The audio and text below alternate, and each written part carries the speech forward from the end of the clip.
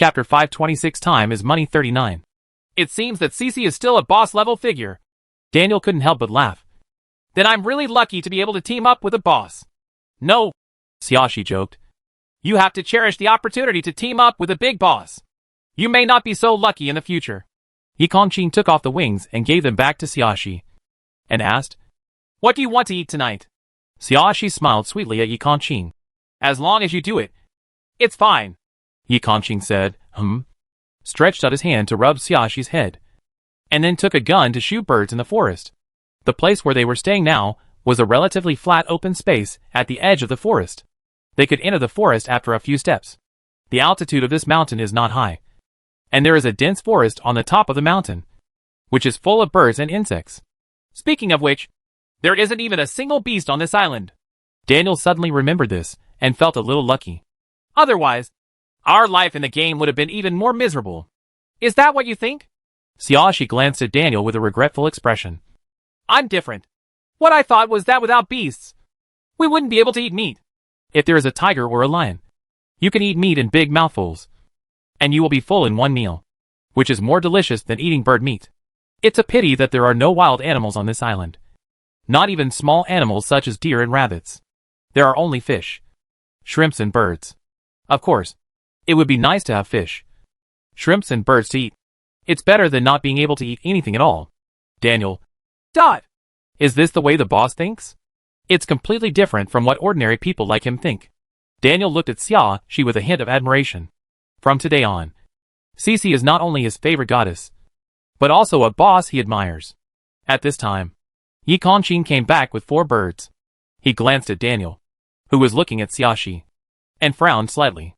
After noticing Yi Kongqing's eyes, Daniel realized that he had been looking at Xiaoshi for a long time, which might have misunderstood Yi Kongqing. He hurriedly talked to Yi Kongqing to prevent Yi Kongqing from looking down on him and kicking him out of the team. Wow! Brother Yi is so awesome! He hunted 4 birds so quickly. Daniel praised sincerely. I see there is only one bullet hole in these birds. Brother Yi is a perfect shot. Yi Kongqing didn't say anything. Silently chose a corner. Took out a dagger and mineral water to clean the bird. With this skillful way of handling feathers and internal organs, I didn't expect that Brother Yi is also a master of cooking. Daniel praised again. Yi Kongqing still worked silently without making a sound. Seeing that Yi Kongqing ignored him, Daniel was not discouraged and took the initiative to change the subject. Brother Yi, is there anything you need my help with? Only then did Yi Kongqing look up at Daniel and uttered 2 words. Make a fire. Daniel responded positively. Okay. I'll go check out some dry firewood and bring it over. There are always some dead branches in the forest, and it is easy to pick up some dry firewood. Mao Mao followed Daniel and whispered, I'm going to help too. Daniel turned around and rubbed Mao Mao's head vigorously, smiling heartily. It's just right for you to help. If there is not enough dry firewood on the ground later, you will have to cut down some dead branches from the trees. You are flexible and good at it. It's better to climb a tree and let you cut the branches. Chapter 527 Time is Money 40. Seeing that she was confirmed to be useful, Mao Mao was excited and happy, and her face was slightly red. Soon, the 2 men came back with a pile of firewood, and Daniel lit a fire. It was getting dark, and a small sound of insects could be heard not far away. Yi Kongqing had already taken care of the 4 birds. He used the old method to make a simple wooden rack, skewered the birds, and grilled them over the flames. Watching Yi Kongqing skillfully brushing the seasonings, Daniel couldn't help but look in admiration. As they spent more time together, he found more and more that he was not as good as Brother Yi in many ways. If Cece and Brother Yi were together, then he would have nothing to be dissatisfied with. Although he still likes Cece and feels a little sad when he thinks of Cece being with someone else, he will still give his blessing. Soon Yi Kongqing roasted the meat and gave one to everyone. Daniel took a bite and praised. Brother Yi's cooking skills are indeed excellent. Originally, he didn't have high hopes. He just thought it would be fine if it was cooked and not scorched. After all, he doesn't know how to handle this kind of food himself, so he has no right to find fault with others. Unexpectedly, it turned out to be quite delicious. Yi Kongqing handled the ingredients very well. If the seasonings were not complete enough, it might be even more delicious. Yi Kongqing. Is there something wrong with this Daniel? Why do you keep praising him when you are so good? Xiaoshi finally couldn't help but burst out laughing very heartily. Daniel, your rainbow farts are a bit too much for Yi Kongqing. I'm not flattering. I mean it sincerely. Daniel looked at Xiaoxi and explained. I don't know how to cook at all. I used to take out food or eat in restaurants. I have been eating all kinds of food since the survival game started. Such compressed biscuits, instant noodles, milk, canned beef, etc. This is the first time I have eaten this freshly killed and roasted bird meat. Mau Mau also nodded. It's my first time too. He stored very little food. In order to save storage space, he only had compressed biscuits and water. But even so, he didn't store much food. So he only ate one meal a day. He couldn't remember the last time he ate meat. Anyway, this was the first time he had eaten meat since entering the survival game. He never thought that he would be able to eat meat one day. So he couldn't thank the 3 adults in front of him. Of course I know that Yi Kongqing cooks delicious food. I didn't say that your flattery was just nonsense. Xiaoxi explained to Daniel with a smile. It's just that if you praise him like this, he will be embarrassed. Nonsense. Yi Kongqing snorted. He wasn't embarrassed. He just couldn't get used to it. Okay. I'm talking nonsense. Xiaoxi didn't argue and followed Yi Kongqing's wishes and admitted it, looking conniving. Then she handed Mau Mau a bottle of milk. Little brat. You can't fill your stomach just by eating a bird. So drink some of this. Mau Mau looked at Xiaoxi at a loss. Sister Xia. Me. I have nothing to give in return. Then you can think about it slowly. It won't be too late to give it to me after you think of a gift in return. Xiaoxi said with a smile. She didn't let Mau Mau not need to return the gift, because she thought it was good for Mau Mau to have this idea of not getting other people's things for free. But she didn't give Mau Mau something to get anything in return. So it didn't matter whether Mau Mau gave it to her or not.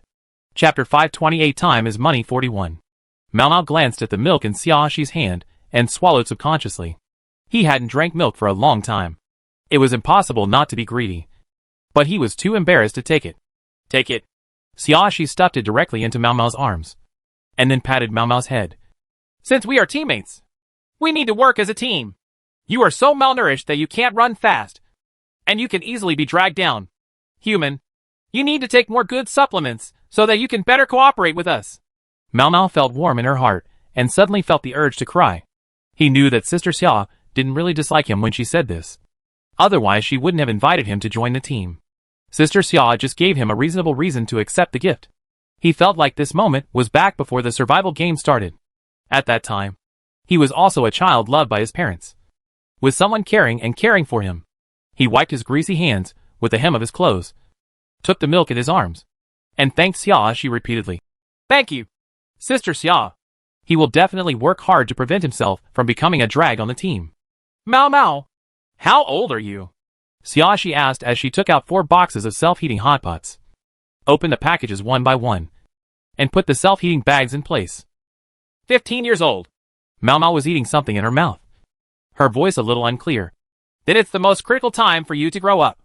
Eat more supplements, Xiaoxi said, pushing one of the self-heating hot pots in front of Mau Mau. Looking at you, you look as thin as a 12 or a 13-year-old child. Mau Mau no longer resisted, but thanked her gratefully. Thank you, Sister Xia. I will work hard to grow stronger. Cici, do you have my share? Daniel looked at Xiaoxi expectantly. Cici took out 4 copies. He must have one. Xiaoxi looked at Daniel. Get it yourself. You can't ask me to send it to you. Daniel curled his lips and muttered as he went to get the self-heating hot pot. She is really treated differently. She is more kind to Mau Mau than to me. You're not a child, Xiaoxi retorted rudely. Then she sat down next to Yi Kongqing with 2 self-heating small hot pots, and ate with Yi Kongqing. Yi Kongqing put the boned bird meat on the lid of the self-heating hot pot, and handed the dagger to Xiaoxi to use it as a fork. Xiaoxi brought a bottle of milk to Yi Kongqing, because Yi Kongqing's hands were stained with wool. Xiaoxi helped Yi Kongqing insert the straw and handed it to Yi Kongqing's mouth.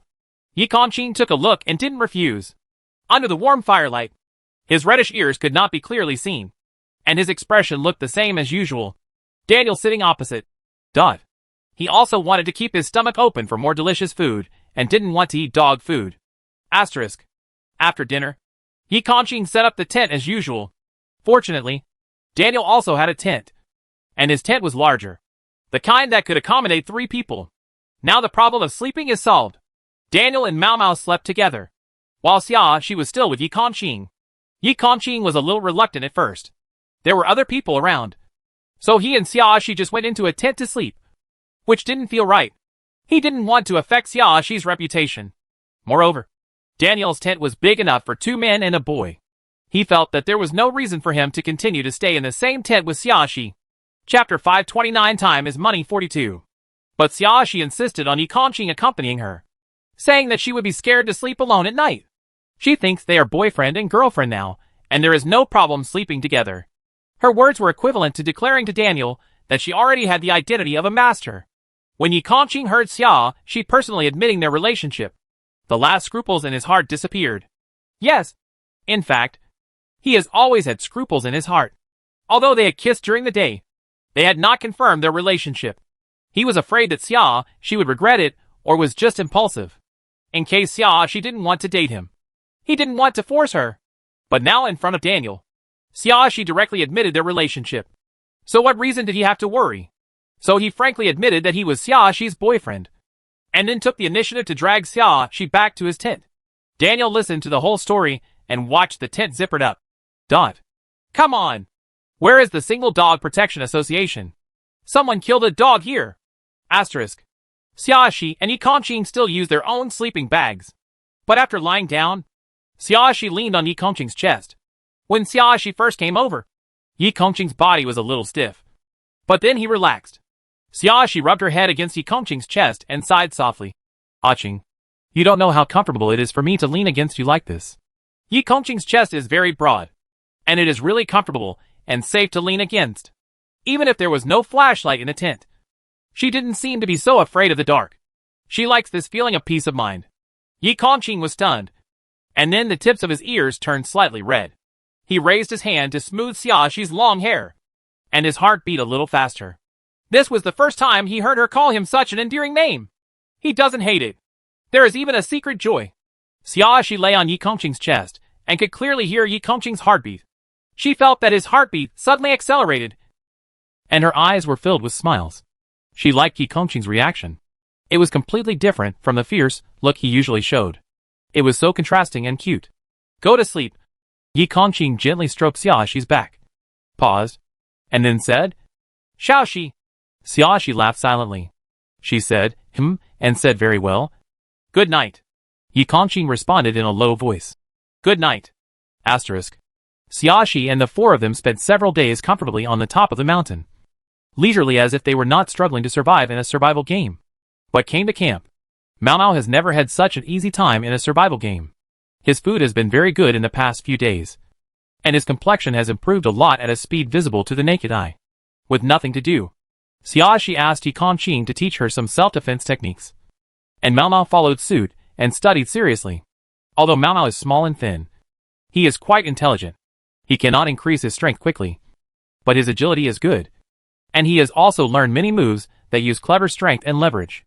On the 12th day of the game, 4 players came to the top of the mountain. These 4 obviously had enough survival time and ran to the top of the mountain to escape. When they first saw Xiaoxi and the other 4 players, their faces were full of defensiveness. Although it later became clear that Xiaoxi and the 4 of them had enough time to survive, they were still afraid of being deceived. So they took the next best option and stayed in a cave halfway up the mountain, keeping a safe and defensive distance from each other. Chapter 530 Point Statistics. With those 4 players acting as a human barrier, Xiaoxi and the others no longer have to worry about players coming in. Even if you want to break in, you will encounter those 4 players first. As long as there is some noise, they will hear it and have enough time to react. So until the end of the game, Xiaoxi and the other 4 did not encounter any trouble again. Daniel couldn't help but sigh once again that he was hooked up with the boss, and he had never felt so comfortable in a game. Mao kept thanking Xiaoxi, Yikanqing and Daniel before the game was about to end, and carefully made a friend request to Xiaoxi. Sister Xia, I haven't given you a gift in return yet, so I want to add you as a friend. Mao said seriously. When I think of a gift in return, it will be easier for me to give it to you if I have a friend. Xiaoxi did not refuse. So Mao happily got a new friend. He had made a friend before, who was about the same age as himself. But unfortunately, he died in the game not long after. After that, his friend column only had the gray name of the dead friend, and he never had the chance to add new friends. This was the second time he had a good friend, and he was excited and happy, although he knew that he might not be able to meet Sister Xia in future survival games. This did not affect his good mood at all. Asterisk. In the white room, Xiaoshi sat down cross-legged as usual. Congratulations to player Xiaoshi for clearing the game and earning 1 million points. The cold and inorganic voice of the system sounded. Players have half an hour to rest here. In half an hour, they will enter the Trap Beast Fight game. Players are asked to choose products to purchase or enter the next game immediately. Xiaoshi opened them all. This time, the gun and ammunition column was still available for purchase. But she thought about her arsenal and didn't need to replenish it yet. After thinking for a moment, she opened 5 more storage compartments for herself, and then bought 2 fairy wings. According to her experience in using it, the durability of fairy wings is not depleted too quickly and is more closely related to the speed of flight. If you fly at the fastest speed for a long time, the durability will be slightly more consumed. But she flew at high speed very rarely and for a short period of time. So her first fairy wings still have a durability of nearly 70. She had never thought of adding this prop before.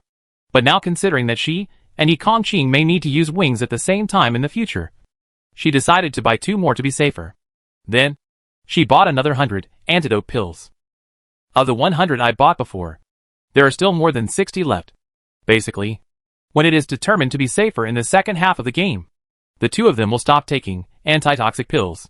But this thing still consumes a lot of money, and it may come in handy in every game, at least at the beginning of the game. When you are not sure whether you will come into contact with poisonous things, you can have less worries by taking the antidote pill. Therefore, it is better to prepare more detox pills. After buying what she needed, Xiaoshi closed them all and took a look at her remaining points. More than 84 billion. Very good. She can continue to be a Krypton gold boss for a long time. However, she has been making less money and making more money. If these survival games never end, she will end up making money sooner or later. So she currently has 2 plans. On the one hand, the higher the difficulty of the game, the more points she will get after clearing the level. On the other hand, after clearing 5 rounds of the game in a row, she will gain some special ability bonuses when entering the single-player game. Whether it is getting ability bonuses so that she can better cope with the survival game, or getting higher points to break even, it can keep her in a better state in the survival game. To achieve these 2 points, you need to do one thing, and that is to maintain a winning streak and try not to lose.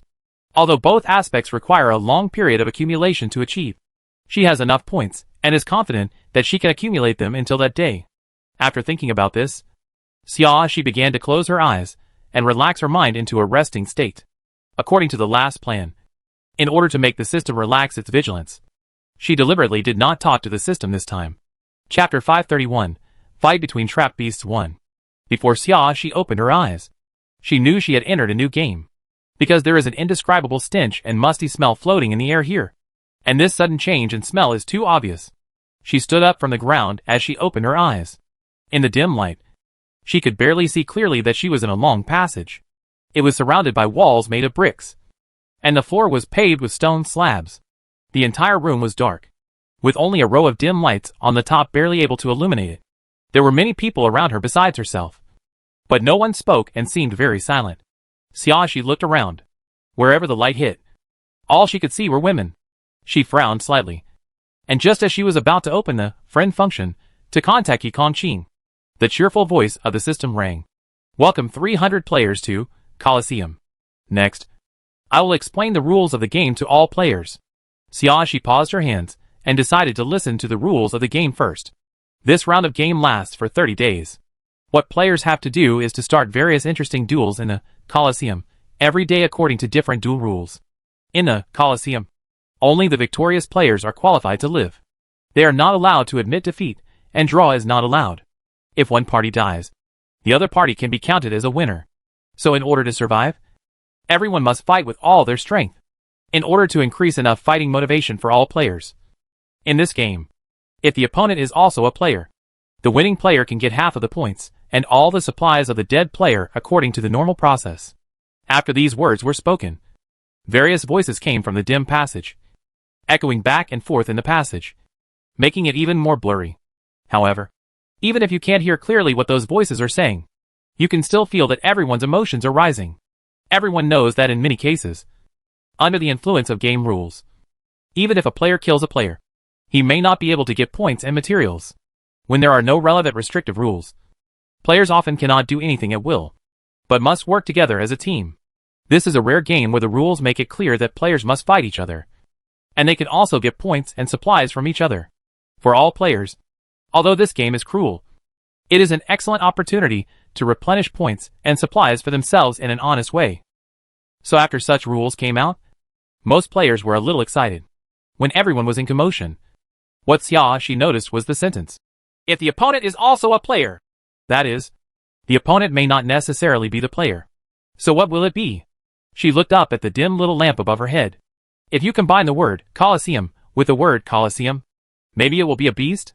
The system was deliberately quiet for a while, waiting for the players to calm down from their excitement before continuing to explain the rules of the game. There are 300 players in total, including 150 women and 150 men. Men and women are in different entrances and exits. Each player has his or her own number plate after entering the game. Please keep your number plate and stand in line according to the order of the number plate. If the number plate is lost, the player will be disqualified from the duel. Chapter 532, Fight Between Trap Beasts 2. Players only need to duel once a day. After winning, they can rest at will and wait for a new round of duel the next day.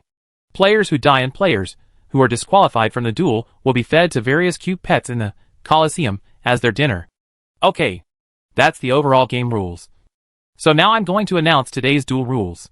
On the first day of the game, the duel rules are the simplest.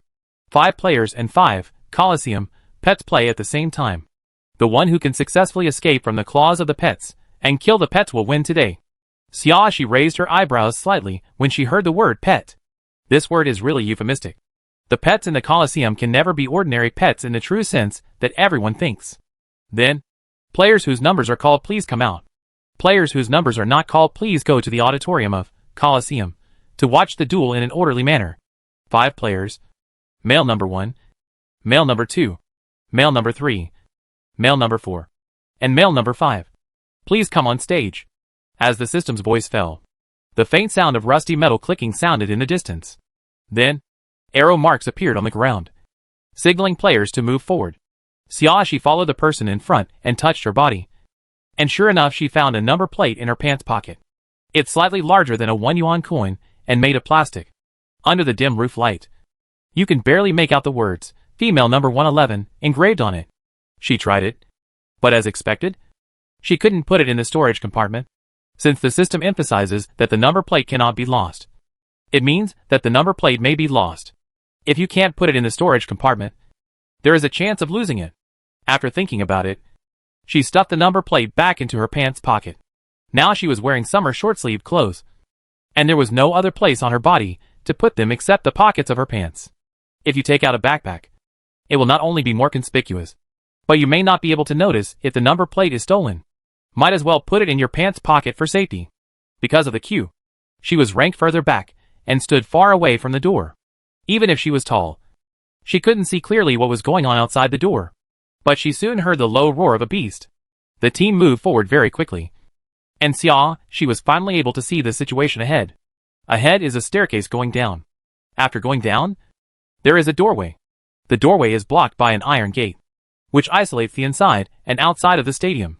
The door is stained with rust, which shows its age at first glance. If she heard it correctly before, the rusty metal rattling sound should be the iron fence door on the male player's side opening. According to the signs on the ground, you cannot go in the direction of the iron gate at this time, but should turn right. There is an upward staircase in the direction of turning right. From this place, you will reach the auditorium. The layout here is very similar to the layout of the Roman Colosseum, but the scale is not that huge in comparison. After she entered the auditorium, she glanced down. As she guessed, if she went out through the iron gate, she would enter the Colosseum. At this time, there were already 5 male players and 5 pets in the Colosseum, fighting with each other. The pets in the Colosseum are indeed no ordinary pets. They are all beasts such as lions, tigers, and brown bears. Chapter 533, Fight Between Trap Beasts 3. But fortunately, it looks like just an ordinary beast. As long as you have defensive props, guns and ammunition, it is not a problem to protect yourself and kill the beast. Judging from today's situation, the vast majority of players should be able to win. She casually found an empty seat and sat down. looking towards the audience seat opposite. This coliseum is cylindrical, and the dual venue in the middle is a standard circle, with the dual venue as the center. There are auditoriums built around it. The auditorium was divided into two halves. The audience on Xiaoxi's side was all female, and the audience on the other side was all male. She glanced over and saw Yi Kongqing. At the same time, Yi Kongqing also looked at Xiaoxi. The two people didn't change their expressions too much. They glanced at each other and then shifted their gaze, as if they just accidentally saw a stranger. This brief exchange of glances did not attract anyone's attention. After confirming that Yi Kongqing and herself were in the same game, Xiaoxi had no other thoughts and focused more on observing the layout here and the duel in the field. From where she is now, she can clearly see the layout of the entire Colosseum. But the situation outside the Colosseum cannot be seen. At this time, the duel on the field has ended. 5 players have won, and all 5 beasts have been destroyed. The system begins to call the new players. This time numbers 1 to 5 on the female side. As Xiaoxi expected, most players have weapons and defense props. Even bulky low-grade defense props can withstand several attacks from these beasts. Of course, the power of a tiger slap cannot be underestimated. If it is slapped by a tiger several times, the durability of low-grade defensive items will be depleted very quickly. If you can't kill the low-grade defensive item before it shatters, then the possibility of being bitten to death by it is very high. But if you try hard to get a slap in the face and shoot the beast at close range, the success rate is still very high. Therefore, on the first day of the game, except for a few players who were injured, there were no deaths. Xiaoxi was very good at both weapons and defensive items, so she could naturally deal with these beasts more easily than most players. She came out unscathed. 300 players means killing 300 beasts. This is the first day of the game. I wonder how many beasts are waiting to appear in this game. Today's duel ended successfully. All players performed very well. The voice of the system is still cheerful, and it doesn't sound unhappy at all because of the loss of 300 beasts. Then please follow the signs on the ground and go to the rest area. Xiaoxi lowered her head and saw a new arrow appearing on the ground pointing in the direction she came from. She stood up and followed everyone back. When she re-entered the dark passage, she suddenly heard various animal sounds coming from outside, echoing dully in the passage, making people tremble uncontrollably. Xiaoxi glanced back subconsciously. Through the gap in the iron gate, she could vaguely see the figures of wild beasts moving around in the duel. Unfortunately, it was getting dark now, and the light outside was not clear, so she couldn't see clearly what was going on over there. But she seemed to hear the sound of chewing, and the crunching sound of teeth gnawing on bones. Xiaoxi thought, if she heard correctly, those living beasts were probably cleaning the battlefield. Chapter 534, Fight Between Trap Beasts 4. Following the direction indicated by the arrow, everyone walked out of the passage and came to a residential area. Not only female players, but also male players from the opposite side also appeared here one after another. This place seems to be a slum, full of short tile-roofed houses. Each house has a small area. They are crowded together, and the layout is irregular. But looking at it, there are more than 300 houses in this slum, so it is more than enough for 300 players to live in one room. Players, please feel free to choose the room you like to live in. The voice of the system is still very cheerful. Players can move around or visit at will. The rest of the time is free and belongs to you.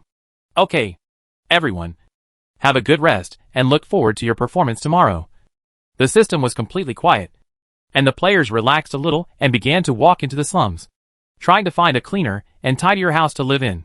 Xiaoxi glanced at Yi Kongqing from afar, and when she saw Yi Kongqing walking forward without squinting, she understood what Yi Kongqing meant. Yi Kongqing probably has his own plans, so he doesn't want others to know that they know each other for the time being. So she continued walking forward as if nothing had happened. Every house here has a similar appearance, with gray walls, low eaves, a pool and faucet outside the house, and only 2 rooms inside, separated by an earthen wall. The room near the door has a shabby small wooden table and 2 chairs, and the room near the window has a bed made of soil. The bed is covered with a layer of straw and a dirty rag as a bed sheet. There is a small lamp hanging from the roof above each of the 2 rooms. When you pull the rope connected to the corner, the lamp can be turned on. It would not be an exaggeration to describe the whole place as a house with bare walls. The key is not very clean. The only consolation is probably that the lights can still be used. Xiaoxi looked at several houses in a row, and they all looked like this. She curled her lips and simply chose a nearby house that looked a little more spacious to live in. She put on her winter glove and threw out all the straw and rags from the bed of earth. It's okay if I don't throw it away. Once I throw it away, I find a lot of small bugs underneath. Xiaoxi felt goosebumps all over her body. If I lay down on it and go to sleep, I don't know how it will be bitten. She took out alcohol spray and an old towel from her medicine kit. She first sprayed the towel with alcohol spray and then wiped the entire bed board with the towel. After making sure there were no bugs on the bed, she closed the door and windows tightly, sprayed insecticide in every corner of the house, and then stood at the door in a daze. If she walked away, this house might not be hers anymore. She finally cleaned it up and didn't want to clean up other houses. Besides, it was completely dark now, and she didn't want to run around. After being in a daze for a while, a woman suddenly walked out of the room opposite. There is no regularity in the layout of the houses in this slum, and the door orientation of each house is also very random. Xiaoxi's house is right next to the house opposite. The door opposite opened, and the young woman smiled happily when she saw Xiaoxi. She took the initiative to say "Hello. Xiaoxi, I didn't expect us to live so close to each other." Chapter 535, Fight Between Trapped Beasts 5. Xiaoxi raised her eyes and recognized the other person as an acquaintance. Ning Pinger and she were friends, but they never contacted each other. She had already recognized Ning Pinger when she was in the Colosseum, but she didn't take the initiative to talk to her. Ning Pinger quickly approached Xiaoxi and lowered her voice slightly.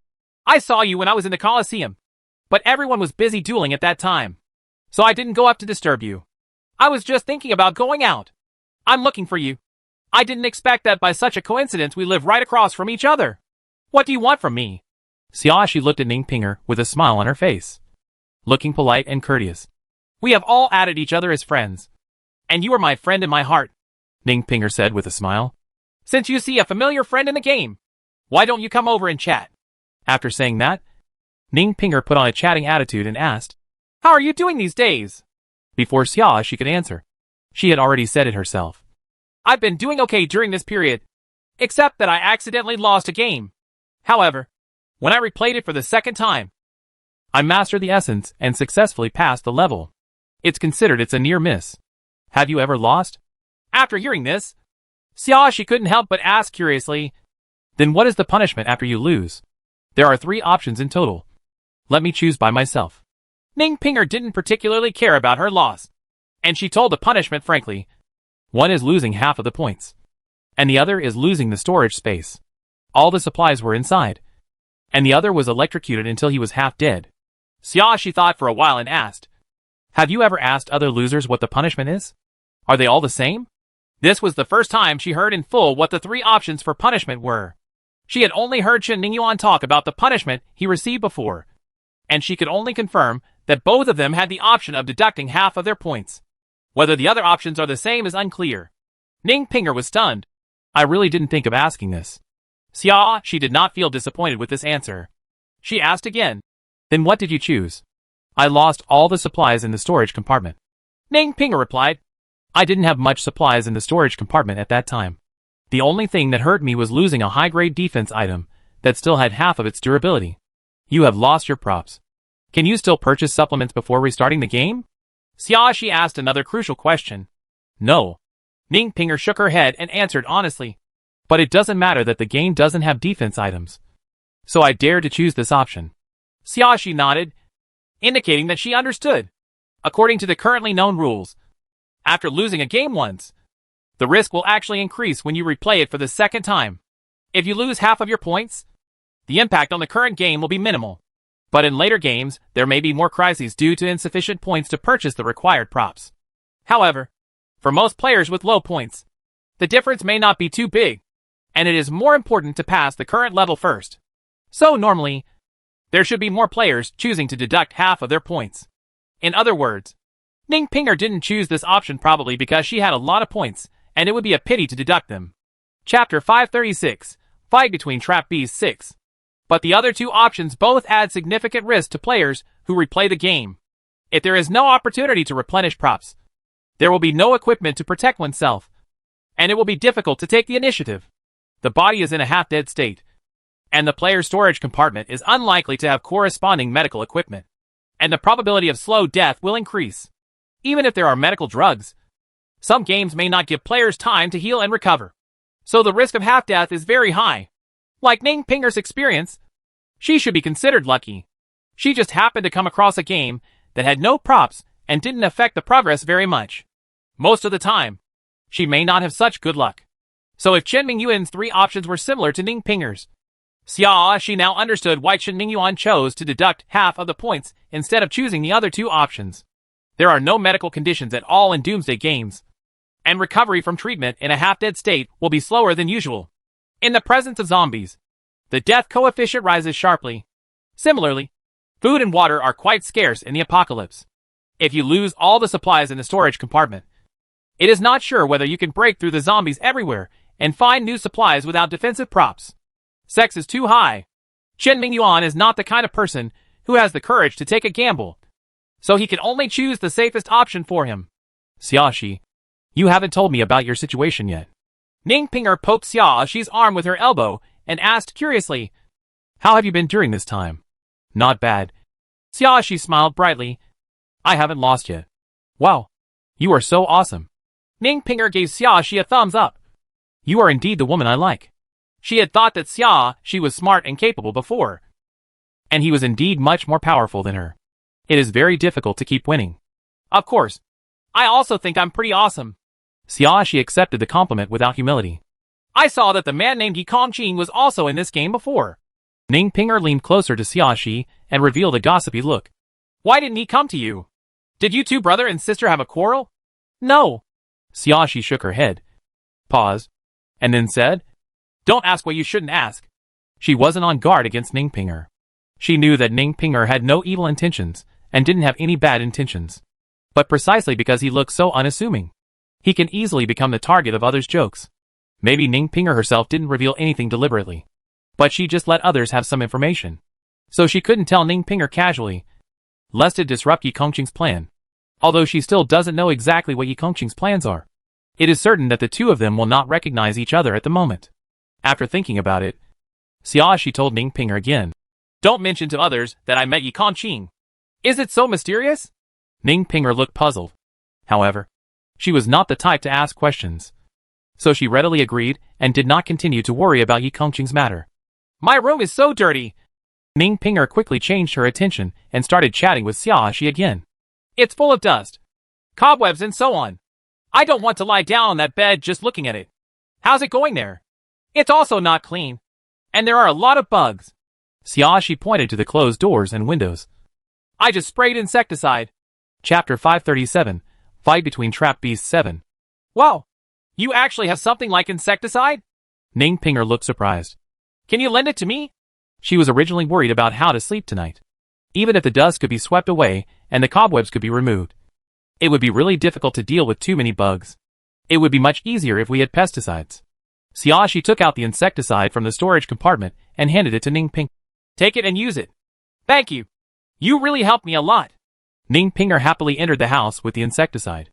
After a busy day, she followed Xiaoxi's example and closed the doors and windows tightly and stood at the door.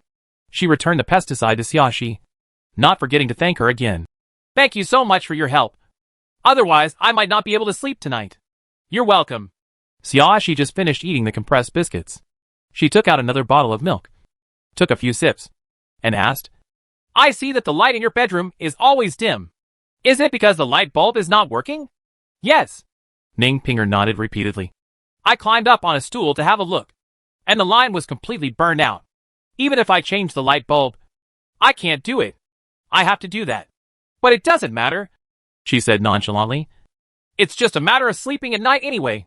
If the light bulb doesn't turn on, it won't affect my sleep. Xiaoxi said, and said nothing more. I just feel a little envious of people who are not afraid of the dark. Although she broke through the psychological barrier in the last single-player game, her fear of the dark only improved a little, but did not completely change. I think today's duel is quite simple, Ning Pinger added. If this happens next, then I think it won't be difficult to pass the level. It's not just that simple, Xiaoxi reminded. I know this too, Ning Pinger sighed. Although I don't know what kind of difficulty it will be in the future. A fool also knows that it can't always be as easy as the first day. I just want to imagine. The 2 of them chatted for more than an hour. Then each opened their own doors and windows to breathe for half an hour, and then went back to their rooms to rest. Xiaoshi cleaned up the corpses of various bugs on the ground, laid a layer of quilt on the earth bed, and then spread it on a bamboo mat. She went to the pool outside the house to wash up, and then laid down on it. She took out another thin blanket and covered her belly. The weather here is a bit hot, and there is no air conditioning. Fortunately, the night wind still has a bit of coolness, so I can still fall asleep with half the window open. Before going to bed, she received a message from Yi Kongqing. Yi Kongqing, among the male players, there is a man wearing gold-rimmed glasses, which is difficult to deal with, so be careful. Xiaoshi recalled the scenes of the duel during the day. She actually paid more attention to the female players at that time, but didn't pay much attention to the male players. She had no impression of the man Yi Kongqing described. After all, they are far away. If you don't pay attention to your face, you won't pay attention to the glasses. But it doesn't matter. I'll find out if I pay attention tomorrow. Xiaoshi, have you been inquiring about the strength of male players today? Yi Kongqing, yeah. Xiaoshi, thank you for your hard work. Yi Kongqing, this is what I should do. Xiaoshi, are you going to continue to pretend that you don't know me tomorrow? Yi Kongqing, well, I still need to observe it for 2 more days. Xiaoshi, okay. I'll listen to you. Xiaoshi, by the way, I have roughly observed the female players. Judging from the information currently known, they are not particularly difficult to deal with. Chapter 538, Fight Between Trap Beasts 8. Yi Kongqing, okay. Yi Kongqing, be safe at night. Xiaoshi, don't worry. I'll be fine. Yi Kongqing, well, good night. Xiaoshi, good night. Xiaoshi turned off the friends function, but couldn't help but laugh. It seemed that Yi Kongqing and she had thought of the same thing, and they were both observing and analyzing the strength of the people around them. As expected of her boyfriend, he has a good understanding. Asterisk. Late at night, the doors of several houses in the slum opened quietly, and a few black figures crept along the narrow corridors between the houses in the dim moonlight. After walking for a while, the shadows began to carefully look into the windows of each room. Because of the hot weather, the windows in each house were fully or partially open, and there were no closed windows. This also made it easier for the shadows to check the situation inside the house. After walking a little further, one of the black figures stopped in front of a window. The black shadow nodded slightly to the people behind him, then climbed through the window and entered the house very carefully. Several others continued to walk forward and scattered outside the windows of various houses. After a while, a woman's cry came from the room where the first black figure entered, but it immediately turned into a dull, woo-woo sound, as if she was gagged. When Xiaoshi slept alone in a strange environment, her sleep would become extremely shallow, although the sound was short and far away, and it was not very clear when it reached her. She woke up immediately. The moment she opened her eyes, Xiaoshi saw a man looking through the window into the house. She sat up slowly and took out a pistol. When the man climbed into the house and turned around, he saw the black hole with a gun pointed at him. He was startled and took a step back subconsciously. Unfortunately, the room was small and there was no place for him to retreat, so he could only press his body against the wall. At the same time, another short shout came from not far away, and then fell silent. Not in the same direction as the first sound. What do you want to do? Xiaoshi asked, staring at the man in front of her, because she was afraid of the dark. She kept the outside light on and rolled up the coarse cloth curtain on the middle earthen wall that separated the 2 rooms, so she could clearly see the face of the man in front of her. He looked panicked after being discovered by her, but after seeing her face clearly, his eyes showed surprise. You are so beautiful! The man couldn't help blurting out. Xiaoshi chuckled. So you climbed through my window because I'm pretty? Seeing that Xiaoshi didn't look angry, the man nodded quickly. Yes. If you weren't beautiful, I wouldn't be looking for you. He saw several women's rooms along the way. Although the light was hazy and he couldn't see their faces clearly, he could at least make out their approximate figures. His eyes are still a bit picky, so he is not like those people who climb through the window when they saw a woman. He has to choose well. But I didn't expect to be so lucky this time, and I picked the best one in the first selection. Looking for me? Xiaoshi tilted her head and asked in confusion. Why are you looking for me? Of course you are doing happy things. You see, everyone is struggling in the survival game. They may die one day, so having fun and time is the right choice, the man said, approaching with a smile. I promise, you will be happy. Chapter 539, Fight Between Trap Beasts 9. Oh, so that's it. Xiaoshi opened the safety catch and pulled the trigger. The bullets bounced off the light curtain on the man's body and failed to kill him with one shot. The man didn't expect Xia-Shi to shoot right away. He was startled and immediately stopped in his tracks. He asked with a little panic and dissatisfaction, "What are you doing? Didn't you say you want to do happy things?" Xia-Shi replied with a smile. "For me, killing a scum like you will make me very happy." After saying that, the pistol in her hand had been replaced by a Gatling. She didn't give the man a chance to speak anymore, and after a while, she directly beat him up. Later, she received all of the man's supplies and half of his points. Sure enough, in this game, you can get players' materials and points during duels. And it's even better to kill other players outside of duels. The man doesn't have many supplies. The props aren't high grade. And he doesn't have many points. Just a few million. He was able to block pistol bullets, but was shot to death by her Gatling in a few hits. It was obvious that the defensive items on the man were mid-level. He dared to covet her even though he had this little ability, which made him impatient. Gatling's voice was loud and woke up many residents around him. Ning Pinger was the first to open the door and walk out. She asked, "Xia-Shi, are you okay?" As she walked toward the window, Xia-Shi calmly turned on the lights in the bedroom, looked at Ning Pinger at the window, and smiled. "I'm fine." Ning Pinger smelled the smell of blood and uneasily poked her head in to take a look. Only then did she see the man lying under the window. He was already dead. Ning Pinger. "Dot! What's the situation?" Seeing Ning Pinger's doubts, Xia-Shi spoke concisely. "He was looking for death. So I showed great mercy and fulfilled his wish." She has always believed that everyone has their own way of living. And as long as it does not affect other people, you can live however you want. For example, this man who has died like a sieve has nothing wrong with him wanting to enjoy himself in time. There is no problem at all in finding a woman who has the same idea as him and is willing to enjoy himself in time. And they can enjoy themselves however they want. But committing suicide under the guise of carpe diem is seeking death. Ning Pinger glanced at the glances secretly cast around her, lowered her voice and asked Xia-Shi, "Why did this man come here?" Although there are no rules requiring men and women to be separated, when they first entered the slum, everyone spontaneously divided half of the territory between men and women. All the women live in this area, and the men live on the farther side. The location where Xia-Shi lives is not in the middle section where men and women are divided. This man actually came here. It is impossible to say that he went to the wrong house. "You have some evil intentions." Xia-Shi shrugged. "You covet my beauty." Ning Pinger. Dot. It was obviously a serious matter. But she didn't know why she always felt like laughing when Xia-Shi said this. Because Xia-Shi acted relatively relaxed. Ning Pinger also relaxed. She glared at the man on the ground with a look of disgust. "Who is this person? His life and death are unknown in the game. And he is still in the mood to think about such things. Can you move him out with me?" Xia-Shi asked Ning Pinger. "I can't move him alone." "It's okay. But you suddenly brought out a male corpse. How are you going to explain it to these people outside?" Ning Pinger asked worriedly.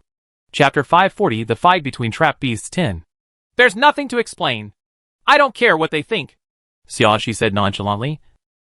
"Of course, if you can't hold it in, you can tell the truth to those people." She was too lazy to explain to the strangers outside, since they couldn't do anything to her anyway. But there was no need for her to cover Ning Pinger's mouth. It didn't matter to her whether she talked about it or not. Hearing what Xia-Shi said, Ning Pinger couldn't say anything else. When Xia-Shi opened the door, Ning Pinger walked in to help. Each person pulled a leg and dragged the body out. As soon as he saw a corpse being pulled out of the room, a young woman next door immediately exclaimed, "Why did you kill someone so easily?" She looked at Xia-Shi with doubt in her eyes. "What nonsense are you talking about?" Ning Pinger had a bad temper. This didn't sit well with her ears. So she immediately retorted, "You didn't even ask about the cause and effect. So you just judged someone as a good guy and killed him." The young woman choked and said unconvinced, "The rules of this game are already very cruel. We should unite a little more outside the game. How can we kill people during breaks? This is too cruel. If this man hadn't been so sneaky, who would have killed someone during the break?" Ning Pinger struggled to pull the body out while continuing to yell. "I was sleeping well, and this man suddenly ran over. Is it still my friend's fault?" The young woman was suddenly speechless. Ning Pinger rolled her eyes fiercely at the young woman with a look of disgust on her face. Xia-Shi and Ning Pinger dragged the body into a room a little further away. This room was dirty and unoccupied, so it wouldn't bother anyone if it was placed inside. "It's getting late. You should go back and rest." Xia-Shi patted Ning Pinger on the shoulder. Thank you for today. You're welcome. We are friends. Ning Pinger waved her hands carelessly and couldn't help but yawn. Don't tell me I'm really sleepy. Okay, I'll go back to sleep first. What do you want? Just shout out the window and I'll be right over. Okay. Xiaoxi agreed and returned to her room. Her eyes lingered on the blood stains by the window for a moment, and she decided to clean it tomorrow. Compared to changing rooms, she felt that cleaning the blood stains was more cost-effective. She didn't want to have to clean a house full of bugs again. After lying down again, Xiaoxi did not fall asleep. She remembered that she had vaguely heard several short shouts before. If she guessed correctly, there was more than one man who acted like this tonight. Thinking about it, if only one person had such an idea, it would be difficult for him to have the courage to put it into practice. Only with a group of people can we have nothing to worry about. She is not a nosy person, but in this matter, she really does not want to indulge these men. But just now she made such a big noise. She didn't hear the cry for help, and she didn't see the fleeing figure. It seems that several other accomplices have already succeeded, and the woman did not refuse too much. Maybe he resisted at first, but then he became compliant. Maybe he wanted to use it as a bargaining chip. Maybe he had the same idea as these men. Or maybe there were other reasons. She didn't want to analyze the specific reasons in detail. She only knew that none of the 300 players had no weapons. Chapter 541 The Fight Between Trap Beasts 11. As long as you can take out a weapon, even if you can't kill the opponent, you can always get a chance for a confrontation. At least you can take the opportunity to call for help. But there was no cry for help, nor any strange noise. It was obvious that the woman acquiesced. Since the woman didn't refuse, there was really no need for her to meddle in other people's business. Xiaoxi stared at the roof in a daze for a while, and the surroundings quickly returned to silence, as if nothing had happened. Slowly, she fell asleep again. Asterisk. Game Day 2. Early morning. The system's cheerful voice rang. Good morning, players. A new day has begun. Are you ready to face new challenges? Then, the players quickly got up, washed up, and lined up back to the Colosseum amidst the looping sound of greetings. The duel rules on the second day were not much different from the first day, except that the number of people in the one-time duel increased, becoming 10 players versus 10 beasts. The duel on the third day became 15 players versus 15 beasts. The fourth day is 20 players versus 20 beasts. On the fifth day, 25 players faced off against 25 beasts. Although beasts are just ordinary beasts, the continuous increase in the number of beasts makes players with weak defenses more likely to become the primary targets of beasts. For players, each player must kill a beast to win the game. But for beasts, there is no such restriction. So the beasts can gather together to focus on attacking one player, and then attack the next. Once the beasts identify a target, the probability of the target's death becomes extremely high. Of course, this also gives other players the opportunity to sneak attack on the beast, increasing their chances of winning. Therefore, in the past few days, many players who only had low-grade defensive items lost their lives under the siege of the beasts and became their prey. The bloody scenes of these beasts tearing and devouring players in front of everyone left many players without any appetite for food for several days. By the sixth day, there was already a huge scene of 30 players fighting 30 beasts. Those players who only have low-grade defensive items are basically dead. Originally, the defensive capabilities of low-grade defensive items were not strong enough, even if they could survive the duels of the previous few days by replacing them with new defensive items. Their durability would have been almost exhausted. Therefore, those players who only had low-grade defensive items, and only 1 or 2 defensive items in their storage compartments, completely lost their way of survival after these 6 days. At this time, even Ning Pinger, who had always been relatively simple-minded, could see that the duels in the past few days were aimed at getting rid of those players who were obviously weaker. Of course, most other players have noticed this. But what if you can see it? No one can violate the rules of the game. Otherwise it will be a dead end. Everyone can only duel according to the system's duel rules. Even if those players who are too weak are afraid, they can only rush to death with the idea that there may be a way to survive if they fight to the death. And the situation doesn't end there. On the 7th day, the number of battles between players and beasts returned to 5 versus 5. However, when everyone saw the 5 beasts coming out of the doorway opposite, many people's faces became a little ugly. Chapter 542 The Fight Between Trap Beasts 12. It was no longer the ordinary beast it had been the previous 6 days. Although they are still tigers, lions, leopards, and brown bears, their appearance has not changed. but their size is twice as large as normal. And the corresponding power of a slap is also twice as large. At first glance, it looks like a specially trained beast of transformation.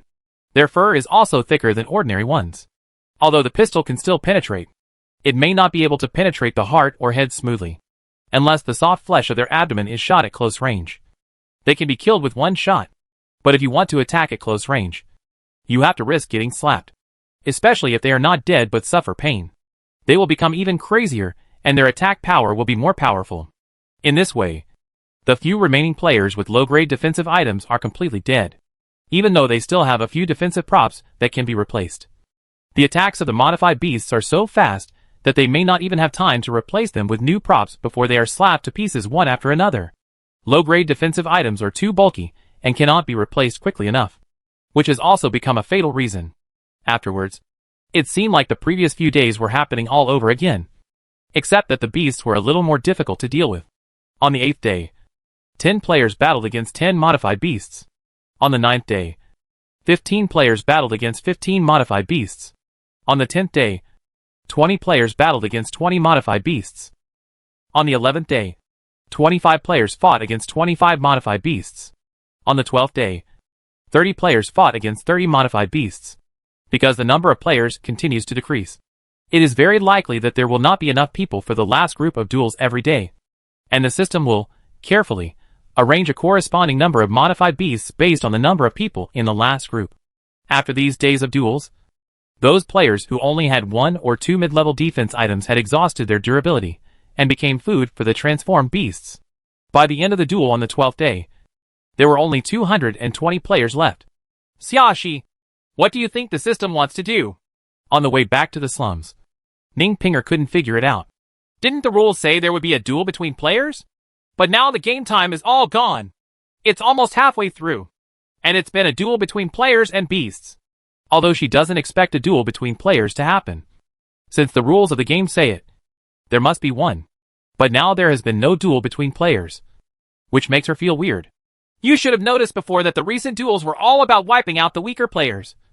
Right. Xiaoxi did not directly answer Ning Pinger's question, but asked a rhetorical question. Yes. Ning Pinger nodded. This is too obvious. Even a fool can see it. Those who were particularly weak were basically all dead. Even players with mid-level defensive items have died a lot. The players with mid-level defensive items, who are still alive so far, are more or less capable. For example, his marksmanship is pretty good. His agility is strong and flexible. And he is bold and careful, and good at sneak attacks. Otherwise, they are the kind of players who, although the level of defense items is not high, buys a lot of weapons. And their attacks are fast enough to prevent wild beasts from getting close. And they still survive. If I'm not wrong, Xiaoxi lowered her voice and said to Ning Pinger, probably the purpose is to eliminate weak players through early duels to increase the excitement of subsequent duels between players. Chapter 543, The Fight Between Trap Beasts 13. Excellent. How exciting! Ning Pinger's eyes widened. She never thought that this was the case. But after hearing what Xiaoxi said, she felt that this was indeed something the system could do. If the game starts with a duel between players, then it is very easy for a very powerful player to be paired with a very weak player. It was basically a flash sale. And it was really not that exciting. But by brushing off all those who are too weak in this way, the remaining ones will always have 2 brushes. And it will not be easy to get instant kills during a duel. The probability of encountering opponents with similar strength will also increase. And the duel may become stalemate, which will make it exciting accordingly.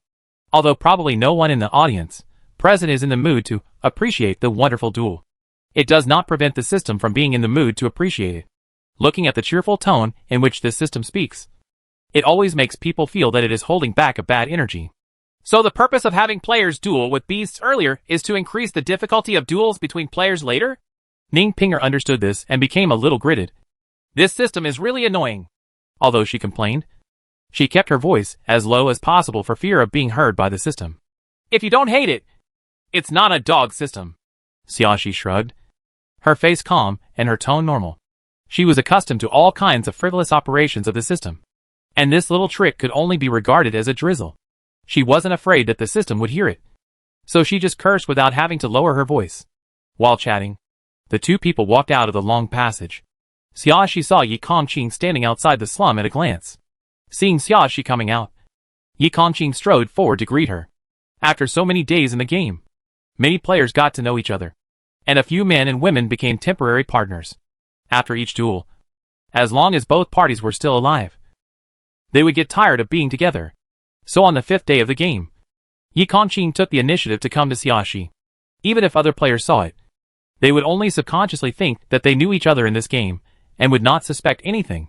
Just like now, Yi Kongqing's move towards Xiaoxi did not make anyone feel strange.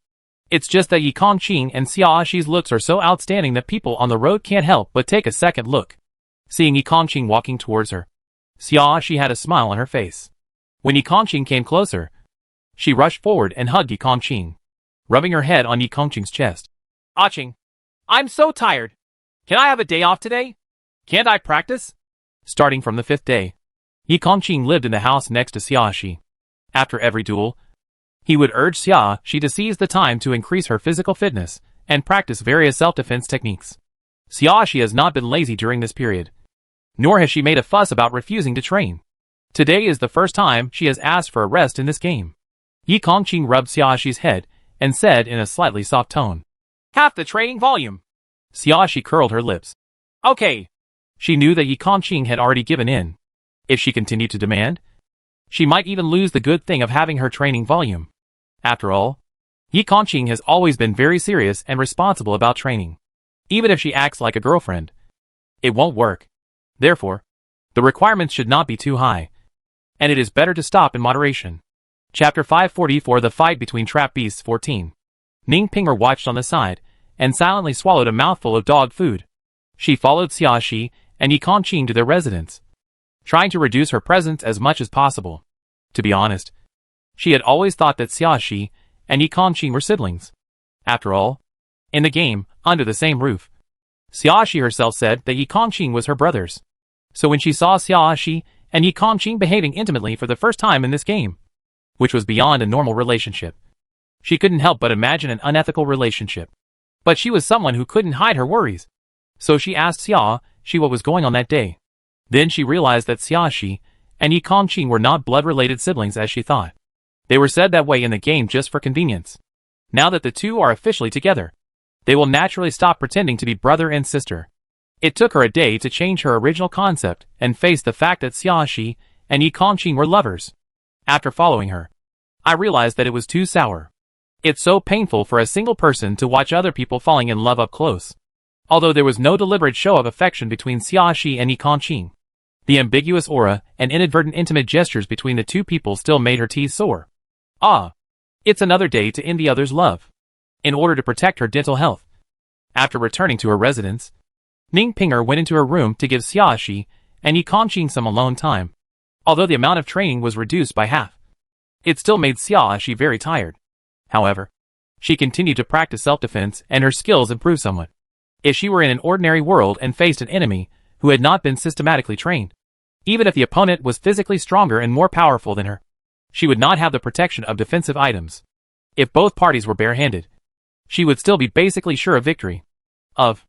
After today's training, Xiaoxi and Yi Kongqing went to the edge of the slum together. This was discovered on the 2nd night of the game. Each residence in the slum did not have a bathroom, but the entire slum had a public restroom and public bathing room, just on the edge of the side where the female players lived.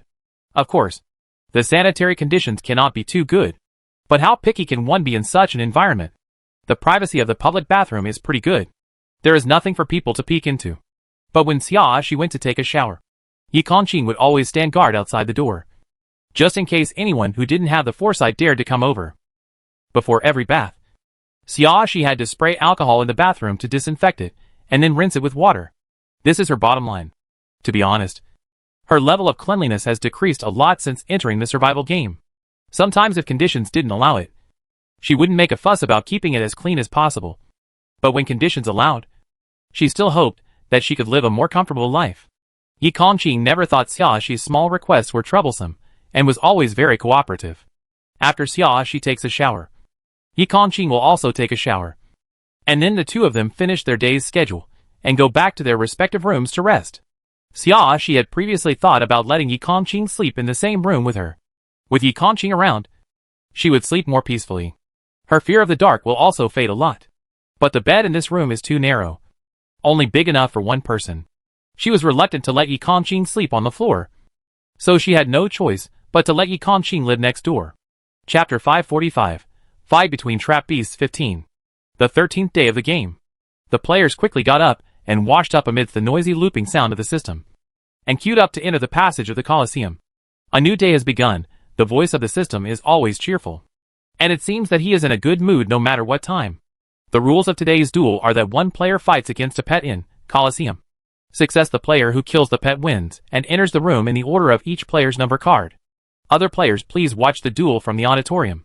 In the first duel match, male number 3 is invited to enter the duel arena. On the male player's side, both number 1 and number 2 died in the duels in the previous few days, so it was number 3's turn at the beginning. Xiaoxi followed the team in front into the auditorium and saw a man and a beast already fighting. The beast on the field was different from the modified beast from the past few days. It was even difficult to tell what kind of animal it was from its appearance. It looked like it had mutated. Its body is smaller than the modified beast, but larger than the ordinary beasts. It wears a metal product like a helmet on its head. Its face matches the appearance of a feline, but it is impossible to identify whether it belongs to which feline. Its reactions are more agile. Its strength is more powerful, and it even has a certain brain and knows how to use roundabout tactics. All this makes it much more difficult to deal with than the previous beasts. Male player number 3 obviously did not expect the mutated beast to be so difficult to deal with. At first, he followed his previous experience in dealing with ordinary beasts and modified beasts, thinking that there would be no big problem. As a result, he unknowingly consumed a lot of the durability of the defensive items, but only caused some superficial injuries to the mutated beast. He suddenly became a little anxious. He didn't have many weapons to begin with, and if he continued like this, they would all be used up. At this time, he saw the mutated beast gradually weakening. Thinking about the many bullets he had shot into the mutated beast's body before, he guessed that the mutated beast was finally seriously injured. He immediately came closer happily, because the mutant beast's waist and abdomen were no longer so easily penetrated by pistol bullets. He targeted the mutant beast's eyes this time, but it wears a metal helmet on its head, and it requires accurate shooting to hit its eyes. The closer you get, the better the accuracy. So he cautiously approached the mutant beast, constantly using his eyes to measure the success rate of hitting the mutant beast's eyes. The mutated beast was half lying on the ground, struggling to get up, but it seemed to have injured its leg and could not get up for a while. He finally found the distance and was about to pull the trigger when a sudden change occurred. The mutated beast nimbly ejected from the ground with a strong posture, and it quickly pounced on male player number 3. One of its front paws opened up, and sharp nails like steel knives popped out, and suddenly penetrated the light curtain of male player number 3's mid-level defense item, and pierced his heart. Male player number 3's eyes were full of astonishment, and he seemed to have no idea what was going on. The durability of his defensive items is indeed low, but it's not to the point where it can be easily pierced with a claw. This can only show that this mutated beast is much more powerful than he thought. But alas, he discovered this too late. Chapter 546. The fight between Trap Beasts 16. The body of male player number 3 was skewered like a skewer on the claws of the mutated beast. His consciousness gradually blurred. The last moment his vision disappeared. He was fixed on the bloody mouth that kept approaching him. The saliva mixed with the fishy smell hit his face, making him very aware of what he was about to face. At least, he no longer had to live to feel the pain of being torn apart. This was his last thought before dying. In the audience, Ning Pinger couldn't help but retched. Although this was not the first time she had seen such a scene, she still had not adapted to it. Every time she saw it, she would feel her stomach churn.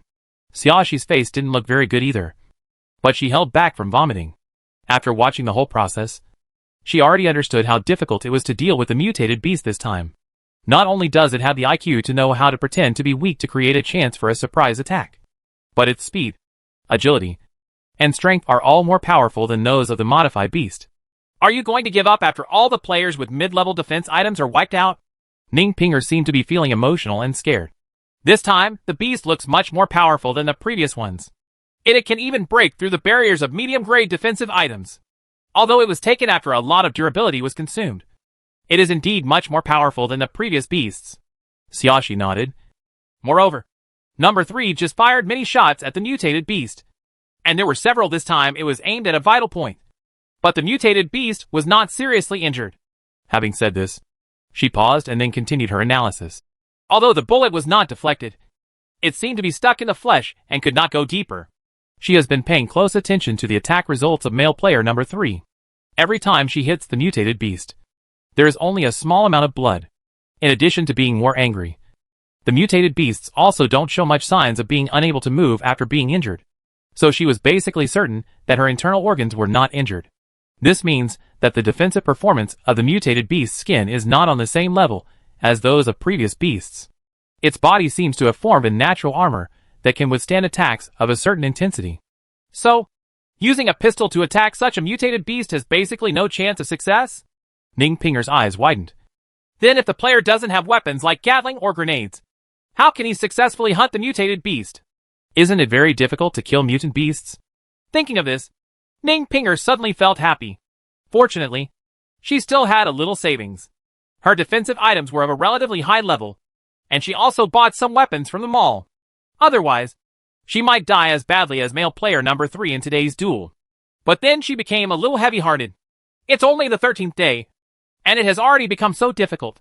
There will be more than 10 days left, and I don't know how difficult the game will be.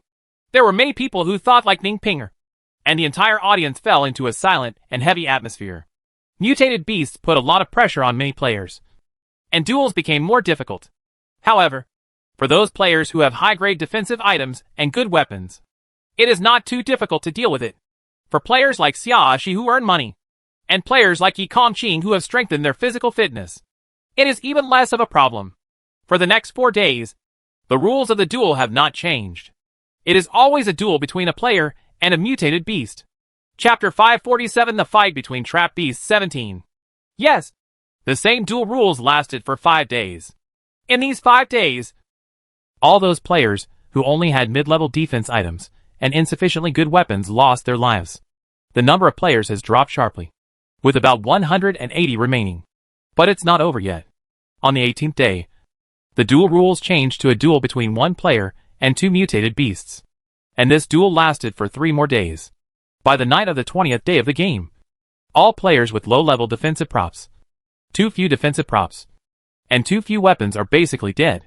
Even if there are still lucky ones left alive, they are basically only a few. At this time, the number of players dropped sharply again, with about 140 people remaining. Until this time, on the 21st day of the game, the duel rules finally changed significantly.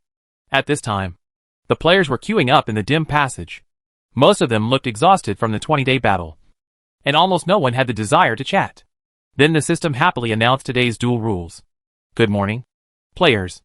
The rules of today's duel are quite simple. It's a one-on-one duel between players. This duel is divided between men and women. That is to say, men duel against men and women duel against women. In order to ensure fairness and justice, a lottery box has been placed in the audience. Each player draws a piece of paper from it, and the one with the same mark is today's duel opponent. The number of remaining players today is just enough for 2 or 2 teams, so you don't have to worry about available slots. Then, please enter in an orderly manner and start drawing lots. When they heard that today was a one-on-one duel between players, the players no longer felt the excitement or nervousness that they had at the beginning. After 20 days of torture, most people no longer have much emotion about getting other players' points and supplies. Although there were many fewer players, everyone still lined up in the order of their number cards and walked into the auditorium of the Colosseum. There is a conspicuous wooden box placed at the door of the auditorium with the 3 characters, lottery box, written on it. Everyone stepped forward one by one and took out a piece of paper, then found a seat they liked in the auditorium and sat down to check what was written on their paper. When it was Xiaoxi's turn, there were not many paper lots in the lottery box. She reached out and picked up one at random. She unfolded it and took a look at it as she walked forward. It was the letters with S+ written on it. After a while, all the players finished drawing lots. The system spoke again. Please invite the 2 players marked A on the male player side to come on the stage. Other players please sit down in the auditorium and enjoy the game. As soon as the system finished speaking, 2 men stood up and walked out of the auditorium opposite.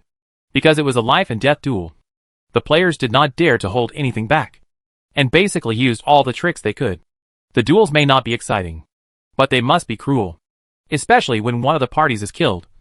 The system will always open the iron gate from one of the Colosseum's door openings, release a beast, and let it drag the body into the door opening. Often, the beasts have not had time to drag the corpse back, and they have already started tearing, devouring and chewing, and various sounds fill the Colosseum. This not only increases the visual cruelty, but also makes all players more determined to fight to the death. Chapter 548 The Fight Between Trap Beasts 18. The system calls out numbers 1 by 1 for men and 1 for women. After A, there is still A+. The letters in Xiaoxi's hand were relatively far back, so she looked around at the players around her to see who was her opponent. While she was observing, Ning Pinger came over and sat next to Xiaoxi. She showed the note in her hand directly to Xiaoxi. I'm H. Ning Pinger pointed to a fair young woman in the distance. I've already inquired about her. She is my opponent today. Xiaoxi glanced at the young woman Ning Pinger pointed to. She had an impression that it was the woman who lived next door to her who blamed her for killing someone on the first night. Luckily the opponent is her. Ning Pinger leaned close to Xiaoxi and whispered. This way I won't have any psychological burden when I start. There had been a fight before, and she didn't like the woman, so there was nothing embarrassing about starting a duel. That's true. Xiaoxi responded and showed her note to Ning Pinger. I don't know who my opponent is yet. Your letter is quite late. Ning Pinger sighed, and then said, but I haven't seen any players with the same letter as you. I didn't find them either. Xiaoxi looked back at the other players and said to Ning Pinger, when the number is called, you'll know who it is. No matter who it is, I have confidence in you. You will definitely win. Ning Pinger patted Xiaoxi on the shoulder and encouraged. Thank you. Xiaoxi politely thanked her. After being quiet for a while, Ning Pinger suddenly asked Xiaoxi, what if you and I are drawn in a duel one day in the future? What are you going to do? Go all out to defeat you and win the game. Xiaoxi said without hesitation. I knew it would be like this. Ning Pinger didn't feel disappointed or angry, but nodded. I will do the same. She truly regarded Xiaoxi as a friend, and she would feel sad if she really had to stand in the duel field for a duel. But in the face of a life-and-death duel, everyone doesn't want to die, and she does the same. Everyone should try their best to live, never give up on themselves, and work hard. Ning Pinger also hopes that Xiaoxi can do her best to fight her, and everyone can survive based on their own strength, so that no one can blame anyone. So Xiaoxi's answer made her feel very satisfied, even a little happy. At least Xiaoxi didn't lie to her and pretend to be a good person. She likes honest people. After a moment of silence, Ning Pinger suddenly lowered her voice and asked, what if you and Yi Kongqing become opponents in a duel? I don't know. Xiaoxi answered frankly, I don't want to die, and I don't want him to die. So I might try to find loopholes in the game to find a way for the two of us to live together. Yi Kongqing is special in her heart, but she is not the kind of person who sacrifices herself for love. So she couldn't imagine what hadn't happened. Perhaps only when things happen to that point can she know what to do. I hope this time it won't come to the worst. Xiaoxi thought so in her heart. Ning Pinger sighed. After all, your relationship with Yi Kongqing is unusual, so I understand that you would find it difficult. If she has a man she likes, she may feel embarrassed when faced with such a situation, and don't know what choice to make. Chapter 549 Fight Between Trap Beasts 19. At this time, the round of duel has ended, and the system's cheerful voice sounded again. Invite the two male players marked H to come on to the game. Xiaoxi glanced at the audience seat opposite her out of habit, and found that one of the two players who stood up this time was a man wearing gold-rimmed glasses. She calmed down and observed the man carefully. During the past 20 days, because of Yi Kongqing's reminder, she had been secretly paying attention to this man's duel. In all the previous duels, this man had been easy to deal with, so she could be sure that Yi Kongqing's judgment was correct. This man was difficult to deal with. Only when you are strong enough can you still feel relaxed when dealing with mutant beasts that others seem to be powerful. But this also made it impossible for her to see the depth of the man with glasses, making it harder to find his weaknesses. Today is the first time that players have a one-on-one duel, which is an excellent opportunity to observe. Ning Pinger saw that Xiaoxi had calmed down and seemed to be paying close attention to the situation in the Colosseum. So she said nothing more and quietly watched the duel. The man has extremely white skin and wears gold-rimmed glasses, giving him the air of a frail scholar. The expression on his face was very gentle, and even when facing a life-or-death duel, there was still a slight smile on his lips. He comes across as a polite gentleman without any aggression, whether it is his clean shirt or his gentle and warm temperament. They are all incompatible with this cruel and bloody Colosseum. This man is really good-looking, Ning Pinger commented pertinently. I think among the male players, Apart from Yi Kongqing, this man wearing glasses is the best looking. Then she approached Xiaoxi and teased. You pay so much attention to him. Maybe you have thoughts about him. Right. Xiaoxi calmly pushed Ning Pinger's face away. He is not weak and needs more attention. Ning Pinger became serious now. In fact, she had never paid much attention to the competition in the duel venue. The main reason was that it was too cruel, and she was afraid that it would be off-putting. But after hearing what Xiaoxi said, she also carefully observed the man with glasses. At this time, both men had entered the duel venue. The opponent of the man with glasses was a tall and muscular man. After the system announced, duel begins, the muscular man took the lead in attacking. And the attack was quite rapid. He held Gatling in one hand and fired while constantly approaching the man with glasses. The bespectacled man just smiled slightly and didn't even dodge, letting Gatling's bullets hit the thin light screen in front of him, not caring at all that the durability of his defensive items was consumed. But the bespectacled man's reaction angered the muscular man. The muscular man roared angrily, and while rushing towards the man with glasses, he took out a grenade. He seemed to want the man with glasses to avoid him. So he put Gatling away and tried to reach out and grab the man with glasses. But as soon as the muscular man got close to the man with glasses, he didn't even have time to pull the grenade's tab, when the man with glasses grabbed his wrist with his backhand. Then, I don't know what the man with glasses said softly, and the silk scarf with dark patterns on the muscular man's wrist suddenly disappeared. The moment the muscular man was stunned, a dark patterned silk scarf appeared in the man's hand. What? As soon as the muscular man uttered a word, he was knocked to the ground with a punch from the glasses man. Chapter 550, Fight Between Trap Beasts 20. The moment he fell to the ground, the muscular man spat out a mouthful of blood, his face extremely twisted in pain. He lay on the ground and struggled for a few times, but found that his body was numb, and he couldn't get up at all. There was a look of panic in his eyes. Xiaoxi's eyes showed surprise. This man with glasses has obviously also received physical enhancements. The last time Yi Kongqing attacked Puyang Dinghua, he deliberately reduced his strength, but she could also see that his strength had increased a lot. But the punch from the man with glasses just now should not have been reserved. It was a full blow. Just one punch seemed to kill most of the muscular man's life.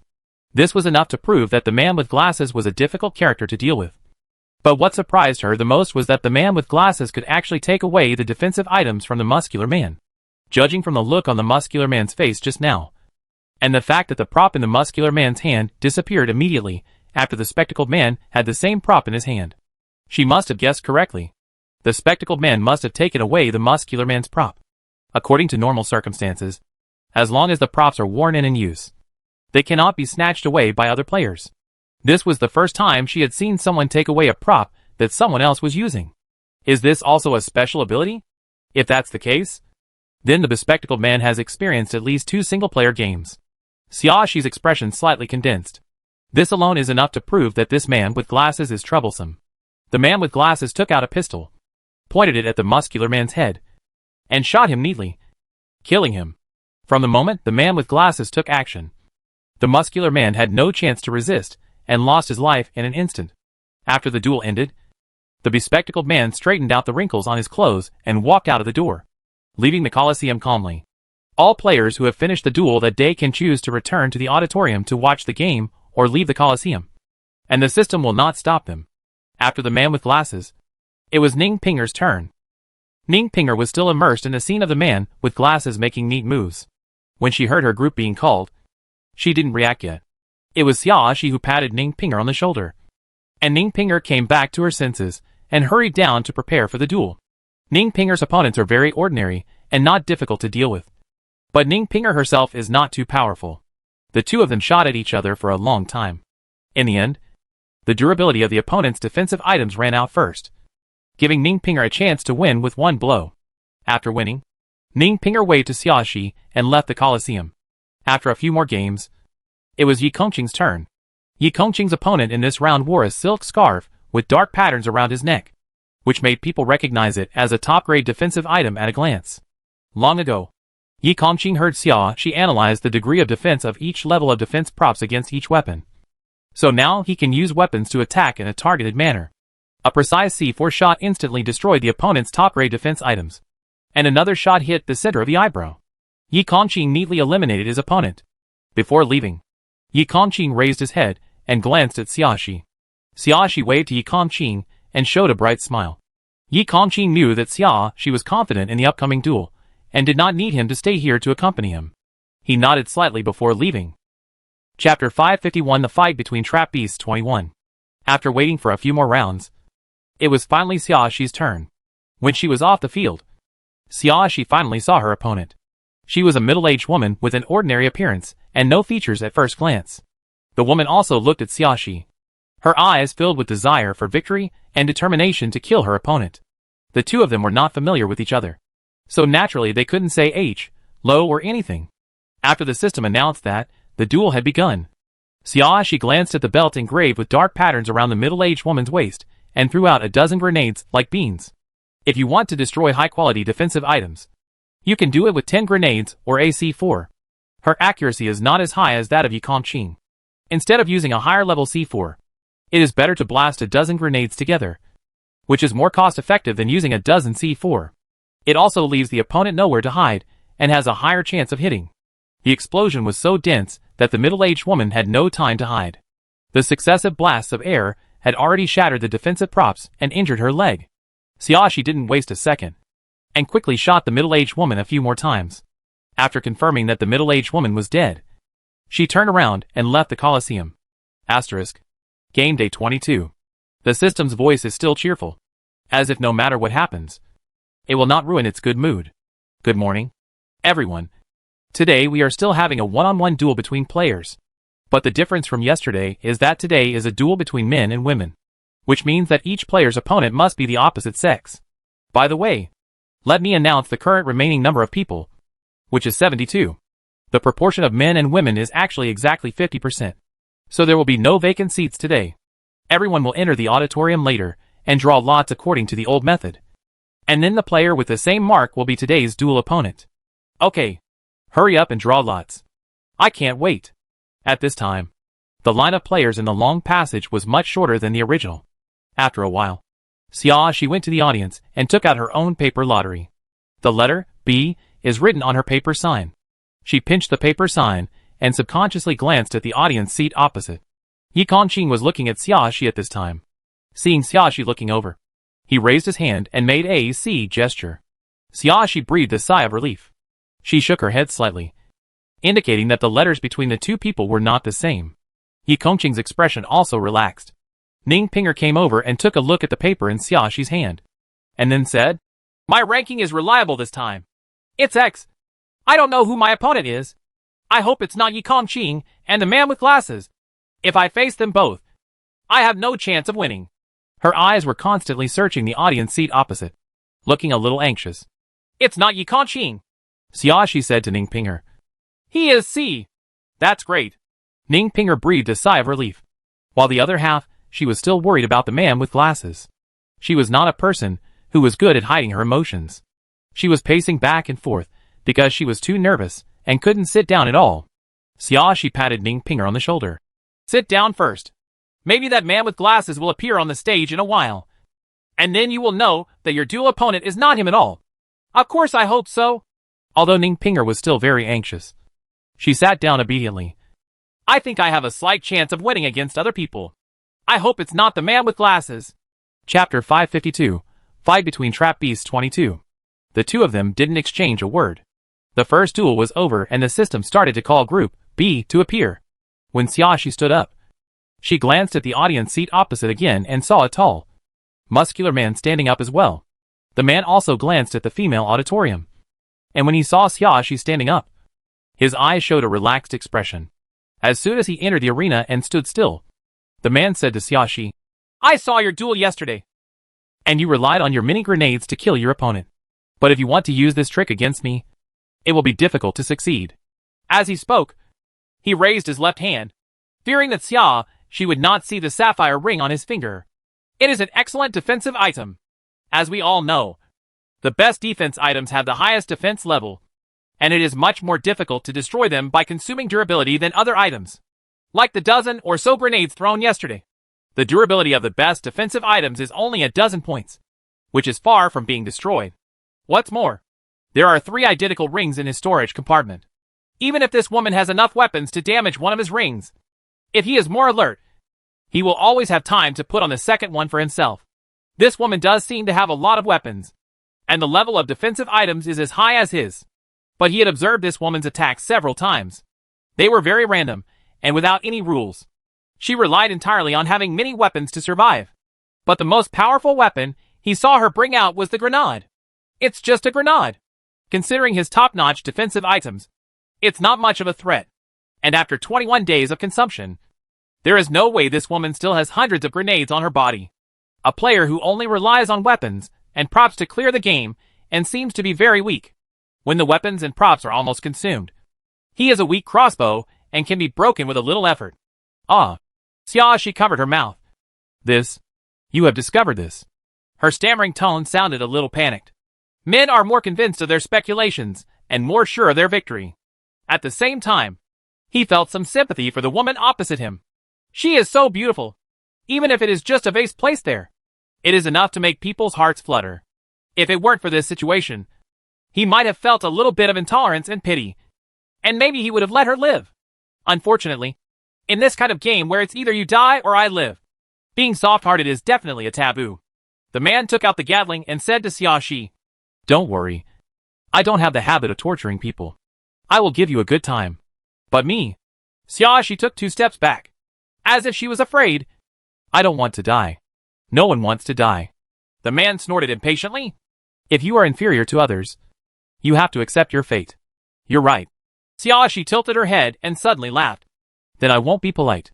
As soon as she finished speaking, there were 10 more C4 bombs in her hand, and they were all thrown at the man. The man was shocked.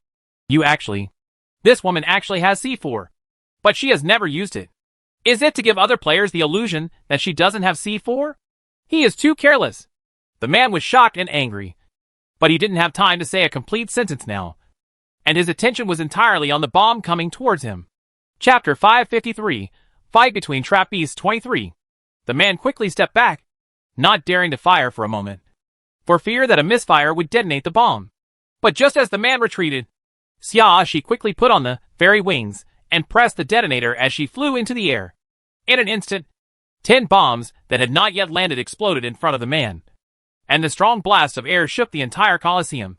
The players in the audience stepped back one after another, and some were timid and even wanted to leave the Colosseum, for fear that they would be buried in the Colosseum by the explosion.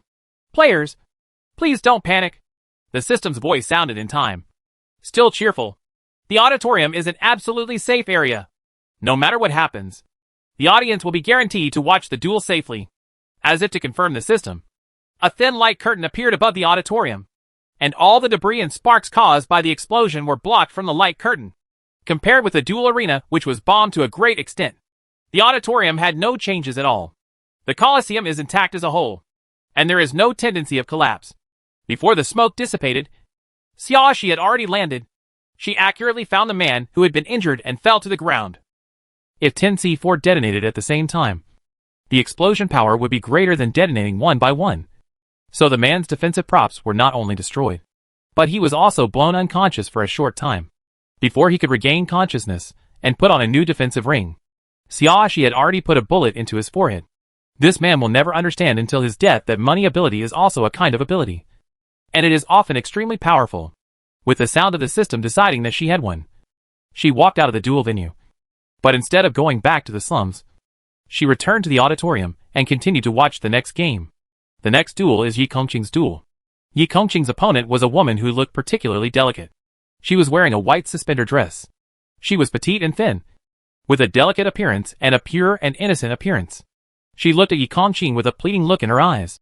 "I know I shouldn't ask you to let me go, but I want to ask you to be quick when you take action. Okay?" Her tone was humble, and her request was non-excessive. She was not asking people to let her go, so it was not easy for people to feel disgusted. "When I drew you, I knew I was finished." When she said this, the woman covered her face and cried. But please give me a break. I don't want to be blown to death like the man just now. It's too ugly to die." The conversation between the two people in the venue could not be heard by the people in the auditorium outside the venue. However, Xiaoxi could already guess what this woman was up to when she saw Xiao Baihua's pitiful expression. But she was not nervous. Instead, she leaned back in her chair leisurely, looking like she was watching a good show. Yi Kongqing kept watching the woman's movements vigilantly, but said nothing. There was no expression on his face, making it impossible to tell what he was thinking. The woman secretly looked at Yi Kongqing through her fingers. Seeing that Yi Kongqing had not responded, she whispered again, "Come closer, and I can take off the defensive items, and let you stab my heart directly with the dagger. I think this can make you die more beautiful. Okay?" Chapter 554, Fight Between Trap Beasts 24. When she said this, the woman quietly observed Yi Kongqing's expression, and secretly thought about how to successfully attack Yi Kongqing when he was close. Yi Kongqing's expression finally changed a little. He frowned slightly, with a look of impatience on his face. Too much nonsense. Then he exploded with AC-4, instantly destroying the woman's top-grade defense items. In the disbelieving look on the woman's face, Yi Kongqing shot her. The whole process was clean and tidy, without any sloppiness. The woman couldn't understand to her death that her pitiful request did not make Yi Kongqing feel any softer. What the woman didn't know was that although her method of pretending to be weak and showing off her pity was pretty good, it was a pity that Yi Kongqing had long been accustomed to Xiaoxi's acting skills of pretending to be weak to others. And this woman was still far behind compared to Xiaoxi. So Yi Kongqing was completely immune to this woman's tricks. After Yi Kongqing won the duel, he also returned to the audience. Like Xiaoxi, he wanted to stay here to observe the bespectacled man's duel and get more information. Thinking of the man with glasses, Xiaoxi patted Ning Pinger on the shoulder and said to Ning Pinger, "The letter for the man with glasses is G. Don't worry. Your opponent is not her." Ning Pinger was stunned for a moment, then showed a happy expression, and then asked with some confusion, "How did you know? Didn't I fly into the sky to avoid the airflow of the explosion during the duel?" Xiaoxi explained, "I just happened to see the paper sign in the hand of the man with glasses." The paper signs are only used to determine the grouping, so there is no need to hide them. Xiaoxi didn't originally think of spying in this way, but she was lucky enough to see the bespectacled man playing with the paper sign in his hand. The letters on the paper signature were made black and bold, so she could easily see them when she flew up to a certain height. "Thank you, Xiaoxi." Ning Pinger immediately slumped in her seat and completely relaxed. "Now I feel completely relieved." Xiaoxi took out a bottle of milk and drank it while waiting for the duel between men in glasses to come. Ning Pinger looked a little thirsty, so she took out her own mineral water and took a few sips. Finally, it was time for the duel between the men with glasses. The opponent of the man with glasses was a dark-skinned woman. She didn't talk much. The two of them just met each other and started fighting. The dark-skinned woman still has some strength. Gatling used it very smoothly, and the recoil had almost no impact on her. She attacked the man with glasses almost continuously and violently, and she wisely kept a certain distance from the man with glasses, fearing that the man with glasses would take away her defensive items after being contacted. Until now, no one has figured out how the man with glasses can take away the defensive items that others are using. But anyone who saw the duel between the man with glasses yesterday did not dare to approach the man with glasses easily, at least according to the current known information. It should be that you need to touch the opponent to take away the opponent's props. Otherwise the man with glasses would not be able to grab the opponent's hand at that time. Therefore, the dark-skinned woman kept her distance as much as possible to prevent the man with glasses from getting close to her. At the same time, her attacks continued uninterrupted, hoping to break the defensive props on the man with glasses. Chapter 555, Fight Between Trap Beasts 25. What gives the dark-skinned woman some confidence is that the props for the man with glasses are top-grade defensive props. As long as she keeps using Gatling to keep her distance, so that the bespectacled man cannot get close, and then finds an opportunity to throw out a few grenades, she should be able to almost destroy the bespectacled man's defense. The dark-skinned woman had planned that as long as the grenade could destroy the bespectacled man's defense, and the Gatling in her hand was uninterrupted, then the bespectacled man would not have the chance to wear new defensive items, and she would be able to successfully kill the bespectacled man. The performance of the man with glasses was similar to the previous one. He only occasionally dodged Gatling's attacks. When the dark-skinned woman threw a grenade, he would quickly avoid the center of the explosion. But because he doesn't avoid it very fast, he is still affected by the explosion to some extent, and his durability will be reduced. Just when the dark-skinned woman thought her plan would succeed, the man with glasses suddenly disappeared. The dark-skinned woman was startled. Before she could turn her head to look for the man with glasses, someone suddenly grabbed her shoulder from behind. After the man with glasses whispered something in the ear of the dark-skinned woman, the silk scarf around the dark-skinned woman's neck disappeared and appeared in the hand of the man with glasses the next second. The dark-skinned woman felt cold all over. Her limbs instantly stiffened to the point of being unable to move, and her heart instantly sank to the bottom. The man with glasses didn't talk nonsense. He shot the dark-skinned woman in the temple at close range. The dark-skinned woman was killed instantly. How did he suddenly disappear and then reappear behind the dark-skinned woman? Ning Pinger didn't understand and muttered to herself in confusion. Did he teleport? It's teleportation, Xiaoxi explained to Ning Pinger on the side. There is a prop in the mall that can teleport. It's a sun-shaped brooch. Really?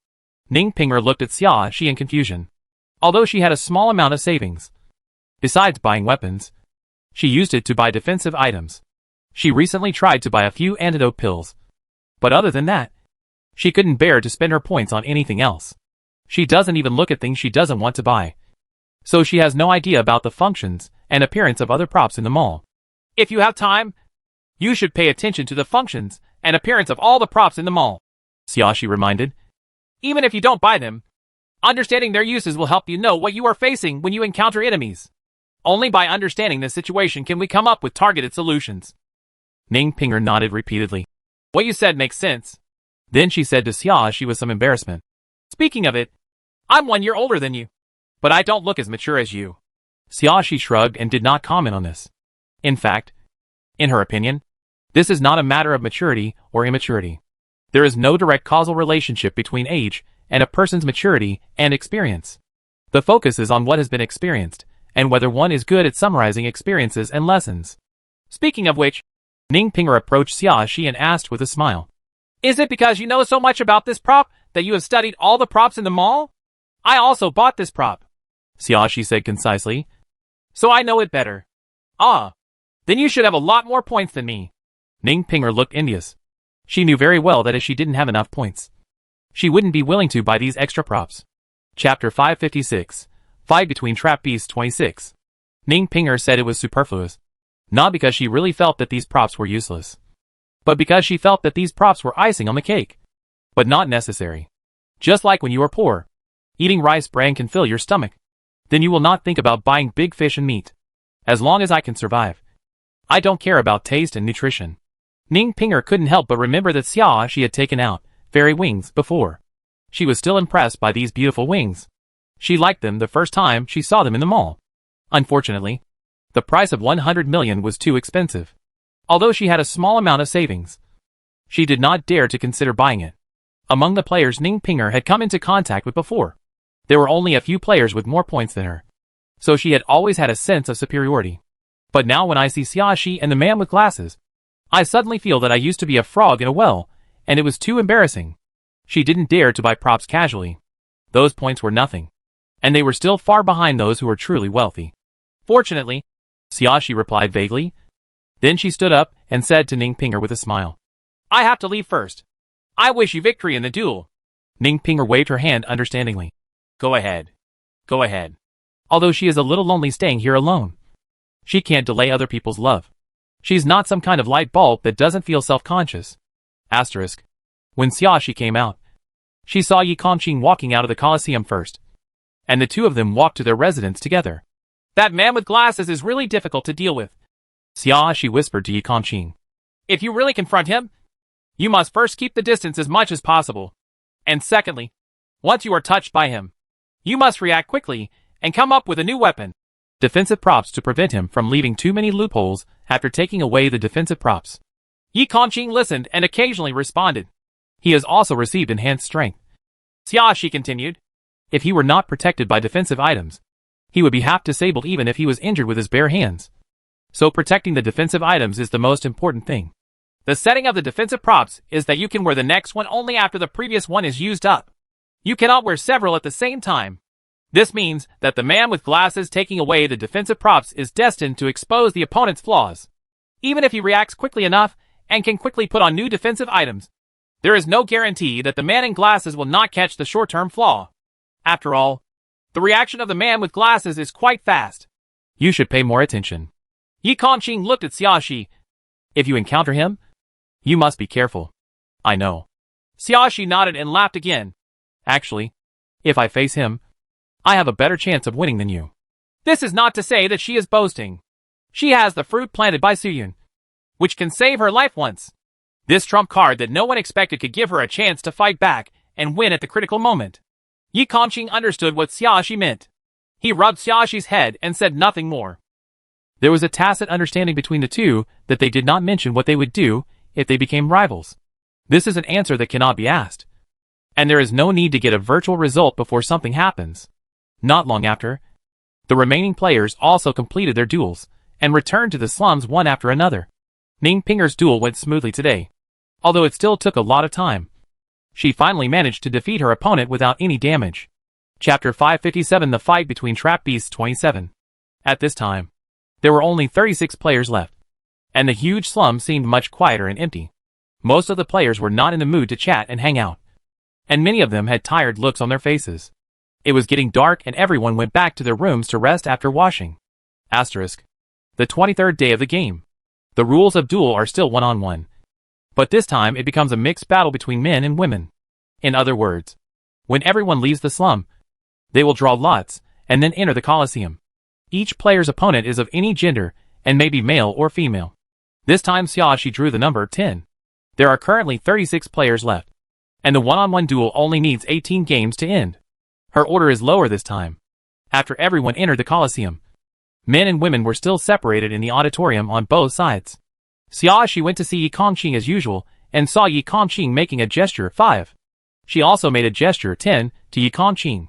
She was sure that they were not opponents, so they both relaxed a little. Ning Pinger also came to talk to Xiaoxi.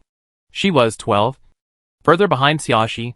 Soon the system started calling numbers, and the first group of games began. When the first group of games was in progress, there was a slight commotion in the female auditorium. Xiaoxi turned around and looked over. It was a short woman who was rummaging around for something with an anxious look on her face. The woman searched all over her body and found nothing, so she started asking several women around her. At this time, the game of one group ended, and it was the turn of the second group. This short woman is one of the second group, and her opponent is the woman with yellow hair next to her. As soon as the system said the words, "Invite the second group of players to enter the duel," it suddenly made a confused sound. Then, it spoke again. One player in the second group of players lost his number plate and was disqualified from the duel. "No! I can find it!" the short woman screamed immediately. "I touched my pocket before entering the Colosseum, and it was in the pocket behind my butt." The yellow-haired woman looked at the short woman's anxious look and took the initiative to help analyze. "Did it fall to the ground when I sat down? Or did it fall to the other side of the stairs when I went up the stairs? I'll go take a look."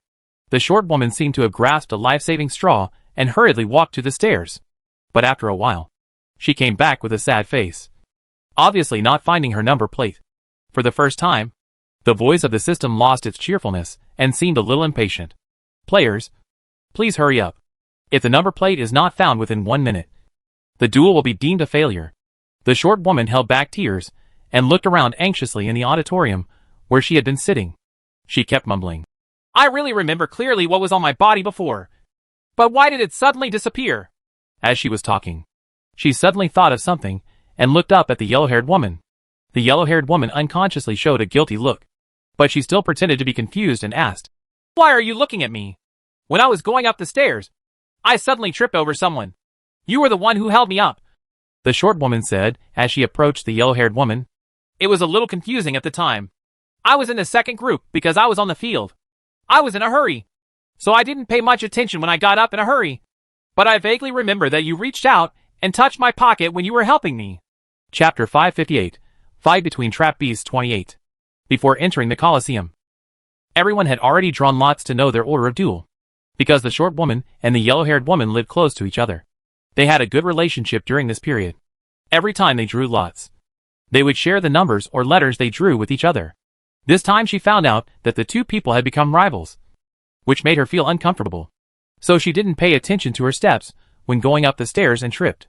But now that she thinks about it, the person who tripped her up was most likely the yellow-haired woman. The yellow-haired woman did all this to disqualify her from the competition, so that the yellow-haired woman would automatically win. The short woman showed an expression of resentment. She rushed to the yellow-haired woman and started searching her pockets. "You must have taken my number plate. It must be you." The yellow-haired woman was too lazy to pretend anymore. She ran away, stood on one of the stools, and then took out the number plate belonging to the short woman. "So what if I just took away your number plate?" the yellow-haired woman snorted. "In this game, if you want to survive, you must have some ability or wisdom. I can protect my life in this way. What's wrong?" There is not much difference in strength between her and the short woman. Although she does not think that she will definitely lose against the short woman. What she wants is a steady win. She had no other choice but to bite the bullet. But the short woman was different. She knew where the short woman's number plate was before. Since there is such a way to guarantee her a sure victory, why should she fight to the death? In this way, not only can she win without a fight, but she can also save a few weapons and props, which will be of benefit to her in the next few duels. She doesn't think she did anything wrong. The short woman chased after her, but because she was short, even if she climbed onto the chair next to her, she couldn't reach the number plate in the yellow-haired woman's hand. While the two women were fighting, the 1-minute limit of the system was up. The yellow-haired woman won as she wished, and she proudly threw the number plate out of the auditorium and into the duel venue.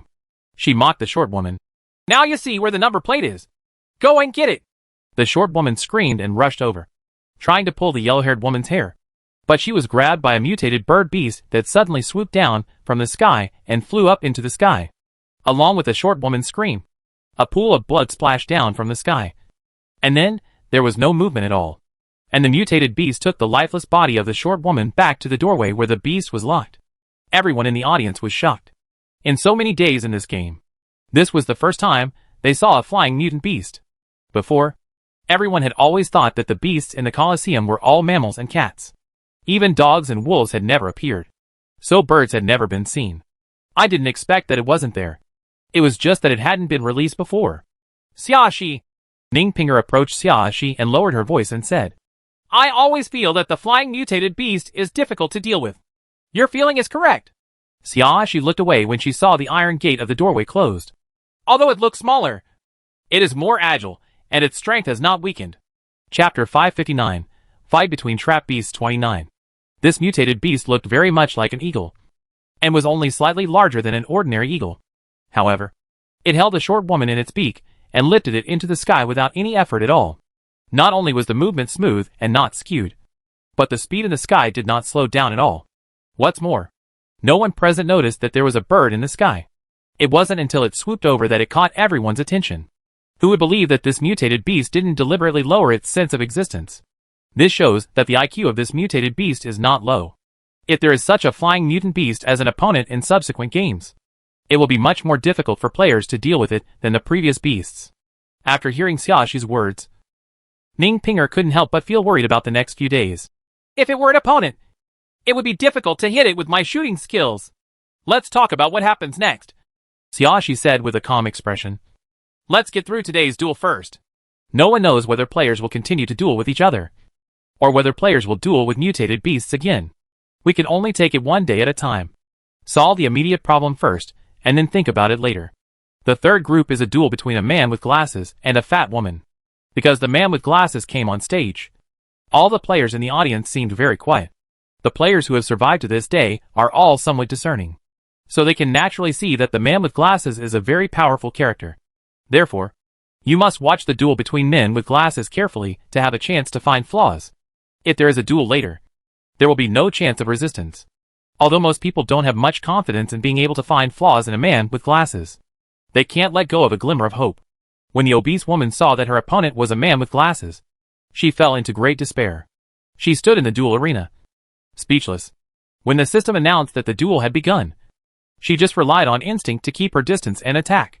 But she knew that once the man with glasses suddenly teleported like yesterday, appeared from behind her, and then used that unknown ability to take away her defensive items, she would basically be doomed. She is not the kind of person who reacts quickly, and has no confidence that she will be able to respond immediately after being taken away from the defensive items. What's more, she has no backup defense items. Once this one is taken away, she will really be dead.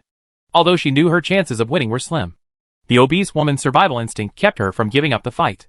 What she didn't expect was that she and the man with glasses survived for a long time. The obese woman stopped attacking in a daze and retreated further away. She was filled with doubts. Why has the man with glasses never been able to use that move to take away other people's props? Judging from the bespectacled man's previous fighting style, he is not the kind of person who likes to waste time torturing his opponents. Nor does he appreciate others being frightened. But more than 10 minutes have passed, and the man with glasses still hasn't made a move on her. Why? Not only was the obese woman confused, but even the players in the audience looked puzzled. How strange. Xiaoxi, Ning Pinger whispered in Xiaoxi's ear. Why do you think this man with glasses hasn't attacked? His ability to directly take the opponent's defense items is so powerful. There is no need to waste time. Confront your opponent here. Chapter 560 The Fight Between Trap Beasts 30. There may be restrictions. Xiaoxi also lowered her voice and said to Ning Pinger. Restrictions? Ning Pinger looked puzzled. Generally, the more special and powerful an ability is, the more restrictions it will have. Xiaoxi said her guess. Otherwise, if he can take someone's things without any restrictions, wouldn't he be invincible? Although she is not yet sure what this restriction is. Judging from the man's condition today, she is at least certain that there is a limit to the number of times he can use this ability. A man with glasses is not the kind of person who procrastinates. If a problem can be solved quickly, he will not deliberately delay it. This also shows that the man with glasses cannot quickly deal with the obese woman. So he has to extend the duel time. The biggest possibility that caused his duel to be extended was that his special ability could no longer be used. The easiest thing to think of is the limit on the number of uses. As for what kind of restriction method it is, Xiaoxi still needs more information to guess. That's true. Ning Pinger nodded, feeling that what Xiaoxi said was very reasonable. Various murmurs of discussion gradually began to sound in the auditorium, and it was obvious that everyone had some guesses about the situation of the man with glasses. The obese woman in the venue seemed to have guessed this, and her originally despairing eyes lit up with great hope. As long as the man with glasses cannot use that special ability, then she still has hope of winning. The huge hope made the fat woman's attacks become more violent. She even took out the few grenades in the storage compartment and threw them at the man with glasses. Seeing that the form was about to fall towards the fat woman, the man with glasses sighed softly. Honestly, I didn't want to use this. After all, I only have one left. His voice was as gentle as his temperament. And even under such circumstances, there was no panic or anger at all. However, no one could hear what he said except the fat woman. As soon as he finished speaking, a C4 bomb suddenly appeared in his hand, and he rushed towards the fat woman with him. Before the obese woman had time to figure out what the man with glasses meant, she suddenly saw the man with glasses rushing towards her. When she saw the bomb in the man's hand, she immediately realized what the man was going to do. Unfortunately, her fat body held her back. Although her brain had already responded, her body was not able to respond in time. As soon as she took a dull step to the side, the man with glasses was already approaching. Before the obese woman could make any other reaction, the man with glasses grabbed the obese woman's wrist. The hairs all over the fat woman's body suddenly stood up, and all the blood in her body seemed to freeze in an instant. But she didn't hear the man speak, and her defensive scarf was still well worn around her neck. What she was waiting for was the bomb that the man forced into her arms, and the man's figure that disappeared in an instant. She wanted to throw away the bomb in her hand, but her movements were just a step too slow. The moment the man disappeared, and before she could throw away the bomb, the man pressed the detonator. In an instant, the defensive silk scarf on the obese woman burst out with intense white light, then shattered and disappeared. The next second, a bullet accurately hit the fat woman's eyebrow. The obese woman fell to the ground with her eyes wide open, too dead to die. Chapter 561 Fight Between Trap Beasts 31. With the sound of the system announcing the victory of the man with glasses, the man with glasses turned and left the Colosseum. There was still a faint smile on his face, as if he had not just experienced a life-and-death duel, but a lighthearted joke. Many people in the audience watched the man with glasses leave, with fear and worry in their eyes. He didn't use that strange ability until the end. Ning Pinger waited for the man with glasses to leave before she dared to speak again, as if she was worried that what she said would be heard by the man with glasses. So his ability isn't really restricted. That should be the case. Xiaoxi nodded, paused, and then said, but don't relax too early. It's not clear yet what the limitations of his ability are. Maybe he will be there tomorrow. I can continue to use this ability. Or maybe I can use it in a few days. Ning Pinger, who was originally a little happy, suddenly deflated like a deflated rubber ball when she heard this. It's fair to say that I was happy too early, she said feebly, and a little unwillingly. She asked, but I think his ability is so powerful. The restriction should not be so small. Generally speaking, this is true. Xiaoxi looked at Ning Pinger. But currently, none of us understand this ability, so we can't guarantee whether there is a 1 in 10,000 chance that it will be both powerful and limited. That kind of thing. It's always right to be cautious first. You're right. Ning Pinger couldn't help but sigh. And then she looked at Xiaoxi with envy. I wish I could be as smart and thoughtful as you. She has always envied those smart and thoughtful people. Especially smart women. Maybe it's the so-called what you don't have, the more you desire. Therefore, Xiaoxi was like her idol in her eyes, and her whole body exuded the light of wisdom that she envied. In fact, you should explore your own strengths and cultivate them better and better, Xiaoxi said earnestly. Understanding your own weaknesses can prevent you from making too many unnecessary mistakes. But you don't have to dwell on your weaknesses. If you have the time and energy to try to turn your weaknesses into strengths, you will get twice the result with half the effort if you use them to polish your strengths. Ning Pinger couldn't help but nod it again. I feel like everything you said makes sense. Then she was quiet for a while and didn't speak again, all the while savoring Xiaoxi's words. It wasn't until Yi Kongqing entered the duel that she suddenly realized the meaning of Xiaoxi's words just now seemed to be that her IQ was not enough and she had no chance to improve. So she might as well spend her time on other things. Thinking of this, Ning Pinger looked at Xiaoxi with a hint of resentment. Sensing Ning Pinger's gaze, Xiaoxi blinked her eyes with confusion on her face. What's wrong? Nothing. Ning Pinger lowered her head and said nothing. Of course, she didn't mean to blame Xiaoxi. Instead, she believed that Xiaoxi was telling the truth and pointed her to a more useful direction of development. It's just that she has always envied smart people and always wanted to become a smart person. Now I suddenly realize that I may not be able to change my IQ no matter how hard I try. A little disappointed. A little sad. Chapter 562, Fight Between Trap Beasts 32. While Ning Pinger was feeling pity for herself, Yi Kongqing had already ended today's duel. Yi Kongqing's opponent today was not difficult to deal with. He still struck swiftly and quickly defeated the opponent. After waiting for a few more rounds, it was Xiaoxi's turn.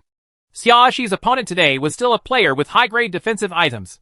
She blasted him with a grenade as usual and easily completed today's duel. Just like the previous few days, Ning Pinger struggled with her opponent for a long time before deciding the winner. But at least she won unscathed. For the first time, she was glad that she had been wise to bite the bullet and buy a top-grade defense item. Compared with most players who only had top-grade defense items, she had a chance of winning even if she relied on consuming durability. It's just that she won every duel recently by consuming her opponent's durability, which also caused her weapons to decrease rapidly. Fortunately, there are not many days left. Only 7 days. If she continues to follow this duel rule, as long as her opponents are not the spectacled man, Yi Kongqing and Xiaoxi, she is still somewhat confident that she can pass the game. Ning Pinger, who had this idea at this time, didn't know that the rules of the game would change again tomorrow. Asterisk. Game Day 24. The remaining 18 players no longer separated, but entered the same channel together and lined up to enter. Good morning. All players, today's duel rules have some slight changes from the previous few days. The system's cheerful voice sounded. Today, there will be a 3-person melee. There will be 3 players who draw the same number. Only one of the 3 can become the winner, which means that 2 players must die before the duel can end. As soon as the system finished speaking, there was a slight gasp among the players. Ning Pinger clenched her fingers, with a hint of panic in her eyes.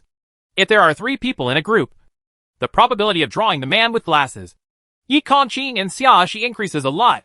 Moreover, having to deal with 2 people at once consumes more weapons. Okay, the duel rules are that simple. So all players please enter the auditorium to draw lots.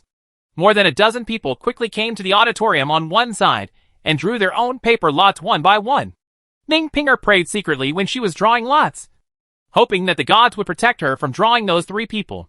Then she quickly pulled out a piece of paper, opened it, and saw the number 1 written on it. She suddenly felt her heart go cold. No matter who the opponent is, being the first to play is never a good thing. Before Ning Pinger had time to ask Xiaoxi what number she had drawn, the system had already announced that a group of players had entered the duel. She took a deep breath and looked at the others as she walked toward the stairs. A fair-skinned woman and a skinny woman stood up. These 2 were Ning Pinger's opponents today. Seeing that her prayers had an effect, Ning Pinger secretly thanked all the gods, and Buddhas she knew in her heart. The 3 players entered the arena together. After the system announced the start of the duel, they did not immediately launch an attack. Instead, they kept a cautious distance from each other. The situation of a duel between 3 people and a duel between 2 people is completely different. They don't want to have a situation where the snipe and the clam are competing for the fisherman's profit, for fear that if they strike first, they will give the third party a chance to sneak attack. Chapter 563, Fight between Trap Beasts 33. After a stalemate like this for a while, the fair-skinned woman suddenly said to the thin woman, "Hey, how about we work together to get rid of that ponytail?" The thin woman was stunned for a moment, then showed a little bit of excitement. "Don't let her fool you." Ning Pinger reacted much faster than usual at this time, and her brain was very flexible. She must have thought that you would be easier to deal with when she teamed up with you. So she wanted you to team up with her. Let her kill me first, so that it will be much easier for her to kill you. The thin woman's originally agitated expression changed slightly, and she quickly regained her composure. Her eyes when looking at the white-skinned woman became wary. She knew very well how strong she was, but she was indeed not strong enough, especially since she looked so skinny, as if she would break bones if she moved even a little bit. The three-person battle did not choose to deal with her first, but wanted to cooperate with her, thinking that she was more likely to be easier to deal with, because the winning rate will be higher in 2 versus 1. And then the chance of winning against her will be even greater. Seeing that her plan was discovered, the white-skinned woman stopped pretending. She snorted and said to the thin woman, "No matter what the reason is for me to cooperate with you, at least if I choose you, you can live for a while longer. And you also have the opportunity to duel with me one-on-one. Whether you can win or not depends on your own ability, and you will not suffer any loss. Then you might as well cooperate with me." Ning Pinger also snorted. "At least, I will tell the truth about my purpose, and will not lie or cheat like some people do. Do you really have to go against me?" The white-skinned woman was a little angry. She pointed a gun at Ning Pinger. "I hate young people like you the most. You have no manners or respect. Is there nothing wrong with you?" Ning Pinger said without fear. "You want to kill me. I just exposed you, and you say I'm rude?" Before the other party could speak, Ning Pinger snorted again. "If I am rude and disrespectful, then I'm sorry, but I really don't have it. You bitch. Let's see if I don't beat you to death." The white-skinned woman seemed to be overwhelmed by anger and didn't care about forming a team or not. She kept shooting at Ning Pinger while cursing. The thin woman looked on, waiting for an opportunity. When Ning Pinger saw the white-skinned woman attacking her, she refused to be outdone and fought back. Not only did she take out Gatling, she also threw a grenade. The fair-skinned woman backed away and took out a grenade and threw it at the thin woman. The thin woman's eyes were still on the grenade thrown by Ning Pinger. She was afraid that she would be affected by the explosion, so she stepped back. But he didn't notice at all that the fair-skinned woman just a few steps behind him actually attacked her at this moment. Ning Pinger was also shocked when she saw this scene. The thin woman saw that Ning Pinger looked wrong, and when she turned around, she was only hit by an oncoming grenade explosion. Her defensive scarf didn't have much durability, and it shattered instantly after the explosion. The thin woman already knew in her heart that she was being attacked by surprise, but she was shot to death by the white-skinned woman several times before she could react. Ning Pinger came back to her senses, and she looked at the fair-skinned woman with even more defensive eyes. "You are quite powerful, and you can also attack the east and the west." Although she is not smart enough, she is not stupid either. She has now seen that the fair-skinned woman just deliberately quarreled with her and caused a conflict, making the thin woman think that the fair-skinned woman would deal with her first, and subconsciously let down her guard. Chapter 564. Fight between Trap Beasts 34. Then when the thin woman's attention was elsewhere, the fair-skinned woman made a sneak attack and succeeded. The fair-skinned woman looked at Ning Pinger without saying a word. She was not relaxed because she had solved an opponent. The current situation is not good for her. If it weren't for the thin woman's inability to condom, she wouldn't have wanted to attack the thin woman first. As the game progresses and there are fewer and fewer players left, she pays close attention to all the players who are still alive. Based on her observations, she can be sure that Ning Pinger's own strength is average. But because she has a top-notch defensive item, Ning Pinger took advantage of her in the previous duel. When everyone has similar abilities, as long as one thing stands out, it is easy to win. For example, weapons are particularly powerful, or defensive props are particularly powerful. Ning Pinger's defensive items are particularly powerful. Among the 18 players who are still alive, there are only 3 players with top-grade defense items. Even the extremely powerful man with glasses only has top-grade defense items. So Ning Pinger's defense items really gave her an advantage. The fair-skinned woman herself didn't stand out in any particular way, so she had little chance of winning one-on-one with Ning Pinger. Naturally, she couldn't show any relaxed expression. Seeing that the white-skinned woman didn't speak, Ning Pinger stopped speaking. She took out 2 grenades and prepared to attack the white-skinned woman. After playing the game for more than 20 days, most people's defense props have been replaced several times. But even so, The durability has been consumed a lot. Ning Pinger couldn't bear to waste her grenades. So she wanted to try 2 first. If it wasn't enough, she would add more. In case 2 are enough to destroy the opponent's defense items, she can just save some weapons. When the fair-skinned woman saw Ning Pinger taking out the grenade, she immediately backed away defensively. Ning Pinger reacted quickly this time, while using Gatling to shoot at the white-skinned woman to reduce the durability of the opponent's defense items. She estimated where the white-skinned woman might go next, and then decisively threw the grenade. Although there is no guarantee that it will be thrown to the opponent accurately, the distance is not yet completely widened, so it is the best time to take action. As expected, Ning Pinger's first grenade was not thrown accurately, but it was not far from the white-skinned woman, and the explosion successfully affected the white-skinned woman. Ning Pinger suddenly gained confidence and took the opportunity to throw out the second grenade in her hand. Seeing the white-skinned woman hiding in the opposite direction, Ning Pinger gritted her teeth and threw a third grenade, blocking the white-skinned woman's escape route. Now the white-skinned woman had no way to escape. She was instantly affected by the explosion of 2 grenades, and her defensive barrier shattered. The fair-skinned woman's expression suddenly changed. She quickly took out the remaining 5 grenades from the storage compartment and threw them at Ning Pinger. At the same time, she kept attacking Ning Pinger with her pistol. She has no defensive items now. Defense is futile. It is better to fight together and die together. Even if she can't live, she will drag others with her to die. Unfortunately, the white-skinned woman's wish to drag Ning Pinger to die with her failed to come true. Ning Pinger's defensive bracelet was still in good condition. At the same time, her Gatling fired at the white-skinned woman and quickly killed her randomly. Chapter 565, Fight Between Trap Beasts 35. After winning the victory, Ning Pinger sat down on the ground in an inconspicuous manner. This was the most tiring she had ever been in this game, and having to deal with 2 people kept her mentally tense. Now that it was finally over, she felt like her whole body had softened and she didn't want to move at all. The winning players are asked to leave the duel venue as soon as possible, and the second group of players please enter immediately. Under the urging of the system, Ning Pinger reluctantly got up from the ground and returned to the auditorium. The second group of players had no acquaintances, and the winner was a man with a mustache. Then came the third group. Yi Kongqing entered with 2 other men. There was not much suspense in this duel, although the other 2 men were targeting Yi Kongqing at the beginning. Their strength was so different from that of Yi Kongqing that Yi Kongqing still successfully eliminated the 2 opponents. The fourth group is a duel between a man with glasses and another man and a woman. Just like Yi Kongqing's situation, due to the huge disparity in strength. Although the man and the woman cooperated to deal with the man with glasses, in the end they both died in the hands of the man with glasses. It is worth mentioning that this time the man with eyes still did not use his ability to take away other people's props. It seems that ability is indeed subject to some restrictions, so it cannot be used. The 3 players in the 5th group were not acquaintances, and the winner was a man wearing a floral vest. In the 6th and final group, Xiaoxi entered the stage, and her opponents were 2 men. One of the middle-aged men had a crooked mouth and a fierce look on his face. The other man looks younger, wears a nose ring, and is arrogant. After the 3 people entered the room, the man with the crooked mouth glanced at Xiaoxi and said to the man with the nose ring not far away, "Little brother, if you don't have any objections, we will eliminate that woman first in this game, and then how about we meet one-on-one again?"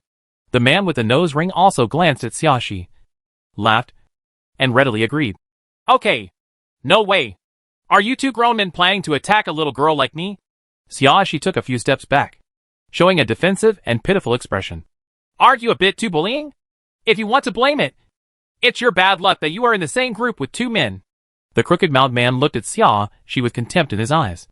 "Women are a burden. Get rid of them first, so that I can feel at ease with another man. It's a showdown. My thoughts are different from yours." The man with the nose ring looked at the man with the crooked mouth.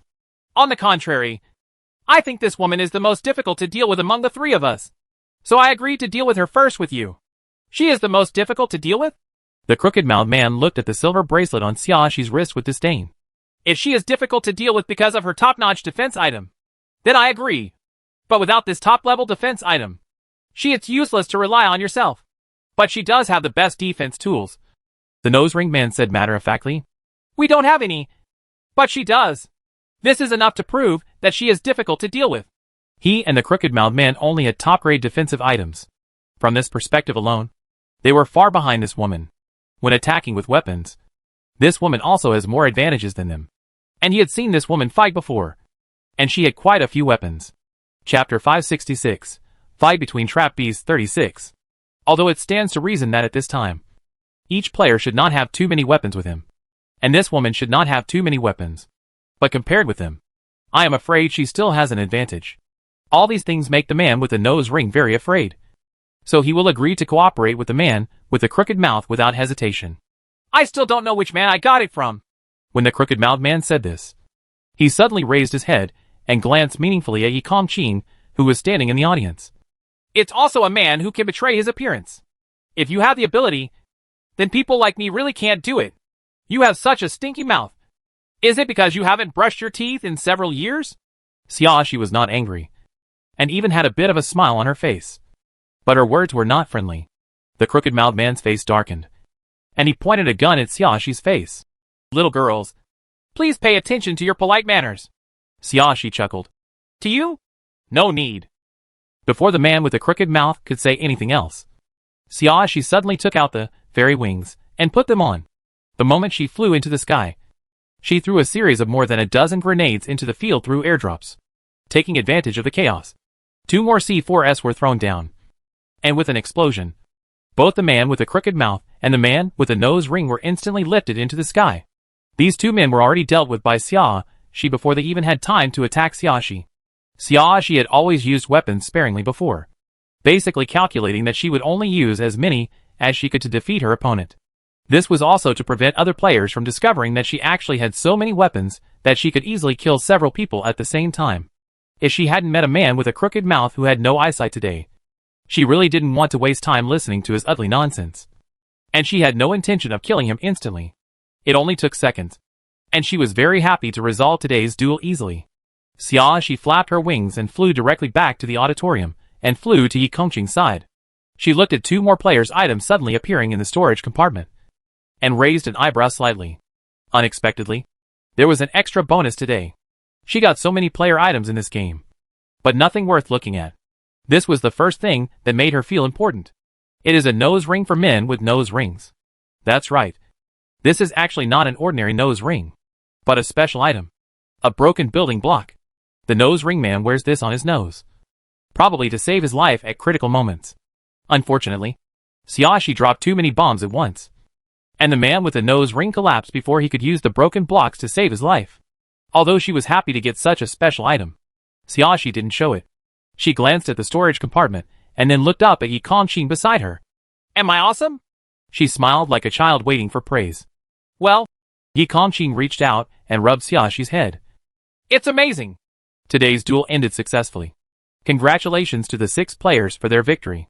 The voice of the system is cheerful and full of expectation.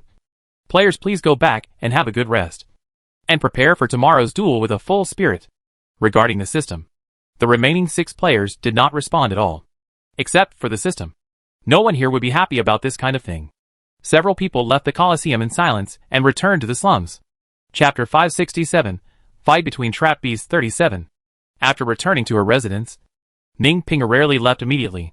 She took the initiative to enter Xiaoxi's room and looked at Xiaoxi with a worried expression, as if she was worried about something. Seeing Ning Pinger's appearance, Xiaoxi asked, What's wrong? Ning Pinger looked sad.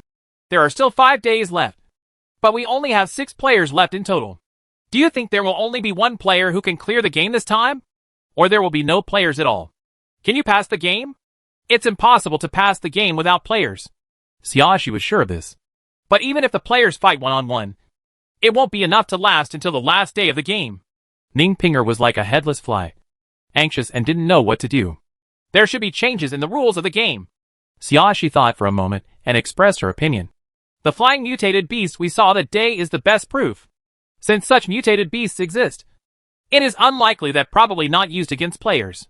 Yes, this is indeed very possible. Ning Pinger nodded, with hope in her eyes again. That means there may be situations where players need to duel with mutated beasts. In this way, the winning player will be able to pass the game, and then maybe the remaining 6 of us will have a chance to pass the game. These are just speculations for the time being. We won't know the details until tomorrow's duel rules are released. Xiaoxi comforted Ning Pinger. You don't need to be too anxious. In any case, the game cannot be a dead end. It doesn't fit the mold of these survival games. There must be a way to survive. So players will play the game with all their heart and work hard to pass the level in order to survive. If a game is destined for everyone to die, then no player will work hard to complete the game tasks. I understand. Ning Pinger stood up, glanced at Yi Kongqing sheepishly, and then said to Xiaoxi, I won't disturb you too. I'll go back first. Then she quickly left Xiaoxi's room. In fact, she has always been very conscious. She has never disturbed the world of Xiaoxi and Yi Kongqing after the duel before. It's just that she was really flustered today, so she wanted to come over and have a chat with Xiaoxi. After the chat, she felt a lot more at ease. But it also made her a little embarrassed for ruining Yi Kongqing and Xiaoxi's time together. Xiaoxi looked up at Yi Kongqing and saw Yi Kongqing's expressionless face, looking fierce.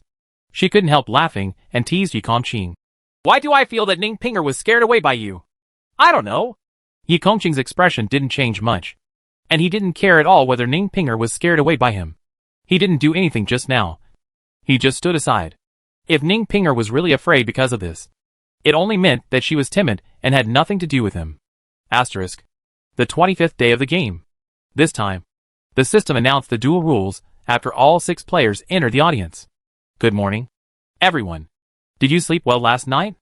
Are you looking forward to today's duel content? I have actually been looking forward to it for a long time.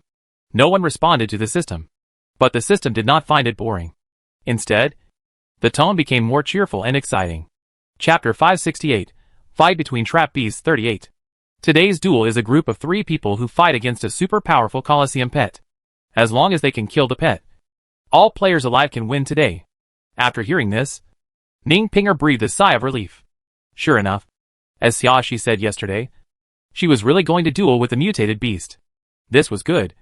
Not only did it give her more hope of clearing the game, but she also didn't have to worry about becoming rivals with Xiaoxi, Yi Kongqing, and the man with glasses.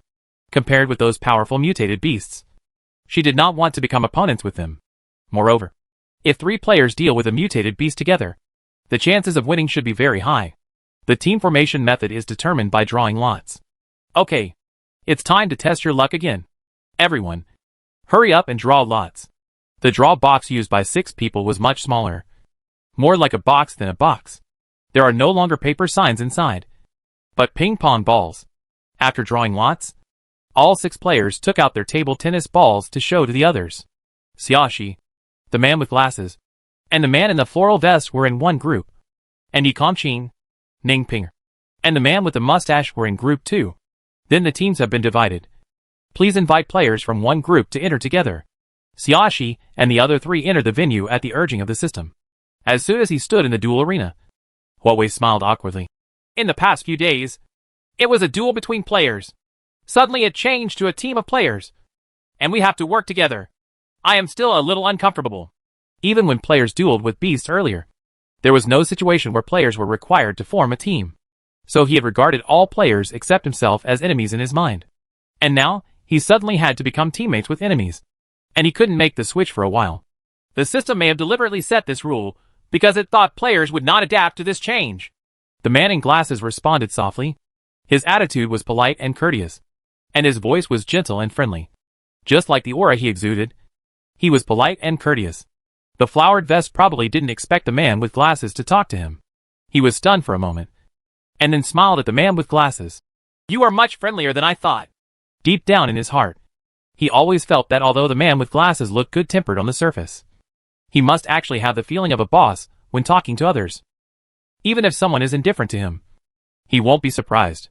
The man with glasses showed a friendly smile. We are teammates now, and need to work together. The flower vest nodded in agreement, and then took the initiative to introduce himself. My name is Qian, which is the money of money. The man with glasses politely said, and replied, My name is Ju Nanju. Qian couldn't help but look envious. What a nice name you have. It's not as tacky as mine. Without waiting for money to say anything, the iron gate on the opposite side finally opened, and a mutated bird beast like the one I saw last time flew out of the door hole. As soon as it came out, it immediately launched an attack on the 3 of them. Different from the previous mutant beast, this mutant beast's ability is obviously much higher. It no longer simply uses its claws and mouth to attack. It has special abilities. It flapped its wings high in the sky, and countless feathers shot towards the 3 players like darts. Chapter 569, Fight between Trap Beasts 39. Although protected by defensive props, none of the three players were injured. But the attack power of the feathers was comparable to pistol bullets, and it was slowly consuming the durability of the defensive props bit by bit. Although bullets consume very little of the durability of top-grade defense items, and have even less impact on top-grade defense items, this bird seems to have an inexhaustible supply of feathers, and its attacks have not stopped until now. If this continues, it will only be a matter of time before all the durability of the defensive items is consumed. While Qian kept shooting at the birds and beasts, he turned to look at Xiaoxi. "Hey, can you take out those wings of yours and use them?" His marksmanship was average, and the bird's reaction was extremely sensitive. It could always avoid his attacks accurately, but he really couldn't hit it. "You fly up and attack the bird and beast from above. Jun Nanju and I attack from below," Qian said to Xiaoxi. "If you attack from both sides, you have a better chance of winning." "I agree." Jun Nanju nodded aside.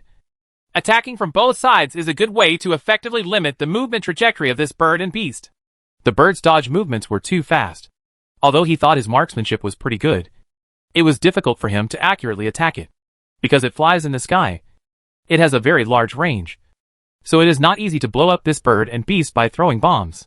But if one of them flies into the air and confronts the birds and beasts, the situation will change, no matter whether Xiaoxi's attack is successful or not. As long as the birds and beasts are attacked from both sides, they will not be able to do so with ease as they are now, and it will be easier for people to catch the flaw. Then the two players on the ground have a greater chance of winning when attacking, even if the two players on the ground cannot successfully kill the bird and beast. As long as they can injure it, Xiaoxi will have a chance to hit the bird and beast in the sky. Xiaoxi immediately understood what the two men meant. She didn't object and quickly put on fairy wings on herself. Since this is a three-person team, teamwork can maximize the power of the three-person team. And she also very much agrees with the tactics of attacking from both sides. After Xiaoxi flew into the sky, the attacks of birds and beasts on the ground were indeed not as fierce as before. It was probably the first time that birds and beasts saw someone flying into the sky, and their eyes were filled with defensive scrutiny and a hint of confusion. Although it was still attacking the two men on the ground, it was distracted by Xiaoxi's constant approach, and its attack on the ground was constantly weakening.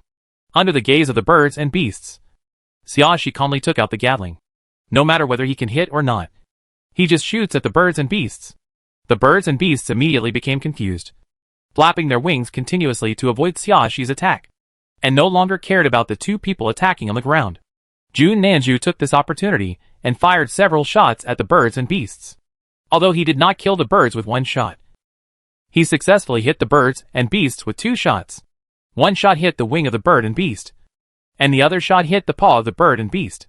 Pistol bullets do not do much damage to mutated beasts of this level, but the claws and wings of birds and beasts are inherently more fragile than other parts, which becomes a weak point that can be attacked.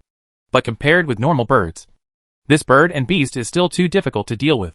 If it were an ordinary bird, Jun Nanju's two shots should be able to directly penetrate the wings and break one of the claws. Chapter 570 The Fight Between Trap Beasts 40. But this bird was a mutated beast, so these two shots only injured it a little, but failed to knock it down from the sky. The wing was hit, causing the bird and beast to lose its balance all of a sudden. The whole body turned back and forth in midair several times before it managed to stabilize itself without falling to the ground. But it didn't get a chance to breathe, because Xiaoxi's attack had already followed closely. She sped up her flying speed and quickly approached the bird and beast as it was spinning in circles.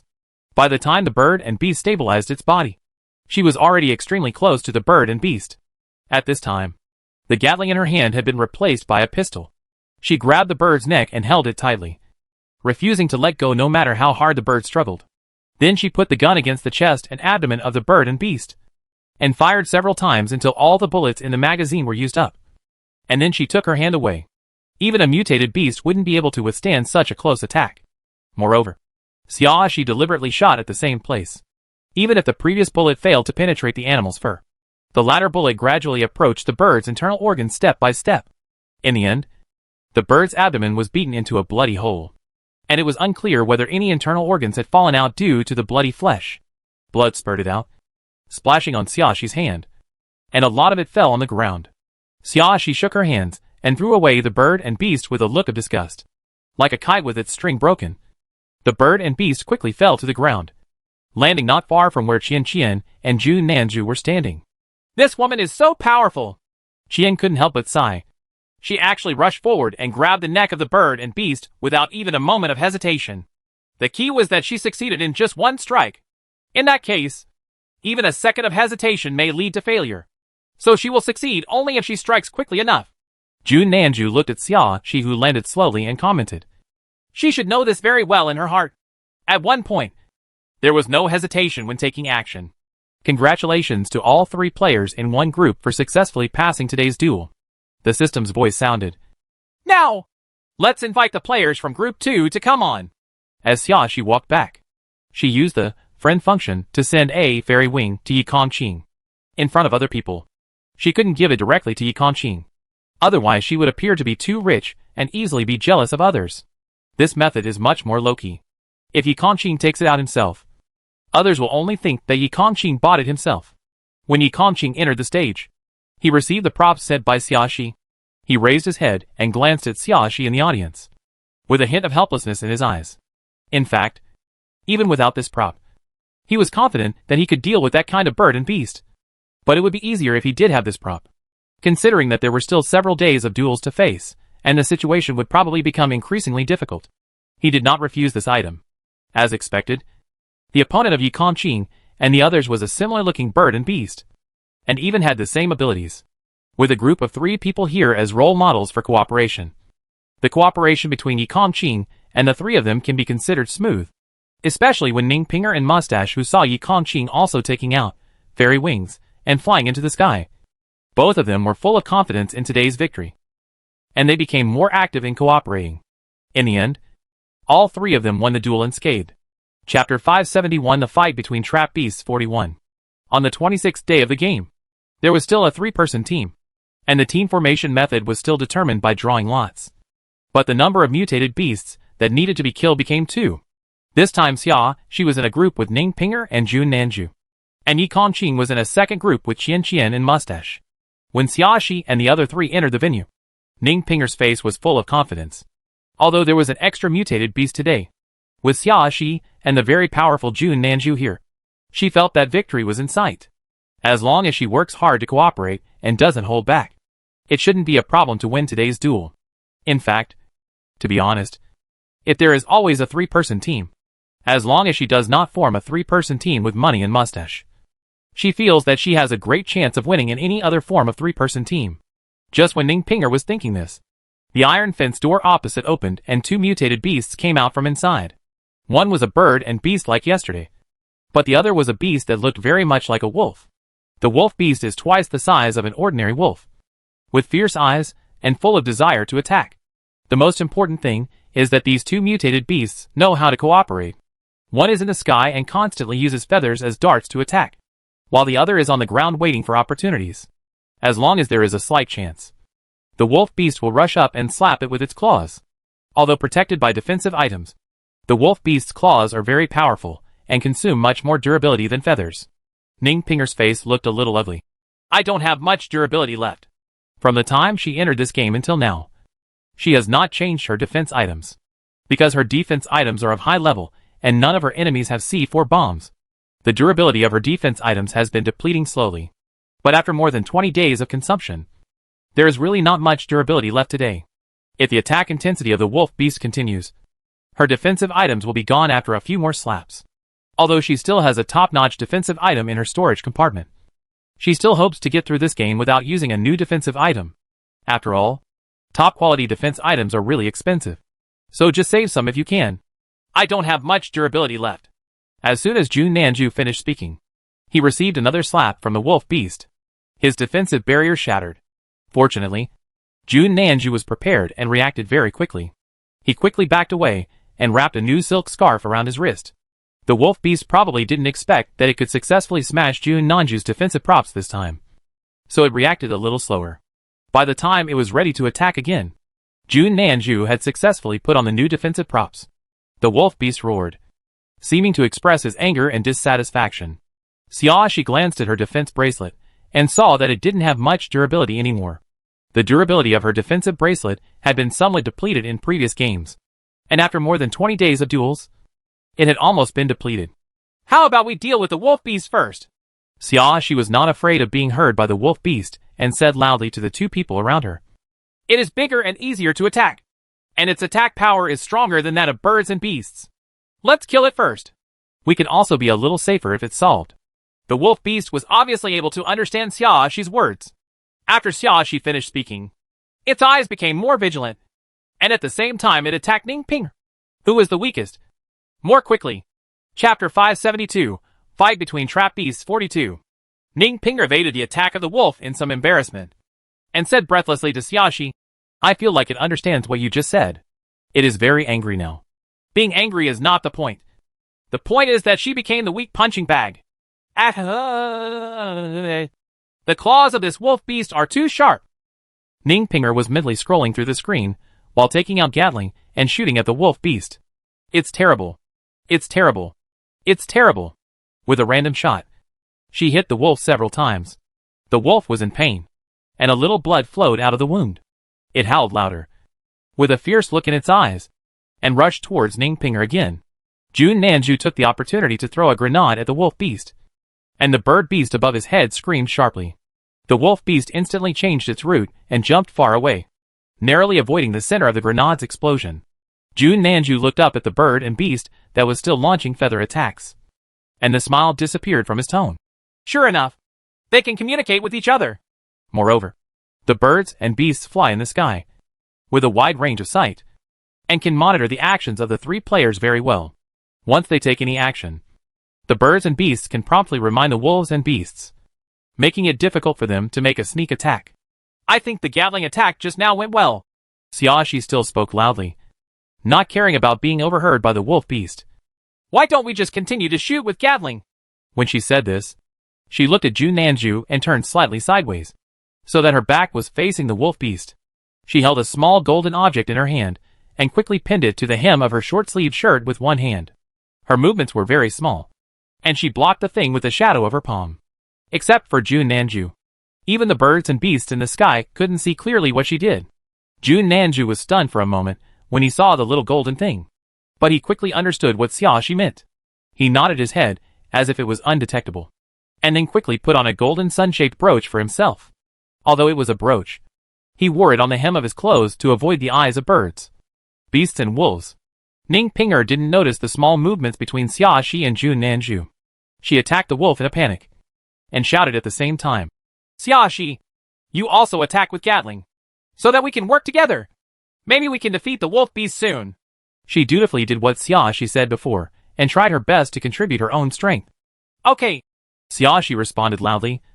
Then I'll get started. As the last word fell, Xiaoxi's figure suddenly disappeared. Also disappearing at the same time was Jun Nanju.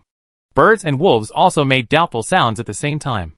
The next second, the bird suddenly neighed sharply, and flapped its wings desperately, trying to escape the restraint behind it. At the same time, the wolf beast was attacked by a grenade at close range. Both eyes were blown out, and the entire face became bloody. Ning Pinger stood there blankly, the hand holding Gatling unconsciously lowered. Wow! She looked with admiration and envy at Xiaoxi, who was firmly holding the bird's neck, and Jun Nanju, who had retreated to a safe range. This teleportation prop is really easy to use. Chapter 573, Fight Between Trap Beasts 43. Of course, the main reason was that these two people had good timing and played a game of attacking east and west. The bird and beast thought that they were going to deal with the wolf beast first, so they did not become vigilant and kept flying in one place without moving, thus giving Xiaoxi an opportunity to catch it easily. The wolf beasts did not expect that they would have the ability to teleport, so even if they were on guard, they would be unable to guard against them. Xiaoxi also used fairy wings and white horse instant together so smoothly, which is really powerful. If these props were in her hands, Ning Pinger felt that she might not be able to use them so well. Xiaoxi took out a grenade with her other free hand, pulled the tab with her mouth, and then forced the grenade into the bird's mouth. The inside of the bird and beast also has the soft characteristics of animals, and is not as strong as the external defense. It was immediately blown to pieces. Xiaoxi threw away the remaining bird and animal heads in her hands, and washed her hands with mineral water after landing. At this time, the wolf beast was roaring and scurrying around because of the huge pain and blind anger. However, because it could not see the road and its sense of smell was affected by the smell of blood on its face. It lost its usual sensitivity. So it ran rampant for a long time. He didn't attack the person he wanted to attack. Its attacks look more ferocious than before, but are actually reckless and useless. Jun Nanju took the opportunity to continuously throw grenades at the wolf beast, and Ning Pinger also used Gatling attacks from time to time. In the end, the wolf beast was slowly consumed to death. When dealing with the wolf beast in the second half, Xiaoxi basically didn't do anything. Jun Nanju and Ning Pinger dealt with it. She took this opportunity and teleported, Baiju moment, to Yi Kongqing again. Yi Kongqing received the new props. He glanced at Xiaoxi, who was standing in the corner of the venue. She was watching the wolf beast's death struggle, as if watching a play. After making sure that Xiaoxi could be distracted, he sent a message to Xiaoxi. Yi Kongqing, you don't have to give me props all the time. I can handle it. Xiaoxi saw the chat window flashing and clicked on it. With a smile in her eyes, she quickly typed a reply. Xiaoxi, according to the current trend, the number of mutated beasts to be dealt with in the next few days should be increasing. You should save more energy now. Stay in good condition, and avoid unnecessary injuries, so that you can better deal with more mutant beasts in the future. Many mutated beasts. Xiaoxi, and I hope you don't show your physical enhancement for the time being, so that it can become your trump card and be used in case of crisis in subsequent battles. She has always felt that she should not reveal all her trump cards casually, so that when others think she has reached her limit, she will still have the power to fight back. Not only can it successfully counterattack, but it can also have a certain deterrent effect on others. The unpredictable enemy always makes people more afraid to attack at will. Of course, this time the enemies have all turned into mutated beasts, and their minds are not as complex as humans. But no one can guarantee that the duel rules will not change in the next few days. In case there is another player versus player duel, it is always good to keep some trump cards now. Just like now, she could actually use the freeze gun to quickly kill the headless wolf beast, but she didn't do so. In addition to leaving a trump card for myself, it is also based on the idea that everyone in a group must contribute. Even if it takes some time to kill the wolf beast like this, it is still better than having to do it alone and let her consume all her own props and weapons. Chapter 574. The Fight Between Trap Beasts 44. Even for Ning Pinger, Xiaoxi was actually somewhat wary in her heart. Her defensiveness was not because she thought Ning Pinger would do something bad to her, but because of her character. She would not completely let down her guard against someone easily. Although she doesn't think Ning Pinger has any bad intentions, she is not a character who can easily become close friends with others. Now Ning Pinger can only be regarded as a good acquaintance to her, but far from the point where she could pay for it. She can give Ning Pinger friendly advice, and can also tell Ning Pinger frankly the information she has. But she will not share her supplies and props with Ning Pinger. So when it's time to settle the score, you still have to settle it, and Ning Pinger has to pay where it's due. Not to mention the completely unfamiliar Jun Nanju. After reading Xiaoxi's words, Yi Kongqing agreed and did not mention returning the props again. Thanks to the efforts of Jun Nanju and Ning Pinger, the wolf beast finally died. Ning Pinger looked at Xiaoxi very excitedly. Xiaoxi, look!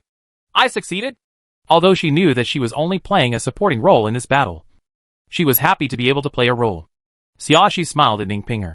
Yes, you work very hard. Before Ning Pinger could say anything more, the system began to urge the players to leave again, and then allowed the second group to enter.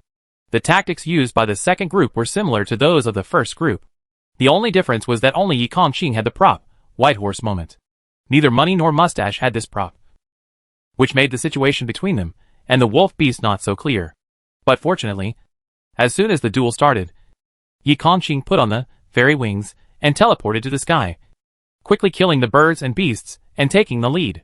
However, White Horse Flash can only be used once a day, so they have no chance to teleport and attack the wolf beast again. Mustache is the weakest among the few, and his reaction ability is also slow. In the process of dealing with the wolf beast, he was smashed by the wolf beast with defensive props. But before he had time to put on new defensive props, the second wave of attacks from the wolf beast had already come over. Fortunately, Yi Kongqing's reaction was very quick. The moment the mustache defensive barrier shattered, he rushed towards the wolf beast. When the wolf beast opened its bloody mouth, he threw an AC-4 bomb. Xianqian's reaction was not too slow, and he quickly pulled back his mustache. Yi Kongqing pressed the detonator, and the wolf beast was instantly blown off its head.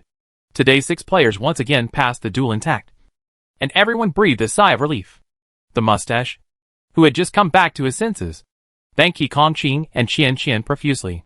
At that time, he saw the wolf charging towards him, and without the protection of props, his face turned pale with fright, and he could not remember how to react. If it weren't for Yi Kongqing and Qian's help, he would really be dead. Yi Kongqing didn't say anything, turned around and left. However, Qian chatted with Matsuhu for a while, and laughed happily and asked Matsuhu to treat him to a meal as a thank you. The mustache did not refuse, and took out his treasure can of beef. Qian's appetite was pretty good today, so he put his mustache on his shoulder, and went back to the slums to enjoy dinner together. On the other side, Xiaoxi and Yi Kongqing walked side by side to their residence. After returning to the house, Xiaoxi suddenly said to Yi Kongqing, "If I pass the game this time, then I should enter the single-player game in the next game." Chapter 575 The Fight Between Trap Beasts 45. Yi Kong was stunned for a moment. Then he counted in his mind, and found that Xiaoxi was right. Since the last time Xiaoxi experienced a single-player game, this is already her 5th game. According to the rule that you can participate in a single-player game by clearing 5 consecutive rounds of the game, Xiaoxi's next game will indeed be a single-player game. This also means that he will not be with Xiaoxi in the next game. He couldn't even contact Xiaoxi. Yi Kongqing's face darkened slightly, and he suddenly felt a little irritable. He had never felt that he had to be with someone before, but now he had the idea of not wanting to separate. Is he too greedy? Xiaoxi looked at Yi Kongqing's irritated expression and unconsciously had a smile on her face. She leaned forward, kissed the side of Yi Kongqing's face gently, and then asked him with a smile, "Do you feel better?" Yi Kongqing was stunned for a moment, and then the tips of his ears turned red. He turned to look at Xiaoxi, his emerald green eyes moving slightly, his gaze lingering on Xiaoxi's rose-colored lips. Then, he lowered his head and kissed her, the soft lips carrying body temperature, and the indescribable light fragrance of Xiaoxi's body made Yi Kongqing's originally irritable mood disappear instantly. He held Xiaoxi's waist with one hand and supported the back of Xiaoxi's head with the other, gradually deepening the kiss. Xiaoxi hugged Yi Kongqing's neck and responded enthusiastically. The slow grinding, lingering sadness, and even the temperature in the room seemed to have risen a lot for a while. I don't know how much time passed before Yi Kongqing let go of Xiaoxi. Xiaoxi leaned in Yi Kongqing's arms and panted slightly. Listening to Yi Kongqing's rapid heartbeat slowly returned to a steady state, and her breathing gradually returned to normal. Yi Kongqing gently hugged Xiaoxi and rested his chin on Xiaoxi's shoulder. "A person should pay attention to safety and protect himself." His voice was slightly dark, sexy and sultry. "Well," Xiaoxi agreed obediently, "I'm smart and rich, so I can definitely pass the game safely." Then she told Yi Kongqing with some worry, "You have to pay attention to safety. Although you are good in strength, if you play tricks on others, you can't beat others. I know it well." Yi Kongqing touched Xiaoxi's hair and said hoarsely, "It will be okay." Xiaoxi rubbed her head on Yi Kongqing's chest and said coquettishly, "Since we will be separated in a few days, why not sleep with me tonight?" Yi Kongqing's fingers paused, and his entire ears turned red. "Don't be ridiculous." His voice became even lower, as if he was restraining his desire. "Although this bed is a bit small and not so comfortable for 2 people to lie down on, we can still sleep if we squeeze together." Xiaoxi looked up at Yi Kongqing and coquettishly said, "Okay." Yi Kongqing's emerald green eyes gradually deepened in color. "If you get too close, I'm afraid I won't be able to control myself." In this sentence, he expressed it quite clearly. Although they have confirmed their relationship, so far it has only been to the extent of kissing and cuddling. Before, they slept in a tent and in 2 separate sleeping bags. He could still restrain himself, but being squeezed into a small bed like this meant close physical contact, and he wasn't sure he could control himself. He had always had good self-control, but in front of Xiaoxi, he didn't have that much confidence. Chapter 576 The Fight Between Trap Beasts 46. "Now is not the time." Yi Kongqing gently kissed the top of Xiaoxi's hair, his voice much softer than usual. "I want to give you better." Facing Yi Kongqing's restrained and self-possessed look, Xiaoxi felt her heart beat a little faster. She really thought he was so sexy, and she couldn't help but tease him. But she also knows when enough is enough. She could tell that Yi Kongqing didn't desire her. He said it was not the right time. Maybe because he felt that they had not been together for a long time. Or maybe because he felt that the environmental conditions here were not good. In fact, she had no intention of doing anything in such an environment. She just always wanted to tease Yi Kongqing. But Yi Kongqing's serious look really made her even more excited. Well, I listened to you. Xiaoxi behaved quite obediently this time. She raised her head and kissed Yi Kongqing's chin. Then let's go wash up and then come back to rest. If I guess correctly, we will probably face 3 mutated beasts tomorrow. We need to have a good rest in order to be full of energy. Go fight monsters. Okay. Yi Kongqing let go of Xiaoxi, and the two of them went to the bathroom on the edge of the slum. Asterisk. Late at night, Xiaoxi was lying on the bed alone, sleeping soundly, when suddenly a ding-dong sound sounded in her ears. She woke up instantly, opened her eyes, and saw a pop-up window appeared in front of her. Xiaoxi. Dot! What time is it? You're sending her a pop-up. The key is that there is a prompt sound. In the past, there was no notification sound when posting pop-ups during the day, but there was a notification sound at this point. It was clear that he knew that she was sleeping and could not see the pop-up window, so he had to wake her up. What kind of messy news had to appear at this time and wake her up? Why doesn't the dog system open a complaint channel? She wants to leave a negative review. Xia Asterisk woke up angrily and complained in her heart, then rubbed her eyes and looked carefully at the content on the pop-up window. Player Zhao Yifeng uses the binding ability on you and asks for your consent. Agree, refuse. Xiaoxi. Didn't she wake up? Xiaoxi rubbed her eyes again, and then looked at the text on the pop-up window. After reading it 3 times, she was sure she had read it correctly. This was not only a binding request, but it was also sent by Zhao Yifeng.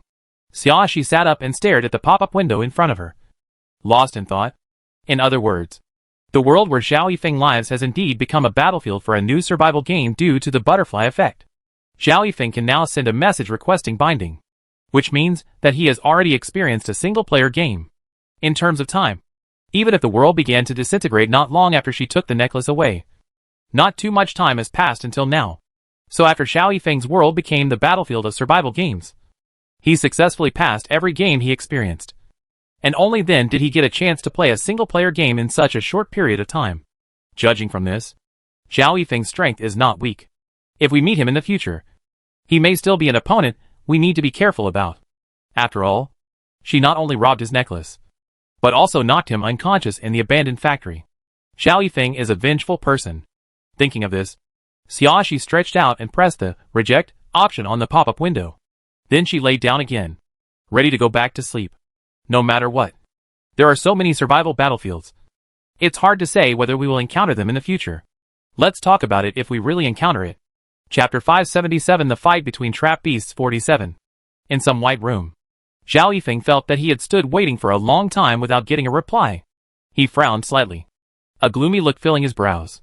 At this moment, the system made a sound. Player Xiaoxi rejected your binding request. The voice of this system is milky, and the gender cannot be distinguished. It looks like a child who has no words. Should I choose force binding instead? No. Zhao Yifeng's frown relaxed slightly and asked, if the binding ability is not used temporarily, will it disappear? No. If this ability belongs to you, it will belong to you forever. The system replied. If the player does not have anyone he wants to bind to now, he can wait until he wants to bind him later. But when binding, you must wait until you come to this room and tell me before you can start the binding process. Okay, I understand. Zhao Yifeng nodded. Then let's not use the binding ability now. He didn't expect the other party to agree to the binding, although they only got along for a few days at that time. He still knew something about this. The reason for using this binding ability is just to test whether the woman is still alive. After he experienced several rounds of survival games and a single-player game, he knew exactly what the woman was doing before, and he could understand things that he had previously found incomprehensible. To be honest, he would always think of her after he first learned about the concept of survival games. Later, he discovered the friends function and thought about whether to try adding a friend. But he could guess that she wouldn't add him as a friend at all. And he found that friend function allows you to close the pop-up window without having to choose reject or agree. Then he can't even know whether anyone has received the message he sent. So he might as well not send it. This time it was because I learned from the system and found that after sending a request with this binding capability, the other party can only choose agree or reject and cannot ignore it. So he thought about it again. He didn't know what he wanted to do, and he didn't expect the other party to agree to the binding. He seemed to just want to confirm whether the woman was still alive. Now that he knew she was still alive, suddenly, I really want to meet her again. Asterisk. Game Day 27. Just as Xiaoxi guessed yesterday. This time it was still a 3-person team. But the number of mutated beasts they dealt with became 3. The difference from the previous 2 days is that this time, there is no need to draw lots to form a team. Instead, 6 players form 2 teams after discussing with each other. Even the order of entering the duel is decided by the players themselves. Fortunately, there are not many players now. And there is no quarrel about team formation. It didn't take long to successfully group them. Xiaoxi and Yi Kongqing chose each other, and Ning Pinger asked to join. So the 3 formed a team. The remaining 3 people automatically formed a team, and no one had any objections. Since I'm teaming up with the 2 of them, I suggest you enter the duel first. Jun Nanju's attitude was polite. He said to Xiaoxi and Yi Kongqing, the overall strength of your team is better. So you go first. We can summarize some experiences from it, and then we can reduce certain risks. Chapter 578, Fight Between Trap Beasts 48. Jun Nanju said it calmly and did not hide his purpose. But it was not offensive to others. Neither Xiaoxi nor Yi Kongqing objected. For them, it doesn't make much difference whether they are first on the court or second. Xiaoxi had been the first to play the previous 2 times, and she was used to it. And as Jun Nanju said, the overall strength of her team is better. Since the players have no hostile relationship before, they can also give one a favor. So Xiaoxi and the others entered the venue first. Among the 3 mutant beasts this time, 2 were the same as yesterday, and there was an additional feline mutant beast. Judging from the appearance and size, this feline mutant beast is more like a leopard, but its body is 2 times larger than the average leopard. This leopard beast is not as fast as the wolf beast, but its roar can make the player lose consciousness for a moment, although it only lasts for a short second. With the attack of the wolf beast and the feather shooting of the bird beast, it will be fatal once the durability of the defensive items of the player is exhausted in a second when he loses consciousness. Moreover, this kind of sound attack cannot be prevented by defensive items. No matter what level of defensive items are used, players will still be attacked. Xiaoxi, Yi Kongqing and Ning Pinger used top-quality defensive items, and they were unable to face the leopard beast's sonic attack. The only good thing is that the durability of the best defense items does not deplete so quickly. So he will not be killed in the cooperative battle between these 3 mutant beasts in a few clicks. Due to the special ability of the leopard beast, Xiaoxi knew that she had to deal with the leopard beast first no matter what. After observing for a period of time, she discovered that the leopard beast needed to wait for 1 minute between each roar. So after the leopard beast roared again, she took out a freezing gun, pressed the small white button on the side of the gun handle, and then handed it to Yi Kongqing. Yi Kongqing immediately understood what Xiaoxi meant. He took the freezing gun and aimed it at the running and dodging leopard beast. The leopard beast probably knew that it had become a target, and kept retreating far away, while the wolf beast rushed forward to cover the leopard beast. Upon seeing this, Ning Pinger hurriedly fired continuously to hinder the wolf's movement. The wolf beast was shot several times and became very violent, but still tried to attack Yi Kongqing and block Yi Kongqing's sight. The birds and beasts in the sky also focused more feather attacks on Yi Kongqing's body, with such a posture that they wanted to immediately poke a hole in Yi Kongqing's defensive barrier. But these obstacles were not worth mentioning in the eyes of Yi Kongqing, whose shooting skills were so precise. He still hit the leopard beast accurately. The light blue beam of light shot straight into the leopard beast's body. In an instant, the leopard beast's body was covered with a thin layer of ice crystals, which then turned into powder and dissipated in the wind. Just when the bird beast and the wolf beast turned their attention to the leopard beast, Xiaoxi had already put on the fairy wings, quickly flew close to the bird beast, and grabbed the bird beast's neck. It was another tough-feeding grenade, and the birds and beasts were also blown to pieces. The only wolf beast still alive let out a long roar, and its anger made it extremely reckless. It even focused on rushing forward regardless of the damage it suffered from the attack. But it was not completely carried away by its anger, and it wisely chose Ning Pinger, who was the easiest to deal with, to attack. Ning Pinger was startled and quickly took out 2 grenades from the storage compartment and threw them towards the wolf beast. The wolf dodges flexibly, and neither grenade caused much damage to it. Chapter 579, The Fight Between Trap Beasts 49. Just when the wolf beast was about to pounce in front of Ning Pinger, Yi Kongqing happened to pass by, and Yi Kongqing turned over and rode on the wolf beast's back. The wolf beast paused in its forward movement, and then began to run wildly across the field. It didn't care about attacking Ning Pinger. It just wanted to get rid of this dangerous person, who climbed on top of it. Yi Kongqing firmly grasped the wolf's thick coat and lay firmly on the wolf. Seeing that the wolf was about to roll on the ground, Yi Kongqing quickly stuffed the pistol into the wolf's ear. This was also a weak point in the wolf's defense. He fired several shots quickly, and the wolf's head suddenly exploded, and it fell to the ground. In this duel, 3 players won. What followed was a duel between Jun Nanju and 3 others. But they didn't have the ability to end the duel so quickly as Xiaoxi and the others. Although Jun Nanju also had a freeze gun and followed the example to deal with the leopard beast on his own. But no one among the 3 had fairy wings. So naturally there was no way to deal with the birds and beasts like Xiaoxi did. Jun Nanju had teamed up with Xiaoxi in the previous 2 days of duel. Xiaoxi had always been responsible for solving the problem of birds and beasts. He was only responsible for solving the mutated beasts on the ground. Now that Xiaoxi was gone, he suddenly felt that it was not so easy to deal with the 3 beasts. It's not that he can't deal with it. It just takes more effort to deal with it. The cooperation between Qian and Jun Nanju is okay. But the mustache is always slow to respond. Faced with the extremely fast wolf beast, the mustache often cannot help much. But when Mustache was asked to deal with the birds and beasts, his marksmanship was not accurate enough. And it took a lot of bullets to finally injure one of the birds and beasts' feet. In the end, Jun Nanju asked Mustache and Qian to cooperate with each other, first restraining the wolf and beast, and then he went to attack the bird and beast himself. Finally, after spending 2 magazines, he knocked down the bird and beast. Although the bird and beast were knocked down, they were not dead yet. So the mustache volunteered to make up for the damage. As a result, as soon as the mustache approached the bird and beast, before he could shoot, he was attacked by the bird and beast. Although the birds and beasts can no longer fly, their attack capabilities are still there. And shooting feathers, like bullets at such a close range, also increases the intensity of the attack. Immediately afterwards, the wolf beast rushed towards the mustache again. Very fast. Like a bullet being ejected.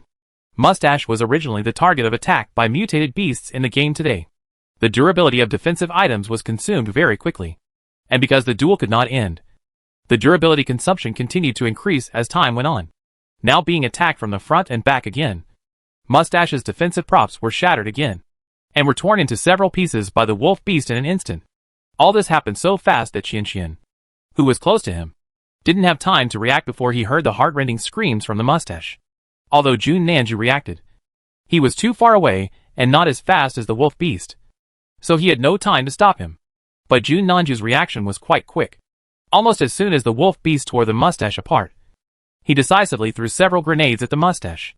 The wolf beast is now focused on the mustache, and its reaction will be slower. This is a good time to attack. The moment the grenade exploded, the wolf screamed several times and fell to the ground. But it didn't die immediately. Instead it twitched and whined softly.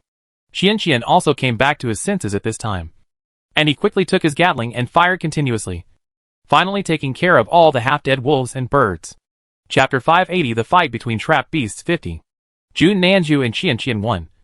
But Mustache died, leaving only 5 people left. Qian looked at Mustache's miserable corpse, and felt a little heavy for a moment.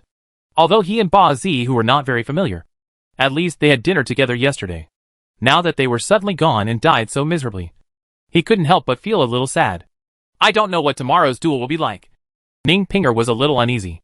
Now we can no longer meet the requirements of a 3-person team. Will there be any changes in tomorrow's duel? She looked at Xiaoxi beside her, trying to get some comfort. But in fact, Xiaoxi didn't know the answer to this question. After thinking for a while, Xiaoxi looked up at the sky and asked, System, there are only these few players left anyway. Why don't you just tell me the rules of tomorrow's duel? No, the system refused and said, tomorrow's rules will of course not be announced until tomorrow. Although it did not give the answer that everyone expected, it still responded aloud. This is a good thing for Xiaoxi. She snorted and looked angry.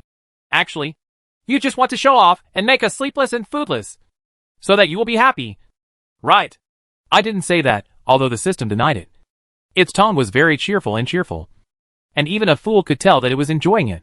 Looking at how happy you are, you must have some new expectations for tomorrow. Xiaoxi tilted her head. If the rules were the same as today, you wouldn't be so excited. The rules are the same. It is safer and more secure for the players. But if the rules change, the players will be more uneasy. The tone of the system sounded very much like it was expecting everyone to panic after hearing the rules tomorrow. This system allows for more emotional expression than the previous system. Although it is annoying at times, it is not completely useless. Hearing Xiaoxi's words, the system became unhappy. You are actually trying to trick me. I didn't, Xiaoxi said innocently. Besides, I didn't trick you into saying anything. She could tell some differences just by listening to the tone of voice, and then made some assumptions. But the words spoken by the system did not reveal any useful information. The system was stunned for a while and murmured. It seems so. Obviously the IQ of this system is not too high, and it should still be a bit easy to fool. Thinking like this, Xiaoxi asked again. I won't ask you about the duel rules, but I want to know more. There are only 5 players left. There are still 3 days left. 1 player cannot die in 1 day. In the end, there will only be 2. Can players pass the level? Without waiting for the system to respond, Xiaoxi expressed her position. If this is true, I can no longer regard them as my teammates. Although the duel is with mutated beasts. If there are only 2 players to clear the level, the others will everyone is my opponent. Then I won't be willing to cooperate with them to fight monsters in the future, which is equivalent to increasing their chances of survival. After hearing Xiaoxi's words, Ning Pinger looked at Xiaoxi in confusion. She didn't quite understand why Xiaoxi said that. But with Xiaoxi's personality, she shouldn't say such things. To put it another way, even if Xiaoxi really thought so, she wouldn't say it out loud. Xiaoxi is not the kind of person who speaks out. Chapter 581 The Fight Between Trap Beasts 51. Qian looked at Xiaoxi with a strange expression. He didn't understand this woman, but he just felt that it seemed stupid and inappropriate for this woman to say such words now. Saying it in public would offend everyone present and exclude her from subsequent duels, which would not do her any good. I really don't understand why she said that. And she didn't look like a stupid woman in all her previous behaviors. What's going on now? Jun Nanju was also stunned when Xiaoxi said those words, but he just glanced at Xiaoxi, his expression not changing much. Yi Kongqing got used to Xiaoxi's routine early in the morning. He rubbed Xiaoxi's head without disturbing Xiaoxi's acting skills. You have a good idea, the system said happily. Other players are originally enemies, even if the opponents you have to face next are mutant beasts. You temporary cooperative players cannot really become friends. It seems that in the next 3 days, the opponents in the duel will still be mutated beasts. Xiaoxi immediately returned to her usual appearance, with a bright smile on her face. Ning Pinger, you can rest assured. Ning Pinger was stunned, and whispered to Xiaoxi in disbelief. What you just said. Were you also trying to set up a system? What else? Xiaoxi asked Ning Pinger with a smile. Why would I say such silly things in front of everyone when I have nothing to do? The system didn't realize until this moment that it had been tricked again, and it suddenly became a little angry. You are cheating. What kind of deceit am I doing? Xiaoxi said confidently. I neither threatened nor induced you. What you said was all of your own free will. I won't talk to you anymore. After the system said this angrily, there was absolutely no movement. Now that it's confirmed that I won't have to duel with players for the next 3 days, I'm really relieved. Ning Pinger looked at Xiaoxi gratefully, and showed a look of regret. It's a pity that I didn't have time to ask clearly what the game has to offer this time. There is no limit to how many players can pass the level. Actually, I've already asked clearly. Xiaoxi replied. There is no limit. How did you ask clearly? Qian looked confused. I listened to the entire conversation between you and the system, and I didn't feel that this information was revealed anywhere. If the system doesn't answer, that's the best answer. Jun Nanju suddenly spoke. Xiaoxi glanced at Jun Nanju and nodded. That's right. What do you mean? Qian scratched the back of his head. Can you explain it more clearly? I feel like my IQ is not enough. Generally speaking, if a survival game limits the number of players who can pass the level, it will be stated in the original game rules. Xiaoxi showed a funny look. She looked at the money as if she were looking at a little fool. So from the very beginning, I knew that this game should have no limit on the number of people who could clear the level. The reason why I asked about the system was just to figure out the rules for the duel in the next 3 days. I didn't really have any doubts about the number of people who could clear the level. Furthermore, the system will never avoid talking about important news like this that allows players to fight each other. Jun Nanju added, but after Xiaoxi specifically mentioned it just now, the system did not say anything about it. What? It proves that limiting the number of people who can clear the level does not exist in this game. Chapter 582 The Fight Between Trap Beasts 52. Yes, Xiaoxi agreed with Jun Nanju's words. I just said that I had asked clearly, and that's actually what I meant. Money. He thought Xiaoxi was stupid before, But he didn't expect that he was too stupid to realize that she was deliberately cheating the system. The clown turned out to be myself. No matter what. It's always a good thing to confirm these 2 points. Ning Pinger relaxed a lot. We don't have to be enemies anymore. We can team up to deal with the mutated beasts. Let's try to clear the game with 5 people. I agree with this. Qian quickly agreed. This way we can concentrate on uniting and working together to deal with the mutated beasts. Since we are talking about unity and cooperation, let me give you a piece of advice. Xiaoxi looked at Qian and Ning Pinger. In the next few days, you better keep taking detox pills every day. Although you can't sure. But I think the chances of a virulent mutated beast emerging are high. After she entered the game, she took antidote pills on the first day, and then stopped taking them for a while. But when the mutated beast appeared, she started taking them again. At the same time, Yi Kongqing was also given medicine on time. Mutated beasts have special abilities. Each mutated beast has different abilities. So it is difficult to guarantee that a new one will be a mutated beast with the ability to release poison. It hasn't happened in the past few days. And it doesn't mean that it won't happen in the next few days. Miss Xia is very thoughtful. Zhu Nanju chuckled. I also agree with this point. After he came out of the first mutated beast, he started taking antidote pills. He never mentioned it before because he never took the initiative to talk about such things with others. But since someone has said it now, there is no need for him to deliberately conceal or deny it. Yeah, I've also considered this. Ning Pinger nodded repeatedly. I just bought enough antidote pills for me to last until the last day of this game. Money. In this way, he was the only one who had never thought of this matter at all. The clown is actually myself plus 2. Qian looked at his storage compartment and looked at Zhu Nanju and Yi Kongqing with some embarrassment. What about that? I bought less Jidu pills. If I start taking them from tomorrow, I will still be 1 year away from the last day. Can you give me one? I can exchange it with you for other things. He was embarrassed to ask women for things, so he could only ask Yi Kongqing and Zhu Nanju. What are you going to exchange for? Zhu Nanju looked at the money and asked with a smile. If it is an item of equal value, I can exchange it with you. This. Qian scratched his nose in embarrassment. I don't have props of the same value now. But if you want food and water, I can give them. After a pause, he added, we can discuss the specific amount of materials to be exchanged. Zhu Nanju did not refuse immediately, but asked, how much material do you have that you can exchange for? Qian didn't want to say it in public, so he took Zhu Nanju aside to discuss it. Yi Kongqing looked at Xiaoxi. There shouldn't be anything going on for us here. Let's go back. Xiaoxi agreed and returned to the slums with Yi Kongqing. Ning Pinger also returned to her residence. In the end, I don't know what the terms of exchange discussed between Qian and Zhu Nanju were. But Qian did get an antidote pill, which finally ensured that he would not be poisoned in this game. Chapter 583 The Fight Between Trap Beasts 53. On the 28th day of the game, the duel rules only changed slightly.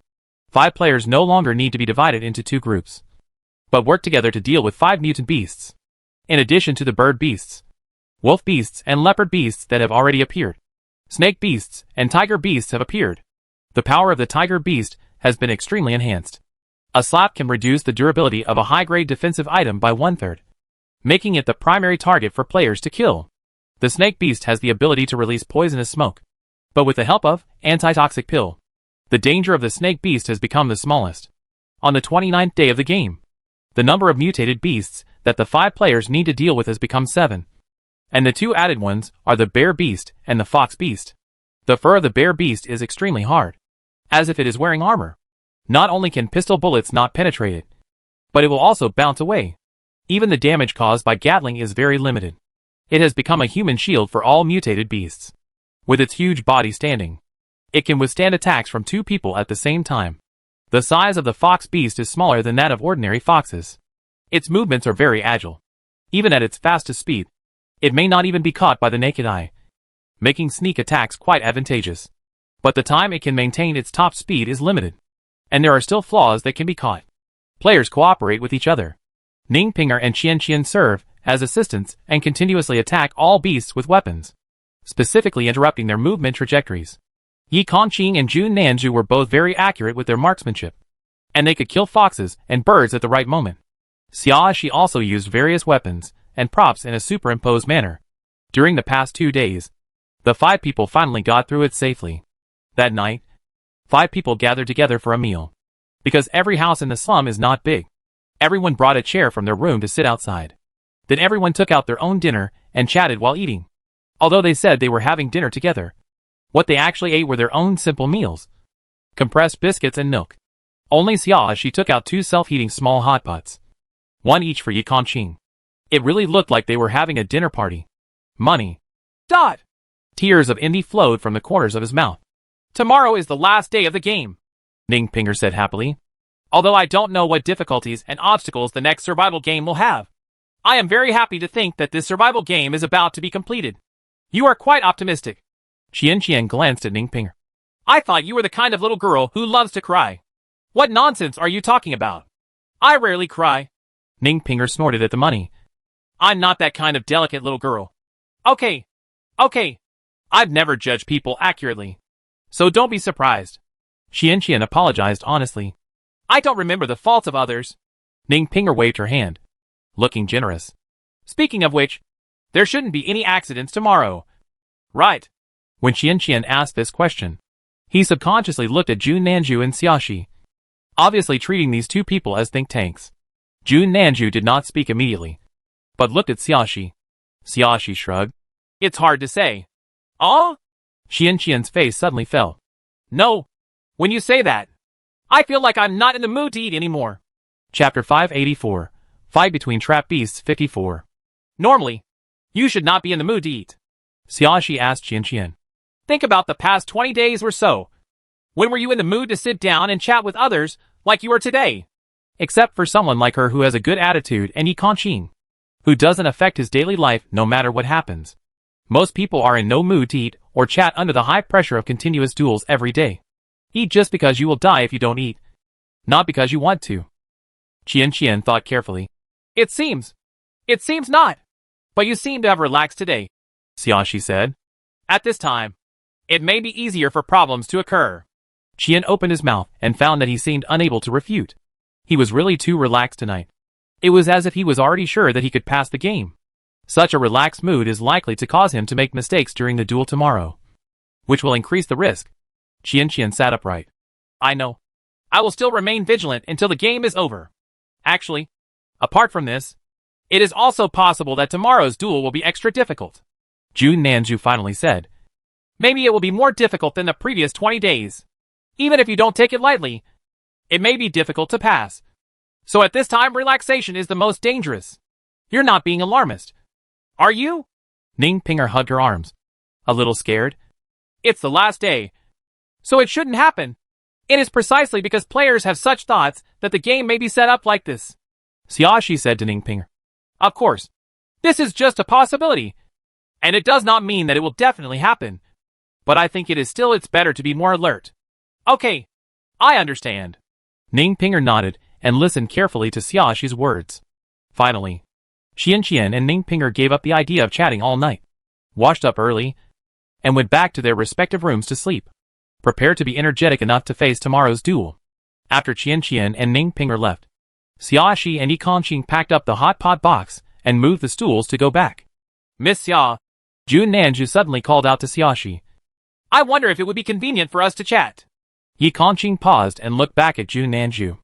There wasn't much emotion in his emerald green eyes, but just staring at people like that gave him a fierce feeling as if he was staring at prey. Xiaoxi also looked at Jun Nanju and asked in confusion. What do you want to say to me? Jun Nanju did not answer immediately, but looked at Yikanqing. Yikanqing frowned slightly and his face sank. Xiaoxi understood what Jun Nanju meant. She smiled and said, I'm sorry. I don't think there is any topic between you and me that we need to avoid Yikanqing to talk about. So you can either talk about it now, or you can talk about it now. Do not talk. After saying that, Xiaoxi was about to leave, seemingly without any curiosity about what Jun Nanju wanted to say. Okay, Jun Nanju said in time to stop Xiaoxi. I want to change the same props with you. What can I say about this in front of Yikanqing? Xiaoxi looked puzzled. Or do you think that without Yikanqing by my side, I would be embarrassed to reject you? Are you already planning to reject me? Jun Nanju did not show any displeasure because of Xiaoxi's words. He had a usual smile on his face, as if it was a mask of measurement standards that he wore all the time.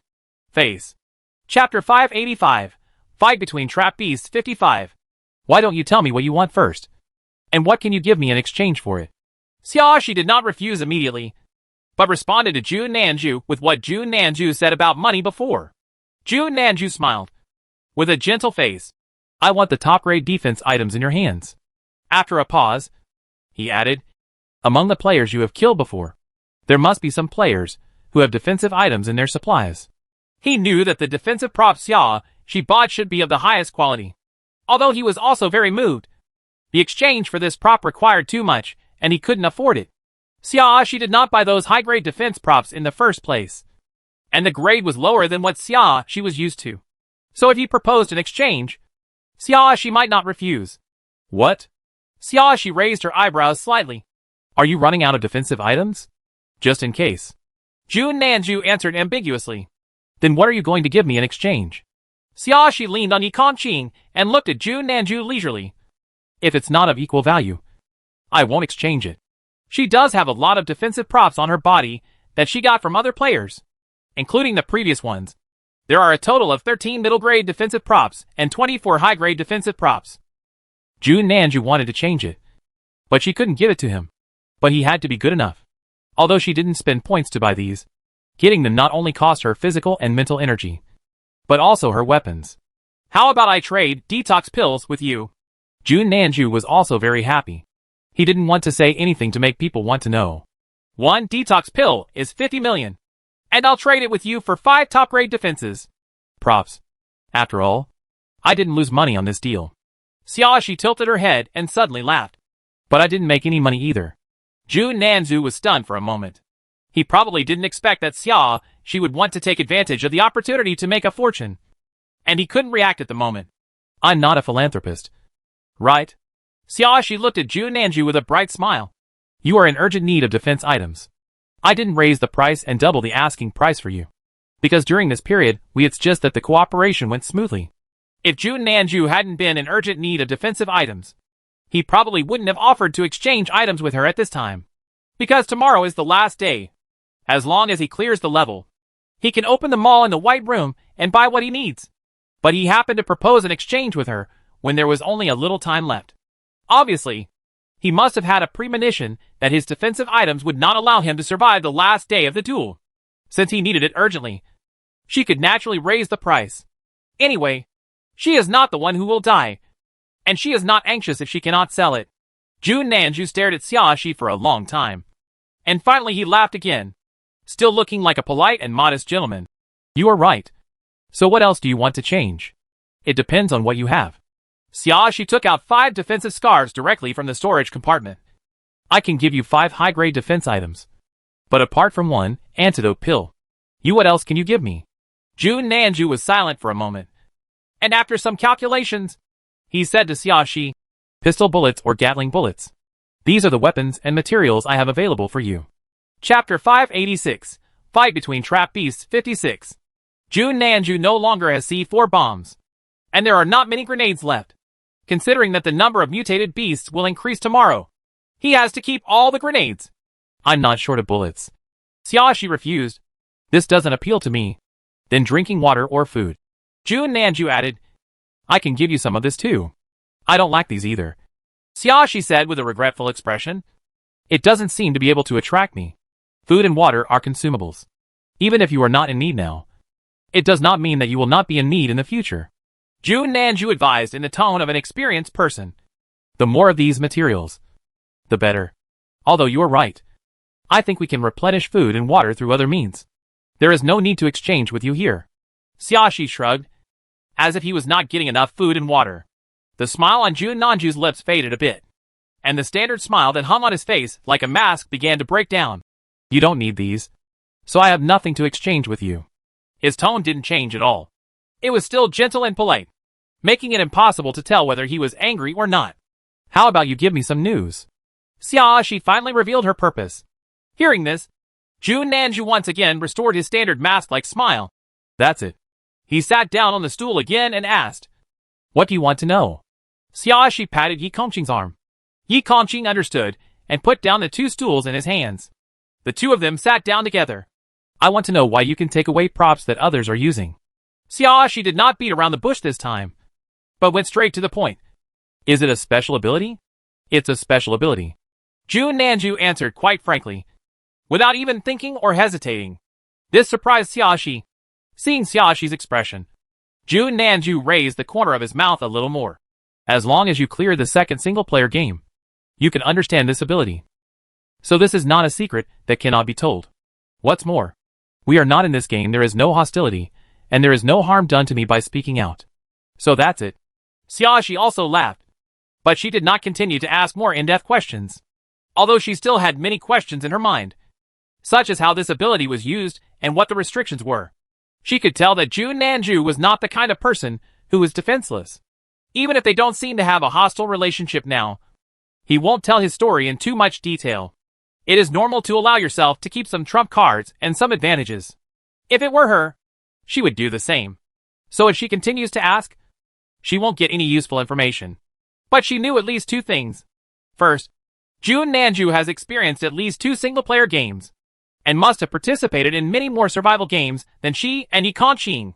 Second, this special ability can be obtained after completing the second single-player game. She was about to enter her second single-player game, so she could get answers to detailed questions about this special ability quickly even without asking Jun Nanju. Xiaoshi handed the 5 defensive scars to Yi Kanqing and said to Jun Nanju, "Let's make the deal." Chapter 587 The Fight Between Trap Beasts 57. This time it was Jun Nanju's turn to be surprised. He thought Xiaoshi would ask for more detailed information about this special ability, but he didn't expect that she didn't ask. An accident was an accident. But Jun Nanju didn't say it. He had no intention of giving out the detailed information, so it would be better for Xiaoshi not to ask, thus avoiding the possibility of the conversation collapsing. Yi Kanqing stood up, walked to Jun Nanju, and handed out the 5 silk scarves in his hand. Jun Nanju took the silk scarf and took out a detox pill and handed it to Yi Kanqing. He looked at Yi Kanqing and suddenly said, "You don't look like you just met in this game." Yi Kanqing paused and glanced at Jun Nanju, his face expressionless. "The closeness and familiarity between you and Miss Xia makes me think that you must have known each other for a long time." Jun Nanju continued, "It's not like what you showed at the beginning. You just played in this game. We met as a temporary couple." Yi Kanqing said nothing and turned back to Xiaoshi. In response to Jun Nanju's words, he showed neither panic, nor anger or embarrassment. It was as if he didn't hear what Jun Nanju was saying at all, and he had no reaction at all. "It sounds like you have been paying attention to us for a long time." Xiaoshi tilted her head and looked at Jun Nanju. Of course, Jun Nanju admitted frankly, under those circumstances, I had to pay attention to every opponent who might become a threat to me. He has been paying close attention to Yi Kanqing's movements since Yi Kanqing first took action. It can be said that except for Yi Kanqing, he did not pay attention to other players in the entire game. Although Yi Kanqing didn't show any arrogance, he always dealt with his opponents quickly and neatly. This can only be done when there is a huge disparity in strength.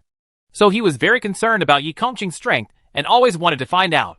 As time went by, although he did not get to know Yi Kanqing's true identity, he found that the relationship between Yi Kanqing and Xiaoshi was unusual. It's not just a physical relationship for temporary fun, nor is it like a strange relationship that we just met in this game. Although these two people deliberately gave everyone this illusion at the beginning. As time went by, these two people gradually stopped hiding themselves. It was so obvious that he couldn't help but notice. "Ah Qing. He is praising you for being awesome." Xiaoshi looked up at Yi Kanqing with a bright smile on her face. Yi Kanqing said, and reached out to stroke the broken hair beside Xiaoshi's ear. "It's getting late. Go back and rest." Obviously, he didn't take Jun Nanju's words to heart. He doesn't care whether others are afraid of him or pay attention to him. Okay. Xiaoshi stood up obediently. Yi Kanqing picked up 2 stools again and walked side by side to Xiaoshi's residence. Neither of them looked back at Jun Nanju. Jun Nanju didn't mind being ignored. He watched the 2 figures gradually go away and admired the moonlight alone for a while before returning with the stool. Asterisk. The 30th day of the game. The last day. At the request of the system, the 5 players directly entered the duel venue of the Colosseum to gather. The voice of the system is still cheerful. "Good morning, players. Today is the last day of duel. I wonder if you are feeling reluctant to give up." "What a waste!" Xian couldn't help but complain in a low voice. Chapter 588. Fight between Trap Beasts 58. Although Qian's voice was very low, no one else present spoke, so everyone heard his words. The system must have heard it, but it seemed not to hear it, and continued to say cheerfully, "Today your opponents are still the pets of the Colosseum, but there is a slight change in the rules compared to the past. Let me think about how to tell you so that I can express it more clearly." The system's tone of voice was slightly elongated, and it was deliberately misleading. "Just tell me quickly." Ning Pinger couldn't hold back her impatience anymore. "It's the last day of the game, so why don't you just stop pretending and give me a good time?" "Well, since you made your request sincerely, I will graciously grant your wish," the system said a little bit. "Today, you will be enemies with all the pets in the Colosseum." There was obvious excitement in his voice, and coupled with the words he said, anyone who heard it would feel bad. "What do you mean?" Qian was confused. "Everything?" "Yes. It's all. Whether it is an ordinary pet, a modified pet, or a mutated pet, all are included." The system's tone became high due to excitement. "Of course, in order to show relative fairness, they will not all come out at once, but will be divided into many groups. Each group of 10. When you successfully kill all the pets in a group, the next group will come out again." "Do we need to kill all the beasts in the entire Colosseum to clear the game?" Ning Pinger's eyes widened, disbelief written all over her face. "Of course not," the system's voice sounded like schadenfreude. "As long as you can persist until night falls, and you are not dead, you can successfully clear the game." In an instant, both Ning Pinger and Qian's expressions became extremely ugly. Although the two of them were not very smart, they understood the implication of the system's words. The number of beasts in the Colosseum was more than they imagined, and it was impossible for them to kill all the beasts. However, dueling from early morning to nightfall is such a long time. Even if physical strength is not considered, their weapons and props may not be able to hold up. "I have a few questions." Xiaoxi looked up at the sky. Her reaction was much calmer than that of Ning Pinger and Qian. "Isn't there a time interval between each group of beasts? What if we get hungry and thirsty? No chance to eat or drink. After all the beasts in the previous group die, you can have a 5-minute rest time before the next group of beasts comes on." The system's voice is particularly cheerful. "How is it? Is it quite humane?" "Humanity is a piece of shit." Qian couldn't help complaining in a low voice. He felt that he was beyond angry now, and he obviously wanted to beat up the system, but he couldn't say a word. "So is there an order in which the beasts appear?" Xiaoxi asked again. "For example, like in the previous duel, the ordinary beasts will appear first, and after all the ordinary beasts are dead, the transformed beasts will be transformed." "There is no such rule," the system replied. "Among the 10 beasts in each group, each type of beast may appear. It is very random." Upon hearing this, Xiaoxi quickly handed Yi Kongqing 3 defensive bracelets to keep for later use. Chapter 589. Fight between Trap Beasts 59. Xiaoxi originally thought that if the beasts entered the team in an orderly manner, then it would be easier to deal with all the ordinary beasts in the early stage. Then you can try to extend the time of the duel with the first group of beasts as much as possible, so that not only will they face much less danger, but they will also be easier. If possible, kill 9 beasts directly and leave 1 to attack. This reduces the danger and also prevents the next group of beasts from entering the scene. Even the durability of high-grade defensive items is enough to last until nightfall. But the system says that the species of beasts in a group are random, which means that the first group may be full of mutated beasts. Although you can still follow this plan, the risk of dealing with mutated beasts that exceed twice the number of players will increase a lot. First, give Yi Kongqing some more defensive items to be prepared. In addition, she also considered that she would leave here directly after completing the game. And whether she was in the White Room or the single-player game, she could not communicate with the outside world, let alone send things to Yi Kongqing. So it's better to take advantage of this moment and give what is due. Yi Kongqing looked at the 3 defensive bracelets stuffed into his hands, and was stunned for a few seconds. But after seeing Xiaoxi's eyes, he understood what Xiaoxi meant.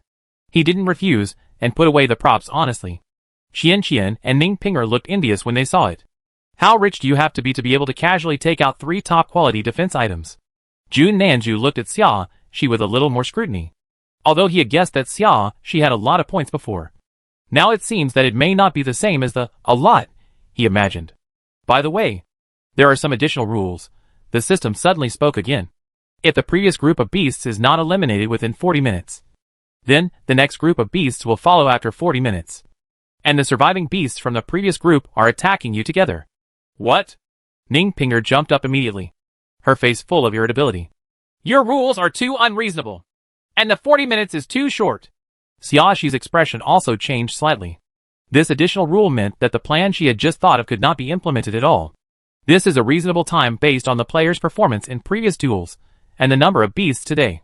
The system was not angry at all, and even laughed happily. If you can kill a group of beasts within 40 minutes, you can get a 5-minute rest. If the allotted time is exceeded, a second group of beasts will be superimposed. You can choose how to do it.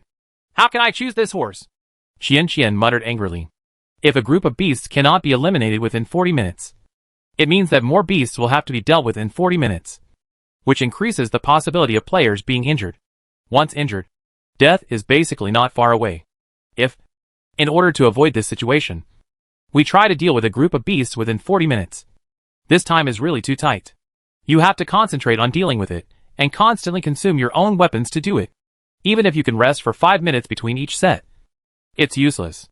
In the end, the weapons and props are exhausted, and it may not even be dark yet, which is still a dead end. Chapter 590, Fight between Trap Beasts 60.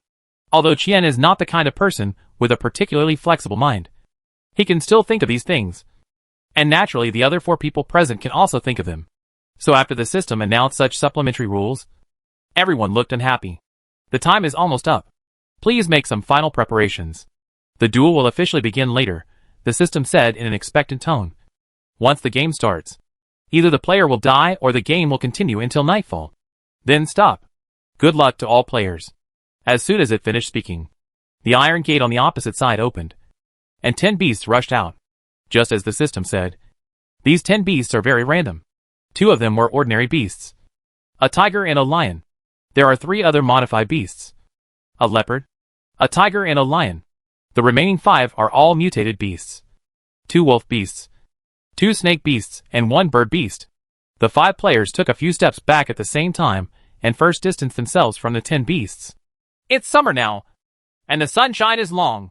Although the duel doesn't start at dawn, from now on until night falls, it will probably take 11 or 12 hours.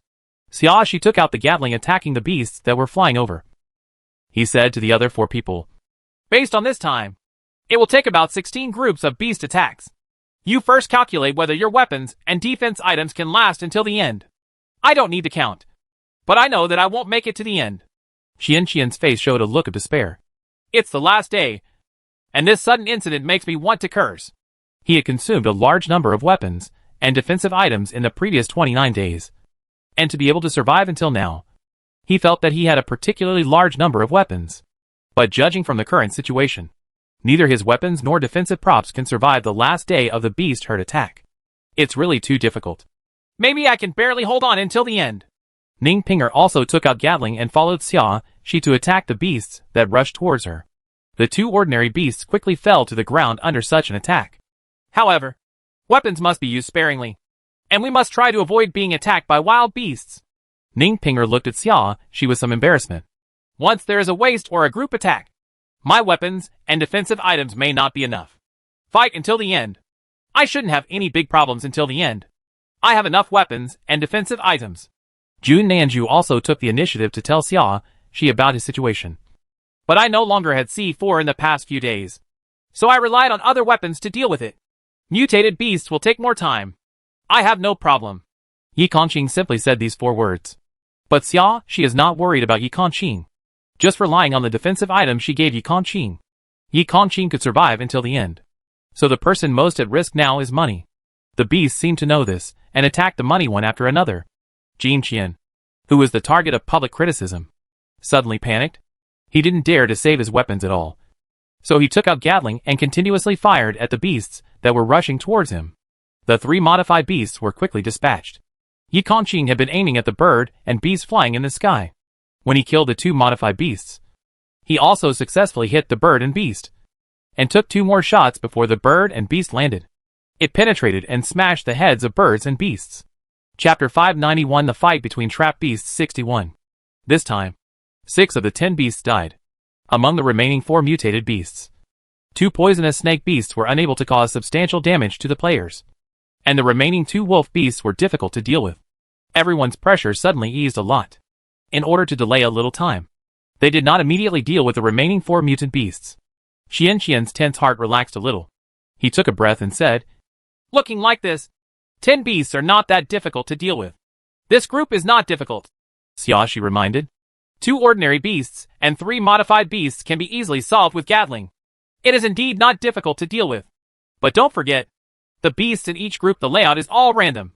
And if you encounter 10 mutant beasts, it won't be that easy. Xiaoxi is right. Jun Nanju echoed not far away. Mutated beasts are more intelligent and can fight cooperatively. If all 10 of them are mutated beasts, the difficulty of dealing with them will skyrocket. Qianqian suddenly remembered what happened a few days ago. He scratched the back of his head in embarrassment. "You are right. I thought too simply. Considering that the weapons may become less and less in the future. Money, you will become a drag on us." When Xiaoxi said this, she looked at Qian. Her tone was not serious, and even had a bit of a smile. Qianqian suddenly showed a nervous and uneasy look. "No, don't abandon me. I will try my best not to drag you down. I don't want to die." Xiaoxi glanced at the others, and saw that neither Ningpinger nor Jun Nanju meant to speak for money. She then spoke. "If you don't object, I hope that money can follow my arrangements. As long as if we can do it. How about we help him save his life? Listen." Qianqian quickly expressed his position, fearing that he would be abandoned. "No matter what the arrangement is, as long as you don't let me die, I will listen to anything." His attitude is quite positive, and he is afraid that he will be abandoned if he is too late. Ningpinger and Jun Nanju looked at each other and expressed that they had no objections. However, Jun Nanju pinched the edge of his glasses with his right index finger and straightened the frame. He scanned the crowd with gentle eyes and a gentle tone. "If he affects my clearance, I will not save him." "Okay." Xiaoxi nodded, and then she waved to Qian. "Come here. I have something to tell you." Qian obediently ran towards Xiaoxi, and was knocked down once by a wolf. Fortunately, he was protected by defensive props and no one was injured. But he looked very embarrassed when he got up from the ground. Xiaoxi raised her voice and said to Yi Kongqing and Jun Nanju, "You two should deal with the 2 wolf beasts first, and leave the 2 snake beasts alone." The 2 men did not object and followed Xiaoxi's arrangement to deal with a wolf beast each. Only then could money come to Xiaoxi smoothly. Xiaoxi lowered her voice and asked Qian, "How many defensive items do you have? How long can you last?" Qian was stunned. He thought Xiaoxi would directly arrange tasks for him, but he didn't expect to ask him such a question. After thinking about it, he replied with some uneasiness, "I actually don't have many weapons. Mainly defensive props. If I weren't surrounded by all the wild beasts, I could probably survive until the last round or 2. Chapter 592 The Fight Between Trap Beasts 62. Hearing this, Xiaoxi gave Qian a defensive scarf. Then giving you a top-grade defense item should be enough. Right? Qian looked at the defensive scarf handed over by Xiaoxi in disbelief. You want to give it to me?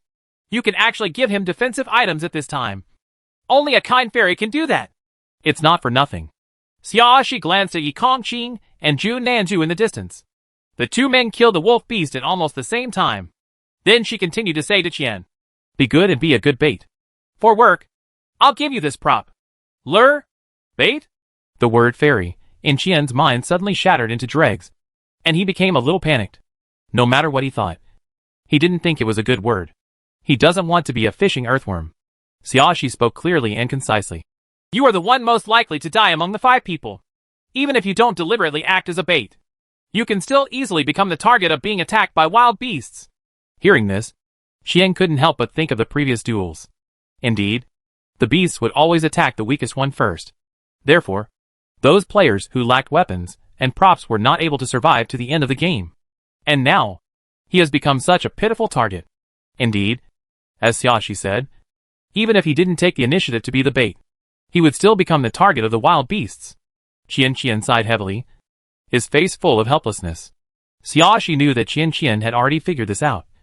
And she continued, "You have one more top-grade defense item. Even if you are besieged by many wild beasts, it shouldn't be a big problem to hold on until nightfall. Because my purpose is not to let you go, to die, but to immobilize the movements of those beasts. Fix their actions?" Qian said, and understood. "You mean, if I, the weakest target, stand here and take the initiative to provoke them, they will definitely attack me. In this way can I 100% control that every action they take is directed towards me. That's what I mean. Xiaoxi nodded. In this way, we can also take precautions purposefully, and try to deal with the wild beasts before they attack you. The number of attacks you have suffered is only it won't be that much. With the number of defensive items you have plus the one I gave you, it will be enough. The reason why she decided to help Qian survive was for this purpose. Among a group of 5 people, if they are all equally difficult to deal with, it will be difficult to tell who the beast will attack. The probability is the same for everyone. But as long as there is a shortcoming, it will definitely be the target of criticism.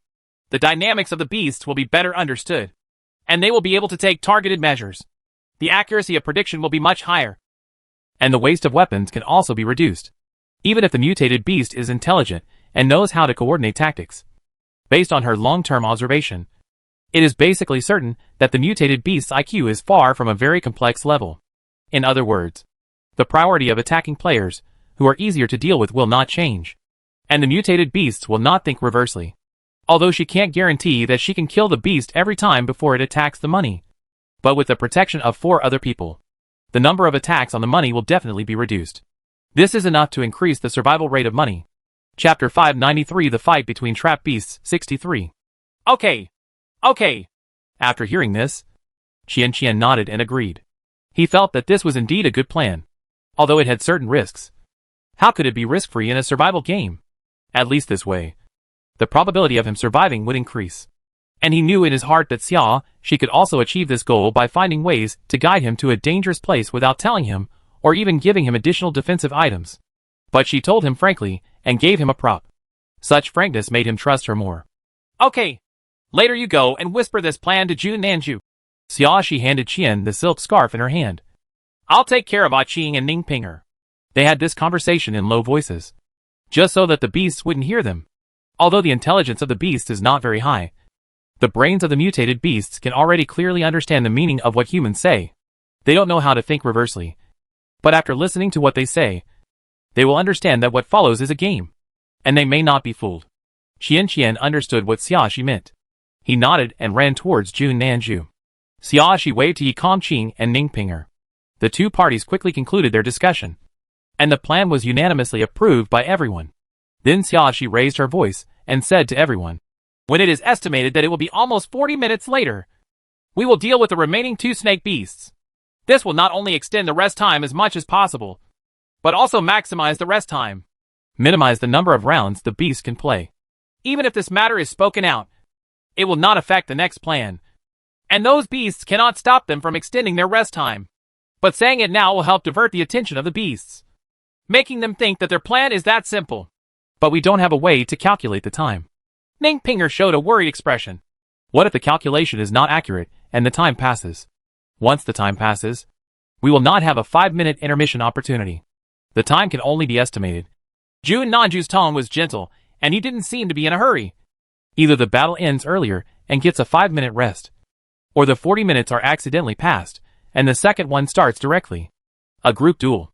But I think both results are fine. That's right. Xiaoxi nodded. Although those 5 minutes are also important. The point is that we can minimize the number of beast stacks and get a chance to rest during the duel. As it is now, the 2 snake beasts can't cause any harm to them at all. There is no risk if they are left on the field. And it can also extend the time for the second group of beasts to enter the field. If the timing is right, you can get another 5 minutes of intermission, which is naturally better. But if there is no intermission, it won't be too bad. Okay, I understand.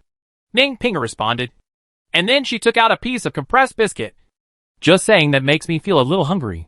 After getting up this morning, under various urgings from the system, everyone gathered at the Colosseum before even having breakfast. Now that I think about it, I feel that the system must have done it on purpose. When the time comes when you are hungry and have to duel, your condition will definitely be even worse.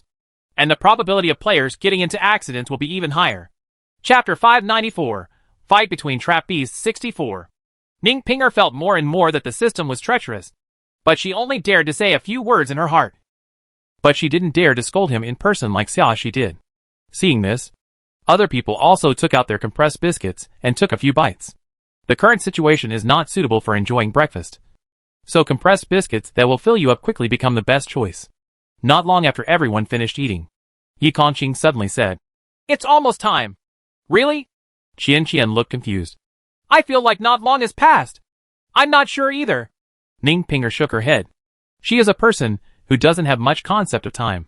In the past, even if she had a mobile phone and watch to check the time, she might not be able to estimate the time interval. Let alone now she relies purely on sunrise and sunset. Aching said it's almost the same. Xiaoshi took the Gatling and fired at the snake beast. His biological clock has always been accurate, although it is definitely not accurate to minutes and seconds. At least Yi Kongqing's calculation must be more accurate than others. After hearing this, the others no longer had any doubts and worked together to kill the two snake beasts. They were given another 5-minute break. The second group entered. This time, their luck was not so good. All 10 beasts were mutated beasts. 5 of them are wolves, 1 bird, 3 tigers, and 1 leopard. The wolf beast is best at group tactics. The bird beast interferes with attacks in the air. The tiger beast is extremely powerful and has the highest destructive ability against defensive props. And the leopard beast uses sonic attacks to make players lose consciousness for 1 second every minute, making them helpless. Concentrate completely on dealing with other beasts. Even if no one spoke, everyone knew clearly that the leopard beast must be dealt with first. But the leopard beast does not need to attack the player. It only needs to stand farthest from the player. And remote assistance is enough. This undoubtedly increases the difficulty for players to attack leopard beasts. The best way is to teleport there. At this time, the 5 players gathered together, and everyone unanimously came to this conclusion. But Jun Nanju looked at Xiaoshi. You should know very well that Bai Ju Yishu will cool down for 24 hours after use, which means that it can no longer be used in today's game. So I think it's best to save this prop for the most critical time. I can understand your concerns. Xiaoshi nodded, and then under the cover of Yi Kongqing, she put on a golden sun-shaped brooch. But this is not within the scope of my concerns. As soon as she finished speaking, her figure had disappeared. The next second, she was sitting astride the leopard beast's back. The leopard beast didn't expect that someone would suddenly ride on him. The moment he felt something heavy pressing on him, he jumped in surprise and immediately roared. At this time, there is exactly 1 minute of cooling time, and its roar will not cause people to lose consciousness. But the other beasts heard the leopard beast's voice and immediately turned around and ran towards the leopard beast. The birds and beasts in the sky took the lead in shifting their attack targets, and a large number of feathers shot towards Xiaoshi like bullets. But Xiaoshi was protected by a defensive bracelet, and the feathers did not cause any harm to her.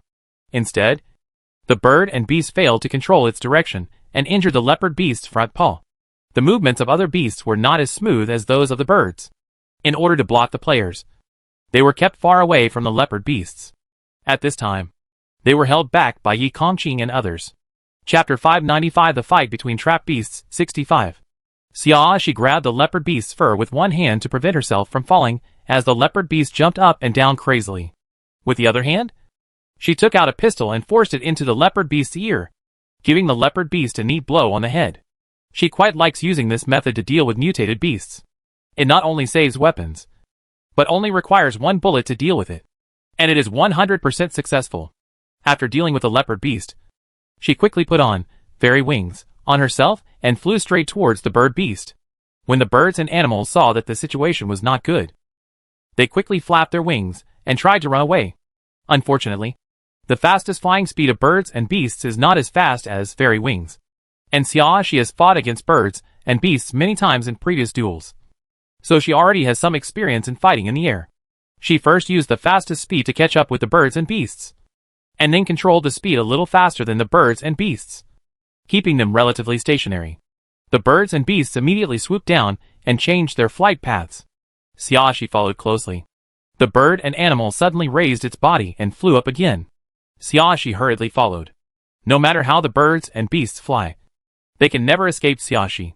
In the end, Xiaoshi saw the right opportunity, and while the bird and beast were in confusion, she successfully grabbed the bird and beast's neck. As the bird and beast continued to struggle, she forced the pistol into the bird and beast's mouth, pointed the muzzle upward, and shot decisively at the position of the bird and beast's brain, throwing away the birds and beasts with blooming heads. Xiaoshi nodded with satisfaction. Well, it turns out that this is also effective against birds and beasts. The grenade she used to save trouble before was a bit of a waste. But forget it. It was just a few grenades. She couldn't afford to waste it. Xiaoxi lowered her head and looked at the ground. At this time, Yi Kongqing and Jun Nanju each controlled a tiger beast. The other tiger beast had been killed by the 4 people, while Xiaoxi was dealing with the bird beast. Yi Kongqing grabbed the tiger beast's tail and threw it to the ground like a whip. In the end, the tiger beast's tail broke due to excessive force. The tiger beast rolled and fell to the ground, with blood flowing all over the floor. Jun Nanju, on the other hand, held on to the hind legs of the other tiger beast. And in the midst of the tiger beast's various struggles and bites, he forcibly broke the tiger beast's bones. The screams of the 2 tiger beasts echoed throughout the Colosseum. While Jun Nanju grabbed the tiger beast's other hind foot, he took a moment to glance at Yi Kongqing. So you've also done some physical strengthening. It was only now that he discovered that Yi Kongqing had been physically strengthened. If Xiaoxi hadn't rushed to the front line and made Yi Kongqing feel a sense of crisis, in order to block the way of the tiger beast, Yi Kongqing used his own power. Otherwise, he might not have discovered this until the end of the game.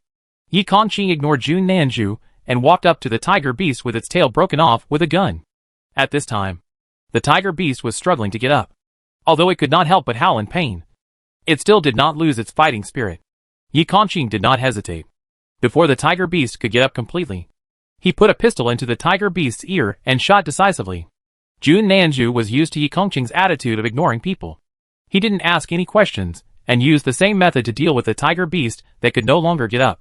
During this process, the 5 wolf beasts continued to attack the 4 people. But protected by defensive items, their attacks had no effect. Chapter 596, Fight between Trap Beasts 66. It is precisely because of the presence of defensive props that everyone has the opportunity to choose which beast to attack first and defeat them one by one. When Yi Kongqing and Jun Nanju fought with the tiger beast, Qian and Ning Pinger kept dealing with the wolf beast. However, due to the large number of wolves, it was very difficult for them to cope with it. In the end, the 2 of them jointly attacked the same wolf first, and finally killed one of them with random shots. Xiaoxi picked up the Gatling and fired at the wolves in the air. At the same time, she did not forget to remind everyone. Remember to save one! The wolf beasts are scattered, and some are very close to the players. Xiaoxi is not confident in her shooting skills. So once the wolf beasts get close to other players, she can only stop shooting. But being close to other players is not a good thing for the wolf beast. But the way of death may be different. For example, he was beaten up by Yi Kongqing and Jun Nanju first, and then his head was shot. Or be shot to death by Ning Pinger and Qian. Not a comfortable way to die. In the subsequent duels, the 5 people basically used this formation to deal with the beasts. Xiaoxi always made surprise moves from behind. Even if the beasts knew what she was going to do, they were still caught off guard. Yi Kongqing's physical enhancement has been exposed, so he has nothing to scruple about and will show no mercy to these beasts. Jun Nanju seemed to want to see whose physical strength enhancement effect was better, so he tried his best to deal with the beast. You must know that the physical strength is strengthened 100 times the player's current physical strength. The stronger the physical strength of the person, the more powerful he will be after 100 times. After many comparisons, Jun Nanju found that Yi Kongqing's strengthening effect was better than his. He originally thought that Yi Kongqing had tried his best to attack the beasts. But as time passed, sweat began to ooze from his forehead. But Yi Kongqing did not. Yi Kongqing was indeed merciless in his attacks, and seemed to be very powerful. But his expression remained unchanged. Obviously this was not his limit. After such a weighing, Jun Nanju had an idea. He couldn't help but feel a little lucky that he never faced off against Yi Kongqing in this game. Otherwise, he may not have a chance of winning.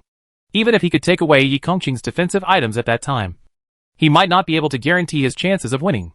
If possible, he hoped that he would never meet Yi Kongqing again. Once he became an opponent, the situation would be very troublesome.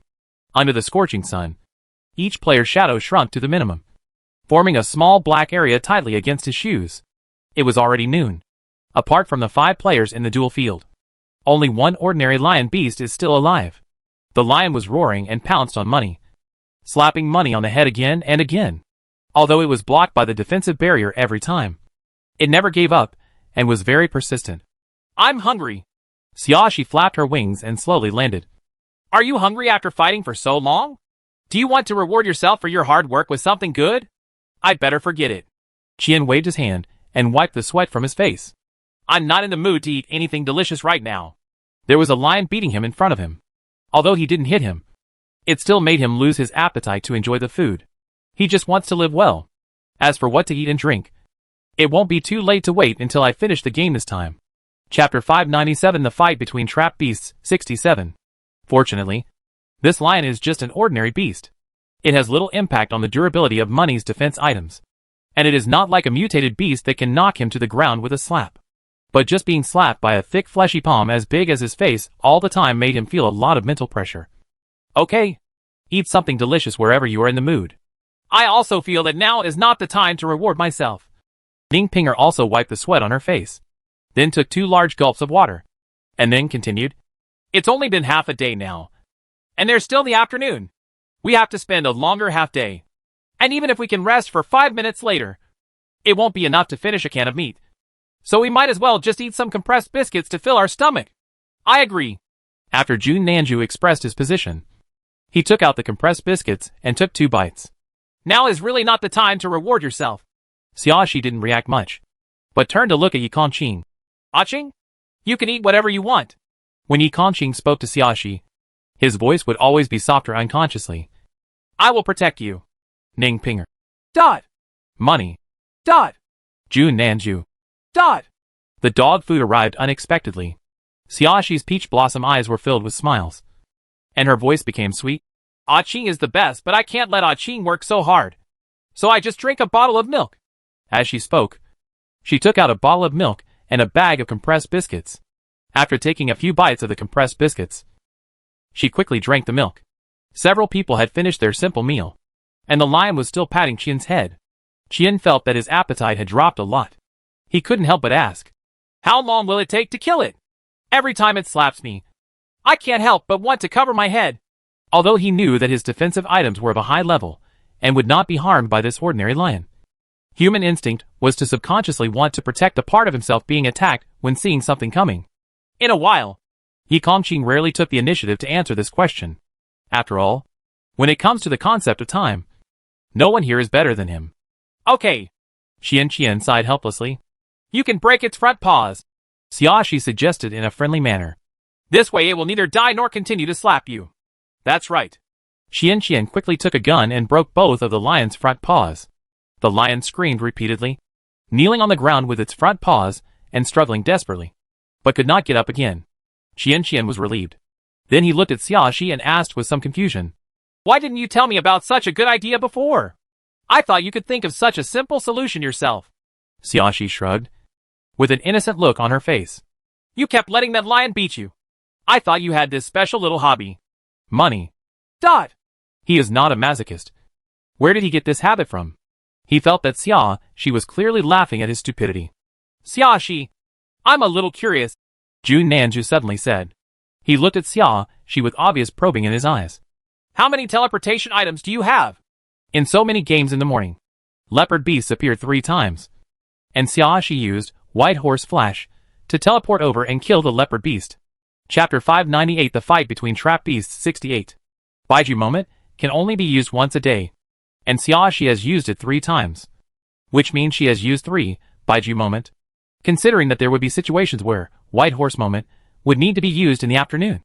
Xiaoxi used 3 of them in the morning without any worries, which meant that she had more than 3 of this item in her hands.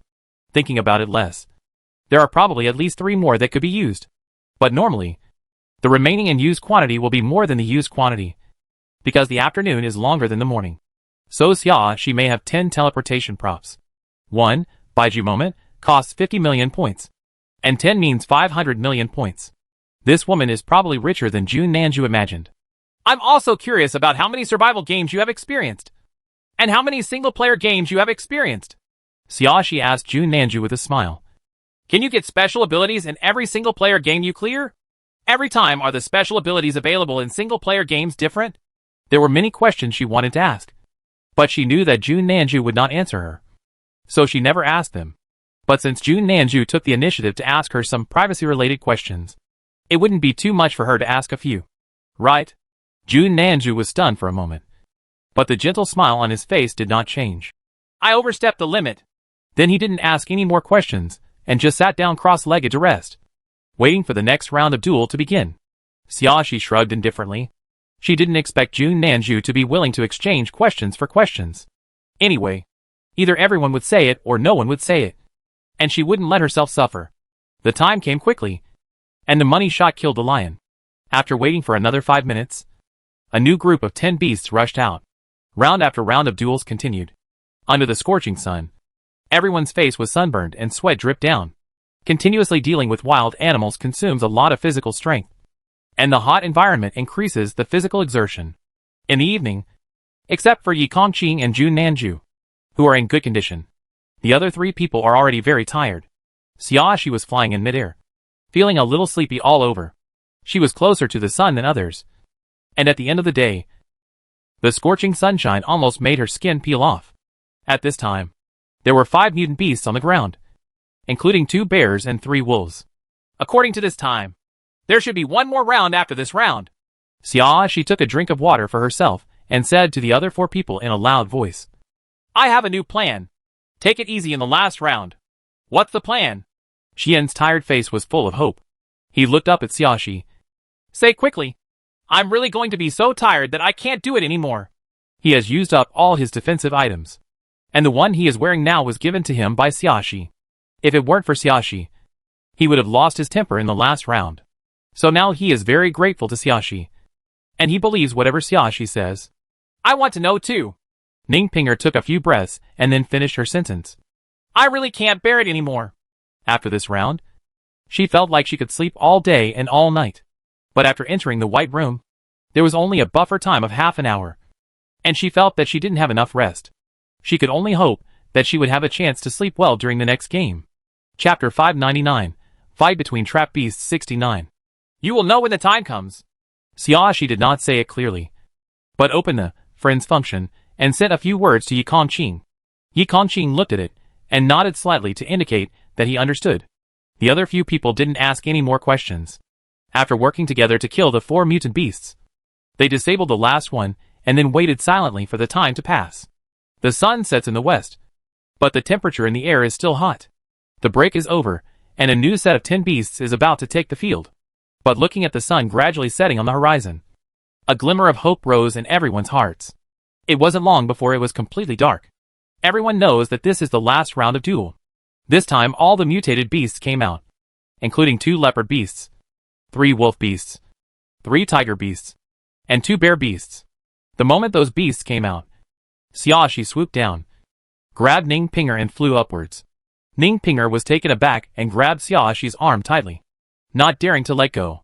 Be gentle. It will hurt me a lot. Xiaoxi patted Ningpinger's hand. I'm sorry. Ningpinger quickly relaxed her grip on her hand. I felt a little insecure when I suddenly flew into the air. On the other side, while Xiaoxi was swooping down, Yi Kongqing had already taken out the fairy wings that Xiaoxi had given him before, grabbed one in each hand, and lifted Jun Nanju and the money into the sky. Before the 10 mutated beasts could rush in front of the 5 people, all 5 of them were already flying in the sky. Suddenly the 10 mutated beasts could only look up at the 5 people and roar. But they couldn't reach them. There are no birds or beasts among the beasts in this group, which is more beneficial to Xiaoxi's plan. This is indeed a good idea. Qian looked at the roaring beasts below and couldn't help but gloated. They can't reach us at all. Then he looked at Xiaoxi and asked in confusion. Why didn't you use this method until the end? If you had used it before, maybe everyone would be more relaxed. You're stupid, but you're really too lazy to use your brain. Xiaoxi retorted rudely. It's all thanks to Qing and me that you can fly now.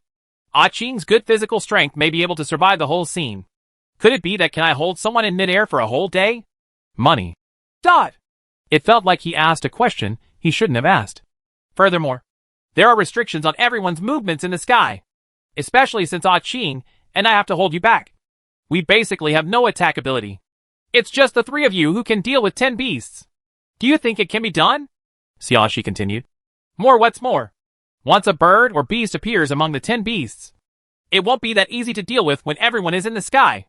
I chose to do this in the last round because at this time, I don't have to worry about the subsequent physical problems. And even if there are birds and beasts, I can only deal with them in this round. Even if it is a bit troublesome, I can accept it. I know I was wrong. Little ancestor, don't be angry. Qian quickly apologized. It's because I'm stupid and I don't use my brain. It's because I didn't think about the problem clearly. Ahem, Jun Nanju coughed dryly, interrupting Qian's confession. What are you going to do next? Xiaoxi looked at Jun Nanju and said with a smile. As you can see, there are 2 leopard beasts at once this time. It would be more time-consuming for me to deal with them alone. So it's time for you to show up. The other beasts can be left alone for the time being. But the leopard beast must be dealt with first. Chapter 600 The Fight Between Trap Beasts 70. Although the impact of the leopard beast on the brain only lasts a second. They are in the sky now. And they will easily fall down together if they make a mistake. Just like the moment those beasts rushed out. The 2 leopard beasts roared one after another. Xiaoxi clearly felt that she almost took off her hand and threw Ningpinger down in that second. Fortunately, she was mentally prepared from the beginning and reacted immediately the next second, grabbing Ningpinger again. But now there are 2 leopard beasts, and they cleverly take turns calling, which means that the interval between each time is shortened to minutes. Frequent brain lapses are prone to accidents. So these 2 leopard beasts must be dealt with first. Jun Nanju understood what Xiaoxi meant, and he nodded. Okay, I'll deal with the one on the left. He has never used his Baiju moment until now, so Xiaoxi's request is not excessive at all. The one on the right is mine, Xiaoxi said, putting on a golden sun brooch with one hand. Jun Nanju also put on the same brooch for himself. Xiaoxi Fei flew to Yi Kongqing's side, handed Ningpinger to Yi Kongqing, and held Jun Nanju. Although Jun Nanju was not fat, he was tall and built. It was a bit difficult for Xiaoxi to carry him, and the 2 people's positions dropped a lot in an instant. You are really weak. Jun Nanju couldn't help laughing. Why don't you give me your wings and I'll hold you? Stop dreaming. Xiaoxi gritted her teeth as she struggled to hold Jun Nanju's arm. I'll count to 3 and activate White Horse Instant immediately. Or I'll let go immediately. Okay. Jun Nanju stopped joking this time and nodded cooperatively. 3, 2, 1. As soon as Xiaoxi finished speaking, she immediately let go of Jun Nanju's arm. The sound and shadow of the 2 people disappeared from midair and appeared on the 2 leopard beasts at the same time. This time, other mutant beasts gathered around the 2 leopard beasts. The moment Xiaoxi and Jun Nanju appeared, all the mutant beasts pounced on them aggressively. Xiaoxi skillfully put the gun into the leopard beast's ear, fired twice, and then immediately took off. When those beasts rushed over, they only caught the leopard beast's body, not even a hair on Xiaoxi's head. Jun Nanju was also very fast at killing the leopard beast, but unfortunately he had no wings. After killing the leopard beast, he immediately became the target of attack by all mutant beasts. If it weren't for the defensive items, he would be gone in seconds. Xiaoxi did not go to pick up Jun Nanju, but flew directly into the sky and pulled Ningpinger into her hands again. Yi Kongqing understood and flew down with the money to pull Jun Nanju up. Qian's mind was still quite flexible at this time. When he saw Yi Kongqing rushing down, he started shooting continuously, causing some impact on the mutated beasts and distracting them. After a while, Yi Kongqing successfully pulled Jun Nanju back. The remaining 8 mutated beasts kept bouncing and roaring in the venue, but they were unable to deal with these people.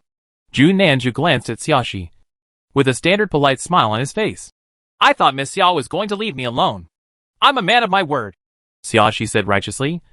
It's just that you're too heavy and I can't pull it. So I think it's more appropriate to replace it. Jun Nanju.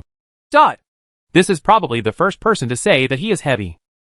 Chapter 601 The second single-player game 1. Jun Nanju didn't care. After all, he is a man.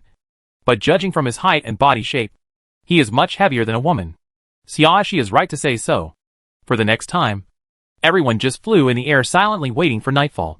Today's rules say that as long as the player is still alive when night falls, the game is considered cleared. So in the last round, they don't need to get stuck to kill the mutated beasts below. They can just wait for the time to pass. Just like that, under everyone's expectant eyes, the last ray of sunshine on the horizon finally disappeared, and darkness came completely, along with the system's cheerful congratulations to all players for successfully passing the level. The figures of several people disappeared. Asterisk. Xiaoxi returned to the white room, but now she was no longer flying in the air. She was standing on the white ground of the white room. She casually took off the wings behind her and sat down cross-legged. Congratulations to player Xiaoxi for clearing the game and earning 5 million points. The inorganic system voice sounded without any ups and downs. Congratulations to player Xiaoxi for clearing 5 consecutive rounds of the game. You will have the opportunity to start a single-player game. Please choose to accept or decline.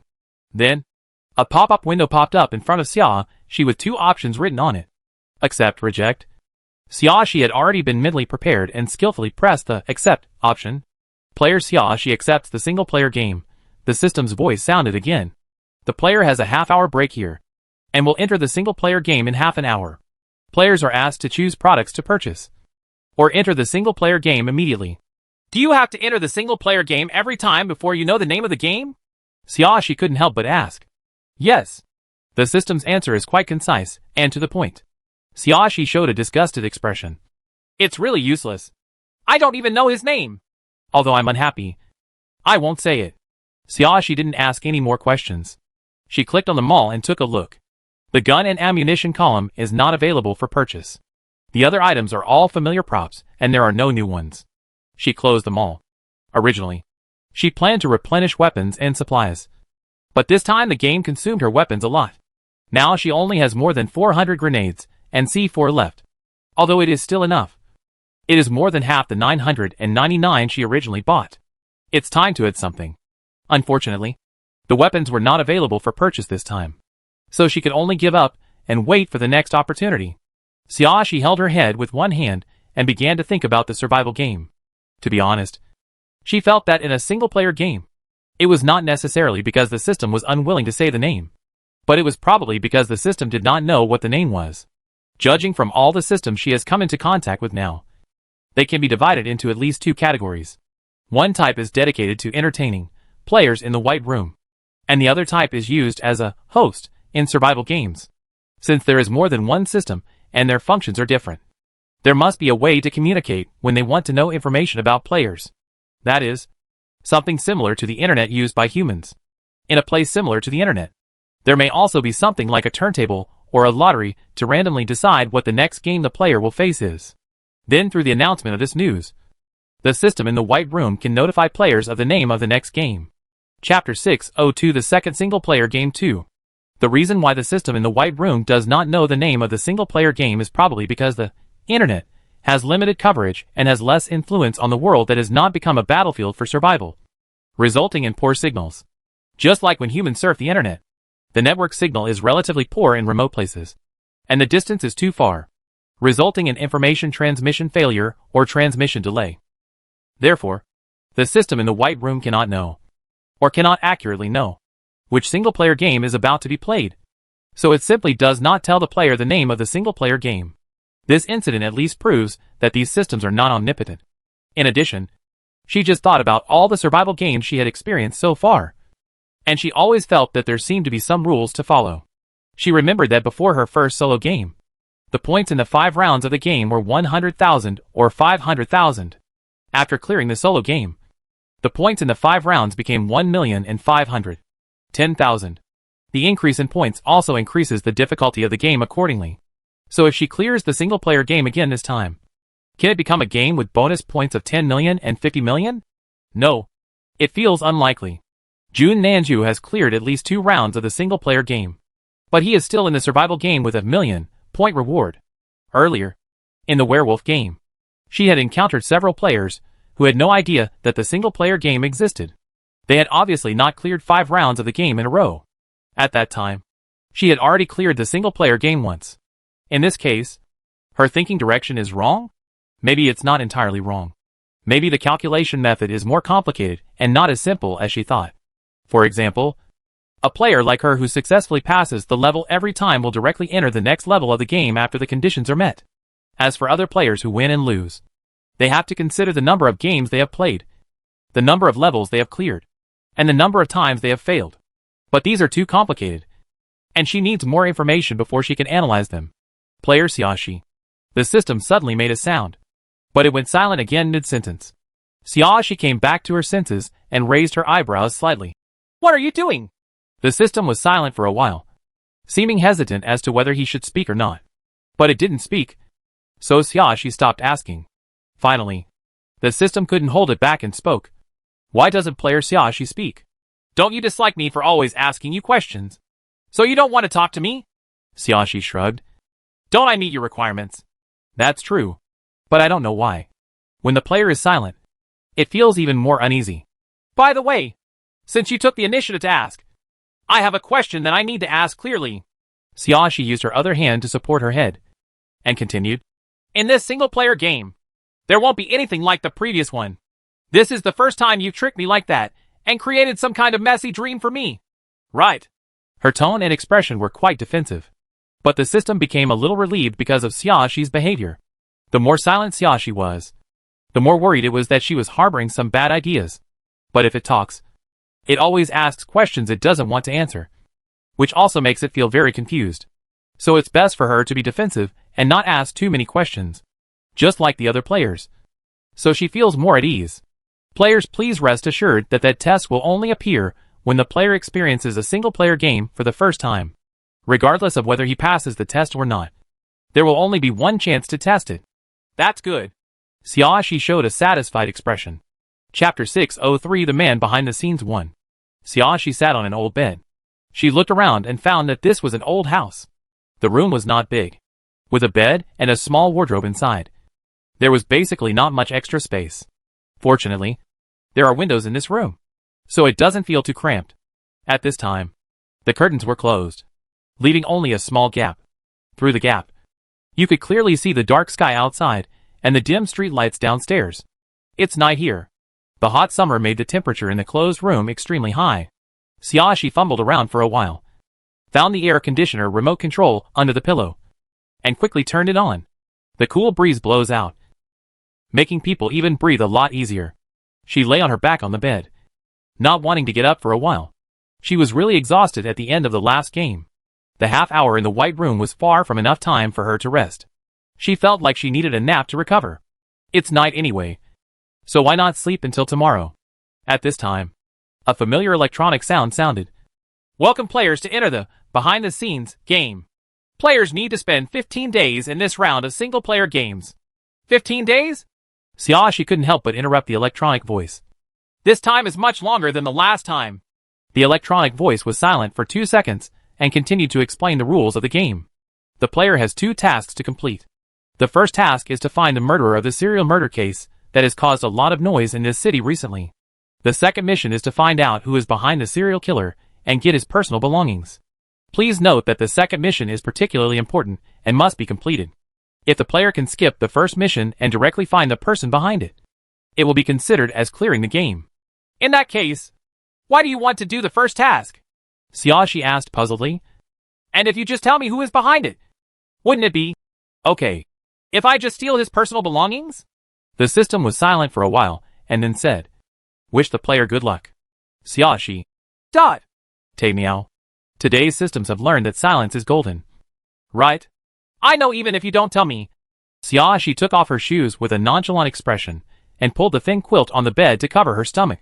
It must be because you don't know who the person behind the scenes is. It's up to me to check. This kind of thing can be inferred by just thinking about it.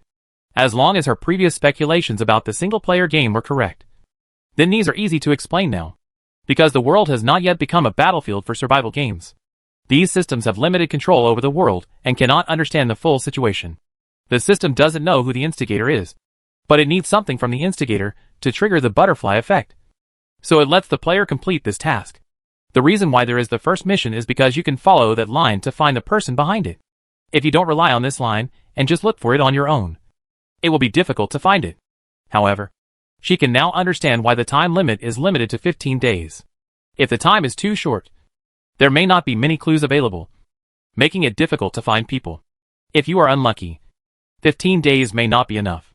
Thinking of this, Xiaoshi rummaged around the house again and finally found a mobile phone in the canvas bag in the closet. There is no fingerprint lock. It has electricity and can be opened and used directly. Chapter 604 Behind the Scenes 2. In addition, Xiaoshi also found an ID card with her photo and name written on it in the canvas bag.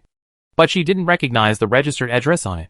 Obviously, the system has clearly arranged her identity, and she will not have any trouble in acting normally in this world. In addition, there is a rental contract in the canvas bag. Obviously, the place where she lives now is not her own home, but just a temporary residence she rented.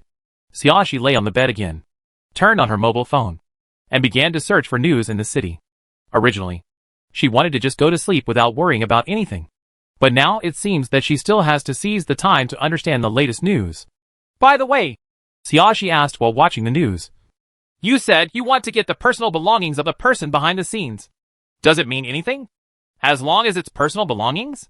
When you find the person behind the scenes, you will see a prompt. The electronic voice was not as silent as before, and answered aloud. When you see such an item, there will be a special display. It seems like you don't even know what that key item is now. Xiaoxi couldn't help but complain again. It's really useless. It heard nothing. Then you said you will stay in this game for 15 days. Does that include tonight? Xiaoxi asked again. Tonight is included, but starting from tomorrow will be counted as the first day of the game, and the deadline will be the evening of the 15th day. An electronic voice answered. Speaking of which, I haven't met you in several games. Xiaoxi asked casually. I thought I wouldn't meet you again. So why did you show up again? Ever since the emotional system appeared, she had indeed never encountered this electronic sound in several games. Originally, she really thought that the electronic sound would only appear in the early stage, and would no longer be under its control after the player cleared the survival game once. Now it seems that this is not the case. The electronic sound was quiet for a few seconds before speaking. Players are asked to focus on what is in front of them and work hard to complete the task. I wish the players good luck. After the final fixed lines were spoken, the electronic sound completely became silent. No matter what Xiaoxi said, even if it was just chatting, it didn't speak again. Xiaoxi knew that nothing could be gained by asking, so she stopped asking. She carefully looked at the city's social news in the past month and found that there was indeed a serial murder case. The murderer has killed 6 people, but he has not been caught yet. Each of the deceased were young and beautiful women. Their deaths were miserable, and there were signs of being violated. But the murderer handled them well, and did not leave any bodily fluids. The methods of death of the deceased are different. The only thing they have in common is that a skull will be carved on the inside of their thighs. It is precisely because of this mark that the murderer is called the skeleton killer. More detailed case information cannot be found online. Xiaoxi was not surprised by this. If all the information was disclosed, it would be detrimental to the investigation. So only the police would know the key clues. Due to this major case, the entire city seemed to be shrouded in a dark cloud. All kinds of news will remind citizens to go out less at night. And if they must go out, try not to go alone. And don't go to remote places with few people, especially women. Chapter 605 Behind the Scenes 3. The police also attached great importance to this case, and sent a large amount of manpower and material resources. But there appears to be little progress so far. The specific situation was not included in the report, and Xiaoxi had no way of knowing the current progress of the police. She sat up from the bed and started looking for hackers online. She needs to know more about the inside story before she can know what to do next. But if she asked directly, no one would tell her the facts of the case. So her first thought was to find a hacker to get the information. But before the hacker was found, she found that she was broke and her pocket was cleaner than her face. There are more than 2,000 yuan in the mobile phone. But this amount of money definitely cannot afford to hire a hacker. Xiaoxi stared at the phone for a long time and sighed. She didn't expect to be so poor this time. She has never been so poor in her entire life. Forget it. Let's take a shower and go to bed first. She was really exhausted. Her mind wasn't as flexible as usual, and she needed a rest badly. Xiaoxi stretched, opened the door and went out, just in time to see a woman open the living room door and walk in. Xiaoxi paused in her steps and stood there stunned. The woman glanced at Xiaoxi and nodded politely. Good evening. She was a woman about 35 years old, with a tall and majestic figure. Although she was not as tall as Xiaoxi, her aura was strong enough to give people the impression that she was very tall.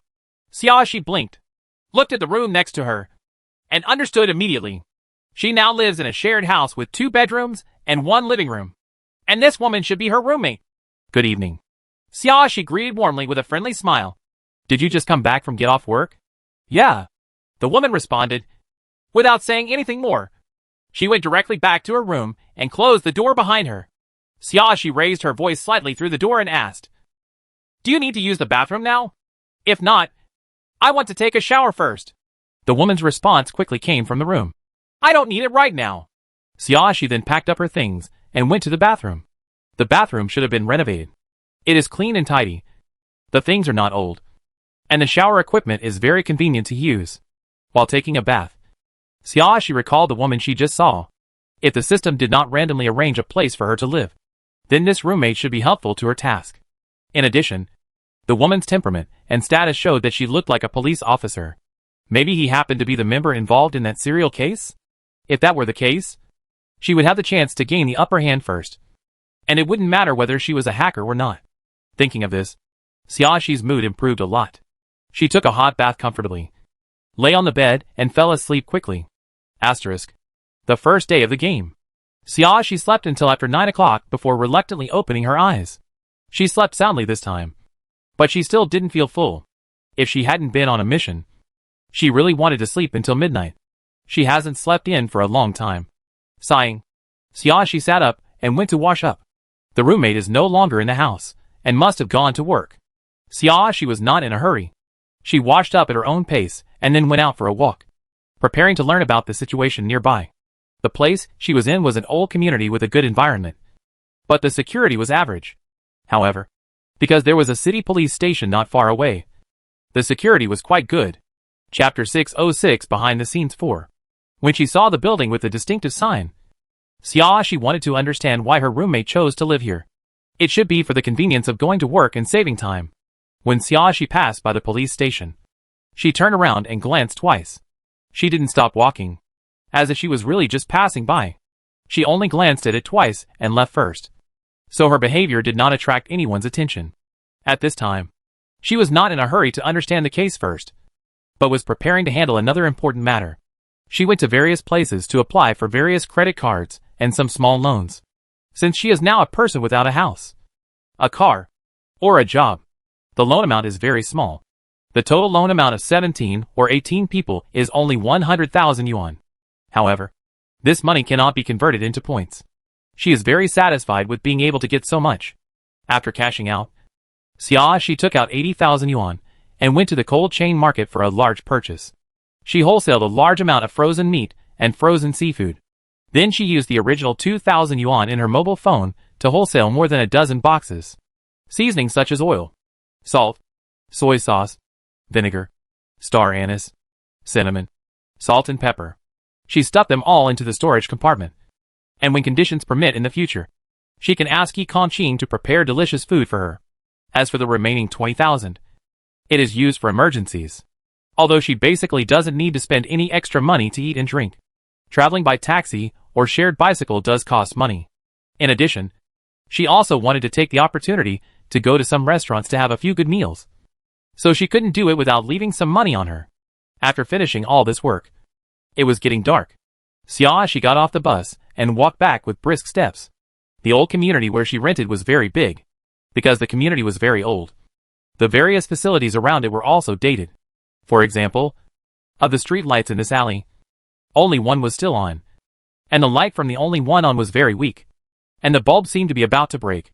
Fortunately, the moonlight was very bright tonight, so the alley would not be completely plunged into darkness, which made Xiaoxi, who was afraid of the dark, feel much more at ease. When she reached the middle of the alley, she suddenly heard slight footsteps behind her. The voice was very soft, and it was obvious that the other party didn't want to be noticed. If she hadn't been paying attention, and the surrounding environment was very quiet, it would be really difficult to hear. Xiaoxi pretended not to hear any movement, continued to walk forward for a while, and then suddenly turned around.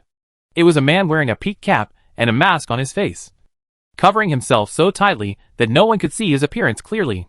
The man didn't seem to expect that Xiaoxi would dare to turn around and look at him. He was stunned for a moment.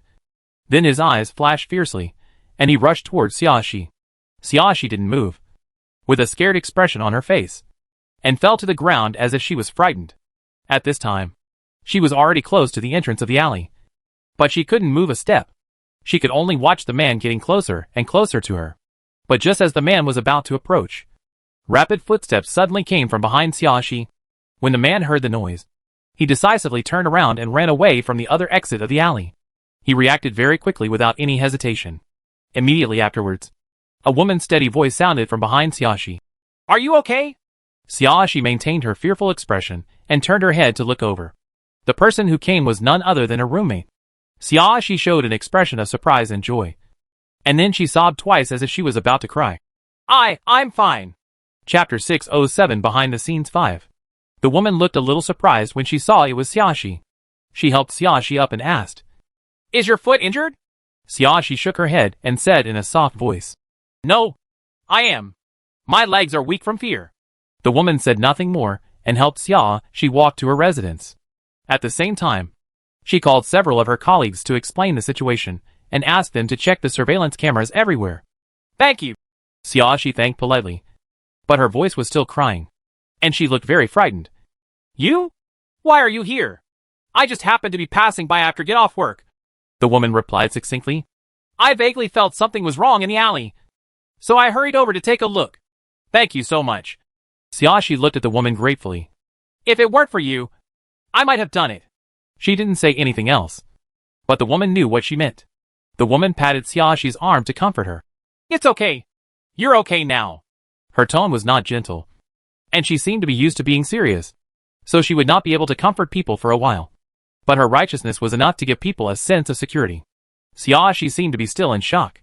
She looked at the woman and asked, "Is that man the murderer of the recent serial murders?" The woman was silent for a few seconds and said objectively, "I don't know yet. I'll have to investigate to find out. What if he is really the murderer? Will he come to me again?" Xiaoxi said, her expression getting more and more frightened, her voice trembling. "I have never offended anyone, and I don't know him. Why are you hurting me?" The woman's footsteps paused and she looked at Xiaoxi. "Have you seen his face?" Xiaoxi shook her head and said, "I just saw his eyes." The woman thought for a while and asked Xiaoxi, "Can you still accurately describe the look of that person's eyes?" Xiaoxi hesitated. "Maybe, but it was very dark, and he was wearing a peaked cap to block the moonlight, so I couldn't see very clearly. It doesn't matter. Just try your best to describe what you see." While talking to Xiaoxi, the woman took out her mobile phone and sent a text message. "I will ask my colleague to come over later, and he will draw a picture based on your description. The look of that person." "Oh." Xiaoxi nodded blankly. It wasn't until she returned to the rental house that she hesitantly asked, "Are you a policeman?" The woman remembered that she and Xiaoxi had been living together for such a long time, and they had hardly chatted, and neither of them knew each other's name or occupation. She took out her police officer ID and handed it to Xiaoxi. "Actually, I am the police officer in charge of this case. I hope you can cooperate with my investigation. If that person is really the murderer of the recent serial murders, with your help we might be able to find him sooner." Xiaoxi glanced at the word Miaoying on the police officer's ID card and finally knew the name of her roommate. She opened her mouth in surprise at first, and then she was stunned for several seconds before she came back to her senses and nodded. "Okay, I will try my best to cooperate with you." There was a hint of warmth in Miao Ying's eyes, as if an elder was looking at a junior. "Don't worry. As long as I am here, he will not let him hurt you." With that said, Miao Ying asked Xiaoxi to sit down on the sofa in the living room, and poured a glass of warm water for Xiaoxi to calm down. Xiaoxi tried her best to regain her condition, lowered her eyes, and looked at the water glass in her hand, feeling full of regret. Chapter 608 Behind the Scenes 6. In fact, Xiaoxi didn't expect that she would be followed tonight. But when she got off the bus, she found someone following her, although her reaction was not as alert as Yi Kongqing's. After being exposed to so many survival games, it was impossible for her to be as alert to the surrounding environment as ordinary people. After discovering that she was being followed, she immediately thought of the skeleton killer. Originally, she thought that she was so lucky that the murderer came to her door so quickly. Then wouldn't she have a chance to find out who was behind the scenes? Although I am not 100% sure of the identity of the other party, there is a half chance. So she deliberately walked to a remote place just to give the other party a chance to get close to her, considering that if she catches the other party, she may not be able to extract the information she wants to know. And in that situation, the other party will be very defensive, and it will be difficult to extract useful information using clichés. It is better to let yourself appear as a victim and wait for the other party to get carried away, and it will be easier to get some information out of the other party's mouth. So she was mentally prepared to be caught. As a result, Miao Ying, who was off work, unexpectedly appeared halfway, and the plan was ruined. Miao Ying happened not to work overtime today, and she happened to be walking on a road where she could see the entrance of the alley. Miao Ying also happened to have excellent eyesight, good night vision, and very quick reactions. In short, Miao Ying is a very good police officer. It's a pity that Xiaoxi's plan was interrupted, but the current result is not too bad. At least Xiaoxi has a chance to get close to Miao Ying. Moreover, Miao Ying is the person in charge of this case, and contacting Miao Ying is more conducive to understanding the inside story of the case. Especially since Xia is now involved in this case. She can openly interrogate Miao Ying about matters related to the case. Although Miao Ying may not always answer, she can always learn more than what she knows online. That's right. Xia is now convinced that she is related to this case. And the man following her should be the skeleton killer. Because of his eyes. That man's eyes were crazy and full of murderous intent. They were not the eyes of a normal person at all. Of course, Xia couldn't say this directly to Miao Ying now. Otherwise it wouldn't fit her persona of a frightened little white rabbit. Soon, the staff responsible for drawing the pictures rushed over. Xia described what she saw in detail, without hiding anything and being very cooperative. The staff showed the final drawing to Xia, and Xia nodded. That's what it looks like. After answering the phone on the balcony, Miao Ying returned to the living room and saw that the murderer's portrait had been drawn. She nodded to the staff. Thank you for your hard work. You can go back first. The staff didn't say much, packed up their things and left. After the people left, Xia looked up at Miao Ying with hope in her eyes. Officer Miao, have they caught anyone? Miao Ying sighed. No. Although she contacted the police immediately and asked them to check all the surveillance cameras. It was obvious that the person had a strong anti-reconnaissance ability. Not only did he try to avoid the cameras, but he never exposed himself even when he was occasionally under the camera. Face. Even that person paid great attention to changing his body posture and movement habits. He may have changed his clothes and walking posture after leaving the nearby surveillance, making the investigation operation particularly difficult. Chapter 609 Behind the Scenes 7. Although Miao Ying had asked people to expand the search scope, she knew very well that this operation might still fail. However, the various reactions from the other party convinced her that her young roommate was being targeted by the skeleton killer. She has been in contact with the skeleton killer for some time. Although she has never been able to catch the skeleton killer, she already has a certain understanding of the skeleton killer as anti-reconnaissance capabilities.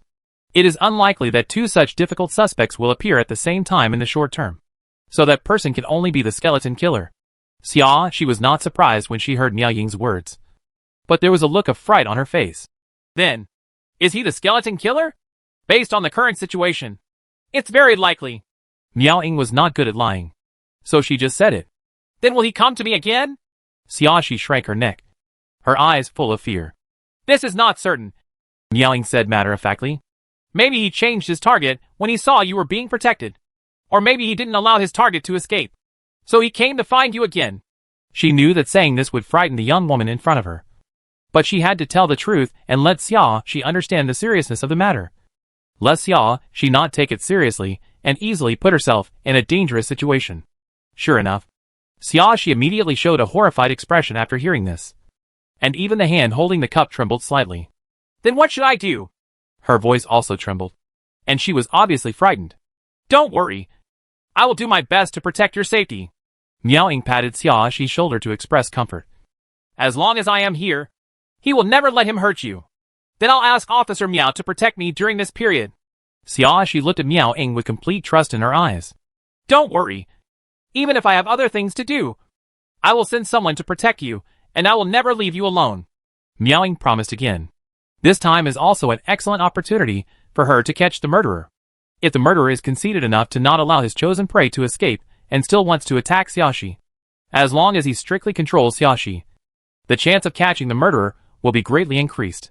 It could even be said that she hoped in her heart that the murderer would not give up on Xia. Although this idea is very bad and is a disaster for Xia. Only in this way, there will be no other victims in a short time, and she can take advantage of this opportunity to catch the murderer, no matter from any angle. It is the most beneficial. Of course, she will protect Xia and not let Xia be in danger. This principle will never change. Xia nodded, but her expression was still a little uneasy. She put down the teacup awkwardly and kept rubbing her knees with both hands. After a while, she raised her head and looked at Miao Ying with pleading eyes. Her tone was pitiful. Officer Miao, can you tell me about the current progress? I want to know more about the murderer. One thing. If he approaches me with another identity, I might be able to recognize him and not be fooled so easily. Miao Ying thought about it and felt that what Xia said made sense. And not everything about the case could not be said. It would be great if it could make Xia feel more at ease, and also make Xia more vigilant. Chapter 610 Behind the Scenes 8. Miaoing sat down next to Xiaoxi, thought for a moment, and said to Xiaoxi, I can tell you something, but you must promise not to reveal a word to the outside world. Otherwise it may affect the detection of the case. Xiaoxi nodded repeatedly with a grateful look on her face. I won't talk nonsense. Miaoing then explained the situation in an orderly manner. The murderer is a cunning and cautious person. He left very few clues. No fingerprints or footprints were left at the place where the body was dumped. As a result, the current case is progressing slowly.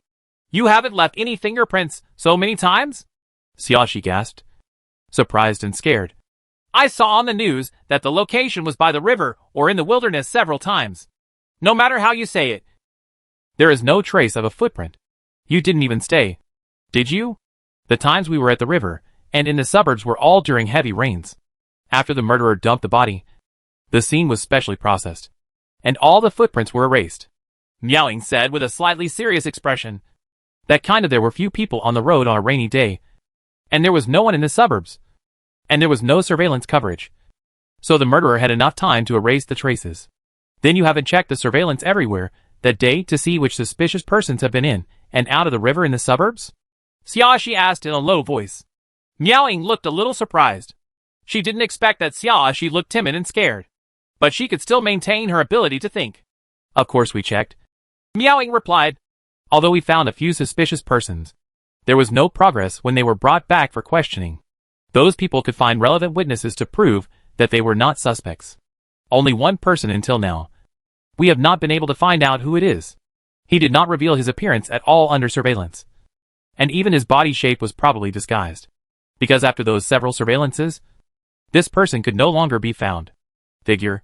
So, this person is probably the skeleton killer? Xiaoxi's eyes widened. Miaoing nodded and added, but he is extremely cautious. Until now, we don't even know his appearance and age. We can only infer that he is between 30 and 45 years old. Having said this, she looked at Xiaoxi and said solemnly, so the clues you provided us this time are very important to us. Thank you very much for your cooperation. Xiaoxi lowered her head in embarrassment. This is what I should do. You were also frightened today, so you should go to bed early. Miaoing said to Xiaoxi, don't worry. I will be here to guard you. There are still my colleagues outside. You will be fine. Xiaoxi nodded. Okay. I understand. She simply washed up and returned to her room until the bedroom door was completely closed, and the coward and frightened expression on her face disappeared in an instant. She lay comfortably on the bed and picked up her phone to read the latest news. There are no reports of what happened tonight. This is normal. After all, it didn't cause any big disturbance. I'm afraid no one in the same community was aware of tonight's episode, and it's even less likely that the media would know about it. If this could be reported, she would have to wonder if the murderer was a media person. At present, Officer Miao and the others do have too few clues. On the one hand, the murderer was indeed cautious enough. On the other hand, because the police were in the open and the murderer was in the dark, the police had no way of knowing the murderer's next actions and goals. So they were very passive. Chapter 6:11 Behind the Scenes 9. She was a little curious as to why the murderer was targeting her. She had just come to this world. She had no interpersonal relationships, and all the contacts in her hands were completely blank. There was no way she could have any grudges. Today she went to many places and did many things, but none of them conflicted with others. So there was no way she could temporarily attract the murderer's attention. So she must have met the conditions for the murderer to take action. Based on the news she had seen, she only knew that the victims were all young and beautiful women. So she was targeted because she was young and beautiful? It feels a bit far-fetched based on this alone. After all, young and beautiful women are everywhere now. If it was just for this reason, then there is no need for the murderer to keep an eye on her and even follow her all the way to the vicinity of her residence. There must be somewhere else where she became the murderer's target. Well, let's find an opportunity tomorrow to ask Officer Miao about the specific identities of the previous victims and see if we can find any commonalities. What concerned her even more was that the system said that there was another person behind the murderer. Generally speaking, except for those who hire murderers to have people behind the scenes, it makes no sense that there are people behind the scenes for murderers. Especially this kind of serial killer. It must be a spontaneous act, and it is unlikely to be directed by someone behind the scenes. Or is it that the person behind the scenes that the system refers to is the person behind other aspects of the murder and has nothing to do with the murder? It's a pity that when asking the system now, she doesn't know everything, so she can only check it by herself. If she was lucky, the murderer still wanted to attack her, so as long as she waited a little longer, she would still have a chance to get in touch with the murderer. Judging from her analysis of the situation, the probability of the murderer finding her is still very high. He was a madman after all. Continuous successful crimes will also make the murderer more and more conceited, and he will not allow anyone in his hands to escape. So she just waits for now. Thinking of this, Xiaoxi turned over, covered herself with a quilt, and turned down the air conditioner temperature. After a while, she fell asleep. Outside the door, in the living room, Miao Ying sat on the sofa and carefully checked all the victim's information on the computer. She knew very well that she couldn't just passively wait for the murderer to appear. And what she could do now was to study again whether the first 6 victims had anything in common with Xiaoxi. In fact, she was already familiar with the information on these victims. She had read it countless times before, but she didn't find anything in common. No matter their age, occupation, workplace, family background, interpersonal relationships, or their parents' interpersonal relationships and their parents' occupations. They have nothing in common. People who have conflicts with the victim, or people who have conflicts with the victim's parents, have nothing in common. These victims did not know each other, went to different schools, and even had different educational backgrounds. She had read it countless times, but could never find anything in common. But even so, she couldn't give up. Maybe there was something missing. Maybe it was something tiny that she hadn't noticed before. Judging from the murderer's behavior, the murder was more like venting anger. Since there was emotion, he should not attack the victim indiscriminately. There must be some common ground that she hasn't discovered so far. Chapter 6:12 Behind the Scenes 10. Game Day 2. Xiaoxi did not sleep in, and got up according to the normal biological clock time. When she opened the door and went out, she saw Miao Ying sitting on the sofa and sleeping. There is a computer on the coffee table. In standby mode, Miao Ying seemed to have been looking at something on the computer all night. Even though she was asleep now, her brows were still slightly wrinkled, and her face looked a little serious. Xiaoxi was stunned for a moment, and then she lost all sleep. She took out the freezing gun and hit Miao Ying, then quickly stepped forward and clicked on the computer. Very good. The screen is not locked in standby mode and can be turned on. On the screen were the information of several victims. She quickly took a photo of all the information with her mobile phone, then flipped the information back to the page originally displayed on the computer. Returned the computer and mouse, pressed the standby button, and wiped away all possible fingerprints. She did all the movements quickly and tried not to make any noise. After doing all this, she walked into the bathroom calmly, as if nothing had happened just now. When Xiaoxi finished washing and came out, Miao Ying had just woken up. Her eyes were still a little hazy, and she was obviously unaware of what had happened before. Good morning. Xiaoxi took the initiative to greet Miao Ying. What would Officer Miao want for breakfast? I'll buy it. When Miao Ying saw Xiaoxi coming out of the bathroom, she quickly sat up straight and said, You got up very early today. I couldn't sleep well. Xiaoxi still looked frightened. So I got up early. Miao Ying looked at Xiaoxi with some unbearable eyes. And then she said, I will ask my colleagues to bring 2 breakfasts later, so you don't have to go out. Officer Miao, I have thought about it. If the murderer really comes to me, then if I stay in the house all the time, the murderer will have no chance to strike. Xiaoxi bit her lip, as if she had spent a lot of courage. Only then did he say this. Only when the murderer has a chance to strike will he appear, and you have a chance to catch him. Miao Ying was stunned, obviously not expecting Xiaoxi to say that. Are you going to use yourself as bait? Yes. Xiaoxi nodded, although her expression was scared. Her eyes were firm. I don't want to live in this frightened environment for a long time. Only by catching the murderer can I feel at ease, and everyone can feel at ease. Miao Ying's eyes changed slightly when she looked at Xiaoxi. She originally thought that she was a timid girl, but she didn't expect that she would have such courage and fearless spirit. She felt a hint of admiration for Xiaoxi. Have you thought it through? Miao Ying asked solemnly. You have to know that even though my colleagues and I are protecting you in the dark, because we can't follow you openly, we can't 100% guarantee your safety. Safety. Xiaoxi's expression shrank, obviously a little scared, but she still nodded. I've thought about it carefully. Miao Ying stood up, walked to Xiaoxi, patted Xiaoxi on the shoulder, and assured her very seriously, Don't worry. My colleagues and I will do our best to protect your safety no matter what. She had to admit that this was currently the most conducive way to get close to the murderer. She didn't bring it up before because she had no right to ask Xiaoxi to do this, let alone force an ordinary citizen without professional training to make such a sacrifice. Chapter 613 Behind the Scenes 11. But since Xiaoxi took the initiative to express her desire to do this and heard clearly the seriousness of the matter, Miao Ying could not refuse. After all, this was the best chance to catch the murderer so far, and she didn't want to miss this opportunity. Xiaoxi looked at Miao Ying with eyes full of trust. Officer Miao, I believe in you and the other police officers. Well, don't go out and buy breakfast today. Let my colleague deliver it to you first. Miao Ying said to Xiaoxi while texting her colleagues outside. Since you are going to be used as bait, we want to ensure your safety as much as possible, and we can't let you act so recklessly. Xiaoxi didn't object and just asked, what should I do now? Miao Ying returned to the sofa and sat down, motioning for Xiaoxi to sit next to her. She closed the computer and said to Xiaoxi, let me tell you some basic precautions first, so as to avoid losing any of your counter-reconnaissance capabilities. No, you can't find out if you are being followed. There are also some ways to get rid of the other party after being followed. You should try to remember it. If there is an accident and we fail to follow up in time, you can also have the ability to save yourself. Okay, I understand. Xiaoxi nodded vigorously, with gratitude in her eyes. Thank you, Officer Miao. This is what I should do. Miao Ying still felt a little guilty about letting Xiaoxi be used as bait, so she told Xiaoxi all the possibilities she could think of, for fear that Xiaoxi wouldn't remember to ask again after she finished talking. What surprised her was that Xiaoxi actually remembered everything after listening to it once.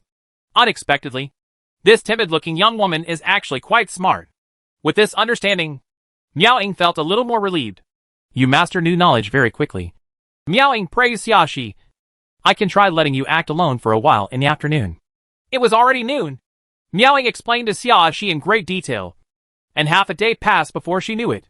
Although Xiaoxi was a little helpless, she did not dislike Miao Ying's long-winded explanation, and even tried her best to cooperate and show that she listened carefully. She knew that Miao Ying was acting responsibly, so she had nothing to dislike. After hearing Miao Ying say that she could go out, she suddenly became excited, but she still looked nervous and timid. Okay, I understand, Xiaoxi said and stood up. Why don't I go out to eat at noon? She hasn't had time to use the 20,000 yuan yet, and she really wants to have a big meal. But forget it. Given her current financial level, it would be too weird to suddenly run over for a big meal, with people on Miao Ying's side watching secretly. She couldn't act too arbitrarily. But having a hot pot, barbecue or something like that is no problem at all. So why not go have barbecue for lunch today? While Xiaoxi was thinking this, Miao Ying had already arranged for someone to follow Xiaoxi secretly, and then agreed to Xiaoxi going out alone. Try to have a natural expression when you go out, Miao Ying reminded Xiaoxi. If the murderer is watching you in the dark, only if you behave naturally will the murderer believe that you have relaxed and that no one will hurt you again. At the same time, the murderer can believe that we did not protect you secretly. Well, I understand. Xiaoxi rubbed her face and tried to make herself look less scared. Chapter 614 The Man Behind the Scenes 12. Miao Ying encouraged Xiaoxi again before letting Xiaoxi go out. As soon as Xiaoxi went out, she picked up her phone, searched for nearby barbecue restaurants with good reviews, and then selected the nearest one to place an order. After walking for 10 minutes and taking the bus for more than half an hour, she finally arrived at the reserved barbecue restaurant. This barbecue restaurant is not a self-service style. You need to order food first and then grill the meat. Xiaoxi was alone, so she was placed at a table for two in the corner by the window. She ordered a portion that was almost enough for one person, ordered another portion of coconut milk, and started grilling meat for herself in a great mood. Along the way, she didn't notice anyone following her. Whether it was the police or the murderer, she didn't notice it. There is no way. Her anti-reconnaissance ability is only rudimentary and only developed under the influence of Yi Kongqing. The murderer last time probably didn't expect that she would have counter-reconnaissance capabilities, so he didn't deliberately hide himself at all. If the murderer is here this time, he will definitely be on guard against the police hiding in the dark, so he will naturally act more cautiously. If the police may not be able to detect it, it will be even harder for her to detect it. However, whether the murderer followed her or not, it did not affect her enjoyment of the delicious barbecue in front of her. Miss, is there anyone across from you? Xiaoxi was enjoying her meal when a man suddenly walked over in front of her. and her questioning voice was quite polite. There is someone, Xiaoxi replied without raising her head. But I just looked here for a long time, and no one came over, and there was only one cutlery on the table. The man did not leave because of Xiaoxi's words. Other places in the store are already full. If you don't mind, I want to share a table with you. I mind. Xiaoxi still didn't raise her head and refused without hesitation. Anyone who disturbs her enjoyment of food will be chased away. The man was silent for a moment, but still did not leave. I didn't expect that Miss behaved completely differently from yesterday. She was so straightforward when rejecting others. She doesn't look like such a timid person. There was a hint of coldness in the man's voice, as well as uncontrollable madness. Xiaoxi barbecued her hands for a moment, and finally was willing to raise her head to look at the man in front of her. He still has the familiar pair of crazy and murderous eyes, still wearing a mask. But this time he is not wearing a hat. His shoulder-length black hair is tied into a ponytail and tied behind his head. He looks somewhat like an artist. Temperament. The man was wearing casual clothes. Although his face couldn't be seen clearly, he could still be seen to be around 35 years old. Xiaoxi. What should I do if my character is broken? I'm waiting online. It's quite urgent. Are you even more courageous to come to me openly in broad daylight? Aren't you afraid that if I shout, someone will call the police to arrest you? After Xiaoxi finished speaking, she simply continued eating barbecue. Since the character has already collapsed, let's collapse it completely. Anyway, this skeleton killer didn't seem to give up on her goal because she showed a completely different personality. Instead, he seemed to be more interested. As long as you have the guts. The man sat down opposite Xiaoxi, then put down a hand, and something cool touched Xiaoxi's knees from under the table. Xiaoxi took a moment to take a look, and as expected saw the black muzzle of a pistol.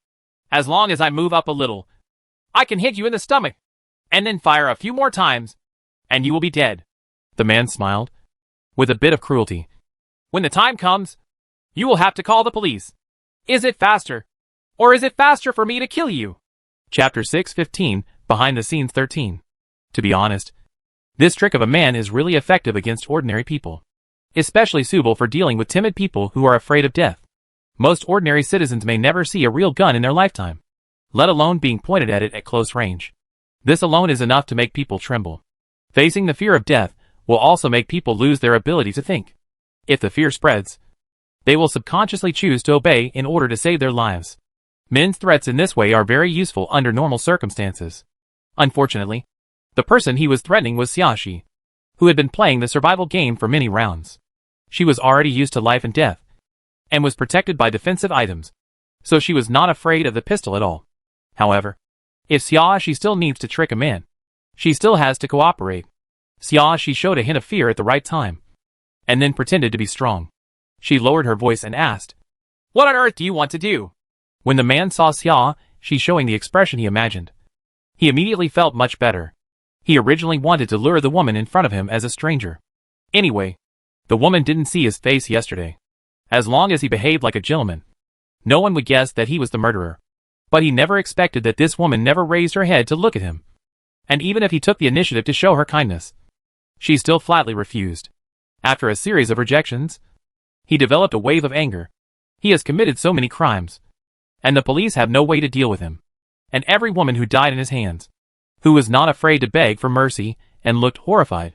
The long period of success made him become arrogant, and his courage naturally became stronger and stronger. He enjoys the feeling of being superior and having control over other people's lives and deaths. So he particularly hated this uncontrolled state, which made him want to tear apart the calm expression of the woman in front of him and see her showing the fear and panic she deserved. That's why he changed his mind and took the initiative to expose his identity, just to see this woman's changed face. Although the process was a little different from what he thought, the result was as he expected, which made him feel particularly comfortable at the moment. So what if this woman wasn't as scared as she appeared last night? As long as you are an individual, there is no one who is not afraid of death. It was not easy for him to grasp it. As long as you are obedient, I might consider letting you go. The man stared at Xiaoxi with a sneer in his eyes. He likes to torture his prey before taking action, and he is especially excited when he sees the prey wailing in pain. Whether it's mental torture or physical torture, he likes it all. Really? Xiaoxi's eyes showed a glimmer of hope. Then I will listen to you. Please don't hurt me. Okay? The man did not answer the question. but said to Xiaoxi, "You're here. Let's finish this barbecue first." Xiaoxi's expression was very uneasy, but she still agreed humbly. The man asked the waiter to get another pair of chopsticks, ordered some extra dishes, and then took off his mask. It looked like he really wanted to have a good lunch with Xiaoxi. But eating barbecue is not the point. The point is to enjoy the prey on the other side sitting on pins and needles. In fact, Xiaoxi is indeed a bit ignorant of food. It's not that she's afraid of this skeleton killer. It's just that sitting face to face with such a person to eat is really unappetizing. And she has no appetite. Chapter 6:16, Behind the Scenes 14. Although the skeleton killer is not so ugly that it makes people want to vomit, but staying with such a pervert will greatly affect the appetite.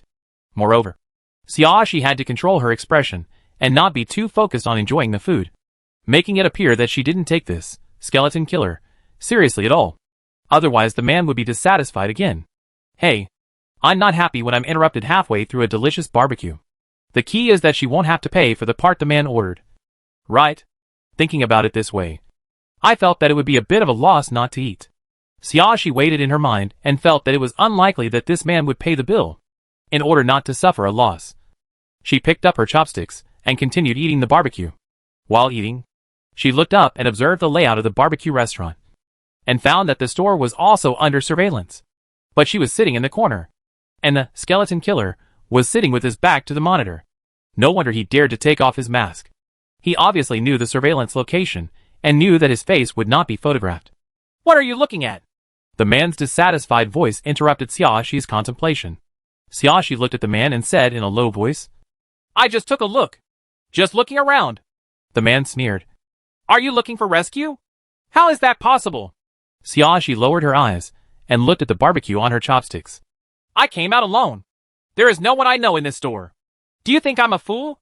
The man said in a sinister tone. "You think I can't see that you are cooperating with the police and pretending to act alone just to see if you can lure me out? What are you doing?" Xiaoxi showed a shocked expression, and then panicked to cover it up. I didn't cooperate with the police." The barbecue on her chopsticks will get cold if we keep talking like this. What can't we talk about after eating? This skeleton killer is so annoying. By the way, calling him skeleton killer is a bit awkward, so I'd better give him a nickname. Well, looking at his thick eyebrows and thick lips, he might as well be called Sausage Mouth. "You still tried to deceive me with your little trick." Sausage Mouth sneered again, as if he had everything under control. "If you were more honest, I could make it easier for you. But if you keep lying like this, don't blame me for being rude." Sausage Mouth's gun-holding hand was kept under the table, touching Xiaoxi's knees. At this time, he pressed the gun slightly hard against Xiaoxi's knees, so that Xiaoxi could clearly feel the round hole of the gun leaving a cold mark on her knees, even through a pair of jeans. "I'm afraid there is already a mark left." "I understand." Xiaoxi lowered her eyebrows and looked very submissive. "I tell the truth. I won't lie anymore." She threw the cold barbecue in her hand into the empty bowl and even put down the chopsticks. Although she was reluctant, she knew that this conversation was a bit long, and she would not be able to eat barbecue for a while. "I know you have cooperated with the police. It's useless if you don't admit it," Sausage Mouth said with a proud face. "And what I want you to do now is to let you throw away the locator on your body." Xiaoxi looked up at Sausage Mouth blankly, her eyes full of surprise. Sausage Mouth was pleased by Xiaoxi's expression, and he said proudly, "Since you are cooperating with the police, in order to ensure your safety, they will definitely put a locator on your body, just in case you have an accident so that you can know it in time your position." Chapter 6:17, Behind the Scenes 15. Xiaoxi's lips trembled slightly, and then she pursed her lips, trying to appear calm. "Throw away the locator and follow me," after Sausage Mouth ordered. He began to brainwash Xiaoxi again. "As long as you listen to me, I can consider letting you go. Are you leaving now?" Xiaoxi finally couldn't help but glance at the barbecue still in the oven. "I haven't finished eating this yet." The Sausage Mouth choked, and suddenly there was a feeling of anger that could not be felt anywhere. How long has it been since she was riding a horse? Is this woman still in the mood to care about barbecue? No matter how big your heart is, it can't be this big. I'm afraid there's something wrong with my brain. I didn't expect that she was so beautiful. But she was a complete idiot, and her face was blinded for nothing. "Are you still in the mood to eat?" Sausage Mouth said angrily. "I think you don't want to live anymore."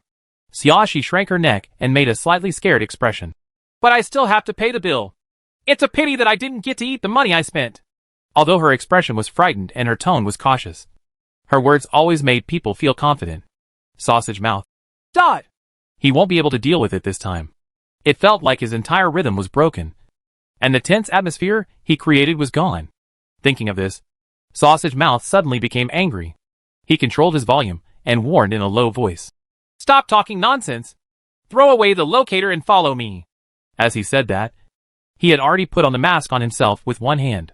Xiaoxi glanced at the barbecue on the table with some regret, took out the locator from her pants pocket with one hand, and turned off the barbecue stove with the other. She put the locator on the table. This is it. Only one? Sausage Mouth looked at Xiaoxi with suspicion. Don't try to lie to me. Xiaoxi looked away and looked down at her fingers. It's really just this one. Sausage Mouth suddenly understood. He smiled mockingly and warned again. I will give you one last chance. If you dare to tell a lie, I guarantee that you will die. Xiaoxi's eyes flashed slightly, and her shoulders trembled slightly. I know it was wrong, she stammered. Don't hurt me. As she said that, she took out a super small locator from inside the shoe. Then she looked at the Sausage Mouth and reassured. It's really just these two. Nothing else. Sausage Mouth did not immediately destroy the two locators, but put them away in his pocket. Is there someone secretly protecting you? He asked Xiaoxi again. Xiaoxi shook her head. I really don't know this. They said they would send people to protect me, but I don't know if they are there. This is telling the truth. Sausage Mouth was not surprised by this answer. As long as you don't want to die, you should know how to cooperate with me and don't let others see that something is wrong. Right. Xiaoxi nodded repeatedly. I know. Very good. Sausage Mouth directed Xiaoxi. It's time for you to pay. Xiaoxi immediately called the waiter obediently and scanned the QR code to transfer the money. After the waiter left, Sausage Mouth ordered Xiaoxi again. Get up and walk in front of me. Xiaoxi didn't resist, stood up and walked out. At Sausage Mouth's signal, she did not leave the mall, but took the elevator to the underground parking lot. There was an old van in the corner. Sausage Mouth opened the door and motioned for Xiaoxi to get in. Chapter 6:18 The Man Behind the Scene 16. After Xiaoxi entered the car, she was made nauseous by the unpleasant smell inside. This car is very old. In addition to the smell of iron and gasoline that comes with a poor-quality old car, there is also a musty smell from the seat that has not been cleaned for many years. Xiaoxi felt goosebumps rising at the thought of sitting in such a seat. There shouldn't be maggots under the seat, right? What are you doing there? Sausage Mouth urged dissatisfiedly. Why don't you sit down quickly? Xiaoxi had a battle between heaven and man in her heart, and finally felt that she was not worth making such a big sacrifice. So she turned her back to the Sausage Mouth, took out a towel from the storage compartment, and placed it on the car seat. Just as Sausage Mouth was about to urge her again, he suddenly saw a towel in Xiaoxi's hand. He didn't see the bag in Xiaoxi's hand. Where did this towel come from? Did he leave it in the car before? Before Sausage Mouth could think about it, Xiaoxi had already sat down. He glanced at the towel padded on the car seat and was speechless. This woman always makes people confused in some inexplicable places. Although he was thinking this in his mind, the movements of the Sausage Mouth did not stop. He quickly tied Xiaoxi's hands and feet and buckled the seatbelt before getting into the driver's seat and starting the car. Xiaoxi looked out through the window and found that the few surveillance cameras that could see this location had been destroyed. There was no light at all where the red light should normally be flashing. Sure enough, although this man was average looking, his IQ was not low. He had considered and handled all the details that might expose him. In other words, it is very likely that Sausage Mouth started this series of investigations and measures after discovering that she entered the barbecue restaurant. So he went to look for her when she was halfway through eating. While driving, Sausage Mouth saw Xiaoxi looking out of the window through the rearview mirror. But he was not in a hurry at all, and did not even think about covering Xiaoxi's eyes. He was confident that after taking Xiaoxi away, he would never escape again. So it didn't matter whether he was blindfolded or not. In fact, it was his success in committing the crime that led to his arrogance. But he himself was not aware of it. The car drove until it reached the suburbs before stopping. It's a bit desolate here, and it takes 10 minutes to drive to the nearest residential area. Sausage Mouth drove the car into an abandoned factory, then pulled Xiaoxi out of the car and led Xiaoxi into a small house that looked like a utility room. Xiaoxi watched in silence as Sausage Mouth closed the utility room door, and then opened a secret passage on the ground in the dark. Under the push of Sausage Mouth, Xiaoxi went down the secret passage and walked for about 5 minutes, finally arriving at a basement. Sausage Mouth, who was following Xiaoxi, turned on the lights in the basement. What came into view was an operating bed, an old wooden table, and a wooden shelf with several glass bottles. The basement is not large, just enough for 2 people to move around in it. Welcome to my secret base. Sausage Mouth's voice was high and excited. It was obvious that he no longer worried about being heard when he got here. Let me show you around. As he said that, Sausage Mouth forcibly pulled Xiaoxi to the wooden shelf, pointed to the palm-sized glass jar on the top and said, "This is my first souvenir, and it has a very important meaning to me." Chapter 6:19 Behind the Scenes 17. Xiaoxi raised her eyes and looked over. It was a transparent glass jar filled with liquid, and a pair of eyes were soaked in the liquid. Through the glass jar, those eyes seemed to be looking at Xiaoxi. In this bright light, it still looks a bit weird. Are these the eyes of your first victim? Xiaoxi tried her best to appear scared, but in fact, she was more disgusted than afraid. That's right. Sausage Mouth looked at Xiaoxi excitedly. Isn't it beautiful? Are these eyes particularly beautiful? Xiaoxi did not answer, but shifted her gaze to look at other glass jars. The jars placed on the lower floors are all empty, and only the 6 jars in the upper 2 rows are filled with content. In addition to the eyes, there are 2 ears, a hand, a nose, an unknown number of teeth, and what looks like 2 lips. If she guessed correctly, the Sausage Mouth took a small piece of everyone's victim. There was no report on this in the news, so she just found out that the murderer actually had this perverted habit. Sausage Mouth has been paying close attention to Xiaoxi's expression, but after seeing that Xiaoxi looked a little scared at first, he maintained that scared look and did not have any more mood swings. He suddenly frowned in dissatisfaction. When those women saw his collection in the past, they would have been so frightened that their faces turned pale, and some even cried outright or retched. Although this woman looked a little scared, her reaction was still far different from the previous ones. He is very dissatisfied. Just when Sausage Mouth was about to say something, his phone suddenly vibrated. He picked up the phone and took a look at it unhappily, and then his expression calmed down, and there seemed to be a hint of respect in his eyes. He walked to the door and pressed the answer button, but kept his eyes fixed on Xiaoxi, just in case Xiaoxi took the opportunity to do something small. Xiaoxi also looked at Sausage Mouth, wondering what they would talk about on the phone. Judging from Sausage Mouth's behavior, this person should be similar to Sausage Mouth's boss or elder brother. Even if this person is not the behind the scenes she is looking for, he must be closer to the behind the scenes than Sausage Mouth. It's a pity that Sausage Mouth didn't say much during the whole process. Either yeah or I know. And the last sentence was, I'll be there soon. Then Sausage Mouth hung up the phone and walked quickly towards Xiaoxi. You want to leave? Xiaoxi asked without fear of death. Sausage Mouth did not respond, but forced Xiaoxi onto the operating table, and then used various leather restraints to trap Xiaoxi. Xiaoxi struggled symbolically for a few times, but when she saw that her wrists, ankles, and waist were only tied with restraints, but her fingers could still move, she stopped moving. Stay here obediently, and I'll come back to play with you after I finish my work. Sausage Mouth smiled sinisterly, and then quickly left the room.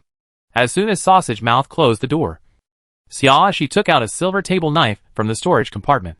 Xiaoxi's wrists were slender. She stretched her arms out from the restraints as much as possible, then flipped her wrists and successfully separated the leather restraints tied to her wrists with a table knife. She also cut all the remaining restraints with a table knife. Chapter 6:20 The Man Behind the Scenes 18. Xiaoxi got off the operating table neatly, walked to the door, and listened to the sounds outside. At this time, you can still hear the footsteps of Sausage Mouth going away. The distance is too close, and if there is any movement on her side, it will be easily detected. So Xiaoxi waited quietly for a while. Apparently Sausage Mouth thought that Xiaoxi would never have a chance to escape, so he left with peace of mind and did not try to fight back. When she heard the slight sound of the door being pulled up and closed in the distance, Xiaoxi took out her pistol and fired 2 shots at the door lock. She had a silencer installed, and the pistol didn't make much noise. Just when the bullet hit the metal door lock, there were a few crisp sounds, but it was not heard by Sausage Mouth, who had already walked to the ground. The door lock was quickly broken. Xiaoxi opened the door and walked out lightly and quickly. The secret door on the floor was also locked. Xiaoxi used her pistol to break the door lock. After pushing it a few times, She found that the door panel had not been pushed open. Recalling the scene when she came in, she already knew that the top of the door panel should be blocked by the sausage mouth with debris. She took out the axe and raised her arm to chop upward with some difficulty, afraid that sausage mouth would be too far away to catch up. Xiaoxi used all her strength and finally chopped the door panel into pieces in several strokes. The broken door panels and various debris fell down one after another, and when they hit Xiaoxi, they were separated by a defensive barrier and did not hurt her. Xiaoxi moved away the remaining debris that couldn't be removed and got out of it. The utility room door was also locked, but she used a pistol to break the lock. Then she put on Moonlight Shadow, beautiful silver moon-shaped earrings, and fairy wings on herself, then opened the door and walked out. She took out a piece of cardboard from the utility room, folded it, and stuck it in the crack of the door above, ensuring that the door would stay closed and look as if it had never been opened. After doing this, she flew out. Fortunately, she came out very quickly and had an excellent view of the sky. She could still see the dilapidated van. She sped up and followed, keeping a short distance from the van. If she's lucky, she might be able to find the person behind the scenes right away. If you are not so lucky, you will at least find someone closer to the man behind the scenes. Anyway, the sausage mouth doesn't have much use value to her. As long as nothing happens, there is no need for her to pretend to be a victim or return to this basement. Asterisk. The other side. Miao Ying is processing some newly collected information in the bureau, digging into the background of each victim, trying to find some connections. Suddenly her cell phone rang. It was a call from the police officer responsible for protecting Xiaoxi. After Miao Ying saw the caller ID, her heart skipped a beat for no apparent reason. She quickly pressed the answer button. Sister Ying. The young male police officer's voice was full of anxiety. Xiaoxi is missing. Gone? Miao Ying's premonition came true, and she immediately stood up from her seat. What's going on? After Xiaoxi went out, she went to a barbecue restaurant in the mall to eat, because we were asked to protect her secretly and not be discovered by the possible murderer. We didn't dare to get too close. Although he was anxious, the male police officer was okay. He explained the process in an orderly manner. We were observing the situation in a restaurant opposite. After more than half an hour, a man suddenly struck up a conversation with Xiaoxi.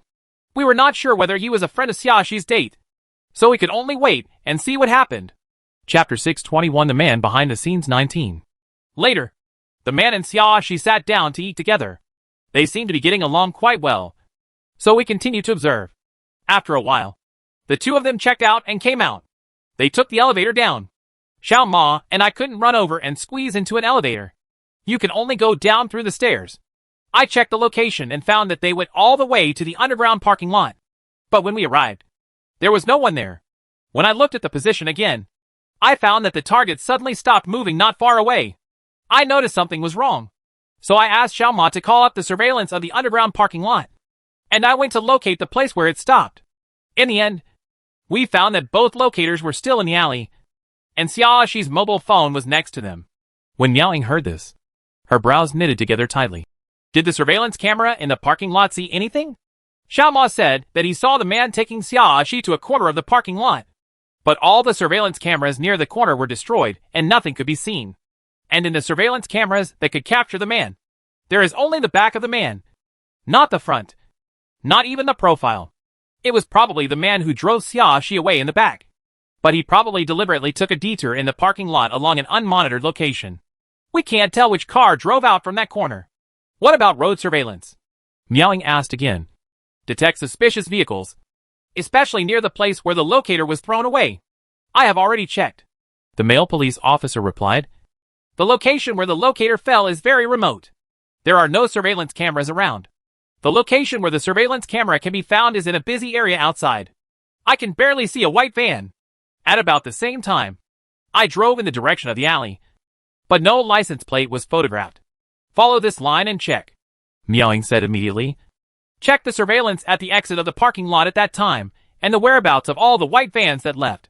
Yes, I understand. After the male police officer finished speaking, he hung up the phone. Miao Ying simply packed up the various information on the table, put on her coat and walked out. She had to go to the site to see it for herself. She promised that she would protect Xiaoxi's safety. Just a few hours later, someone had an accident, and her heart felt like it was being pinched tightly by an invisible hand. She couldn't let anything happen to Xiaoxi. Otherwise she would never forgive herself. Asterisk. Xiaoxi flew behind Sausage Mouth for a while. The middle Sausage Mouth went to a dilapidated old community in the suburbs to get an ordinary black car, and then drove around for almost 2 hours before arriving at a club called Yee's in Linshire. Xiaoxi never expected that the person who called Sausage Mouth was actually in Linshire. Fortunately, the two cities are not far apart, so it didn't take too long. However, the invisibility effect of Moonlight Shadow was only 1 hour. After she changed to the third Moonlight Shadow, she finally saw the Sausage Mouth stop. If she hadn't been foresight and bought 30 Moonlight Shadows in advance as spares, tomorrow's front page headline might be, "Shocked! There are fairies flying over XX City!" Xiaoxi landed firmly and took off her fairy wings, while following Sausage Mouth into the club. Taking the elevator to the 3rd floor, Sausage Mouth walked all the way to the deepest box. Chapter 622, Behind the Scenes 20. On the road, I met several women with heavy makeup and their sausage mouths would also say some sexy things, and I would touch them a few times. Xiaoxi looked at the way those women not only didn't resist but even laughed with her. She couldn't help but wonder, if they knew he was a perverted murderer, would they be able to resist or reject him when being touched? After walking to the deepest box, Sausage Mouth straightened his hair and clothes, and then knocked on the door in a polite manner. Soon, a man's voice came from inside. "Come in." Sausage Mouth then opened the door and walked in. Xiaoxi hurriedly rushed in when Sausage Mouth turned around and closed the door. This private room is not small, but there are only 3 people sitting on the zigzag sofa. 2 men and 1 woman. There were several bottles of expensive-looking wine on the coffee table. One of the men in a black suit held a wine glass in his hand and drank the wine in 1 gulp. "Here we go!" Another man with a beer belly who looked about 45 years old raised his eyes and glanced at the Sausage Mouth. "I asked you to find some new goods, but why has there been no progress?" "Brother Feng, it's not that I'm not active. It's really hard to find good stuff like this." Sausage Mouth smiled with a smile. He was completely different from when he faced Xiaoxi before. "If the stuff is not good, even if you find it, even after you come here, you still can't satisfy the customers. Right?" As he spoke, he looked at the drinking man carefully. "No matter whether the goods are good or not, it is much better for us to pick them when they are available than to make a trip in vain every time." The woman crossed her legs with a look of dissatisfaction on her face. "As for whether the goods are good or not, that is up to us. It's what these customers say." The woman is slightly obese and has a thick layer of powder on her face. When she talks, you can clearly see traces of the powder stuck on her face, as if crumbs will fall down as her expression changes. "Yes, you're right." Sausage Mouth nodded in agreement. After a pause, he said tactfully, "It's just that your requirements are a little different from those of ordinary customers. If you want to find such outstanding products, you really have to go a long way. It takes some effort." There was a look of dissatisfaction on the woman's face. "Then tell me how long it will take." Sausage Mouth thought for a moment with some embarrassment and replied, "Let's wait another week. Last time you said you would wait another week. But what happened?" The woman sneered. "Who do you think I am? That you can let me off my back again and again? Don't dare." Sausage Mouth apologized again and promised again and again. "There will never be any accidents this time, and I will definitely find a product that satisfies you." The woman squinted at the Sausage Mouth. Sausage Mouth persuaded again. "In order to satisfy you, I will try my best to select the most suitable high-quality goods. Good things are always worth waiting for. Right?" The woman snorted and stood up. "I hope you won't make me wait another week in vain this time." She turned to look at the beer belly and warned, "If the result is still the same next time I come here, I won't pass it as easily as today. You are not the only club nearby. I just like you. The service is so good that I never go elsewhere. It's our fault this time. To make up for it, I'll treat you to drinks tonight. And I also asked Miss Wang to give me this honor." The beer belly stood up and said to the fat woman, "If Miss Wang is interested, you can also choose one. A temporary little pet to accompany you for one night. Of course, the cost will be charged to my account." Chapter 623, Behind the Scenes 21. After hearing such a solution, the fat woman's expression became a little better. "Okay, I'll go down and take a look first." After saying that, the woman opened the box door and walked out. The man in the suit put down his wine glass. He stared at the Sausage Mouth coldly and said in a very cold tone, 5 days. If you don't give me the goods you ordered within 5 days, I will not come tonight again." Sausage Mouth did not dare to ask for advice and bargained. So he quickly agreed. The beer belly once again offered compensation. Free drinks and temporary pets. And then the man in the suit left.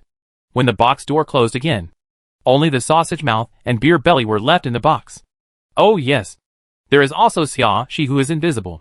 The beer belly suddenly picked up the wine glass on the coffee table and smashed it on the Sausage Mouth. I asked you to do something for so long, and you can't do it. I think you don't want to do it anymore. Sausage Mouth did not hide. Nor was he afraid. He just said, Brother Feng, these two people have really many demands. It's really hard to find goods. The wine glass fell to the ground, narrowly wiping the Sausage Mouth on his forehead. The thick velvet blanket played a very good protective role, and the glass did not break. There was a slight scratch on Sausage Mouth's forehead, and it was slightly red. But there was no expression of dissatisfaction or anger on his face. And he appeared quite resigned. Is it really hard to find the goods? Or are you not focusing all your attention on finding the goods? You should know it yourself. The beer belly sat back on the sofa with an ugly face. Don't say I didn't warn you. If you continue like this, you will get yourself into trouble sooner or later. At this point, there was a dangerous look in Beer Belly's eyes. If you are caught one day, I will definitely send someone to kill you. Don't worry, Brother Feng. I'm always very careful when doing things. Sausage Mouth didn't take it seriously. With a relaxed expression. Isn't it because I've always been cautious and careful that you assign me such an important job? Beer Belly's face improved a little. But he still warned Sausage Mouth. The things you did in the city next door have made a big fuss. You'd better restrain yourself. I suggest you change the city directly and don't stay there any longer. The longer the time, the higher the possibility of exposure. I know. Brother Feng. Sausage Mouth nodded and agreed. When I deal with this person, I'll change places. Did you catch another person? Beer Belly's face suddenly darkened. He raised his finger and pointed at the mouth of the sausage. He was so angry. Can you stay calm for a week? No wonder you haven't found the right product for me. I'm going crazy every day. It took a long time this time because the two customers were very demanding. Sausage Mouth defended himself. Although I have done more personal things recently, I have never fallen behind on the serious things I should do. It's really, good stuff is hard to find. How hard can it be to find? Beer Belly snorted. Even if it is hard to find, if you use all your time, you should have found the right product by now. Anyway, I promise to deliver the goods on time this time. Sausage Mouth said without further explanation. I already have a target for the goods Brother Rong wants. And I can get them in a few days. Even Sister Xian's goods are still there. It'll take some time to find it. After hearing this, Beer Belly finally stopped saying anything. He waved his hand and said, Okay. Then you should take care of your own affairs first.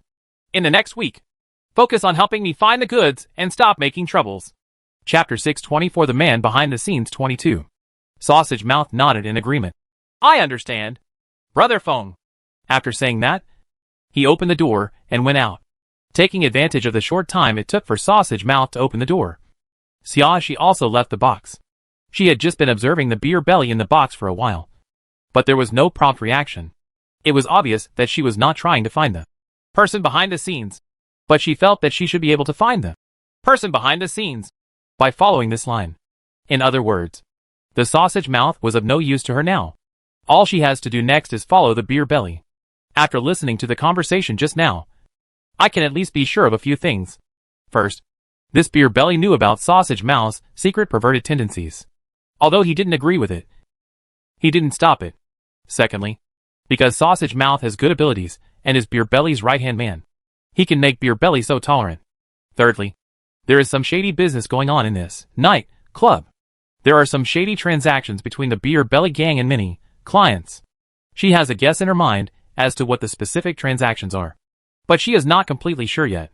But it doesn't matter. She is in the club now, and it is easy to find out the inside story. The top priority was that she had to deal with the Sausage Mouth first. Since Sausage Mouth has no value to her anymore, and there is no need for her to continue playing the victim, there is no need to let Sausage Mouth go back. At this moment, Sausage Mouth entered the bathroom on the 3rd floor. Xia she thought about it and followed him in. The bathroom in the club is also quite magnificently decorated, with golden backgrounds and bright lights everywhere.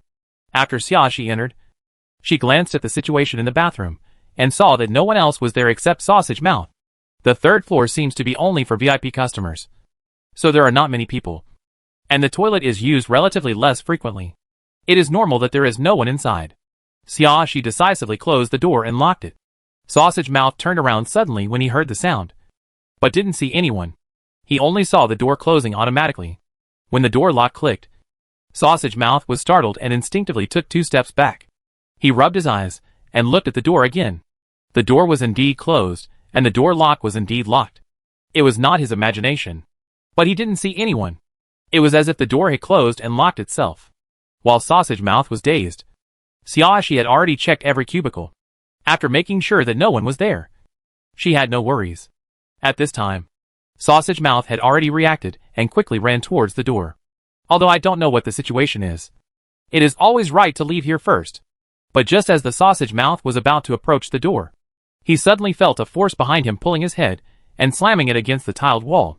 Xiaoshi grabbed Sausage Mouth's hair and banged it against the wall several times. The Sausage Mouth was hit so hard that stars appeared in his eyes, and his brain was in a daze. He couldn't even feel the pain of his forehead being smashed for a while. Xiaoshi didn't give Sausage Mouth any chance to breathe, and slashed at Sausage Mouth's neck with another hand knife. The next second, Sausage Mouth rolled his eyes, lost consciousness, and fell heavily to the ground. Xiaoshi squatted down and pushed Sausage Mouth twice to make sure that Sausage Mouth was really unconscious. Then she fished out her phone from Sausage Mouth's trouser pocket, unlocked it with Sausage Mouth's fingerprint, then entered a series of numbers and dialed. Chapter 625 Behind the Scenes 23. Miao-Ying had already traced the suspicious van, and checked the surveillance cameras, and found that the van disappeared in the suburbs. But because there was so little surveillance in the suburbs, it was impossible to determine where the van ended up parked.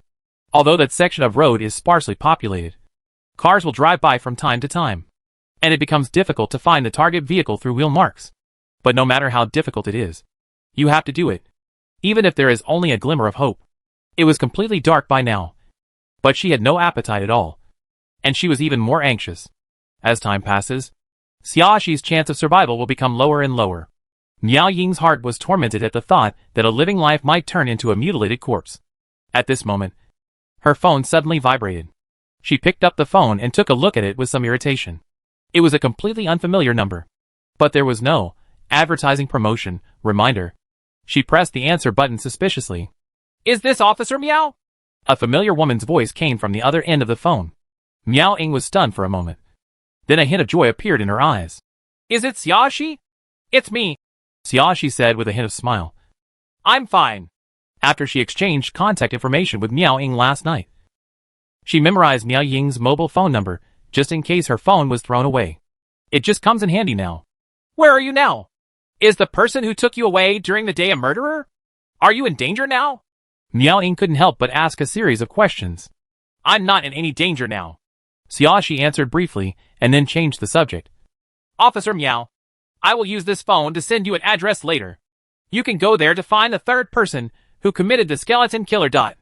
Once at the scene, there are relevant physical evidence inside, so we should be able to find enough evidence to identify the murderer." Sausage Mouth did not wear gloves when touching the glass jars and the operating table. Maybe he would clean up after every crime, but he didn't have time to commit a crime today, and he definitely didn't expect that she would come out to report the crime. So naturally, he didn't think of cleaning up the fingerprints. Those fingerprints were already solid evidence. Miao-Ying was stunned, not expecting that Xiaoshi would tell such explosive news. "By the way, the phone I'm using now belongs to the murderer. You can find out who the murderer is by checking the owner of the phone," Xiaoshi added. When Miao-Ying heard this, her expression suddenly condensed. "Are you with the murderer now? Where are you? I will come to save you right away. I'm really fine." Xiaoshi didn't answer Miao-Ying's question, but just said, "This case should be solved perfectly. If nothing else happens, I won't go back again. Officer Miao, I wish you smooth sailing in catching the murderer this time." After saying that, Xiaoshi hung up the phone. Miao-Ying wanted to say something more, but she heard a busy signal. When she called again, no one answered. She frowned slightly, her expression a little serious. Judging from Xiaoshi's voice, it should indeed be safe, which made her relax a little. However, if the man during the day was really the murderer, how did Xiaoshi escape from the murderer? And for some reason, she always felt that Xiaoshi's state was very different from before. Although Xiaoxi didn't say much on the phone. It was that feeling. It's like he's become a different person. Chapter 626 Behind the Scenes 24. Before Miao Ying had time to think about it, she had already received a text message from Xiaoxi. She temporarily put aside her doubts about Xiaoxi and asked someone to check the address. Although Xiaoxi's behavior today was a bit strange, she did not doubt Xiaoxi's intentions. Using this address, she quickly found an abandoned factory in the suburbs. Miao Ying went there with several police officers, and based on Xiaoxi's text message, they found the underground passage and the deep basement in the utility room. There was no murderer or Xiaoxi in the basement, but the glass jars containing various human body parts and the operating table beside them were enough to prove that something was abnormal here. Colleagues from the forensics department are bringing back all relevant clues. Miao Ying stared at the damaged door lock and asked one of her colleagues, "Was this door lock damaged by a bullet?" She carefully looked at the broken state of the door lock.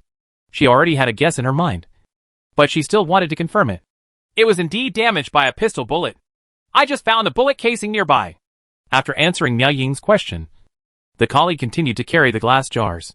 Miao Ying looked at the cut leather restraints around the operating table, filled with doubts. If Xiaoxi escaped from here, how on earth did she escape from the murderer? And where did you get the sharp weapon to cut the belt and the pistol to break the door lock? There is no way the murderer gave it to Xiaoxi. If the murderer did not commit murder for some reason and left Xiaoxi here alone, he must have made sure that there was nothing in the house that could allow her to escape before he left with peace of mind.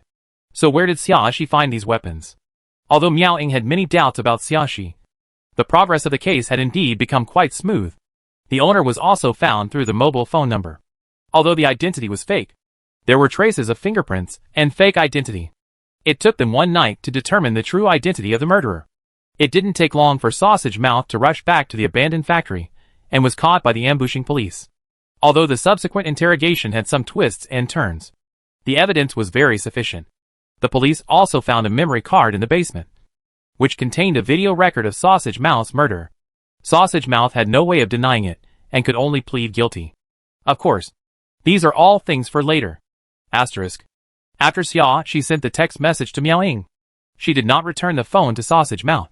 She first deleted the text message records and call records, and then looked through Sausage Mouth's call list, text message records, and other social app records. Unfortunately, Sausage Mouth is a cautious person, so the records were deleted and no useful clues were found. Even on the contacts, there are only some numbers without notes, and it is impossible to tell who is following whom. So it was impossible for her to find clues about the person behind the scenes. Xiaoxi then put the phone back into the pocket of Sausage Mouth. Although she couldn't find anything useful to her, the phone was still very important to the police. When the police find Sausage Mouth, they can try to recover the data on the phone, and maybe they can make new discoveries. Xiaoxi stood up, dragged her Sausage Mouth into one of the compartments, closed the compartment door, then opened the bathroom door and walked out. There was no one outside, but even if there was, she couldn't be seen. She walked along the stairs to the second floor. Chapter 627 Behind the Scenes 25. Although it took a little time, she should still be able to find the fat woman Xian and the man in a suit Rong. She wanted to see if her guess was true. The second floor is a song and dance hall. There are several beautiful women dancing on the stage. The open space around the stage is full of men and women dancing to the music. A little further away from the stage is a booth sofa. Many people are sitting on the sofa, drinking and watching the dance. Of course, some are chatting. Xiaoxi immediately spotted the fat woman sitting on one of the sofas. It's not that the fat woman herself is very conspicuous. It's just that the group of people standing in a row looks very conspicuous as a whole. After all, most people in the booth area are sitting, and those who stand will notice it at a glance. As Xiaoxi walked towards the fat woman, she replaced herself with a new moonlight shadow, in time. The colorful neon light was not bright, and she deliberately chose an edge area to walk, exposing her figure for that second. It didn't attract anyone's attention. The slightly fat woman sat on the sofa with her legs crossed. She held a glass of wine in her hand and took a sip. Her eyes kept lingering on the row of men standing in front of her. These men are all young, and their appearance tends to be juvenile, but the lines of their bodies clearly show their masculine aura. They are all grown up, puppy-looking men with quite the same style. Obviously, this is a personal preference for fat women. The slightly fat woman didn't show much interest. She looked at it for a long time before casually asking, "I don't want anyone over 20 years old." And I don't want anyone under 15 centimeters. She originally wanted to say something more, but she stopped and continued after a while. For the sake of your boss today, I will only make these 2 requests. The men in the row looked at each other, but they didn't dare to raise any objections, or even say more nonsense to try to gain a chance for themselves. The men who did not meet the requirements walked away, leaving only 2 men. The slightly fat woman looked at the 2 men a few more times, and the 2 men came forward to help pour the wine and squeeze their shoulders, which seemed quite flattering. The slightly fat woman finally showed a smile. After enjoying the massage on her legs and shoulders for a while, she said, "Okay, come with me." After a pause, she added, "You 2 are together." Of course, it was impossible for the 2 men to refuse. They stood up and followed the fat woman out of the booth area.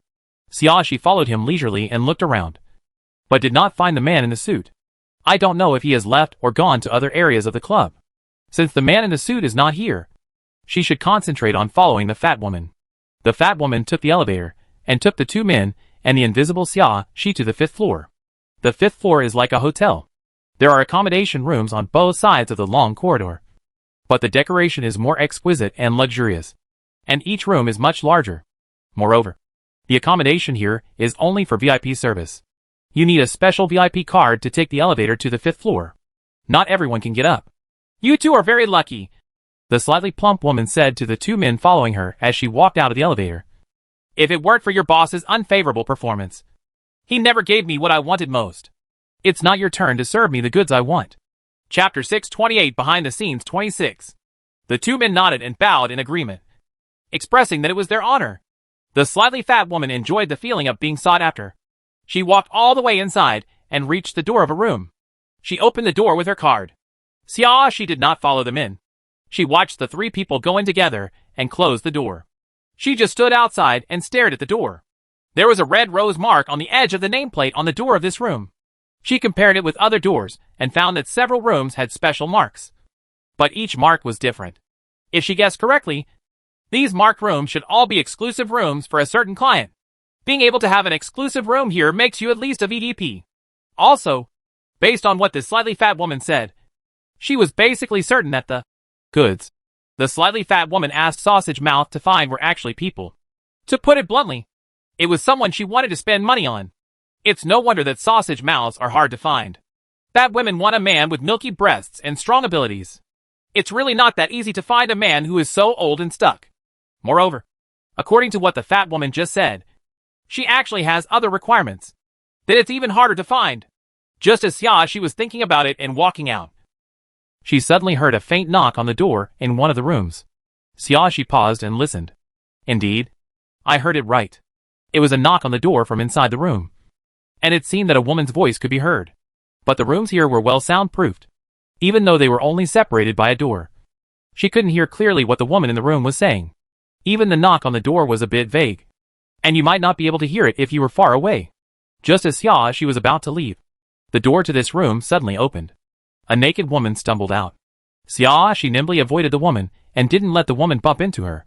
Her eyes lingered on the scars all over the woman's body for a moment, and then she shifted her gaze to look into the room.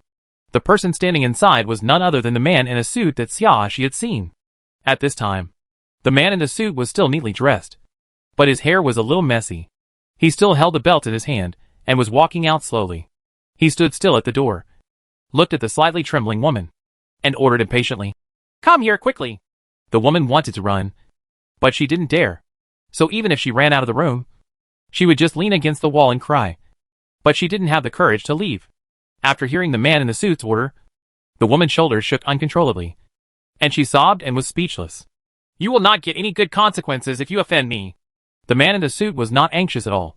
He just looked at the woman calmly. "You think about it, and see if you can bear it." The woman trembled and shook her head, humbly praying, "I don't want to die." Her eyes were full of fear. Not only did she seem unable to adapt to the man's quirks, but she also felt that she would die at the hands of the man. "Don't worry," the man in the suit said casually. "I'll let you go to the hospital for 10 days and a half at most, and you won't die." His expression was nonchalant and his tone was relaxed, as if it was a normal thing.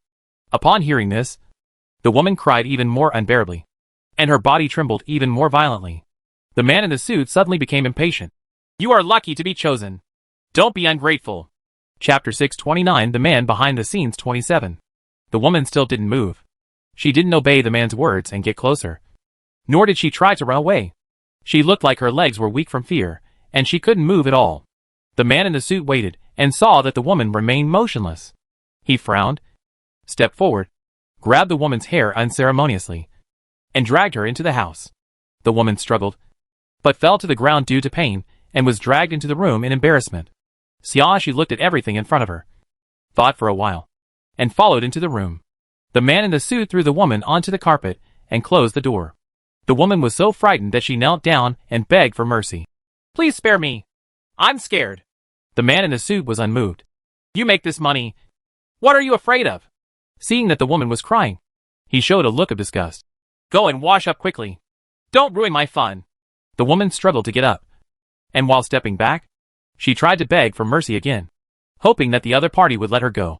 I didn't do this voluntarily. I was tricked into it. I just want to pay off my debt and leave here. I don't want to die. It's here. How you got in is none of my business. The man in the suit felt angry when he saw the woman being so uncooperative. He swung the belt in his hand towards her. If you don't come over here, I will really kill you. The woman's face was full of despair, and her tears couldn't stop flowing. But she didn't dare to cry at all, for fear of making the man in the suit even more angry. And she would really be in bad luck. She stood up staggeringly and walked to the bathroom. Because of fear, his body was still shaking. The man in the suit admired the woman's fearful look and felt indescribably comfortable. Just when he was thinking about how to enjoy it later, something suddenly hit his knee hard, and he knelt down on one knee uncontrollably. He turned around and looked over, but saw nothing. What is it? The man in the suit looked a little ugly, and he kept turning his head, trying to see something. Before he could stand up, she kicked the man in the suit in the face with his knee. That move used all her strength and was very skillful, causing the man in the suit to faint in an instant with a nosebleed. The woman saw the man in a suit suddenly collapsed on the ground through the glass door, his face still bloody, and she was immediately frightened. She looked around and begged for mercy. Don't hurt me. I haven't done anything bad. Really? She looked at the woman. How did you get deceived? She didn't remove her invisibility. She just asked questions aloud. The woman was so frightened that her lips trembled, and she was speechless. She added, if the information you gave me is useful, I may be able to help you escape from the sea of suffering. Please think clearly whether you want to tell me the specific situation. The woman was stunned for a while, and it took her a while to realize what she meant. She looked around and saw neither a transparent body nor a shadow on the ground. She really didn't know who was talking.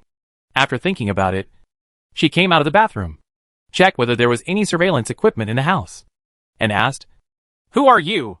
If it wasn't a ghost, the only possibility was to talk to her through the surveillance equipment.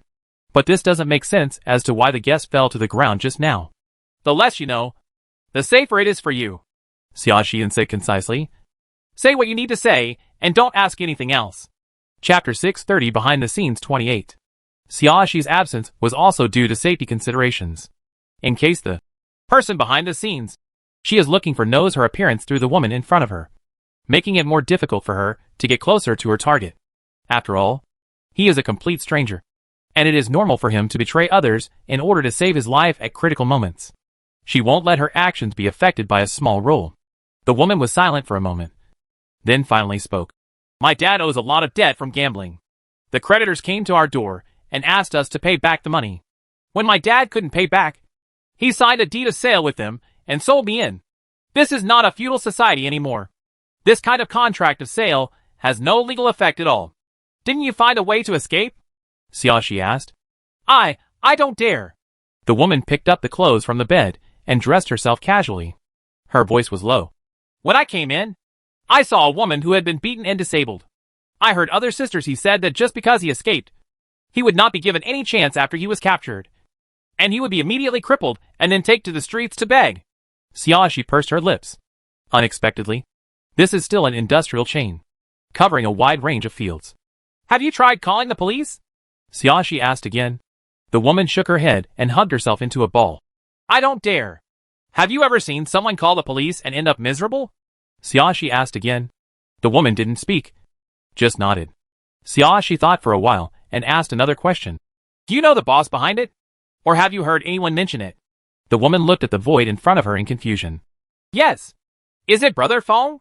Brother Fong is the man with a beer belly. No, Xiaoxi denied. It's this person from above called Brother Fong. Huh? The woman looked confused, obviously not knowing that there was a boss above Brother Fong. Xiaoxi glanced at the unconscious man in a suit lying on the ground, and said to the woman, You go. If you dare to run, then today is an opportunity. If you dare not run, you can do whatever you want next. The woman sat blankly without moving, as if she didn't understand what Xiaoxi meant. You didn't hurt the person, and I can't blame you.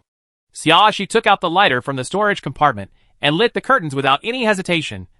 If you go and report the situation here to Brother Fong, tell me maybe there will be benefits.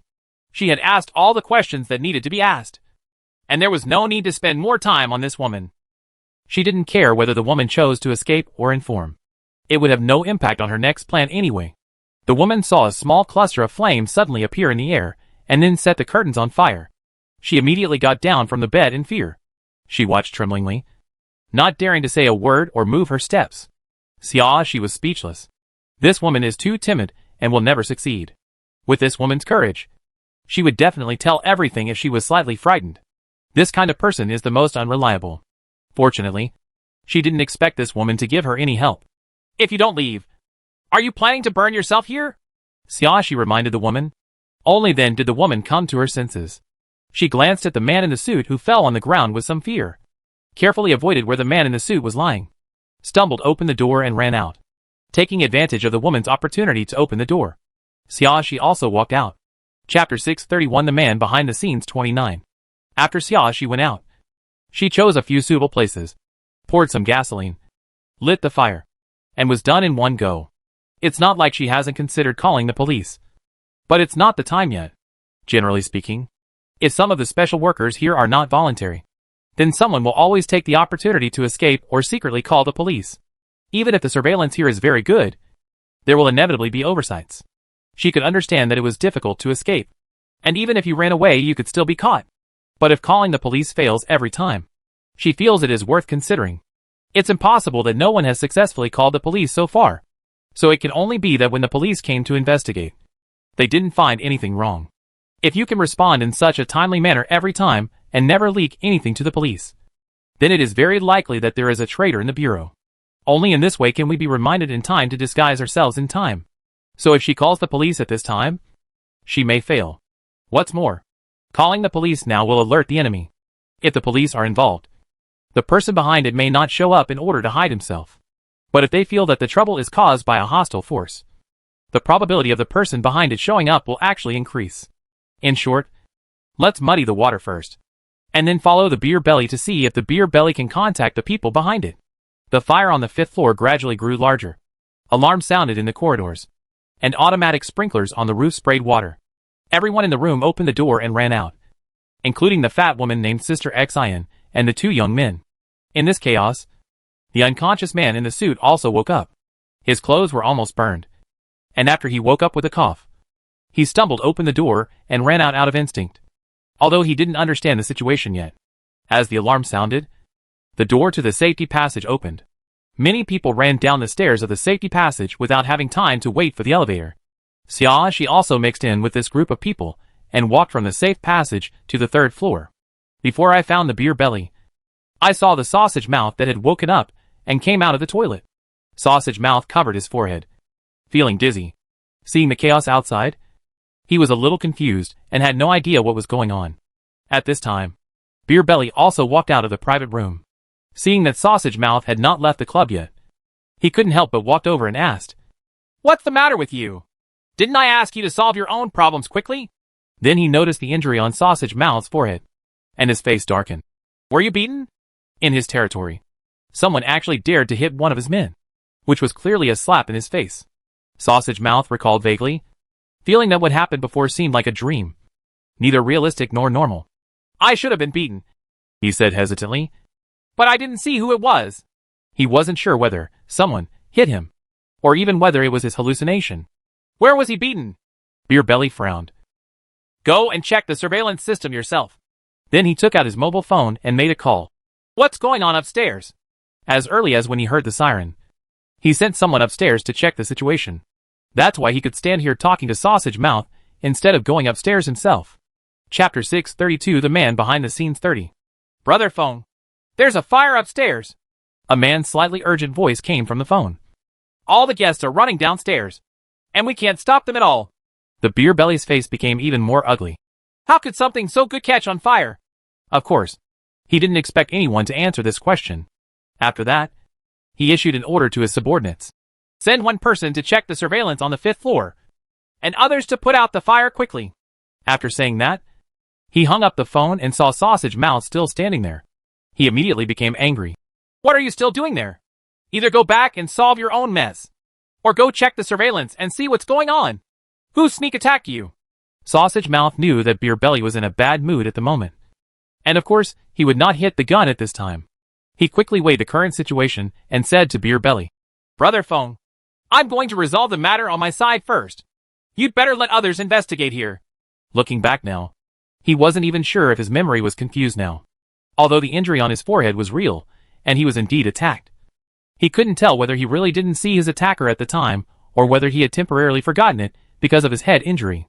But no matter what, Brother Phone still has many subordinates here, and he is not required to do the monitoring and surveillance. And his prey must be dealt with by him back. So the best choice is for him to go back to the next city to clean up the mess, and then rush back to concentrate on handling things for Brother Phone. The beer belly waved his hand impatiently, as if to ward off flies. Let's go quickly. Sausage Mouth said nothing more, and quickly went downstairs. She nimbly stepped aside, preventing the Sausage Mouth from hitting her. She looked around and found that although the 5th floor was in chaos, the 3rd floor was still in order, except for a few people who curiously came out of the box to check the situation. No one ran away. Everyone seems very confident in the safety precautions here. This is not possible.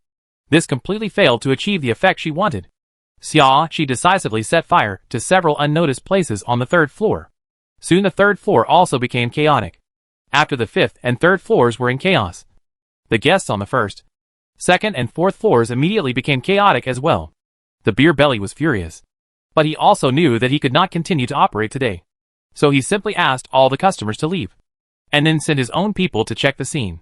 The fire did not really spread, and the alarm went off as soon as the fire started, and there was an automatic fire extinguishing device.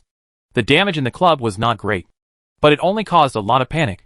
In the monitoring room, Beer Belly sat on the sofa and took a swig of wine. Have you found out who did it? Beer Belly sat on the sofa. His face turned as dark as a pot. Brother Phone. The younger brother in charge of checking the surveillance swallowed hard. The surveillance doesn't show anything. What do you mean? The beer belly glared at the younger brother. What do you mean you can't show anything? Obviously this wasn't what he wanted to hear. The fire points are all in the blind spots of the surveillance. The younger brother explained in a low voice. On the surveillance camera, you can only see the spread of the fire, but you can't see who lit the fire. You think I'm stupid for riding a horse, don't you? Beer Belly stood up and kicked his younger brother. Even if you can't see the blind spot on the surveillance camera, you can at least see who walked into the blind spot before and after the fire. Chapter 633 The Man Behind the Scenes 31. No. There was a bit of despair in the younger brother's voice. He was really afraid that this answer would make Brother Phone beat him to death. But he didn't dare to lie. At that time, I didn't see anyone walking towards the blind spot. You are talking nonsense. Beer Belly kicked the younger brother again. Go away. I will see for myself. The younger brother endured the pain and stepped aside, letting Beer Belly sit on a chair to check the surveillance content during that time period. Beer Belly watched for a long time and found that the younger brother was not lying. Indeed, he could not see anyone entering or leaving the surveillance blind spot during that time period. The Beer Belly is also a bit blurry. Is this horse riding thing going to HL? Although it was night now, he had never encountered such a thing in so many years. If he saw a ghost, he didn't want to believe it. Brother Phone. The younger brother asked Beer Belly cautiously. What should we do now? The Beer Belly was silent for a moment before speaking. Don't tell anyone about this today. If others outside the room find out, none of you will survive. After hearing this, the younger brothers all expressed that they would never tell anyone. After hearing this, Xiaoshi, who was hiding on the side, knew that she wanted to suppress the Beer Belly issue and didn't want the people behind her to know. This is normal. If something happens occasionally, and you report it to the superiors, it will appear that the Beer Belly is too useless, and the beer belly will not be able to stay in this position for too long. However, once or twice occasionally, there is really no need to report it. But if it happens continuously, the beer belly will definitely be unbearable. So in the next few days, Xiaoxi kept using Moonlight Shadow alternately to lurk around beer belly, sometimes lighting it up during the day and sometimes lighting it up at night. Although the damage caused each time was not major, the fire was always extinguished in time, and the fire brigade was not even required to appear. But this happened for 4 or 5 consecutive days, and no guests dared to come to the club. Naturally, the fat woman and the man in suit didn't come to ask for goods, which temporarily avoided the trouble of not having the goods. After Sausage Mouth was caught, Beer Belly couldn't find a suitable person to take charge of this matter for a while. In addition, there were always unprovoked fires in the club recently, so Beer Belly had no intention to find a new person in charge. Beer Belly only found out the news 2 days after Sausage Mouth was arrested. But at that time, he was already worried about the incident in the club. So he just sent people to keep an eye on Sausage Mouth and sent a message to warn Sausage Mouth not to talk nonsense. Haven't had time to do it yet, as the number of unprovoked fires in the club increased. And it never stopped every day. No one could be seen in the surveillance. He even sent people to watch the people in the club. But nothing was gained. The Beer Belly's mood became more and more impatient. No matter how sure Beer Belly was on the surface that someone was causing trouble secretly, he still felt a little scared in his heart. Finally, on the morning of the 7th day of the game, Beer Belly, who had been tortured so hard that he had dark circles under his eyes, made a phone call with an ugly face. He knew that by this time, even if he didn't take the initiative to contact that person would definitely already know that the place could not operate normally. Instead of waiting for that person to come and ask in person, it might be better to speak out now, and the outcome might be better. At this time, Xiaoxi was standing in the corner yawning, when she saw that Beer Belly didn't look right when he was talking on the phone. She guessed that Beer Belly was trying to contact the person behind him, and she immediately became energetic. Chapter 634 The Man Behind the Scenes 32. Xiaoxi hasn't had a good sleep in the past few days. When she was really sleepy, she would just find a deserted corner in the club to rest for a while. But in order not to miss the person behind the Beer Belly's contact, and also to prevent Moonlight Shadow from passing, she slept for a short time every time and tried to stay as close to the place where the Beer Belly was.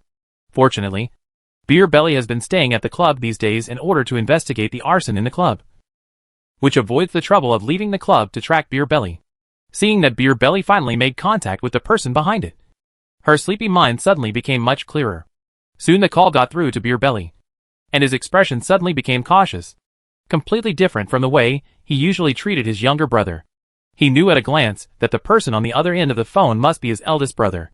Beer Belly reported the situation in the club in detail, and then waited silently for the person on the phone to give him an order. The waiting process was always extremely stressful, and he even sweated uncontrollably, requiring him to keep wiping with paper. Xiaoxi moved closer and listened. A man's sneer came from the phone. "I leave the night to you, and this is how you take care of it." That voice didn't sound old. It was even younger than the Beer Belly. Beer Belly immediately turned pale with fright, but he did not dare to make excuses for himself. He just kept admitting his mistakes and said that he would definitely learn a lesson and would never let the boss down again. There was silence on the other end of the phone for a while before the voice came out again. "Come to my place and talk." The Beer Belly didn't dare to object and quickly agreed. Then, the man on the other side of the phone reported an address. After hanging up the phone, Beer Belly sat down on the chair and gasped for air, as if someone had just strangled his neck and made him unable to breathe. 2 or 3 minutes passed like this. Before he could fully breathe, he stood up and walked out. Obviously, he didn't dare to waste time. Upon seeing this, Xiaoxi immediately followed. The Beer Belly drove all the way to a rich area. Xiaoxi followed leisurely in the sky, while flying in the air. Xiaoxi had already begun to consider what personal belongings she wanted to take away from the person behind the scenes. She was basically certain that the boss Beer Belly was looking for was the person behind the scenes. According to what the system said before, this personal item is not random, but designated. However, it is not yet certain what this designated item is.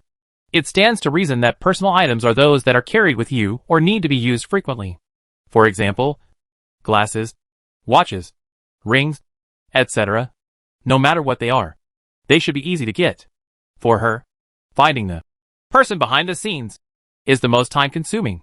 Once the person behind the scenes is in front of her, Wouldn't it be easy for her to get that person's things? With this idea in mind, Xiaoshi followed Beer Belly into one of the villas. The servant came to open the door, politely led Beer Belly to change into his slippers, sat down on the sofa, and then handed Beer Belly a cup of tea. The Beer Belly looked around uneasily, but did not see his boss. He couldn't help but ask the servant, "Where is Mr. Feng?" "Mr. Feng is having a video conference in the study upstairs. He will be down in a moment," the servant replied politely. "Sit here for a while. You can tell me anything you need." Chapter 635 The Man Behind the Scenes 33. The Beer Belly stopped talking, but was just a little restless. The servant stood respectfully, looking straight ahead, quietly waiting for the task of bringing tea and water. Xiaoshi had nothing to do, so she casually took a look at the environment of the villa. The decoration is high-end and luxurious, but not rustic. It seems that the owner of this villa is a tasteful person. But looking at the Beer Belly, that looked like he might die at any time. That Mr. Feng was probably not an easy person to talk to. However, it doesn't matter whether she talks well or not. What she hopes most now is that Mr. Feng is the behind the scenes she is looking for, so that she can complete her game tasks in advance. Although according to the last single-player game experience, after the mission is completed, you must stay here for the full game time before you can leave. But after the task is completed, you can do whatever you want, and you will feel much more relaxed. Xiaoshi was thinking about where she should go to have a big meal to reward herself after completing her mission, when she heard slight footsteps coming from the top of the stairs. She looked up and saw a man in a neat suit.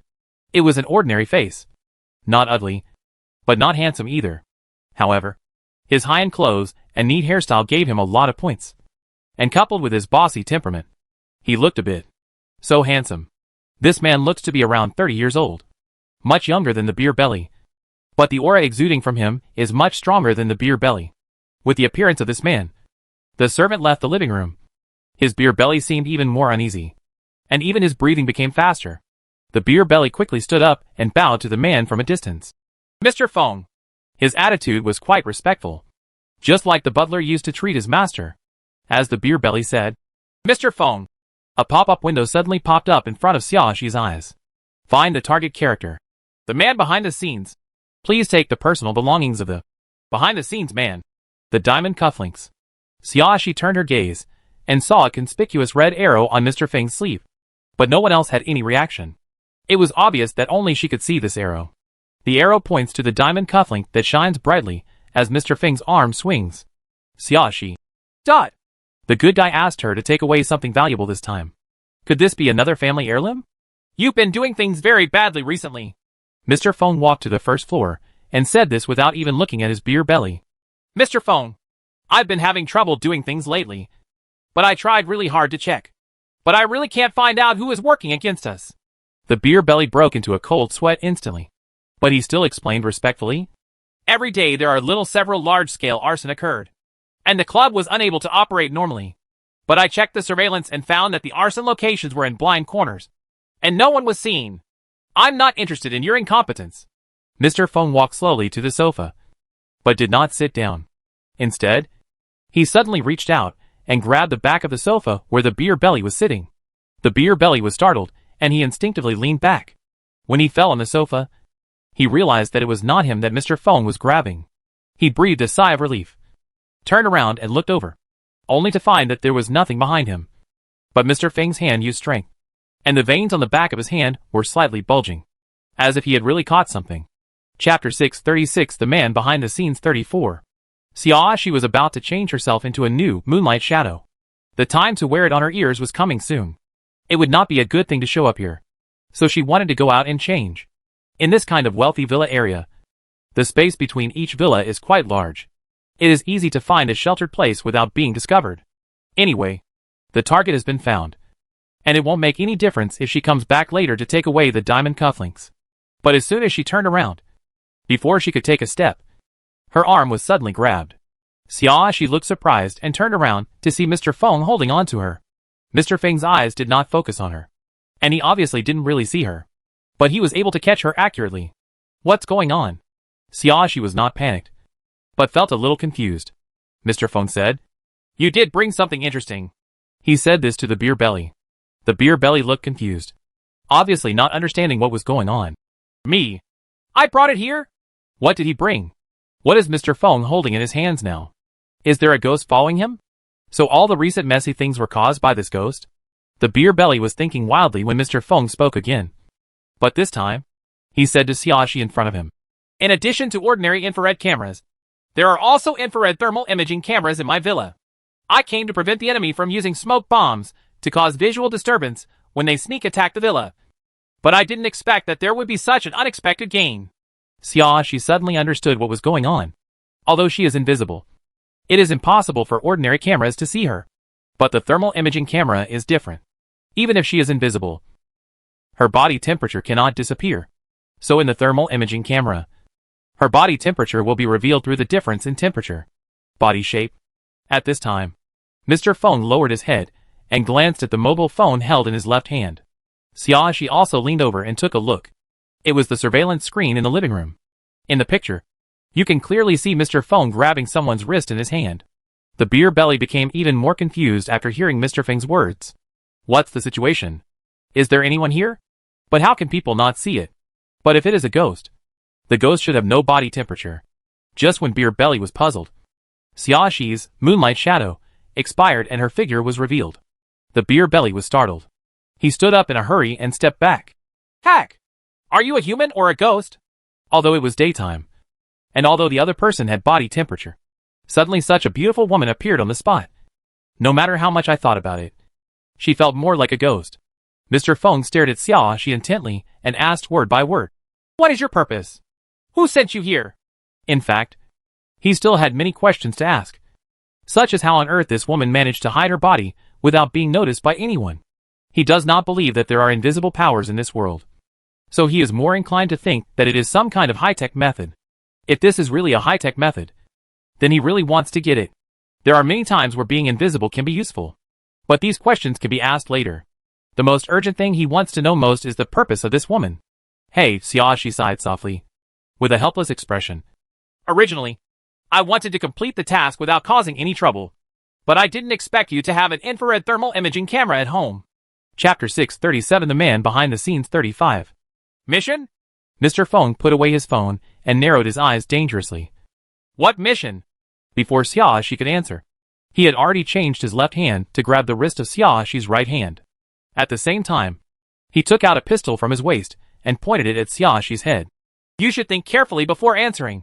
Once if you hide anything or lie, I can send you on your way immediately. You don't need to threaten me, Xiaoxi said calmly. After all, I have no intention of answering your question. Before she finished speaking, a silver table knife suddenly appeared in her left hand, and she quickly stabbed Mr. Feng's right wrist. Mr. Feng decisively shot Xiaoxi in the shoulder. When the bullet was about to hit Xiaoxi's body, it was suddenly bounced away by a thin light curtain. Xiaoxi was intact, and the knife stabbed towards Mr. Feng without any pause. For the first time, Mr. Feng's eyes showed a look of shock, but his reaction was quite fast. He quickly retreated to a safe distance and avoided Xiaoxi's knife attack. Xiaoxi's plan to take the opportunity to cut off Mr. Feng's sleeves came to nothing. What else is there on you? Mr. Feng's face was gloomy. It can actually withstand bullets. Why do you have so many questions? Xiaoxi curled her lips, and she took out a freezing gun and aimed it at Mr. Feng. If you are lucky, maybe one day you will know what this is. Now! Stop talking so much, she said as she fired at Mr. Feng. Mr. Feng could tell at a glance that the gun in Xiaoxi's hand was different from an ordinary pistol. Even though he didn't know what was special about the function of this gun, he still instinctively wanted to avoid it to avoid being hit. Xiaoxi's marksmanship was not accurate, especially when faced with a person like Mr. Feng who was quick to dodge. It would be even harder for her to hit him. Mr. Feng kept shooting at Xiaoxi, only to find that the bullets would bounce off every time. He knew that the current situation was very unfavorable to him. So while delaying time, he pressed the shortcut key on his mobile phone to contact his men to come to the rescue. Although Xiaoxi didn't know what Mr. Feng had done, she also knew that the longer she stayed here, the more complicated the situation would become. She thought about it and put on fairy wings on herself. As long as you control the low-altitude flight, you can still fly indoors. The most important thing is that she now needs to rely on the speed bonus brought to her by fairy wings. When he saw transparent wings with thin flashes suddenly sprouting from behind Xiaoxi, Beer Belly, who was huddled in the corner, felt that his brain was completely exhausted. He even had the idea that he might be dreaming today. Otherwise, how could he see such a fantasy scene? Mr. Feng's expression also changed somewhat. If the previous ones were all high-tech means, are these wings also a product of high-tech? Can the current state-of-the-art technology make wings possible for people to fly? Before Mr. Feng could think more, Xiaoxi rushed over like an arrow from a string. When Mr. Feng saw something bad, he immediately ran upstairs. But Xiaoxi was faster.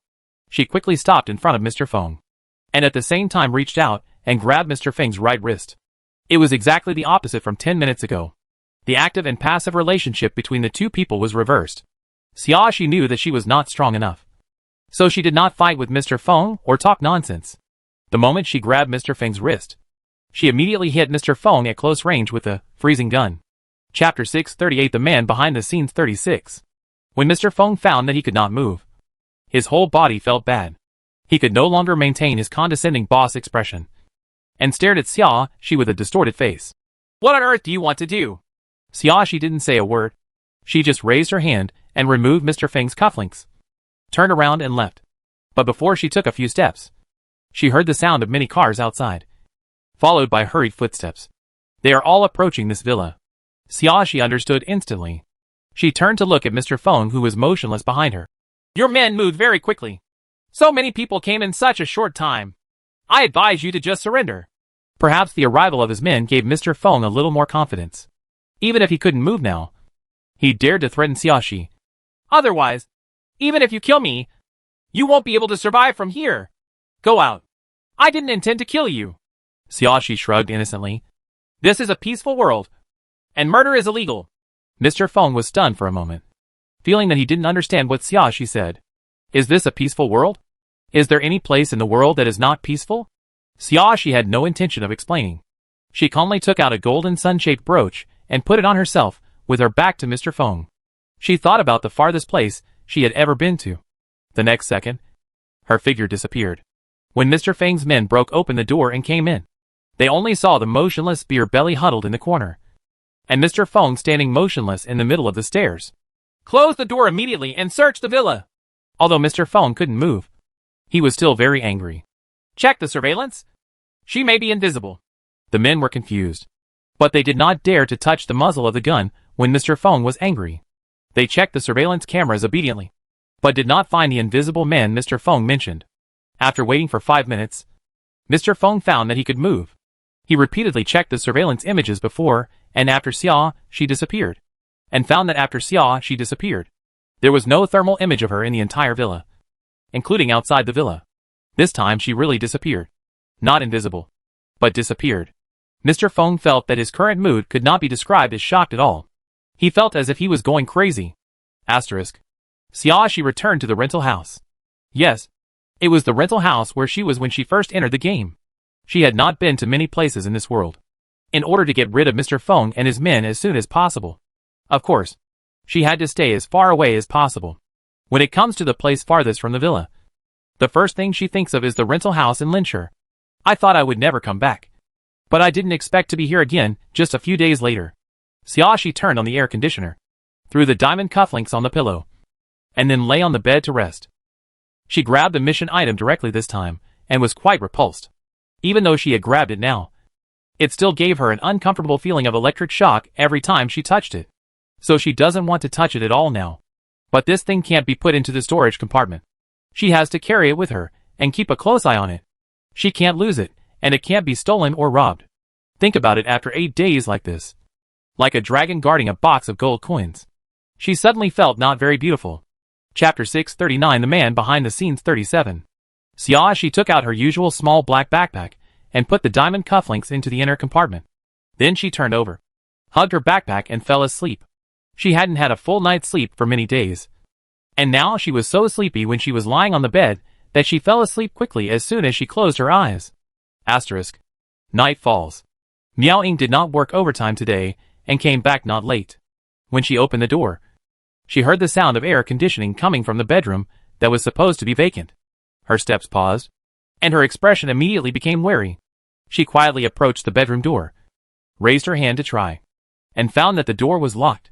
Before that, she clearly remembered that the door to this bedroom had always been open. Now it was not only closed, but also locked. There must be someone inside. Thief? Or is it the forces involved behind the skeleton killer? Miao Ying gently picked up the pistol and kicked the door open decisively. The loud banging of the door woke Xiaoxi up. She sat up from the bed suddenly. When she saw Miao Ying pointing a gun at her, she relaxed and yawned. Officer Miao, your way of welcoming your roommate is quite special. After Xiaoxi finished speaking, she lay back down again, looking very sleepy. Xiaoxi? Miao Ying looked surprised. She put away the pistol and walked to the bed. When did you come back? Afternoon. Xiaoxi answered vaguely without opening her eyes. Miao Ying was silent for a moment and then asked, Didn't you say before that you wouldn't come back? Although she felt confused at the time, she had always hoped that Xiaoxi could come back and clear up all the doubts in her heart. But now that she really saw Xiaoxi coming back, she couldn't help being surprised. What I said at the time was I won't come back unless something unexpected happens. Xiaoxi rubbed her hands against the quilt and hugged the small black backpack in her arms tightly. I didn't say 100% that I wouldn't come back. Are you in trouble outside? Miao Ying couldn't help but ask. Absolutely, Xiaoxi said ambiguously. Miao Ying didn't speak anymore. But she didn't leave either. She just stood by the bed and stared at Xiaoxi. Xiaoxi felt that Yadeo's eyes were always staring at her, and she couldn't fall asleep even if she wanted to. She sat up, rubbed her somewhat messy hair helplessly, and looked at Miao Ying. Officer Miao, if you have anything to ask, just ask, but I may not answer. Her posture is casual. Her expression is natural. And she has a lazy sexy look when she flips her hair casually. Miao Ying was stunned. The woman in front of her was completely different from the one she had known before, except for the fact that his beautiful face is exactly the same. In other aspects, whether it is expression, temperament, or usual movements, he seems to be a different person, with her always good eye for people. She had never seen such a contrasting person. If Xiaoxi hadn't taken the initiative to admit her identity, she would have even suspected that she was Xiaoxi's twin sister. So, Miao Ying, who originally had many questions to ask, turned out to be the first question she asked. Why do you seem to be completely different from before? The matter has been resolved, so there is no need to continue to maintain the character. Xiaoxi chuckled. Charming and charming. Since I answered a question from Officer Miao, how about Officer Miao also answered a question from me? Chapter 640 The Man Behind the Scenes 38. Miao Ying was surprised by Xiaoxi's words that there is no need to maintain a personality. When she heard Xiaoxi's last sentence, she thought about it and did not refuse. What do you want to ask? Why did the skeleton killer kill those victims? Xiaoxi asked curiously. She was really just out of curiosity. She later looked at the information about the victim obtained from Miao Ying's computer, and there was indeed nothing in common with them. The victims had nothing in common in appearance, personality, or body shape with her, which inevitably made her curious about how the skeleton killer chose its targets. Anyway, she doesn't think the skeleton killer is a random killing. Miao Ying was stunned again, obviously not expecting this to be the question she suddenly asked. However, this question is not a secret. She did not refuse to answer. It is through appearance. Characteristics? She was a little surprised. If the victims all have similar looks, it's impossible that you can't find them. Right. This is the second question, Miao Ying reminded Xiaoxi. Xiaoxi laughed. Officer Miao is quite good at business. After a pause, she added, however, even if you don't tell me this question, I can still make a pretty good guess. Miao Ying looked at Xiaoxi and said nothing. Xiaoxi lifted up a strand of her hair and turned it around, saying with a smile, since you didn't notice the similarities between the victims before the murderer confessed, it means that this commonality is not a similarity in conventional understanding. Place. But there must be something in common for the murderer. In addition, the murderer would violate the victim every time and carve a vengeful skull on the inner thigh, a private part of the body, indicating that he was filled with anger or hatred.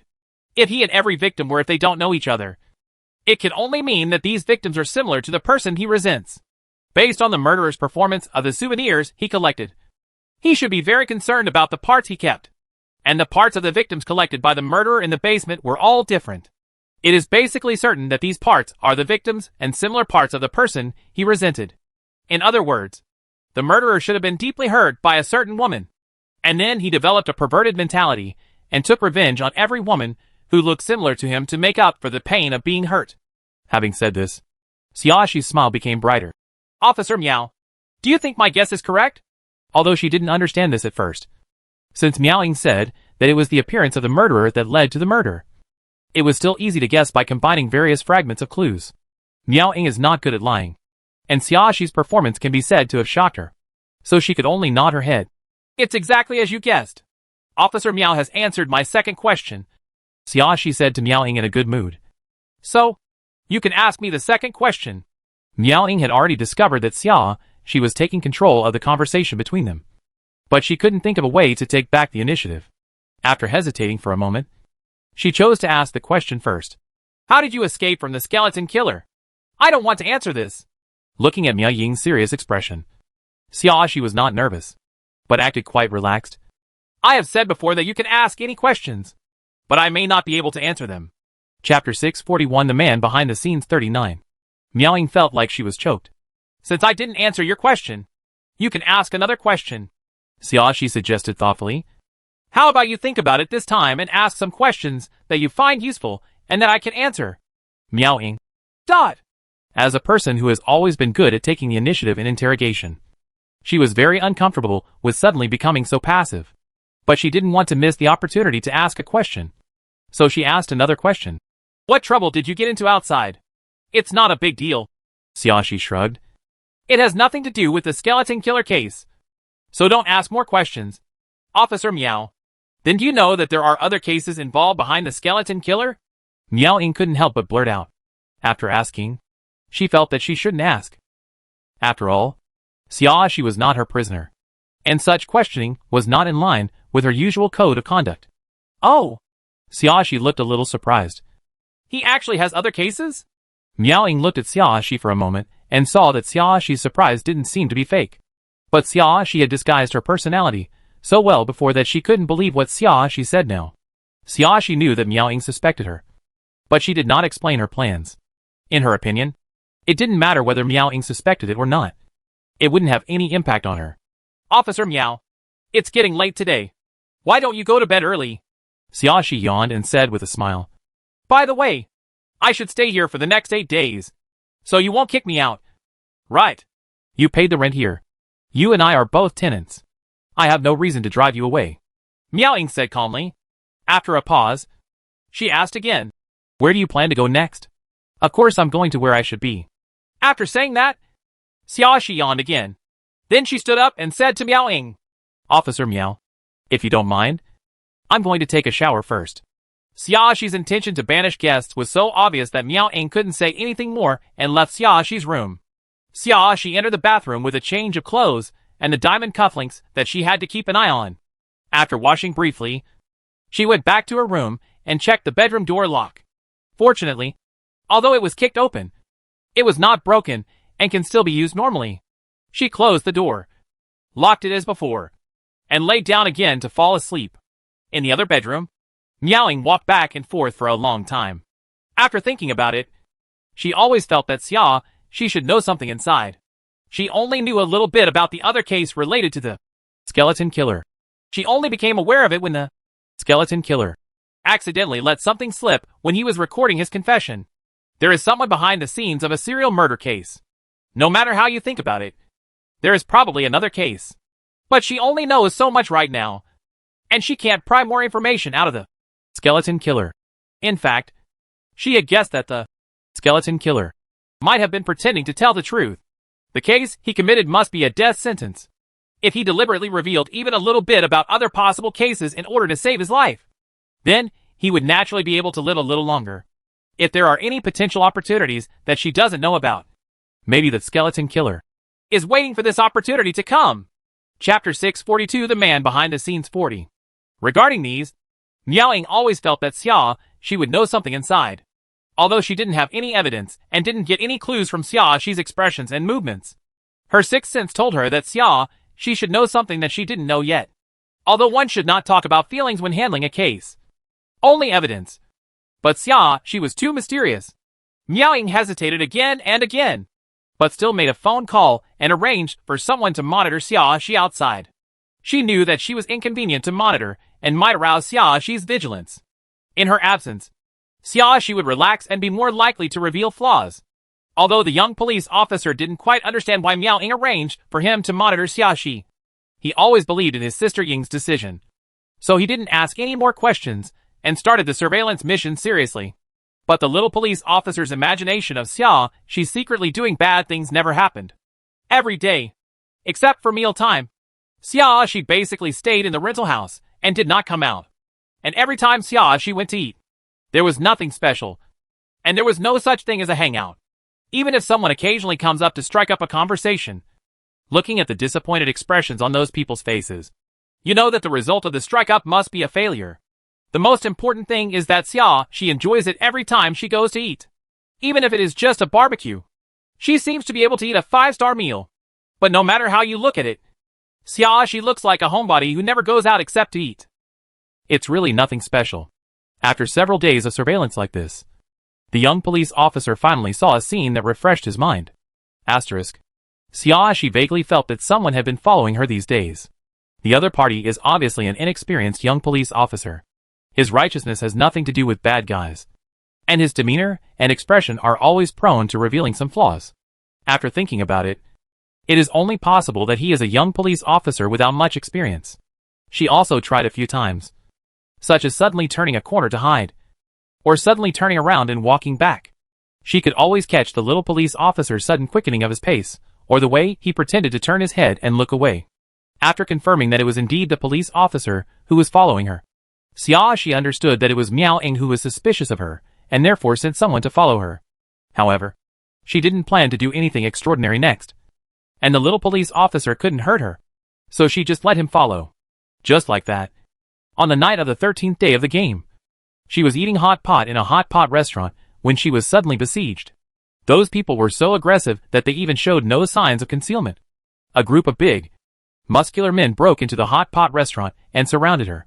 The other customers in the hot pot restaurant were scared to death and left the hot pot restaurant as quickly as possible. Even the waiters and the owner of the hot pot restaurant were so frightened by the gesture that they did not dare to come over and ask more questions, and ran faster than the customers. Xia, she didn't panic when she saw this. She even took out all the meatballs from the hot pot in an orderly manner, and slowly ate the meatballs with sauce in front of the sight of the big men. The big men probably didn't expect Xia, she to be so calm. No one spoke for a while, and their fierce expressions all looked a little embarrassed.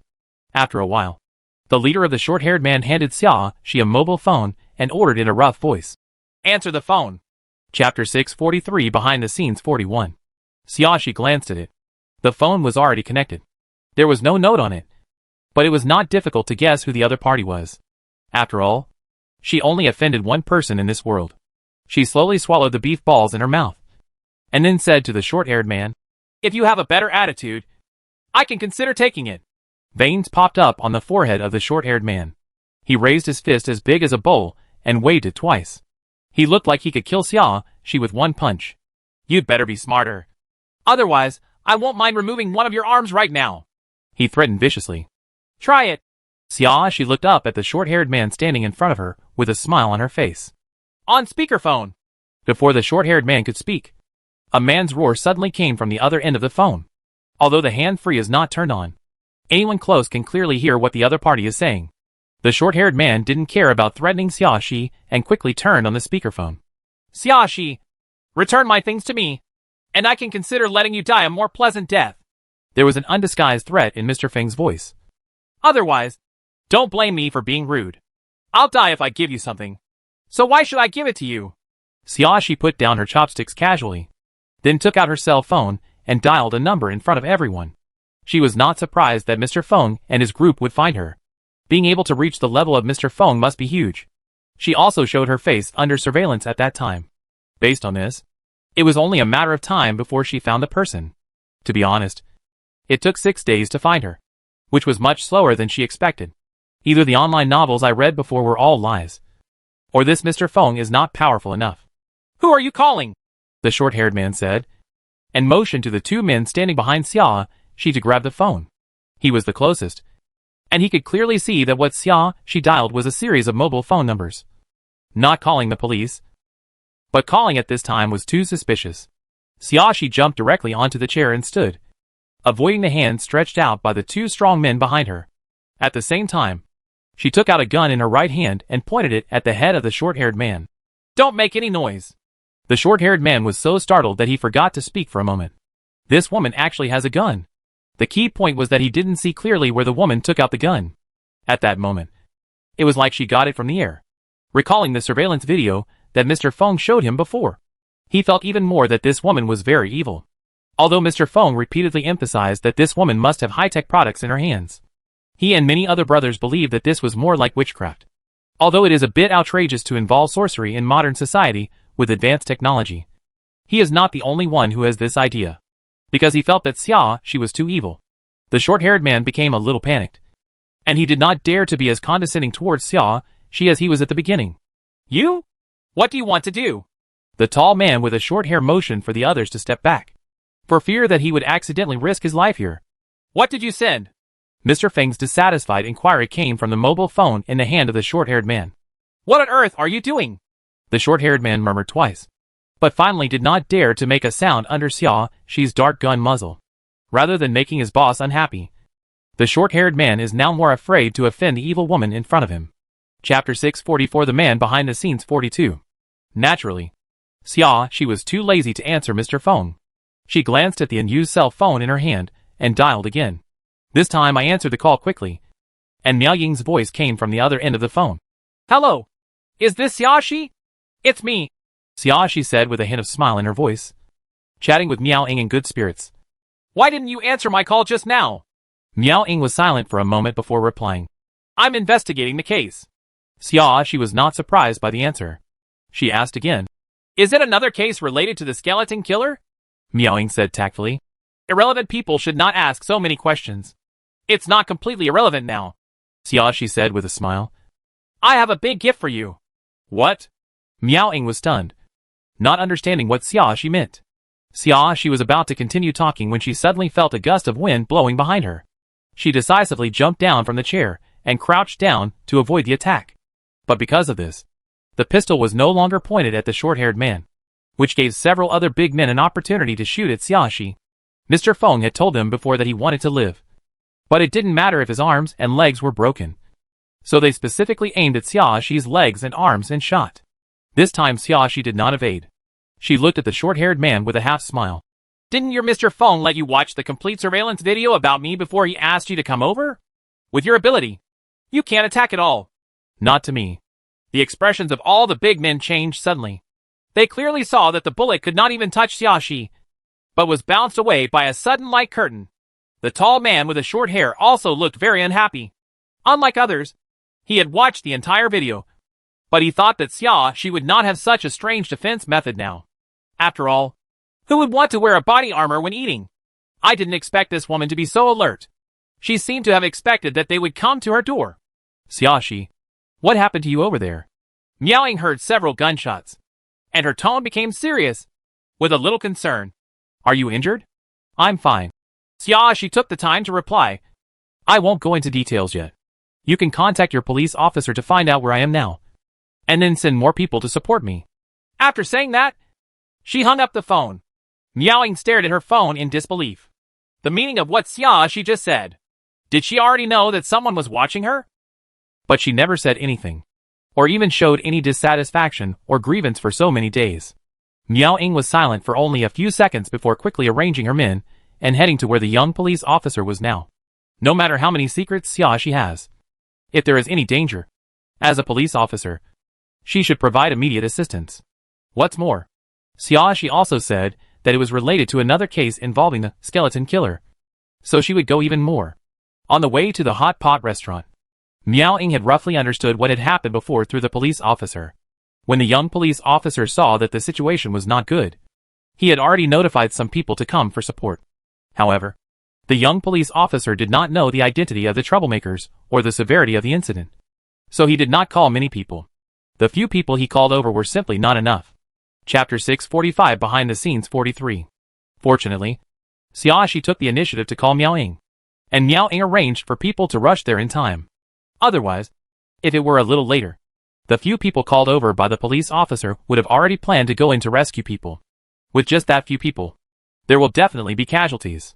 While Miao Ying was rushing to the hot pot restaurant with her people, she had already put away her cell phone and started fighting with the big men.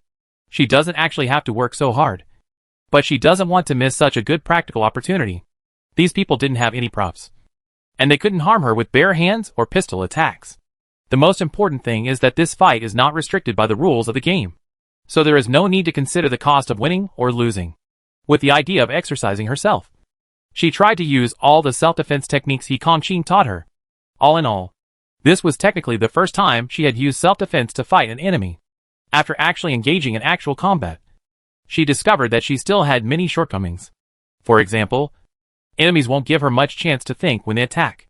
She must make the most accurate judgment in the shortest time in order to use the most appropriate moves to deal with them. Sometimes the brain is turned around, but the hands and feet may not be able to keep up with the rhythm. At this time, it is easy to reveal flaws. Also, she found that she had no comprehensive understanding of each of her moves, and there was no natural connection, which made it easier for loopholes to appear when changing moves. Overall, this actual battle was quite rewarding for her. The big men, who had no idea what Xia was thinking, had already changed their strategy after finding that no matter how they attacked, it was ineffective, and were ready to tie the person away with a rope. They are not fools, and they know that it will be very disadvantageous for them to stay here for too long. Originally, they thought they could take the person away within seconds after arriving, so they appeared so blatantly. But the result is obvious. They have been struggling for a while. Not only did they not take away anyone, but they were beaten quite badly. Xia saw several big men taking out ropes, and knew that her first actual battle could only end here. She sighed with regret. Well, the happy time is always so short. The big man with short hair said. Dot. Other big men. Dot. Have fun. Uncle, if you hadn't relied on that strange defense on your body, do you think you could have survived for a minute in the hands of our brothers? The short-haired man looked at Xia angrily. It's not like you relied on your own strength. What? Which of your eyes saw me squealing? I just said something casually. It's not a sneer. Right. Xia innocently looked at the short-haired man. What's more, I can have something in my hand that you don't have. It has already proven that I have strength. Why not rely on my own strength? Ability is also a type of strength. The short-haired man was so angry that he didn't want to speak. He waved to the other men, indicating that everyone should form a formation to catch people.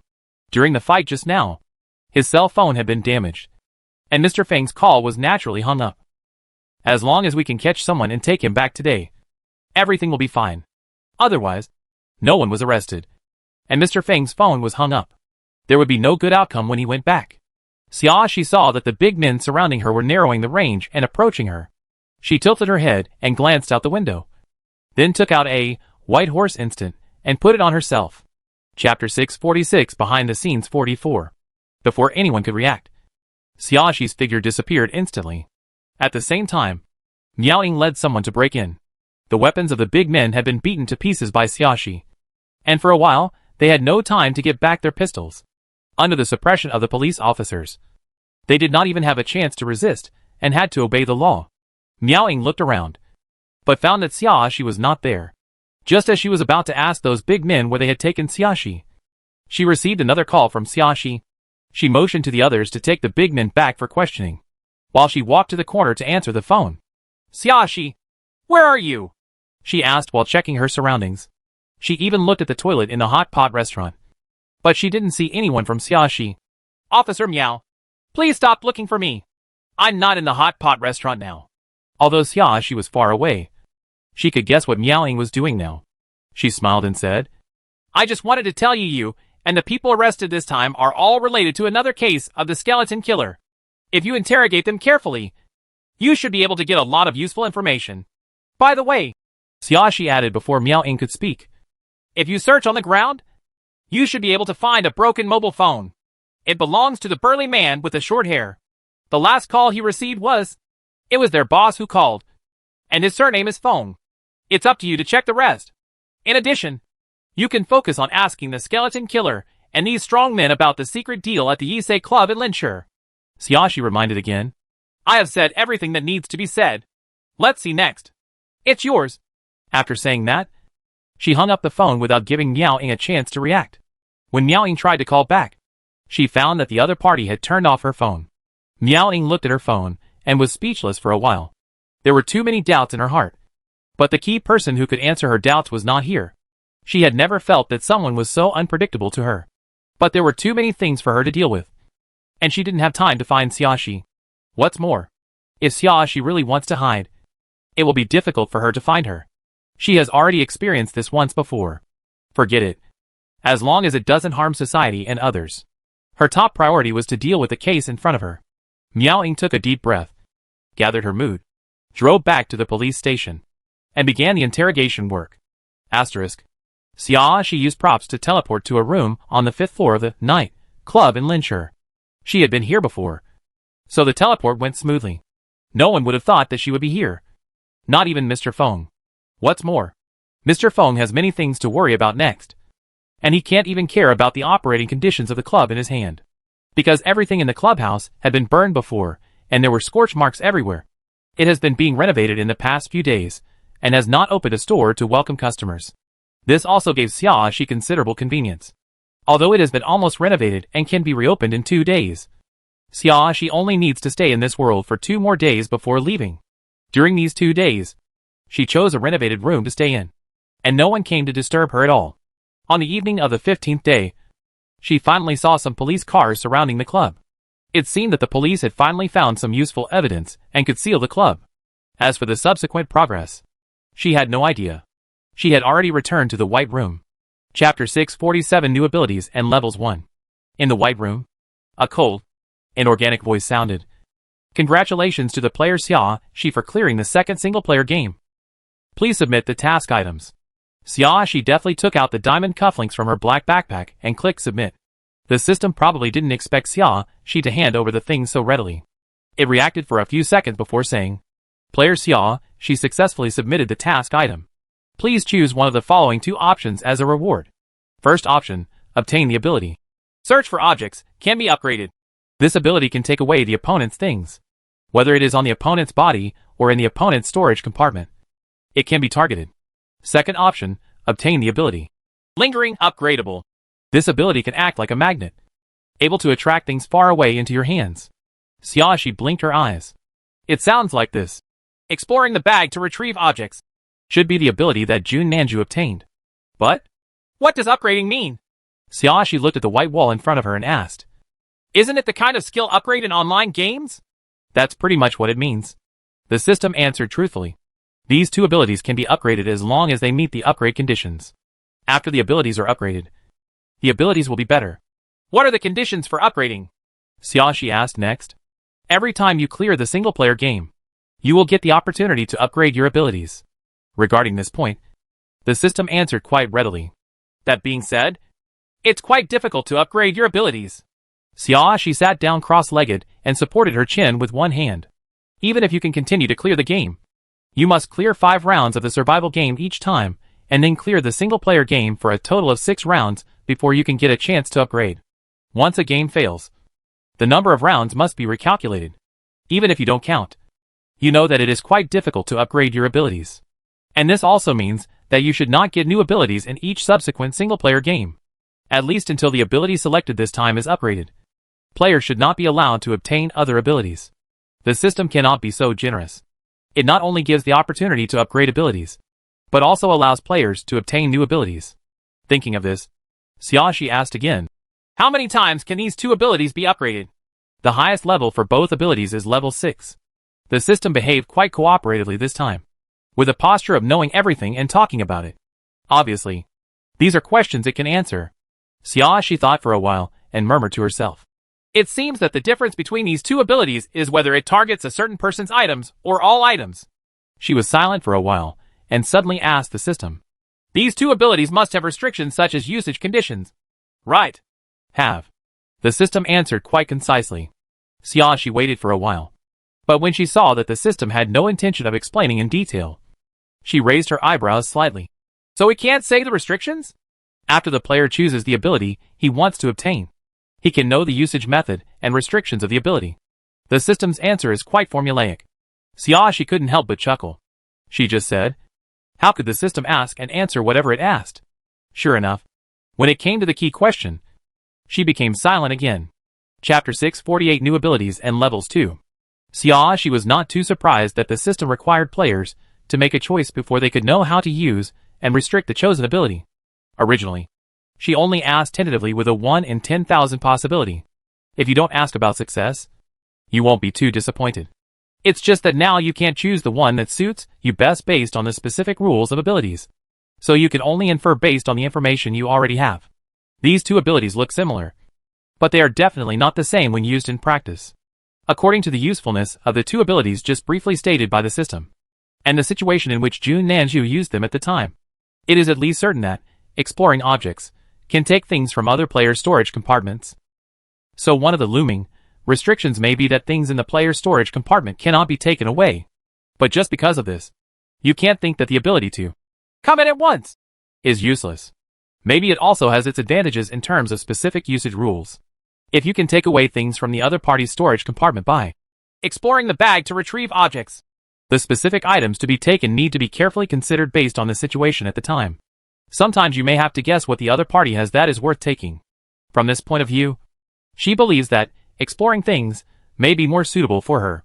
Yi Kongqi is more suitable for coming in a flash. He has a physical bonus. If someone intercepts the item while using his ability to get it into his hands, he will have an advantage in grabbing it back. After thinking carefully in her mind, Xiaoxi said to the system, I choose the first ability. Search for things. The system responded quickly. Congratulations to the player Xiaoxi for gaining the ability to find objects, current ability level 1. You can take an item from the opponent. The item is random and cannot be specified, and there is only one chance to use it in a game. Restriction 1. The other party must be a human being. Restriction 2. Must touch the other party's body. Restriction 3. You must pronounce the 4 words. Explore the bag and get the object before you can activate the ability. Xiaoxi. Items are random and cannot be assigned. If she couldn't specify the items to take, what else would she need to reason about and analyze? No. Wait. At that time, when Jun Nanju used his ability twice, he accurately took away the opponent's defensive items. If it was random, this luck would be too good. Therefore, he must have had the ability to pick up designated items at that time. It can be deduced from this that after the ability is upgraded, she should also be able to designate items. Thinking of this, Xiaoxi calmed down a lot. However, in other words, Jun Nanju has probably cleared the single-player game at least 4 times. For comparison, she now has the first level ability of finding objects in a bag. Jun Nanju not only used this ability twice in one game, but both times she could specify items. Even if upgrading to the second level can give players one chance to get designated items, if they want to turn this designated opportunity into 2, they must at least upgrade to another level. In addition, only after clearing the second single-player game can you gain the ability to find things. So Jun Nanju must have cleared the survival game at least 4 times. Xiaoxi narrowed her eyes slightly. Fortunately, he didn't become an opponent with Jun Nanju last time. Otherwise, he would have been a very difficult enemy. Chapter 649 New Abilities and Levels 3. Next, I will officially announce the level classification of the survival game. Please listen carefully. Hearing the sound of the system, Xiaoxi came back to her senses. Shouldn't things like level classification be announced when you first enter a survival game? Xiaoxi couldn't help but complain. She always thought that the system had no intention of announcing the level of the survival game, so it was up to the players to guess. Unexpectedly, unlike other games, the system would not announce the news until thousands of players had discovered on their own that the game had levels. Only players who have cleared 2 consecutive rounds of single-player games are eligible to know specific information about the level division of survival games. The system didn't like Xiaoxi's tone that seemed to say it was not dedicated, so it immediately explained. Okay, then you go ahead and say it. Xiaoxi shrugged, but didn't say anything more. The system was then satisfied and continued. The survival game has 3 major levels, divided into elementary, intermediate, and advanced levels. Different levels will lead to different points earned after clearing the game. Yeah, I've already felt this. Xiaoxi nodded and yawned again, appearing not to be that interested. The system was not very satisfied with Xiaoxi's attitude, but did not express it. It just continued. Each major level will be divided into 2 smaller levels, divided into a level and B-level. A level is more difficult than B-level. The points earned after clearing the game will also be higher.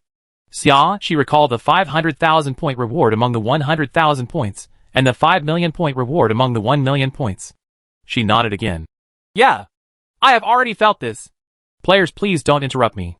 The system's voice didn't have any ups and downs in tone, but it still made people hear the slightest hint of dissatisfaction. Okay. Keep talking. She made a cute expression as if she was listening. The system was quiet for 2 seconds, as if it was adjusting its mood. And then it spoke.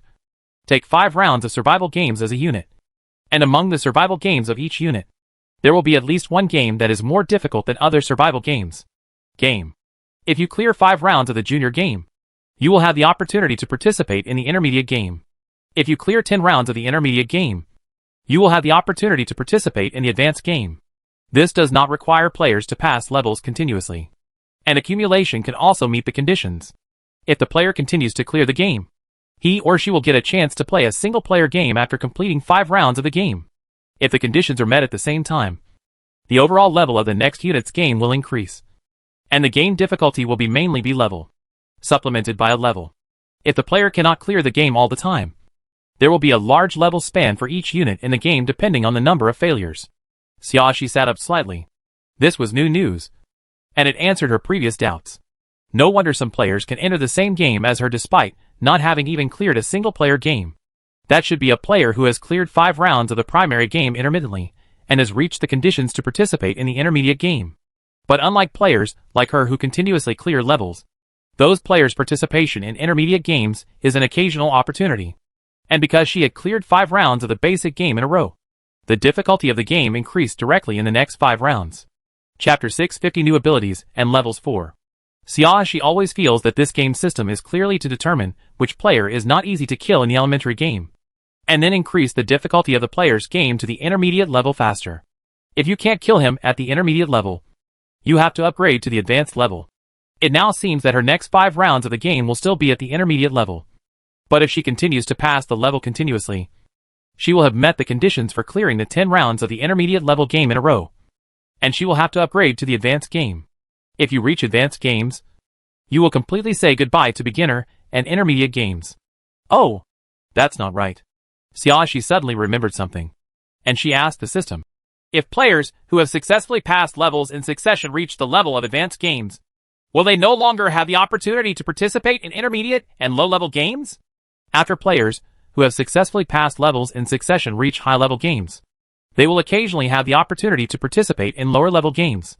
The system answered briefly. She knew that it was impossible to tell the specific system, such as what kind of opportunity this opportunity was. But she originally thought that the system would not answer this question at all. So she was satisfied with getting such an answer. At least this explains why Jun Nanju appears in mid-level games. According to her previous inference, Jun Nanju was a player who had cleared at least 4 rounds of single-player games, which meant that Jun Nanju had cleared 5 rounds of games at least 4 times in a row.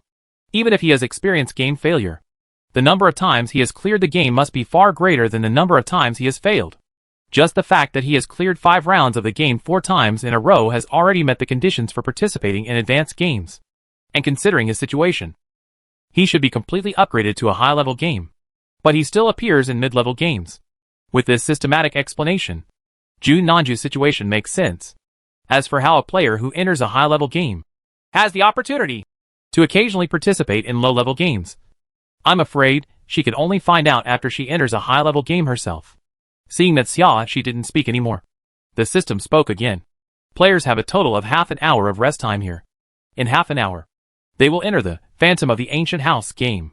Players are asked to choose the products to purchase, or enter the next game immediately. She came back to her senses. As she opened them all, she asked the system, "You talked too much this time, and spent a lot of time. Shouldn't it be counted in the half-hour break?" "Right. Each time a player is in this space is calculated from the time the player enters this space. Whoever talks more is included in the half-hour break," the system said inhumanely.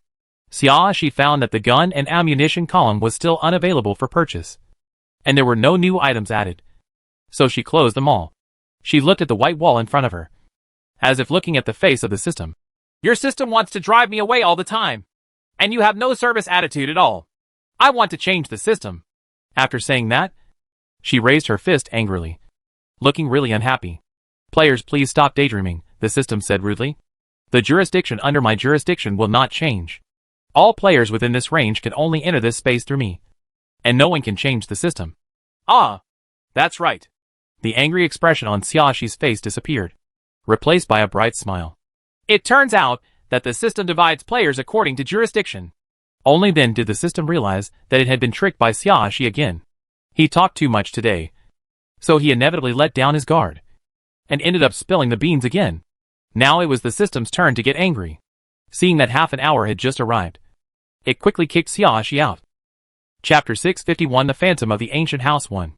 Xiaoxi was sitting on the steps at the entrance of a large house in a good mood, not caring about the system's stingy behavior at all. After being tricked by her, it's inevitable to get angry. However, if the system suffered a loss this time, it would definitely be vigilant for a long time, and she would not be able to use the system for a long time. Xiaoxi stood up and patted the dust on her pants. She turned around and looked up at the three characters. General's mansion, above the door of the ancient mansion in front of her. Judging from what the system just said, her system in the White Room cannot be replaced. This area should be divided according to the location of the initial world where she existed. In other words, at least people from the same world must be governed by the same system. However, the system in the game is not fixed. She originally thought that the system jurisdiction was divided according to the difficulty level of the game. But in the last round of single-player game, she encountered the electronic sound system again, combined with the system in the White Room. It seems that the system in the game may also be divided according to regions, but the basis for division should be different. Otherwise she would not encounter different game systems. So she guessed that the regions might be divided according to the world in which the game is located. In other words, a certain area falls under the jurisdiction of one system, but it is unknown how this area is divided.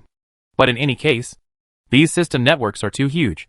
If they can really involve 3,000 small worlds, the coverage will be unimaginably terrifying. If there is really a manipulator behind these systems, then how powerful he must be to complete such a big game. What is the ultimate goal? Xiaoxi! A familiar voice suddenly came from behind. Xiaoxi came back to her senses and turned around to see Yi Kongqing, who was 2 steps away from her. Ah Qing! She rushed over with a smile on her face. Yi Kongqing opened his hand and let Xiaoxi fall into his arms. He gently touched Xiaoxi's head with a warm light in his eyes. Why are you standing at the door and not going in? I'm thinking about something. Xiaoxi rubbed Yi Kongqing's chest, and then looked up at Yi Kongqing with satisfaction. Ah Qing, I miss you so much. Do you miss me? The tips of Yi Kongqing's ears were slightly red, but he still nodded. They haven't seen each other for half a month. He misses her very much. Xiaoxi's smile became brighter. She raised her head and kissed the side of Yi Kongqing's face.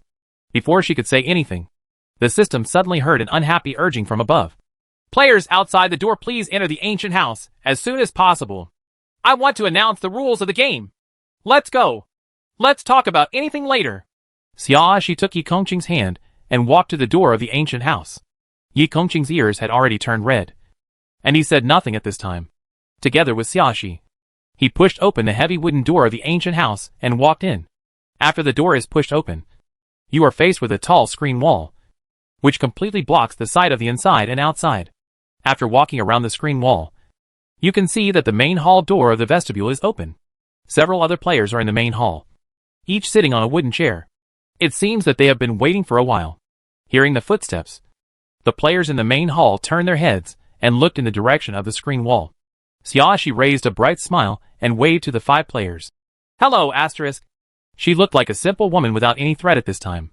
Chapter 652 The Phantom of the Ancient House 2. Xiaoxi! In the main hall, a man suddenly stood up. When he shouted this name, he had an indescribable emotion. He seemed a little angry, but also seemed a little surprised. Xiaoxi turned her eyes to the man who made the noise, and then paused. Mr. Zhao, it's such a coincidence that I meet you here. Her attitude was polite and courteous, just like the attitude she would use when greeting someone she doesn't know very well. Xiao Yifeng's dark eyes narrowed slightly. With a gloomy expression, his eyes turned to Yi Kongqing, who was standing next to Xiaoxi, and his tone was as gloomy as ever. Is this the man you were talking about? Yi Kongqing's brows wrinkled slightly. His facial lines were cold and hard, and his emerald green eyes contained undisguised hostility. Probably out of the beast's instinct, he found this man distasteful. Yes, Xiaoxi admitted frankly with a smile on her face. It's obvious. As she spoke, she slightly raised the hand that was intertwined with Yi Kongqing's, and her meaning couldn't be more obvious. Who is he? Yi Kongqing stared at Xiao Yifeng closely. He? Before Xiaoxi had time to answer, she was interrupted by the system's voice. If you have anything to say, please wait until I announce the rules. The system urged Xiaoxi And Yi Kongqing again. Please all players enter the main hall. I will announce the rules of the game soon. The other players stopped gossiping for the time being and sat down again. Zhao Yifeng stood still, just staring at Xiaoxi. There was a hint of murderous intent in Yi Kongqing's eyes, and his expression became fierce. He didn't like the way this man looked at Xiaoxi. Xiaoxi noticed Yi Kongqing's mood. She pulled Yi Kongqing toward the main hall and gently scratched Yi Kongqing's palm with her index finger, feeling the slight itching in the palm of his hand. Yi Kongqing lowered his head and looked at Xiaoxi. His fierce aura suddenly became much less intense. Xiaoxi looked at Yi Kongqing with a smile. I like Ah Qing's jealous look the most. The ferocious expression on Yi Kongqing's face suddenly couldn't be maintained. The tips of his ears turned pink again, but his voice was ferocious. I don't have it. At this time, the two people had already walked into the main hall, and the system started talking before they could sit down. Welcome 7 players to the General's Mansion. Next, I will explain the rules of the game to you. The system was happy to be able to progress through the game normally, and its voice returned to its cheerful tone. Players need to work together to find out the secrets in this General's Mansion and survive until the end of the game to pass the game. During this round of the game, players' defense props will lose their function, and other props can be used normally. Each player has 2 chances to be resurrected in this round of the game. Each time they are resurrected, they will be resurrected randomly at any location in General's Mansion. 1 million points will be deducted for the first resurrection, and 5 million points will be deducted for the second resurrection. If there are not enough points, the player loses the chance of resurrection and truly dies. If the player has used 2 resurrection opportunities, he will truly die if he dies for the 3rd time. Since this round of the game requires the cooperation of the players, there is a special rule. When the game time ends and there are less than 3 surviving players, the game will still be considered a failure for the players. Chapter 653 The Phantom of the Ancient House 3. This round of the game lasts for 10 days. Good luck to all players. After saying the last sentence, there was no movement in the system. Hey, is that all? A young woman with twin ponytails looked surprised. Don't you have any hints about the secrets of the General's Mansion? Since it is a secret, of course players need to explore it themselves. The system spoke again. If I have a prompt, what kind of secret is it? The twin ponytails were immediately choked. But if there is no hint at all, it will be too difficult for us to find the secret in such a big house. The man wearing a pure black t-shirt sitting next to the twin tails also spoke. What if it's a secret thing, but it actually doesn't matter? That can only be because you are unlucky and your brains are not flexible enough, the system said nonchalantly. The man in the t-shirt suddenly choked. No one else asked any more questions, and the system made no more noise. It was quiet for a while, and then an older woman spoke up. Now that things are like this, let's introduce ourselves to each other first. Her voice was gentle and her temperament was gentle. Her whole person exuded intellectual brilliance without any aggression. My name is Wen Juling. Upon seeing this, Twin Ponytails also took the initiative to introduce himself. My name is Ji Xiaoyu. The man in the black t-shirt then spoke. My name is Lixia. The only man present whose clothes were a little torn scratched his face and said without embarrassment. My name is Lu Tian. Although the first 4 people had taken the initiative to introduce their names, when it was Zhao Yifeng's turn, he refused to cooperate. He kept staring at Xia, she with no intention of speaking.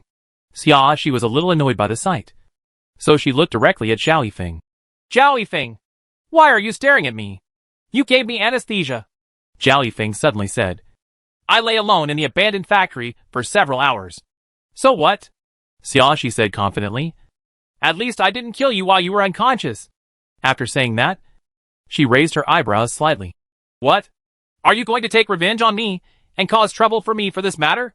Zhao Yifeng was stunned for a moment, then looked away and no longer looked at Xiaoxi. No. He actually didn't know what he wanted to do. At first, he just wanted to know if Xia, she was still alive. After knowing that she was alive, he wanted to meet her again. But now that he had actually met her, he didn't know what he was thinking. He mentioned that he was unconscious in the abandoned factory. Not for revenge and trouble. It's just that he doesn't know what else he can say unless he finds something to say about what happened with her before. I think so. Xiaoxi laughed again and said deliberately. After all, you were once the leader of the Zhao family, so you shouldn't be so vengeful. Zhao Yifeng did not answer, seeming to be lost in his own thoughts. When Juling saw that Zhao Yifeng and Xia, she were no longer talking, she looked at Yi Kongqing with a gentle smile. Now we know the names of Zhao Yifeng and Xiaoxi. I wonder what this man's name is. Xiaoxi turned her head and glanced at Yi Kongqing. Seeing that Yi Kongqing was indifferent, she poked Yi Kongqing's shoulder with her finger. Only then did Yi Kongqing spit out 3 words. Yi Kongqing! Chapter 654 The Phantom of the Ancient House 4. When Zuling nodded, then turned to look at the others. Since the rules of this game require players to work together to clear the game, I hope that we will not doubt or hurt each other. And working together is the most important thing. When she said this, her eyes stayed on Zhao Yifeng for a few seconds. Although she didn't know what the past was between Zhao Yifeng and Xiaoxi. Looking at Zhao Yifeng's overly obvious emotions, she thought that this past was not very pleasant. In order for the game to be completed smoothly, she had to take precautions in advance to avoid infighting among players. Ji Xiaoyu and Li Jia nodded together after hearing Wen Juling's words, expressing their agreement. To be honest, it's rare for a game to explicitly stipulate that players need to cooperate with each other to complete the game. They really hope to have this opportunity where they don't need to be wary of other players. Wen Juling's tone was unhurried, like a gentle big sister. The area of this general's mansion is quite large. I suggest you divide the area of the vestibule today and search all the rooms in the vestibule. How about that? Xiaoxi had no objection to Wen Juling's suggestion, and so did other players. Wen Juling took out a piece of white paper and a pencil from his storage compartment and drew a rough picture. Although I haven't had time to walk through this general's mansion, the overall layout of the ancient mansion is pretty much the same. She held up the white paper and faced everyone. And while talking, she took a pencil to mark. The scope of the front courtyard is compared to the backyard. It will be much smaller. In addition to the main hall and side hall, there will also be a study room and some other equipped small wing rooms. At this point, she paused and saw everyone looking at the paper in their hands and nodding, obviously understanding. She then continued, for safety reasons, I recommend that at least 2 people work in groups, divided into 3 groups in total. 1 group is responsible for the main hall and side hall, and the other 2 groups are responsible for the study and other small rooms. There is quite a lot of information in the study, and even 2 groups of people may not be able to read it all in one day.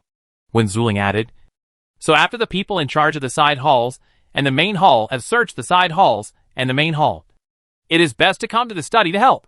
After saying that, she looked at everyone again and asked gently, this is my opinion. Do you agree? I agree. Xiaoxi was the first to express her stance. Wen Juling's arrangement was quite good, and there was no lack of consideration. Even when he made suggestions, his attitude was very gentle. Xiaoxi couldn't find any fault with it. Since Xiaoxi agreed, Yi Kongqing would naturally not object, and the others nodded one after another to express their willingness to act according to Wen Juling's plan. Wen Juling smiled kindly at Xiaoxi. Although I propose this team formation, it is up to you to make your own decision on how to form a team. Then of course, I want to form a team with Yi Kongqing. Xiaoxi immediately expressed her position, and at the same time took the initiative to say, we will be responsible for the main hall and the side hall, and the rest of us will mainly be responsible for the study. For players who have just entered the game, it is the same wherever they go to find things. Since Xiaoxi first proposed to take charge of the main hall and side halls, other players naturally chose the remaining places. After the groups were arranged, everyone dispersed. Zhao Yifeng glanced at Xiaoxi again before leaving, but this time he didn't say much or stay. He just took a look and left with the other players. Chapter 655 The Phantom of the Ancient House 5. After everyone else left the main hall, Yi Kongqing asked Xiaoxi, did Zhao Yifeng and you have a feud in the previous game? It doesn't count. Xiaoxi shrugged and explained, he is a person I met in the first single-player game. My game mission at the time had something to do with him, so I had some contact with him. Single-player game? Yi Kongqing looked surprised. His world has also become a survival game world? He has also experienced a single-player game, so he naturally knows that the world of a single-player game is an ordinary world with normal order. He never thought that such a complete and orderly world would become a survival game world. Yes. Xiaoxi nodded. She walked to Yi Kongqing's side and raised her finger at Yi Kongqing. Yi Kongqing didn't know what was going on, but he still cooperated and bowed his head slightly. Approaching Xiaoxi, Xiaoxi said in a very low voice that only 2 people could hear, after I experienced the first single-player game, I got some messages from the system. Through those messages, I learned something about the survival game. Speculation. She had never mentioned this matter to Yi Kongqing. It wasn't that she didn't trust Yi Kongqing, but that she was just speculating at the time. And there was no guarantee that her guess was completely correct. What's more important is that the system doesn't know that she has made so many assumptions about the information she revealed through it. Once she says it, if the system hears it and makes the system feel a sense of crisis, the situation may affect her and Yi Kongqing. All bad. For example, arrange more difficult games for them to play to increase the possibility of them dying in the game. But this time, after the system announced the level rules of the survival game, she felt a little more relieved. Even if the system really wants to wear small shoes for her, it cannot change this big rule, and the operability will not be too great. In addition, through her many observations, it is basically certain that the system in the game cannot hear whispers when in the game. With these two guarantees, she decided to tell Yi Kongqing her speculation this time. Although she didn't know why Xiaoxi lowered her voice so low, Yi Kongqing cooperated and lowered her voice and asked, "What's the guess? I think the items that players need to take away in the single-player mission are likely to be the key to creating a butterfly effect in that world," Xiaoxi whispered. "And this butterfly effect will cause the normal world to eventually change. A battlefield for survival games." If she had just speculated before. Now that Zhao Yifeng has appeared in front of her, it is absolutely certain that her guess at that time was correct. Yi Kongqing was stunned. "You mean the purpose of those single-player missions we did is to turn those normal worlds into survival game worlds?" His thoughts are very direct, and he does not think about the problem as deeply as Xiaoxi. However, judging from the single-player game world he has experienced, it should be unlikely that it will become a survival game world. At least not likely in the short term. He thought that players entered the single-player world to complete tasks just to test players in different ways. But Xiaoxi said the butterfly effect. He still understands that it generally means that small changes in initial conditions can trigger a long-term and huge chain reaction. In other words, the seemingly insignificant small items in the world they took away just played a key role in triggering a chain reaction. Chapter 656, The Phantom of the Ancient House 6. Although it is incredible, it does make sense. Yes, Xiaoxi nodded. Actually, from this point of view, I think the world we live in also turned into a survival game battlefield under such circumstances. Yi Kongqing thought for a while, and felt that what Xiaoxi said made sense. Although in the eyes of outsiders like them who don't know why, the world suddenly turned into a doomsday game one day. Before such a huge change occurs, it may be the result of a certain player completing the single-player game. Yi Kongqing frowned slightly. What kind of force is it, and why would it do such a thing? He wasn't asking. More like he was mumbling. We can't know this yet, Xiaoxi replied, and added, however, after I cleared this single-player game, I learned about the survival game levels. Xiaoxi said everything the system told her. But as soon as she said the first two sentences, she was interrupted by Yi Kongqing. I can't hear it, Yi Kongqing said to Xiaoxi. I can't even see clearly how your lips move. He still knows a little bit about lip reading. If you can't hear the sound, you can still understand some daily sentences through lip reading. But what Xiaoxi said just now turned into a bunch of noise when it reached his ears, and he couldn't see Xiaoxi's lips clearly. It was as if there was something wrong with hearing and vision all at once. Xiaoxi paused and spoke again. Then I said the weather is good today. Can you hear me? Yi Kongqing nodded. I can hear you. Well, it's not that there's something wrong with your ears. It's just that the game settings are like this. Xiaoxi curled her lips and already understood what was going on. It seems that this information is only available to players who have cleared the second single-player game. You have the right to know. No wonder I haven't heard anyone mention it before. On the one hand, it must be because the number of players who have completed the second single-player game is small, and there are fewer opportunities to learn this information. On the other hand, players who have mastered the information may not necessarily tell others about it. And even if they want to say it, they cannot convey it. Xiaoxi did not feel distressed, but laughed. But it doesn't matter. Your next round of the game will be a single-player game, and the system will also tell you about the survival game level. Yi Kongqing nodded and said without any worry. Okay, let's wait for the system to tell you. By the way, I got a special ability this time, Xiaoxi said while paying attention to Yi Kongqing's reaction. Seeing that Yi Kongqing's expression was normal, and she was sure that this matter could be told. She continued. This ability can be upgraded. I only have a level 1 ability now. I don't know exactly what it will look like after upgrading, but it should be more useful than level 1. Can I upgrade? Yi Kongqing looked surprised. How to upgrade? When you clear the single-player game again, you can upgrade, Xiaoxi replied. There are 6 levels in total. You need to clear the single-player game 5 more times to reach the highest level. Yi Kongqing thought of something and asked, if that's the case, there will be no new special ability rewards in the subsequent single-player games? I think so. Xiaoxi nodded, and finally told Yi Kongqing, I think another ability should be more suitable for you. After you clear the level, remember to choose another one called Wife and Come. Chapter 657 The Phantom of the Ancient House 7. What's your name? Before Xiaoxi could finish her words, Yi Kongqing had to interrupt her. I can't hear you. Xiaoxi. No, that can't be said. Xiaoxi tried to read the name of the special ability again, and after making sure that Yi Kongqing couldn't hear it, she gave up. There will be a total of 2 special abilities for you to choose from. Mine is Search for Objects. You just choose the other one, she said. Okay. Yi Kongqing nodded. When Xiaoxi said, Explore the bag to get something, he could hear it again. It seems that the abilities that already belong to the player can be revealed, but others cannot. Just in case, Xiaoxi tried various ways to describe the sudden ability, and then found that it could still be conveyed with just a rough description. Yi Kongqing wrote down Xiaoxi's descriptions one by one to avoid any deviation in the selection. After the 2 people finished talking, they started to look for things in the main hall. For safety reasons, the 2 men did not search separately, but acted together. While looking at several antique vases placed on the red sandalwood table, Xiaoxi said to Yi Kongqing, the name of this game is Phantom of the Ancient House. No matter how you think about it, it seems that it has something to do with ghosts. Ah Qing, you have to protect me. At this point, she raised her head and glanced at Yi Kongqing, her peach blossom eyes blinking in a very seductive way.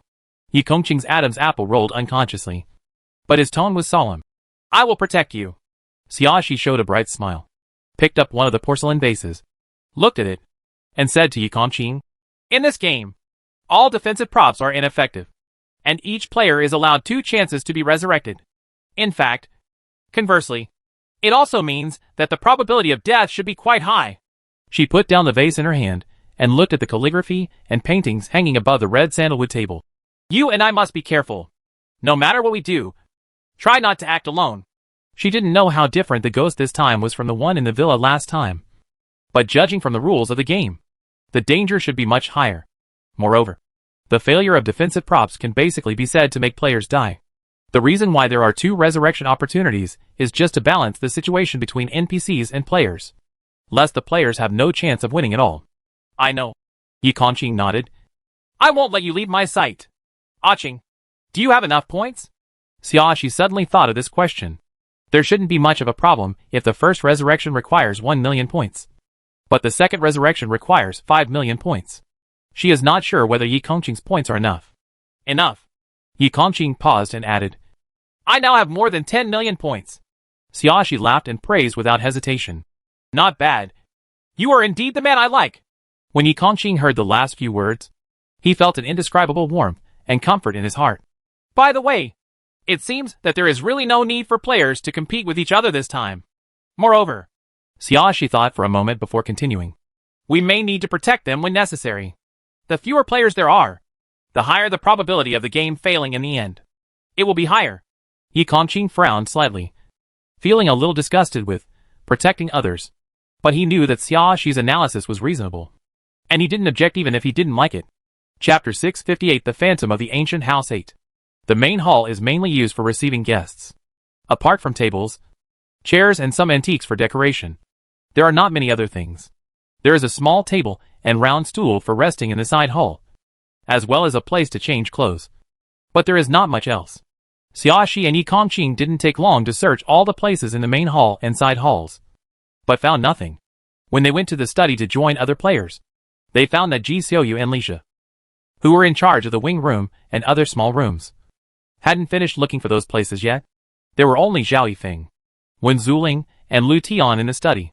Although this is a general's residence, the owner of the general's residence does not seem to be a powerful warrior. The study is not only large, but also contains many books. In addition, the clues may be text in the book, and you have to read them page by page, which is even more time-consuming. When Xiaoxi and Yi Kongqing came over, Zhao Yifeng had only read a few books. When Lu Tian saw Xiaoxi and Yi Kongqing coming in, he immediately seemed to have found a helper. He immediately picked up a pile of books and put them on the desk, and said to the two of them, "You guys finish reading this pile first." After saying that, he didn't care what the attitudes of Xiaoxi and Yi Kongqing were, and returned to his original position. When he went back, he couldn't help but murmur, "These traditional Chinese characters are too difficult to read. As a university graduate, I find it difficult to read these books. I even feel like a semi-illiterate." After hearing this, Wen Juling raised her head and said to Lu Tian, "You don't have to understand some words if you don't know them, as long as you can guess the general meaning of the sentence. If it really affects your reading, and you really don't know the word, you can ask me." Lu Tian suddenly seemed to have found a savior. He took several pages of paper folded in his hand and sent them to Wen Juling. "I really can't understand here, and here." He is a science student, so seeing these things really embarrasses him. Wen Juling looked at it and told Lu Tian accurately the pronunciation and meaning of these words. Finally, she reminded Lu Tian, "Those books that look like martial arts secrets, art of war, or miscellaneous books, or books similar to textbooks, you don't need to read the content word for word. You can just look through it to see if there are some papers in it. I know this." Lu Tian nodded repeatedly and pointed to a pile of books on the other side of his body. "Look at these. They are the books that I just sorted out and don't need to be read carefully." Xiaoxi and Yi Kongqing sat in front of the desk and read through each book. Just after reading 2 pages, Yi Kongqing felt a little dizzy. At this time, he suddenly understood what Lu Tian meant when he said, "I feel like a half-illiterate." Just now, he even felt like dozing off. Xiaoxi understood what was going on when she saw Yi Kongqing's state. She couldn't help laughing, but she was too embarrassed to laugh out loud. She raised her hand and poked Yi Kongqing's shoulder, and suggested, "Ah Qing, why don't you help me classify it, and I'll take a look at the specific content." Upon hearing this, Yi Kongqing immediately dropped the book in his hand and began to sort. He put all the books that did not need to be read carefully word for word on his side, and those that needed to be read carefully on Xiaoxi's side, and then flipped through every page of the books on his side to find out what was inside. Put the paper on the desk. Although this work is also very boring, it is much better than reading traditional Chinese characters. At least for him. He wouldn't have to doze off again. Chapter 659, The Phantom of the Ancient House 9. Without looking at the specific content in the book, Yi Kongqing summarized and organized it very quickly. Not long after, when Ji Xiaoyu and Li Jia entered the study, Yi Kongqing had already organized all the books on the bookshelf. He put everything that needed to be looked at carefully on the desk. Everything that didn't need to be looked at carefully was put back on the bookshelf after rummaging through the papers inside. When Ji Xiaoyu and Li Jia came in, they saw Yi Kongqing putting the sorted books back on the bookshelf. Lu Tian enthusiastically introduced the current situation again and had high hopes for Ji Xiaoyu. Ji Xiaoyu, you should be able to understand most traditional Chinese characters. Right. If you can understand, I will leave all these books to you to read. And Yi Kongqing, and I will be responsible for sorting them out." In his impression, girls studied more liberal arts and were more sensitive to words. They had a higher probability of understanding traditional Chinese characters than boys. So he asked Ji Xiaoyu instead of Li Jia. Ji Xiaoyu looked at Lu Tian with some embarrassment. "I only know a little about traditional Chinese characters. I can basically understand the common ones, but I can't understand the ones that are too complex or uncommon." Her university major was not history and literature. She only knew some traditional Chinese characters because she was taught a little by her interest class teacher in high school. But it was just a casual hobby, and I didn't study systematically. After all, the college entrance examination does not take this exam. "It's okay." Lu Tian motioned Ji Xiaoyu to sit in his seat. "That's much better than me. I'll leave this to you." Ji Xiaoyu did not refuse and took over Lu Tian's work obediently. There was no need to continue reading the book that gave him a headache, and Lu Tian felt much more relaxed. Before, if he looked at it for just a few more minutes, sweat would flow from his forehead. But he didn't dare to get together with Yi Kongqing. So when Yi Kongqing went to the second bookshelf, he went directly to the third bookshelf to work. Li Jia was someone who couldn't understand traditional Chinese characters at all, and it was even difficult to distinguish those in these books that needed to be read carefully and those that were not. So he gave up the task directly. In order not to appear useless, he went to the antique shelf to check if there was anything hidden in the antiques or whether there was a secret passage mechanism. Unexpectedly, the first person to gain something was Li Jia. He found several rolled up imperial edicts in the wooden box at the top of the bookshelf. "Come and see!" Li Jia was squatting on the ground and taking out one of the imperial edicts from the box. This should be the imperial edict. Although he could barely understand the words on it, He recognized the appearance of the Imperial Edict and felt that it was an important clue at first glance. When everyone heard this, they dropped what they were holding and went over to take a look. Li Zhe looked at the players approaching, hesitated, and handed the Imperial Edict in his hand to Wen Zhuling to read. In his heart, Wen Zhuling was the oldest and could understand traditional Chinese characters, so he was the most suitable one for her. Wen Zhuling did not shirk. He took the Imperial Decree and read it. This is the Imperial Decree appointing a first-grade general. That should have the name of the general. Right. Xiaoxi stood behind Wen Zhuling. Although she was asking, she was tall and her eyes had already seen the words on the Imperial Edict in Wen Zhuling's hand. Yes. Wen Zhuling pointed to two words on the Imperial Edict so that everyone could clearly see what they looked like. Ding Yuan. Chapter 660 The Phantom of the Ancient House 10. This general's name is quite ordinary. Ji Xiaoyu was the shortest, standing on the edge of the crowd and looking in. I thought it would be such a domineering name. He's not the hero in a novel. It's normal for his name to be ordinary. Li Zhe replied and gave Wen Zhuling some other Imperial Edicts. Wen Zhuling read and told the others the general content. There are some Imperial Edicts for rewards, including fertile land, beauties, and wealth. In addition, there was also a marriage decree, which granted the marriage of Song Xuan, Princess Anning, to Ding Yuan, the first-ranked general. Although I don't know if these are useful clues, at least I have figured out the names of the two most important figures in the general's mansion. Li Zhe rubbed his hands. Isn't this considered progress? Indeed. Wen Zhuling nodded. Now that we know their names, if we find the letters, we can tell who is with whom. We haven't seen any letters after looking at them for so long. Xiao Yifeng said with a gloomy face. I haven't seen them on the desk either. I'm afraid this general doesn't have the habit of exchanging letters. Maybe it's hidden. Wen Zhuling explained to Xiao Yifeng. In ancient times, correspondence was the most normal way of communication. Not to mention that General Ding Yuan's study is so big. He looks like a man with both civil and military skills. And there is no one who is illiterate. In this case, there shouldn't be no letters. If it was hidden, there might be important information in the letter. Ji Xiaoyu's eyes lit up, as if he saw hope, while others were discussing matters related to the letter. Xiaoxi's eyes still stayed on the wooden box that Li Zhe had taken down.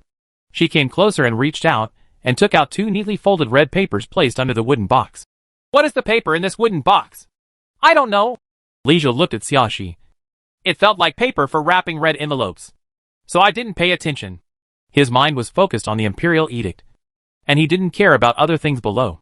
This paper feels very good to the touch, and has a certain thickness. It doesn't look like the paper used to wrap red envelopes. Xiaoxi said, as she unfolded one of the red papers.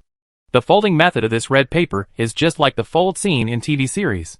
After unfolding, you can see that the folded inner side is not just red paper, but also has dark patterns of auspicious clouds on it. The writing is not pure black ink, but mixed with gold powder.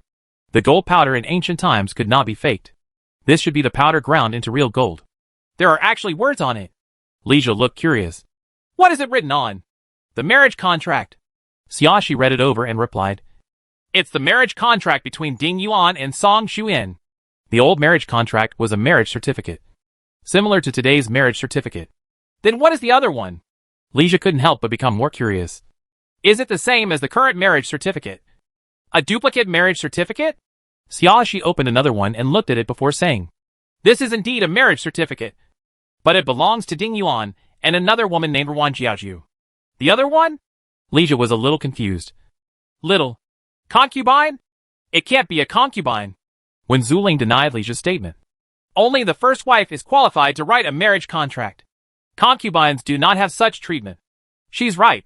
Xiaoxi nodded. The wording on it is very clear. It means marrying a wife. Chapter 661 The Phantom of the Ancient House 11. Li Zhe was dumbfounded. Is it possible for ancient people in this world to marry two wives? We cannot rule out the possibility. Xiaoxi did not deny Li Zhe's words immediately, but said, We need to find more clues to confirm whether this is a continued relationship or an equal relationship. If it's a renewal, Ji Xiaoyu stretched his head to look at the marriage certificate in Xiaoxi's hand. Doesn't that mean that Princess Song Xuan is dead? Since it's a renewal, it must be possible only after the original wife dies. Wen Zhuling said while looking at other things in the wooden box. There are also general orders in this box, as well as other letters exchanged with subordinates, basically urging training and trying new troop formations. There is nothing else. Lija followed Xiaoxi's instructions and kept the 2 marriage certificates, and packed up the other things and put them back. The others dispersed and returned to their respective positions. Xiaoxi continued to read the unfinished booklet. The book she is looking at now is an account book, which shows the general's mansion's income and expenses for a month. Although she can understand most traditional Chinese characters, it still seems a bit difficult for ancient account books. But she had to look at it. After all, things like ledgers were helpful in learning a lot about the inside story of the general's mansion. For example, through the distribution of monthly silver, we can know how many concubines General Ding Yuan has. And we can also know when he married Song Shuyan. Xiaoxi suddenly thought of something and turned around, but didn't find what she wanted to see. She got up and went to look for other ledgers on the desk. Finally, I saw a clue in the 3rd ledger. It seems that Song Shuyan died and Ding Yuan renewed his relationship, Xiaoxi said. Did you find the clue? Lu Tian looked over from the bookshelf. So fast? It just so happens that this is the account book in my hand, Xiaoxi replied. It shows that in the 5th year of the new emperor's reign, Song Shuyan's monthly money was no longer distributed. After that, Song Shuyan's name never appeared. And it appeared soon. I got Wan Jizhou's name. Are there any funeral expenses shown? Wen Zhuling asked aloud. No. Xiaoxi shook her head. There are no records of funeral expenses during this period. I don't know if it is not recorded in this account book, or if the princess's funeral is handled by the royal family. It's also possible. Wen Zhuling nodded in agreement. After thinking about it, she asked again. You just said that Wan Jizhou's name would appear soon. When did it happen? Judging from what is recorded on it, Wan Jizhou's name already appeared on it in the 3rd year of the new emperor's reign. Xiaoxi paused before continuing. But in the beginning it was as a concubine. And then the next month after Song Shuyan passed away, in the 5th year of the new emperor's reign, it became a wife's house. This concubine is very capable, and she was able to be corrected. Ji Xiao, you couldn't help but sigh. Although I don't know the details of what happened. But just hearing this, I can imagine a large-scale house fight. House fighting? After hearing Ji Xiaoyu's words, Lija frowned slightly. Could it be that the secret in this general's mansion is a house fight? The princess was killed. Although he never liked watching novels and TV series about house fights and palace fights, Ji Xiaoyu couldn't help but drag him to tell the plot every time he saw something exciting. Chapter 662, The Phantom of the Ancient House 12. After going back and forth, Lija also understood the basic routines of those house fights and palace fights. Now when he heard Ji Xiaoyu talk about house fighting, combined with the 2 points of the concubine's restoration and the death of the principal wife, he could easily think of the plots Ji Xiaoyu mentioned before about killing the first wife for the sake of superiority. I think it's quite possible. Ji Xiaoyu nodded repeatedly, very satisfied with Lija's reaction. Fortunately, the man she trained has a good understanding of house fighting. The house fight will not become a secret. Wen Zhuling's voice was gentle, without any sarcasm or aggression. I think this alone may not be enough. The concubine assassinated the main wife, but the general didn't know about it. And he also corrected the murderer. This is a big secret no matter how you look at it, Ji Xiaoyu emphasized.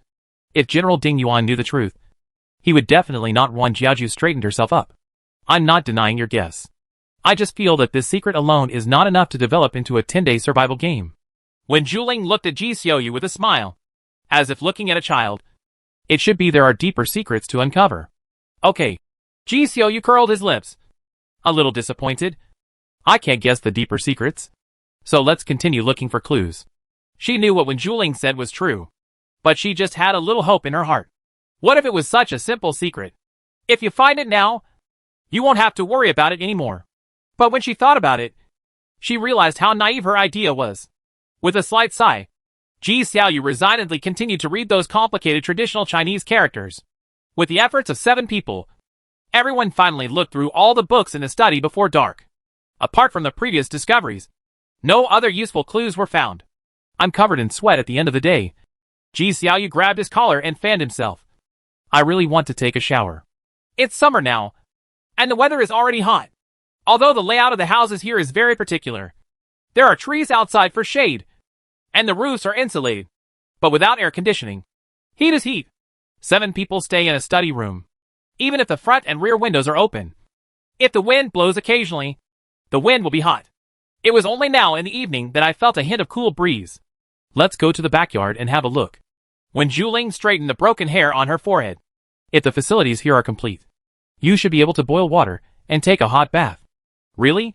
Ji Xiaoyu's eyes lit up. But then he sighed. I still have to boil the water myself. And I don't know how long it will take.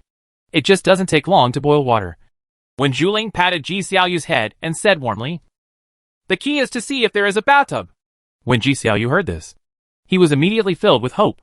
The 7 people walked through the hanging flower door together, entered the backyard, and went straight to the woodshed. There is enough charcoal and firewood in the firewood room, not to mention burning bath water for 10 days. It is enough to make fire for cooking for 10 days. There is a well not far from the woodshed, which can produce clear and clean water. Players do not need to use the water resources in their own storage compartments. Then they found the tub. 2. Each courtyard has a special room for bathing and bathing. It is a side room connected to the main house. And the bathtubs all look clean, free of dust and dirt. Chapter 663 The Phantom of the Ancient House 13. Several women moved several handfuls of firewood to the kitchen, while several men went to the well to fetch water. After a while, the fire started. Ji Xiaoyu looked at the large pot of water with happiness in his eyes. Fortunately, I prepared a few lighters with me, she couldn't help but proudly said to the others. Otherwise, I wouldn't have been able to light the fire. The other players did not respond. Only Li Jia praised Ji Xiaoyu a few more words. While waiting for the water to boil, a few men went to the well to fetch water, carried the buckets to the nearby room where the handyman lived, and took a cold shower directly. When Yi Kongqing came out of the shower, he saw that Zhao Yifeng, who had already showered, had not left and was standing outside the door. He walked on without looking back. Yi Kongqing! Zhao Yifeng suddenly said. Yi Kongqing paused and looked at Zhao Yifeng, with a bit of impatience on his angular face. Is something wrong? Zhao Yifeng's face was habitually gloomy. He went straight to the point and asked, how long have you and Xiaoshi known each other? It has nothing to do with you. Yi Kongqing refused to answer the question. Zhao Yifeng said no more, just stared at Yi Kongqing. This was the first time he met a man taller than himself. He was 1.9 meters tall and usually stood out in a crowd. He was used to looking down on others, and this was the first time he was looked down upon. Moreover, this man was what Xiaoshi said was her favorite man. There was always an indescribable weird feeling in his heart. Not dissatisfied, but definitely uncomfortable. Yi Kongqing also looked at Zhao Yifeng.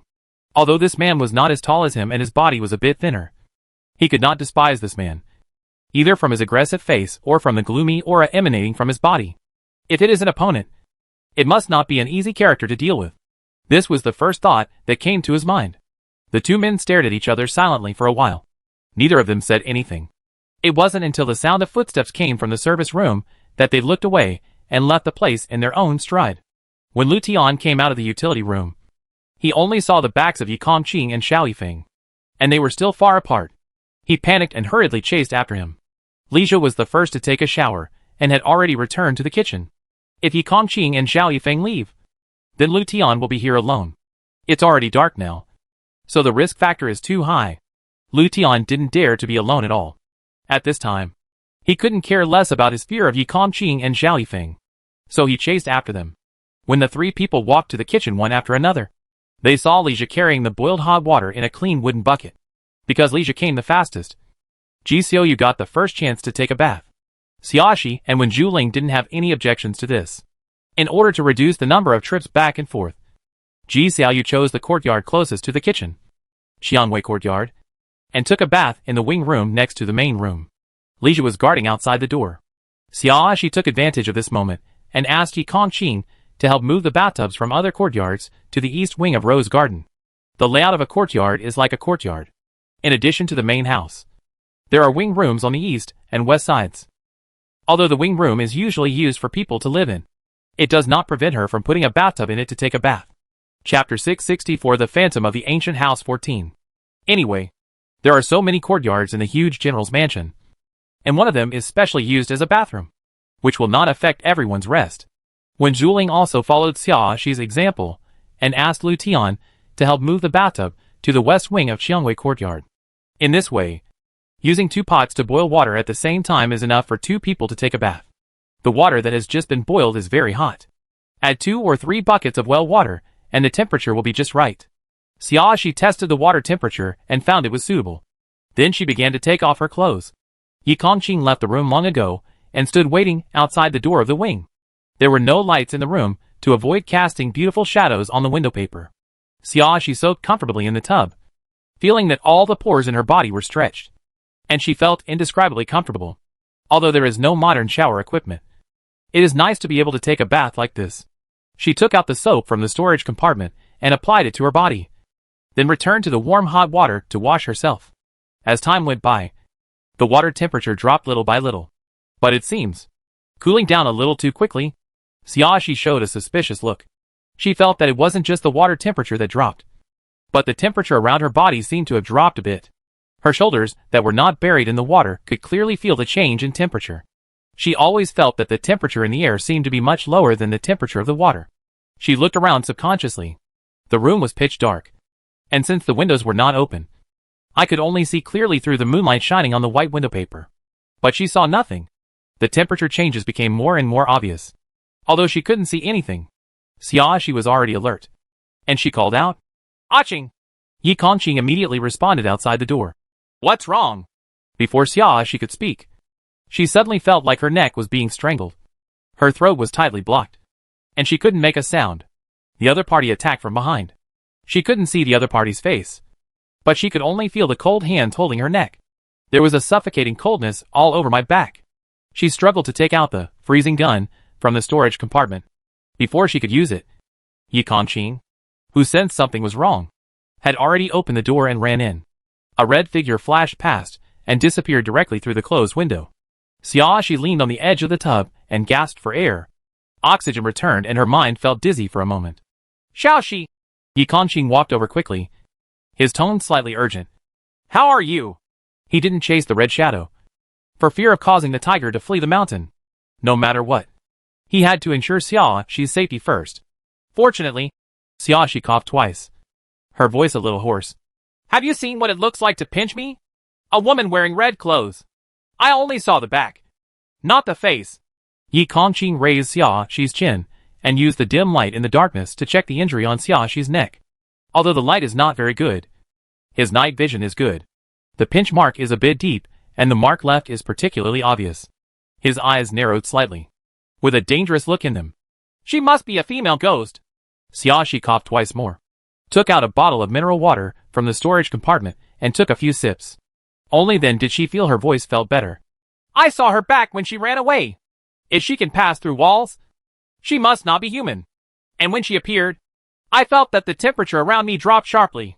Chapter 665 The Phantom of the Ancient House 15. Now that the female ghost ran away, and the temperature returned to normal, she felt that the water in the bathtub had not actually cooled down that much. It was still warm and comfortable. "Are you feeling uncomfortable anywhere else?" Yi Kongqing asked worriedly. "No.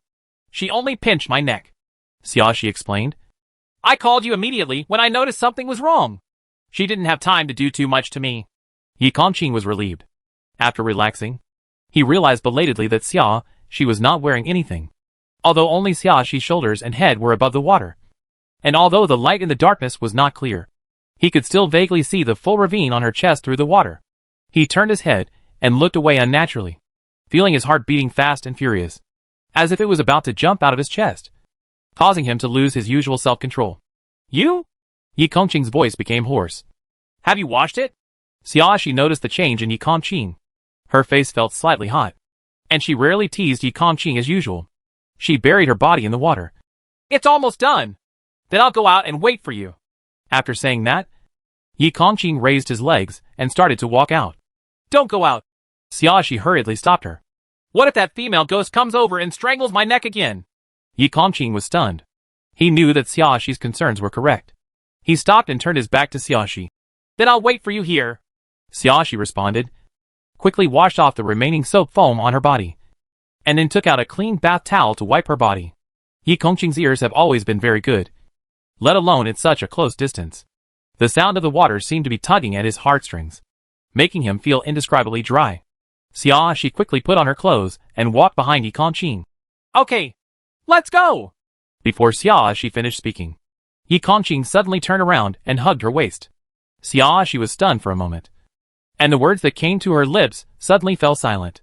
Yi Kongqing's breath was hot, and the temperature of his palms was also extremely hot. It was ironing Xiaoxi's skin through the thin fabric, making Xiaoxi feel that her blood was boiling in an instant. His emerald green eyes stared at Xiaoxi momentarily, and even in the darkness, he could feel the surging undercurrent. He lowered his head and kissed Xiaoxi's lips gently. The breaths of the two people were instantly entangled, ambiguous and affectionate. Xiaoxi!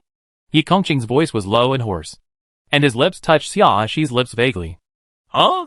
Xiaoxi responded subconsciously, but her voice was unconsciously tainted with a sultry flavor. Yi Kongqing completely lost control because of this response. As if a switch had been turned on, he kissed Xiaoxi passionately, with a strong desire to possess her. Xiaoxi felt that her body had softened, and she could only rely on Yi Kongqing's arms and endure his intimate entanglement. Bang bang bang. There was a knock on the door suddenly. Then Lu Tian asked cautiously, Yi Kongqing? Xiaoxi? Are you two still alive? The sudden sound interrupted the charming atmosphere. Yi Kongqing paused and then calmed down a little. He gently kissed Xiaoxi's soft lips with unfinished thoughts. When Lu Tian asked for the second time, he restrainedly raised his head. Chapter 666 The Phantom of the Ancient House 16. Yi Kongqing calmed down, feeling that his voice would not sound unusual, and then said, It's okay. Hearing the sound coming from the room, Lu Tian breathed a sigh of relief. That's good. That's good. I thought something happened to you. He had been standing at the door of the west wing before, and heard Xiaoxi calling Yi Kongqing. Then when Yi Kongqing entered, a red shadow flew out, scaring him terribly. Fortunately, the red shadow did not regard him as a target, and ran outside after floating out. But there was no movement in the house for a while, and he couldn't help but feel a little worried. So he boldly came over to ask about the situation. Xiaoxi nestled in Yi Kongqing's arms, listening to Yi Kongqing's violent heartbeat slowly return to normal, and her slightly rapid breathing also calmed down. Yi Kongqing kissed the top of Xiaoxi's hair and caressed Xiaoxi's back. Let's go. They should ask about the female ghost just now.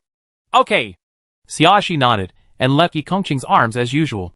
When the two people opened the door and went out, they saw not only Lu Tian standing outside the door, but also Lixia and Ji Xiaoyu, who had already taken a shower, standing next to Lu Tian. Zhao Yifeng stood a little further away, but his eyes were also looking here. When Xiaoxi opened the door, when Zhuling, who was in the west wing opposite, also came out after taking a shower. What happened just now? When Zhuling came over and asked about the situation. I met a female ghost. Xiaoxi described the situation truthfully. Of course, she won't mention the later part with Yi Kongqing. Ah, this is too scary. Ji Xiaoyu shrank his neck, with a look of fear on his face. This ghost can just walk in and out through the wall at will, but it appears so suddenly that it's hard to guard against. She felt even more insecure when she thought that the defensive items had failed this time. Lixia put his arms around Ji Xiaoyu's shoulders and comforted him. Don't be afraid. I will always stay with you, and will not let you be in danger alone. Ji Xiaoyu leaned on Lixia's shoulder and said no more. But Lixia's comfort and warm embrace still made her feel at ease. Why did the female ghost choose to attack you in the first place? Although when Zhuling was asking a question, it seemed more like she was thinking. Did you have some information that was threatening to her? Or was there some other reason? Or is it a pure indiscriminate attack? It's definitely not because of the information we have. Xiaoxi spread her hands. We acted together during the day, and we shared any clues we had. If the female ghost wants to kill me because of this, the reason is too far-fetched. Indeed. When Zhuling nodded in agreement. Judging from the current situation, it is more like an indiscriminate attack. That. Lu Tian looked around at the others hesitantly, and didn't say anything for a long time. If you have anything to say, just say it. Lixia didn't like Lu Tian's nagging look and urged. You are hesitant to speak because you want to make people anxious. Lu Tian swallowed his saliva and shrank his neck again, as if he was afraid that he would become the target of public criticism. After a long while, he mustered up the courage to say, Actually, I should know the reason why that female ghost attacked Xiaoxi. You know? Lixia was a little surprised, but more of a disbelief. Then tell me, why did the female ghost attack Xiaoxi? Chapter 667 The Phantom of the Ancient House 17. Because Xiaoxi is very beautiful. Lu Tian answered seriously. Lixia. Ji Xiaoyu. Although it's true that Xiaoxi is good-looking, don't you think it's strange that the female ghost wants to kill her just for this reason? Ji Xiaoyu was speechless. This female ghost in red is Song Xuan. She resents all particularly good-looking women. Lu Tian explained. So as long as there is a good-looking woman among the players, she will definitely become her first target. How do you know the female ghost is Song Shuyan? Xiaoxi raised her eyebrows slightly and immediately grasped the key point. And why are you sure Song Shuyan hates good-looking women? Lu Tian opened his mouth, looking like he didn't know how to explain. Xiaoxi simply asked directly, Are you a surviving player who failed to clear this game before? Other players looked at Lu Tian one after another. Some were surprised and some were appreciative. But for this answer, even if Lu Tian didn't say it, everyone already knew it. I am a surviving player who failed to clear the game. Lu Tian scratched his hair and said with some embarrassment, I was the only one who survived to the last day of the game. Although I was punished for failing the game, it was not like those. The player who was killed is also dead. And I can play the game again. Since you have played it once, you should know a lot about this game. Right? Lija asked. Why didn't you tell me when the game just started? That's right. Ji Xiaoyu also showed a look of dissatisfaction and doubt. This time the game clearly stipulates that players need to unite and cooperate. Since there is no conflict of interest between players, why do you still hide it? I have to be on guard against others. Lu Tian defended himself. When I first played this game, everyone said they needed to work together as a team. But in fact everyone was doing their own thing. What's new? Clues will not be shared with each other. Even if I take the initiative to tell others my clues, they will not tell me the clues they have. As he spoke, Lu Tian became a little angry. How do I know if you really want to cooperate when you say you want to cooperate? I have already suffered a loss. I should have a longer memory. Observe the situation, and then decide whether to cooperate with you. Let's cooperate. He originally wanted to cooperate. After all, there was really no need for players to fight against each other in this game. But if no one else cooperates, it will be useless for him to cooperate alone. It was like this in the first game. Even though the rules of the game were so clear, everyone was still suspicious of each other and wary of each other. They always felt that there was some hidden trap in it, and they were suspicious of this one and that one. Although he was speechless, one person's power could not change anything at all. He was lucky to survive. Now that he was starting a new round, he had to remember it for a long time no matter what. He could no longer suffer losses and fail to clear the game like before. He was willing to say it now because after a day of observation, he could see that these players were different from the previous players and indeed showed enough willingness to cooperate. What did the other players in your last game think? Ji Xiaoyu looked puzzled. Don't the rules of the game clearly state that cooperation is required? They may have experienced too many games and have lost the ability to trust others. When Juling's voice was gentle, and she expressed her inference, some people are easily affected by the environment, and then they can't change back. Chapter 668 The Phantom of the Ancient House 18. In most survival games, there will always be situations where players have conflicts of interest and have to fight each other. Over time, when entering a new game, players will subconsciously start fighting. To put it another way, among the many survival games, there will occasionally be a game that requires players to cooperate. Cooperation itself will also become a test for the players. After experiencing too many battles and calculations, cooperation has become a very difficult thing. For many players, this is enough to become an important factor that increases the difficulty of the game. That makes sense. Ji Xiaoyu couldn't help but nodded after hearing Wen Juling's words. I can tell you all the information I have. All I ask is that you protect me and don't let me die. Okay? Lu Tian took the initiative and expressed his sincere attitude. I already died twice in the last game. And then again, I accepted the game punishment. And now I only have enough points left to be resurrected one more time. He really wants to live. He wants to pass this round of the game and live well. So when he was sure that this group of players could let down their guard and cooperate, he was filled with hope. Hope to live. There is no need to fight in this game, Wen Juling said warmly. And the number of surviving players will also affect whether you can pass the game. So as long as it is not a last resort, I believe no one will give up on you easily. What she said was very true. And she did not guarantee 100% that she would do her best to keep Lu Tian alive. But precisely because of this, it has a little more credibility. Ji Xiaoyu nodded and promised. Anyway, there is no need to fight between game players this time. And we will not frame you. Although the other players did not speak, they all nodded to express their attitudes. Lu Tian received the assurance, and although he couldn't completely relax, he was still a little more relieved than before. But just when he was about to reveal the information he knew, Xiaoxi suddenly spoke up. It's getting late. Why don't we all rest first, and let's talk about it after we get up tomorrow? Lu Tian was stunned for a moment, unable to realize what Xiaoxi meant. Xiaoxi, however, was minding her own business and pulled Yi Kongqing out. I just thought about it. Let's all rest together in the main courtyard.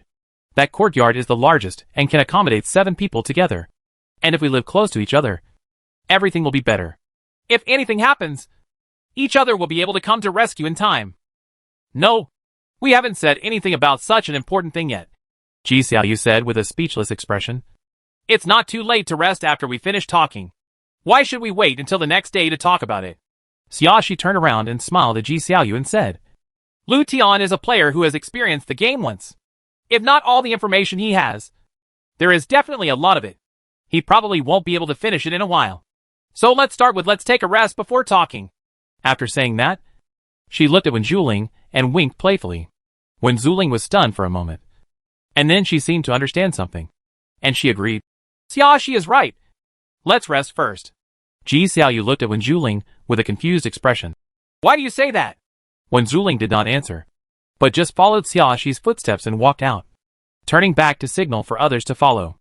Zhao Yifeng, who was standing farthest away, glanced at Xiaoxi's back and walked out of the rose garden without saying a word. Chapter 669 The Phantom of the Ancient House 19.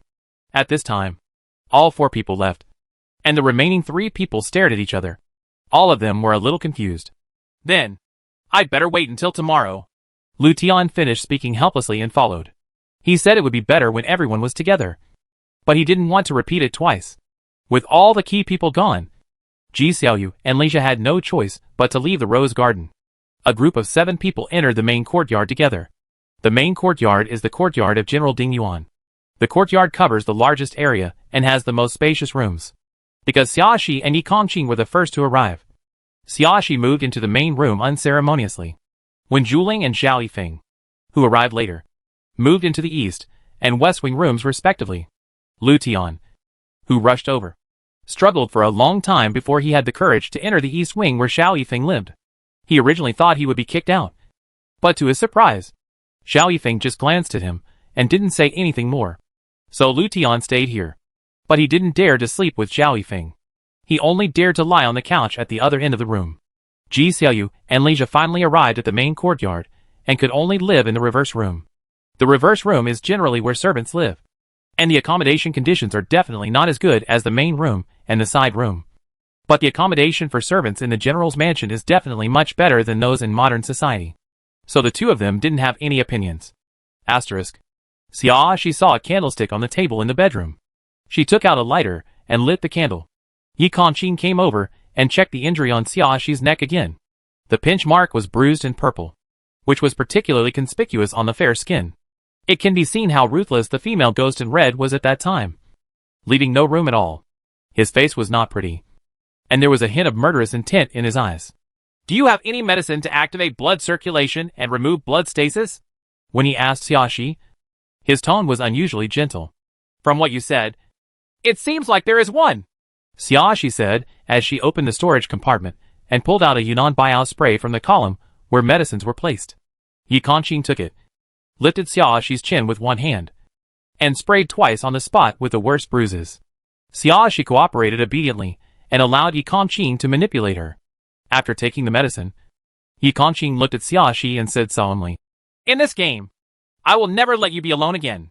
Yeah. Xiaoxi nodded happily, then sat on the edge of the large carved bed. Aching, let's rest together. The tips of Yi Kongqing's ears turned red, but he rarely refused. He walked over and asked Xiaoxi to lie on the inside while he lay on the outside. There was a slight distance between the 2 of them. Xiaoxi leaned forward and lay on Yi Kongqing's chest, listening to Yi Kongqing's chaotic heartbeat. There was a hint of joy in her beautiful peach blossom eyes. She raised her head and kissed Yi Kongqing's chin. Good night. Yi Kongqing's heartbeat was disordered for another moment, but he still responded in a calm tone. Good night. Asterisk. Lu Tian tossed and turned a little. Not because of the hot weather, although it is indeed hot in summer. The layout of Jianjun Mansion is very good in feng shui, and there are enough vegetation in each courtyard, so the physical temperature is not particularly uncomfortable. For example, there was a window next to the couch where he was lying, and there were several banana trees outside the window. Every time the wind blew over, the leaves of the banana trees swayed, as if they were fanning him. Chapter 670 The Phantom of the Ancient House 20. The night wind was still a bit cool, and Lu Tian felt very comfortable. Normally, this comfortable feeling will make him fall asleep quickly. But he didn't know what happened tonight. He always felt a little uneasy. He turned back and forth several times, but he couldn't fall asleep. In the middle of the night, he suddenly felt extremely cold. This is not the same as the normal temperature drop. Lu Tian, who had played the game once and died twice, instantly realized what was going on and opened his eyes suddenly. He saw a pale face that was almost close to his, and those eyes stared at him without blinking, without any mood swings, and even the eyelids would not blink. Lu Tian was so frightened that he wanted to scream, but found that he was too frightened to make a sound. He struggled to sit up, trying to get off the bed, but soon his neck was strangled tightly, and even breathing became laborious, let alone running away. The female ghost faced Lu Tian and pinched his hand harder and harder. Lu Tian was forced to leave his feet off the ground. His face turned red from suppressing the pain. He painfully tried to break away the hand that was strangling his neck, but he couldn't resist the other's strength. Just when Lu Tian thought he was going to die so soon, there was an unnatural turbulence in the air not far away, and then something seemed to hit the female ghost, who froze in her movements. Although she still maintained her grip on Lu Tian, she could no longer exert any force. Lu Tian quickly took the opportunity to open the female ghost's hand and fell to the ground. Xiao Yifeng sat up from the bed and turned on the flashlight while walking towards Lu Tian. The white light shone on the female ghost's face, making her face even paler. Lu Tian raised his head and looked at Xiao Yifeng. When he saw the freezing gun held by Xiao Yifeng in his right hand, he knew how the female ghost was immobilized. He gasped for air for a while, and it wasn't until Xiao Yifeng came to his side that he got up and said to Xiao Yifeng, "Thank you." Xiao Yifeng stared at the female ghost with a gloomy expression, not taking Lu Tian's words seriously. At this time, the female ghost was also staring at Xiao Yifeng. Because of her posture, she was now facing Xiao Yifeng sideways, so she turned her eyes to the corners of her eyes, exposing most of the whites of her eyes, looking very scary. "Song Xuan?" Xiao Yifeng was not frightened by the appearance of the female ghost and asked, "What secrets are there in the general's mansion?" The female ghost sneered and said in a sinister voice, "You all must die." As soon as she finished speaking, the door to the wing room was opened, and Xia Shi and Yi Kongqing walked in. "We have no enmity with you. Why do you insist on our death?" Xia Shi suggested with a smile. "Why don't you tell us what you know? And maybe we can help you fulfill one of your wishes?" The female ghost had her back to the door and could not see Xia Shi.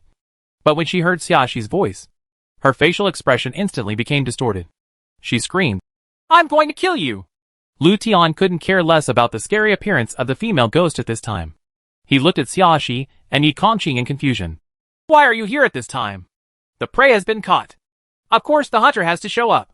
Xia Shi said as she took out her freezing gun and shot the female ghost again. Then she said to the female ghost, "Don't worry. Okay. It's easy to catch you, but I won't let you run away easily." Chapter 671 The Phantom of the Ancient House 21. "Pray?" Lu Tian reacted belatedly at this time. "Did you deliberately say you wanted to rest and wanted me to reveal the information I knew the next day?" When he was choked by the female ghost, he already understood why the female ghost wanted to attack him. It must be the female ghost who wants to kill him to silence him and prevent him from telling others what he knows. At that moment, his intestines were filled with regret. If he had spoken out early, everyone would have known the same thing, and the female ghost would have had no reason to attack him so quickly. He even couldn't help but blame Xia Shi. Why did he stop him from speaking at that time? Only now did he understand what was going on. It turns out that he became a bait. Although he understood this, he was not angry anymore. In any case, at least these people did not let the female ghost kill him because they regarded him as bait. As long as I can live, anything will do. That's all he asked for. "Yes," Xia Shi admitted frankly. "What better way to understand the background of the story than to catch the ghost involved?" When a new round of the game starts, the NPC's memory should be reset. So the female ghost in red should not know that Lu Tian is a player who has experienced this game once. This also explains why the female ghost chose her as the first target to attack, instead of Lu Tian. But after Lu Tian admitted it himself, the female ghost must have heard it in the dark, and she would probably want to silence him. It would be a shame not to use such a good opportunity. So she made an impromptu decision and interrupted Lu Tian's words. When the female ghost heard this, she screamed again. You bitch! Don't even try to get even a word out of my mouth! Xiaoshi did not pay attention to the female ghost immediately, but continued to say to Lu Tian. Fortunately, when Zhuling quickly realized what I meant, on the way to the main courtyard, I hinted her to contact Zhao Yifeng, and the plan went smoothly. Okay. Zhao Yifeng's ideological work was done by Wen Zhuling, in order not to alert the female ghost. Wen Zhuling directly added Zhao Yifeng as a friend to communicate. Zhao Yifeng is not stupid. The two of them are obviously in the same game, but they still choose to become friends in silence. Apparently they have something to talk about that cannot be said out loud. So he agreed to Wen Zhuling's friend request. Wen Zhuling only mentioned it briefly, and Zhao Yifeng already understood what she wanted to do. Although he didn't like sleeping in a room with strangers, he did not refuse Lu Tian. Hearing Xiaoxi's words, Zhao Yifeng snorted. You have your own plan, but you didn't come to me to tell me about it yourself. When Zhuling said it doesn't make any difference to me. Xiaoxi spread her hands and said innocently. And it's more likely that this female ghost is secretly watching me, and my whereabouts will be easier for her to discover. She guessed that the female ghost wanted to kill Lu Tian in the middle of the night, because everyone was asleep at that time, and it was the most relaxed time for everyone. So she did have a good sleep in the first half of the night. In the middle of the night, Yi Kanqing, whose biological clock was very accurate, woke her up. But even when she woke up, she didn't move around casually. Although she estimated that the female ghost was going to attack Lu Tian, she was not sure when. Before the female ghost made a move on Lu Tian, the possibility of spying on her in the dark was very high. So she did nothing to fool the female ghost on the surface. Secretly, when Zhuling contacted Zhao Yifeng secretly, which would make it even less likely to attract attention. Chapter 672 The Phantom of the Ancient House 22. Really? Zhao Yifeng stared at Xiaoxi. You always have all kinds of reasons that people can't refute. Of course, because what I said makes sense, Xiaoxi said confidently. Then she took out the second, freezing gun, and shot the female ghost again. The female ghost was furious. Let me go! You bitch! Let me go! Following the scream of the female ghost, Wen Zhuling, Ji Xiaoyu, and Li Zhe all rushed over. When Wen Zhuling saw the situation inside the house, she knew that Xiaoxi's plan was successful. But Ji Xiaoyu and Li Zhe didn't understand what was going on. At this time, they were a little surprised and scared when they saw the female ghost standing motionless. Upon seeing this, Lu Tian walked over, pulled Ji Xiaoyu and Li Zhe aside and explained. And here, Xiaoxi looked at the female ghost's back and advised. If you honestly say everything you need to say, I will definitely let you go. You are dreaming! The female ghost refused to cooperate and shouted. Get over here and hide behind me to talk. Are you looking down on me? You're overthinking this. Xiaoxi chuckled and explained. I'm a little afraid of ghosts. If I look at your face, I might be so scared that I can't speak. So I'll just look at your back. Better. Female ghost. Dot. This is obviously calling her ugly. My princess's appearance is astonishing to the whole country. I'm afraid you will feel inferior after seeing it. So you won't come over. The female ghost emphasized the 4 words. Beautiful to the country and the city. And added. You are obviously jealous of my beauty. You just said this on purpose to disgust me. That's what you said. Xiaoxi said with a hint of innocence in her voice. I'm not the one who is jealous of other people's beauty and wants to kill someone. Isn't it obvious who is jealous of whom? The female ghost choked immediately. Then it turned into anger. This bitch is clearly bragging that she is prettier than her. She was so angry. Speaking of which, since you call yourself the princess, you must have admitted your identity as Song Xuan. Right. Xiaoxi returned to the topic again. The female ghost snorted and said nothing. But she didn't deny it either. Anyway, Lu Tian also said that you are Song Xuyan's. It doesn't matter whether you admit it or not. Xiaoxi didn't wait for the female ghost to get angry and started the next topic. Generally, those who can become ghosts always have some obsessions. Yeah. What's your obsession? I want you to take care of it. The female ghost's voice was full of repulsion and disgust. I don't want to take care of it. But we all want to know the secrets about the general's mansion. If you are willing to tell us, we can help you fulfill your obsession. Xiaoxi proposed this condition again. Isn't this exchange a loss for you? I don't need it. The female ghost refused almost without any hesitation. Then let's talk slowly. Xiaoxi was not in a hurry. She turned around and waved to Lu Tian. Since the female ghost has been caught, while everyone is here. Tell me all the information you know. Lu Tian glanced at the female ghost with some worry. Now! Tell us now? Don't worry. She won't have a chance to kill you. Xiaoxi took out 12 freezing guns and handed them to Yi Kongqing. Qing will keep her still. Yi Kongqing took the freezing gun and stood aside, ready to refill it at any time. Lu Tian's eyes were as wide as two bells. There are 12 freezing guns in this shot. Mom, he seems to have met the Krypton money boss. Chapter 673 The Phantom of the Ancient House 23. The female ghost's position happened to be with her back to everyone. She couldn't see Xiaoxi's movements and didn't know there were so many freeze guns waiting for her. But just hearing Xiaoxi's words was enough to make her angry. She taunted and cursed, her voice shrill and harsh. The expression on Xiaoxi's face did not change at all. And she was not angry at all. When the female ghost was tired of scolding and finally stopped, she said to Lu Tian, Okay, let's start now.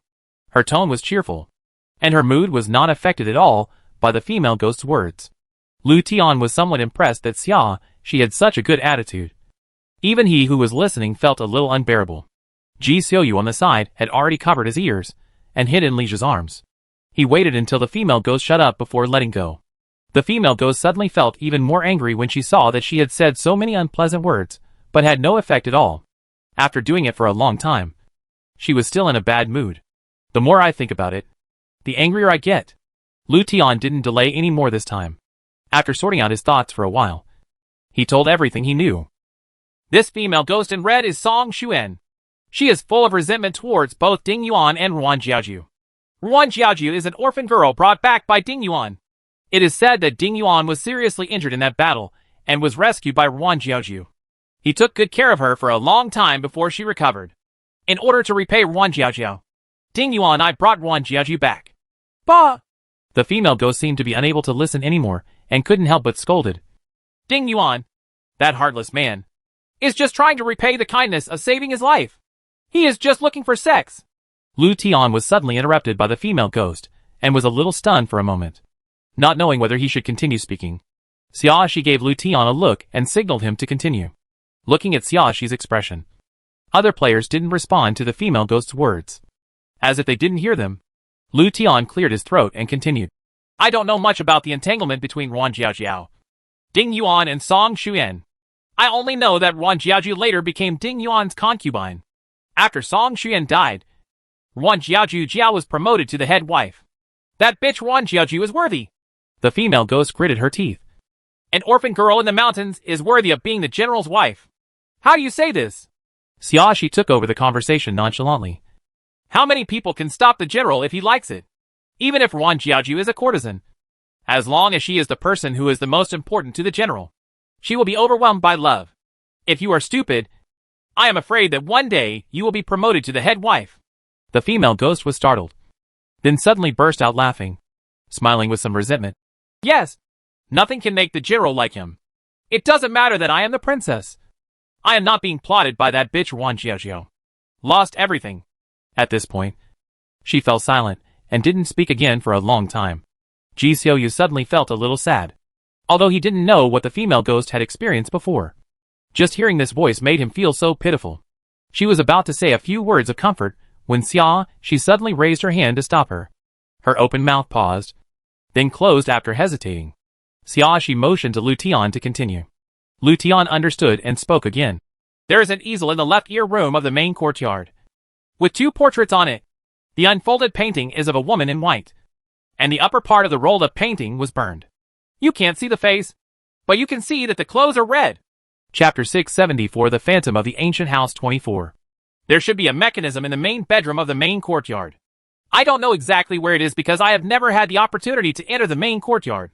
At this point, Lu Tian couldn't help but sigh. I only know that the mechanism can be opened. There is a secret passage. If you go down the secret passage, you can find a room with some things in it. As for what exactly it is, I don't know. Lu Tian sighed again. When I was in the game before, this place was discovered by other players. They kept a close eye on it and didn't allow me to go there to see it. When I arrived, I haven't had a chance to go over and take a look yet. Oh, by the way, Lu Tian recalled for a moment, remembering a detail. I remember that there was a baby crying in the dry well of Xia courtyard. no matter day or night. You can hear it as long as you pass by there. But the sound is clearer at night. Shut up! The female ghost suddenly became angry, and her voice became extremely sharp. Shut up! Shut up! Shut up! Lu Tian trembled with fright and immediately shut up. Everyone else was also startled by the female ghost's reaction, and they all looked towards the female ghost. The female ghost couldn't see anyone, so she could only scream at the top of her lungs. None of you are allowed to mention it. You are not qualified to mention it. Her state was crazier than ever before. Xiaoxi came back to her senses and asked, Is that your child? Only in this way can the female ghost's current reaction be well explained. Shut up! Shut up! The female ghost became even more crazy after hearing this, and just kept saying these two words. There was unconcealed resentment and sadness in her voice. And even though she didn't say anything, it was enough to express everything. Xiaoxi turned to Lu Tian and asked, Don't you know that the baby in the dry well is the child of this female ghost? I didn't even know there was really a baby in the dry well. Lu Tian looked depressed. Although there were always sounds, it never caused any harm to the players. Even if they passed by in the middle of the night, nothing dangerous happened. I also went to the well. I looked inside, but all I saw were weeds and no children at all. Even if he knew there was a baby inside, he would not dare to go down the well alone, without the cooperation of other players. The risk factor for one person going down the well is too high. He is afraid of death. The main reason is that this sound does no harm to the players. So I naturally thought it was just background music to exaggerate the scary atmosphere. I never thought it was a useful clue. He defended himself again. Just like there is a hemp rope on the sycamore tree in the sycamore courtyard that looks a lot like a hanging rope. It is dangling around for no reason and looks a bit weird.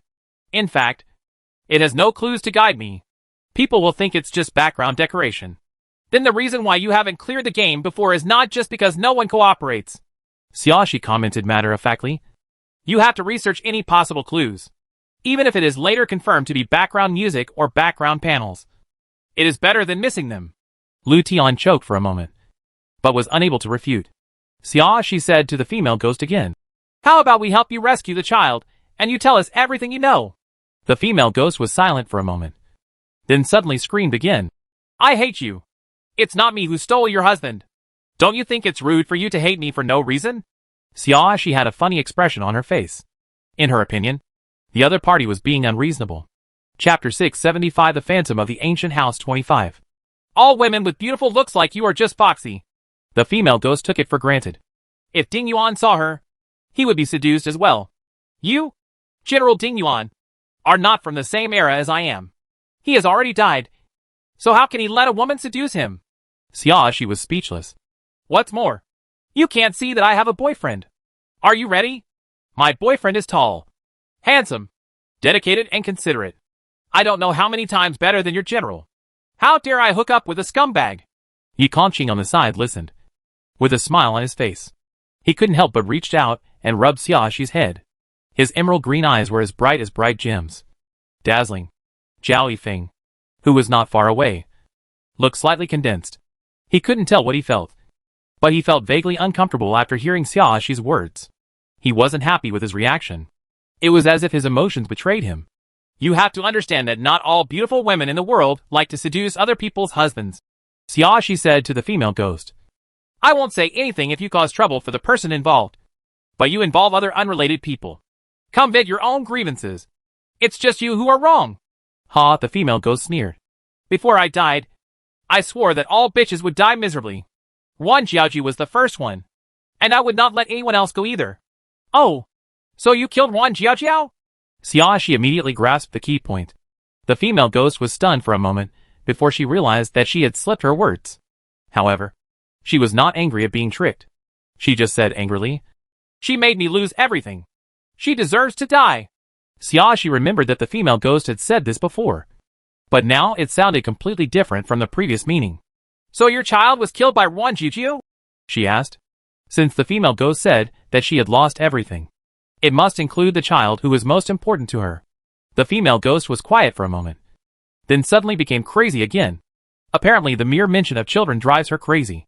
Since you care about this child so much, why don't you rescue the child from the dry well first? Xiaoxi was a little puzzled.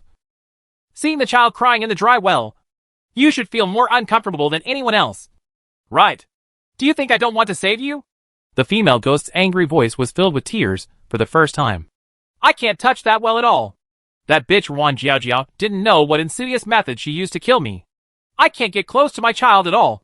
So I said before, we can help you. Xiaoxi made this suggestion again. Have you never thought that you can't get close to the well? Maybe because you are a ghost. And there are anti-ghost charms posted in the well? Yes. You may have found some expert to set up a barrier specifically for you. But these may not be effective against other humans. The female ghost fell silent. After a while, she asked with a slightly trembling voice. Can you really save my child? We can't guarantee this. We have to check the situation first to know if we can rescue him. Xiaoxi spread her hands. But we will definitely try our best. Okay. The female ghost agreed, as if she had finally made up her mind. As long as you can save my child, I will tell you everything I know. Chapter 676 The Phantom of the Ancient House 26. You are a ghost. Can you be trustworthy? Ji Xiaoyu asked worriedly. After asking, she hid behind Lixia, fearing that her words would offend the female ghost, and the female ghost would take revenge. Do you think I am a capricious human like you? The female ghost sneered. Even when I was a human, I still had the pride of being a princess. I never make promises easily. And I won't go back on my promises easily. Then there's still a possibility of regretting it. Ji Xiaoyu couldn't help but mutter. Although Ji Xiaoyu's voice was very low, the female ghost had excellent hearing. She snorted. If you fail to save my child, I will naturally regret it. While Ji Xiaoyu was talking to the female ghost, Xiaoxi approached the female ghost and tried to poke her with her finger. You can touch it. But even through a layer of clothes, you can still feel the coldness. If she guessed correctly, the female ghost should have been controlled when she choked Lu Tian. So she maintained the state of being able to touch others, which also allowed others to touch the female ghost. This will be much easier to handle. What are you doing? The female ghost warned unhappily. It's rude to touch other people's bodies casually. You didn't say that when you pinched my neck. Xiaoxi said casually, without waiting for the female ghost to say anything else. She waved to Wenjuling. Sister Wen, come on. Let's carry her away together. Wenjuling immediately understood what Xiaoxi meant. As she walked over, she asked, Is this time too early? It's also inconvenient to see.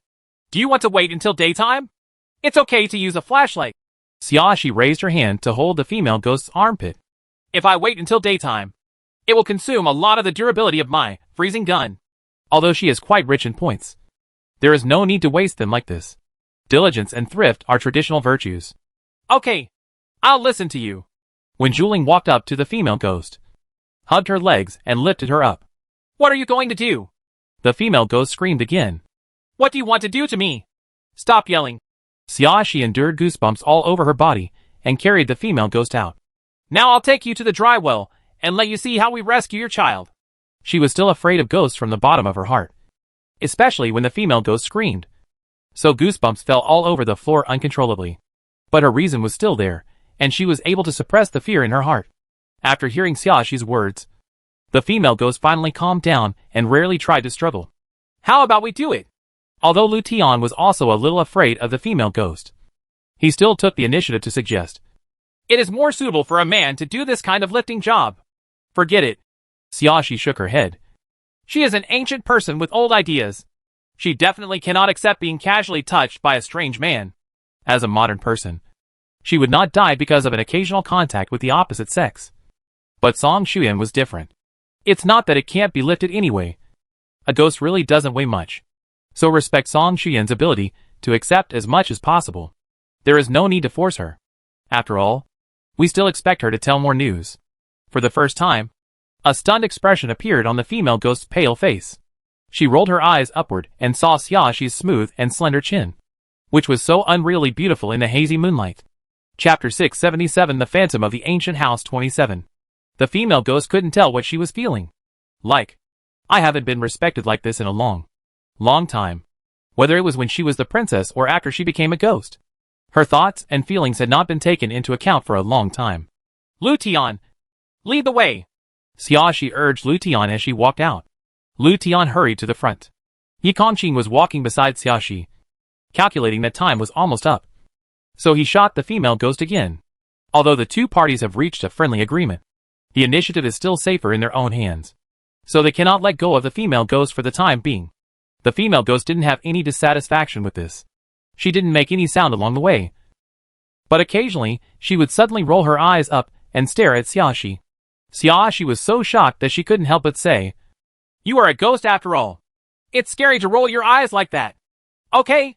She is still afraid of ghosts. Only because it was clear that this ghost was now under control and there were so many people around her. She was able to use her reason to restrain the fear in her heart. But being stared at like this makes me feel really hairy. The female ghost snorted and simply closed her eyes. "You think I am willing to look at you, but I am just blocked by you and have no place to look." No matter what the female ghost said, she kept her eyes closed the whole time and didn't open them again, which made Xiaoxi feel a lot more relaxed. Xiaohe Courtyard is a remote courtyard in the corner of the general's mansion. It took the group more than 40 minutes to walk there. The courtyard of Xiaoheyuan is not large. It is covered with weeds, and there are huge spider webs in the corners. You can clearly see a well in the corner of the courtyard, which is mostly covered by green grass that is half a person tall. But you can still see its location. As soon as the group entered Xiaohe Courtyard, they heard the cry of a baby. The female ghost opened her eyes immediately, her eyes full of anxiety and intolerance. She could only listen to the cry every time, but she could do nothing, and her heart was in pain, so she rarely came near it. Xiaoxi and Wen Juling released the female ghost together. Everyone took out their flashlights and walked towards the well. Yi Kongqing also approached the well, but faced the courtyard, checking the surroundings while counting the time to refill the gun for the female ghost. Xiaoxi took a look into the well and found that it was indeed a dry well. At least everything she could see within her sight was dry grass, and there was no trace of water. As he got closer, the baby's cry became clearer, echoing in the dry well. It floats into the air with the night wind, carrying a bit of uneasiness and horror. Xiaoxi couldn't help but stretched out her hand and rubbed her arms, and all her hairs stood up. Although Lu Tian said that there was no danger in the dry well, and that the baby had not harmed the player, hearing this sound in the middle of the night always made people's hearts tremble. Lu Tian was also rubbing his arms constantly. He was also a little uncomfortable with the sound. Ji Xiaoyu had shrunk completely into Lijia's arms. His face turned pale with fright, and he didn't even dare to look into the well. Lijia's situation wasn't too good either. It was obviously because of Ji Xiaoyu's fear that he had to hold on to himself. Wen Juling seemed to be more stable. I don't know if it was because of her experience or because she had no fear of ghosts in the first place. Her face was still gentle, and there was no sign of fear. Chapter 678 The Phantom of the Ancient House 28. Xiao Yifeng stared at the bottom of the dry well with a sullen face. Under the dim moonlight, his face was handsome, but had an eerie feeling. Maybe ghosts would be more afraid of him. "I can't see anything." He didn't know whether he said this to himself or to someone. "Just go down and have a look." As he spoke, he took out a long and thick rope from his storage compartment, tied one end to the iron lock at the mouth of the well, and then hung the rope directly down. "You? Do you want to go down by yourself?" Lu Tian looked at Xiao Yifeng with some worry. "Is it too dangerous to be alone? Although everyone is here. If you go underground, there will only be one person. If there is any crisis at the bottom of the well, the people above may not have time to rescue. The best thing to do is to go down together to be safer."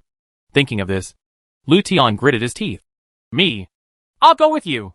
He had just been rescued by Xiao Yifeng tonight, and now he would feel bad if he left Xiao Yifeng alone. "No need." Xiao Yifeng refused. "It's more convenient for me to come and go alone." After saying that, he held a flashlight in one hand and the rope with the other, and slid down without any hesitation. Before Lu Tian could say anything, Xiao Yifeng had already gone down, so he had no choice but to give up. Many weeds grow out of the cracks in the stone bricks on the well walls, but due to lack of water, most of them are not vigorous and are even a little yellow. These weeds were not enough to stop people from going down, and Xiao Yifeng slid down the well smoothly. The situation at the bottom of the well is different, probably because there is wet mud at the bottom of the well. The weeds have grown wildly, not only densely but lushly, and it is almost impossible to see the situation under the weeds. Xiao Yifeng first took a flashlight and took a photo to make sure there were no dangerous elements such as snakes. Then he swallowed an antidote pill for himself, then let go of the rope and jumped down. The thick weeds are soft when stepped on, but the footing is uneven and a bit stumbling. After reaching the bottom of the well, the baby's cry became even louder, echoing back and forth on the well wall, making Xiao Yifeng almost unable to hear any other sounds except this cry. He pushed aside the blades of grass and rummaged through them little by little, And sure enough, he found a pile of tiny bones in the thickest clump of grass. Some bones have been half corroded, and it is almost impossible to tell where the bones are. He tried to put his hand into the gap between the grass blades and take out the bones, but was obviously hindered. He frowned slightly and looked at it again with the flashlight. Nothing strange was seen around the bones. He tried to reach it again, but there was still an obstacle. It was as if there was some invisible barrier separating his hands. He could clearly see it, but couldn't touch it. Zhao Yifeng, have you found it? Lu Tian was a little worried when he saw that Zhao Yifeng had not moved for a long time, and shouted down the well. Zhao Yifeng ignored him and started looking around with a flashlight. I finally saw some clues on the well wall above the corpse. There seemed to be some incomprehensible runes engraved on those stone bricks. He had no knowledge in this area and couldn't tell what the use of these runes was.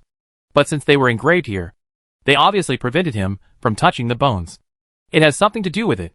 He searched around again to make sure he found nothing else. Then grabbed the rope again and shouted to the top. Pull me up! Chapter 679 The Phantom of the Ancient House 29. When Lu Tian heard this, he quickly lifted the rope up. He was not strong enough on his own and was struggling. So he turned to Yi Kongqing and Lixia for help. Lixia! Yi Kongqing! You two come and help me!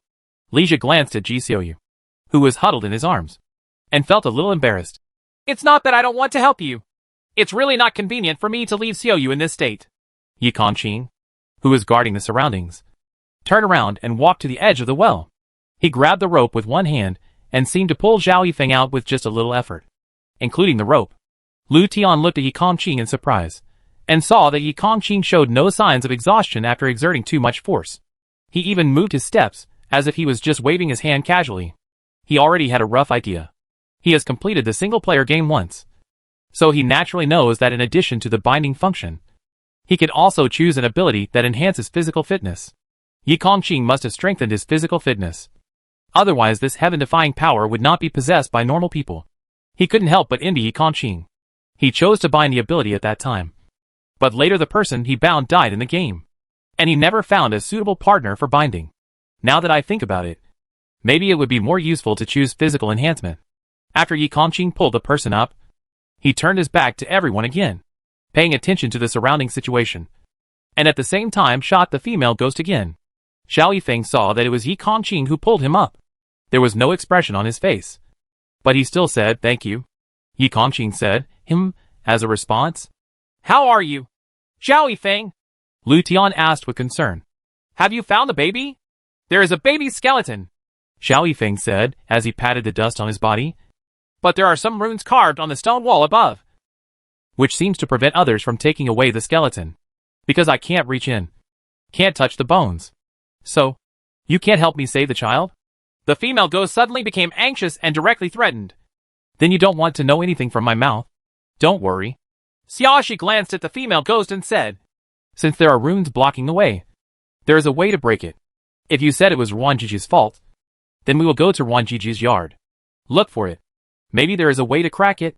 The female ghost calmed down and remained silent for a moment. She looked at Xiaoxi and said, okay, I will believe you again. At least these people can actually go down into the well. Unlike her, who can't even get close to the well. They had a better chance of saving her baby than she did. Which courtyard does Ruanjiajia live in? Xiaoxi asked Lu Tian. Lu Tian pointed to the distance. It's right next to the main courtyard. The courtyard called Wutong Courtyard. Before going there, search this yard first. Yi Kongqing looked at Xiaoxi and suggested, I feel like there is something here. Okay, then I'll listen to you. Xiaoxi agreed readily. Ji Xiaoyu shrank with fear. She was still hiding in Lixia's arms. This place is so deserted. It seems that no one has lived there for a long time. What can be there? Qing's intuition is quite accurate. Xiaoxi glanced at Ji Xiaoyu and said, if you are scared, you can stay at the door. Everyone is already here, so it won't be inconvenient to go to Wudong Courtyard after searching here. Chapter 680 The Phantom of the Ancient House 30. What's more, Xiaoxi felt that the baby was thrown into the well in this courtyard, and maybe there might be some relevant clues in this courtyard. I agree. When Zuling said, it's not too late to search this place first, and then go to Wudong Courtyard. When Ji Xiaoyu saw Xiaoxi and when Zuling saying this, she didn't dare to have any objections. But she really didn't want to enter the house. It's scary at night to be eerie. But this house that's been unoccupied all year round is even more eerie and scary.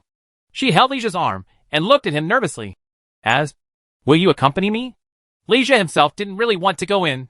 Seeing Ji Xiaoyu say this, he nodded. Don't worry. I'll be here with you. Ji Xiaoyu calmed down and snuggled into Lija's arms.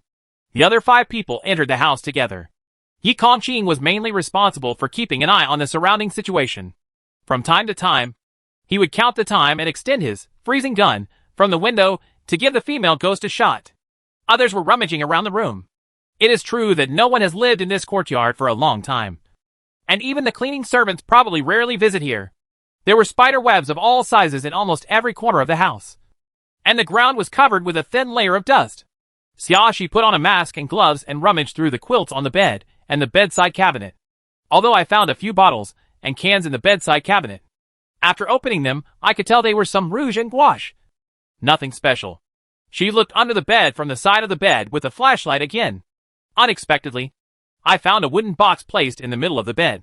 It was an upright wooden box with a somewhat strange shape. The position of the wooden box is right in the middle of the bed. If a person doesn't go under the bed, he can't reach it just by stretching his hand.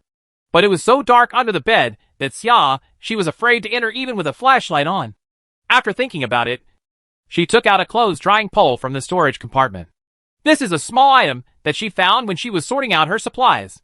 If she hadn't sorted out her supplies, she wouldn't have known that she still had this thing in her storage compartment. When she left home, she really took all the things she could carry, ha ha ha. Xiaoxi extended the length of the clothes drying support, then reached under the bed and pushed it to the opposite side. After feeling that it was almost done, she walked to the other side of the bed and reached the wooden box easily. The wooden box had no handle, so she pulled it out by a corner. When the flashlight's light shone above the wooden box, Xiaoxi's face changed slightly. This is not a wooden box, but a small coffin. No wonder she felt that the box looked a little strange when she looked at it from the side. She subconsciously took a step back. Damn it. She was really scared. Come here quickly. Xiaoxi called to the others. I've discovered something here. Since no one dares to look at it, then don't be brave and call a few more people over to embolden you. Yi Kongqing had just shot the female ghost, and now he had 5 minutes to spare. He immediately walked towards Xiaoxi. Zhao Yifeng was rummaging through the dressing table. He was closest to Xiaoxi and walked over the fastest. When he saw the wooden box, he frowned slightly. Coffin? Yi Kongqing arrived shortly after. He stood between Zhao Yifeng and Xiaoxi, looking at the small coffin. There is a seal. Chapter 681 The Phantom of the Ancient House 31. The position where Yi Kongqing's flashlight shined was right above the coffin, with a piece of yellow paper pasted on it with the word, sealing, written on it. When Zhuling and Lu Tian also came over, Lu Tian looked surprised. Whose coffin is this? It's so small. Could it be that baby's? Impossible. Zhao Yifeng immediately denied. I found the baby's skeleton at the bottom of the well. Then does this belong to another baby? Lu Tian changed his mind in a good tone.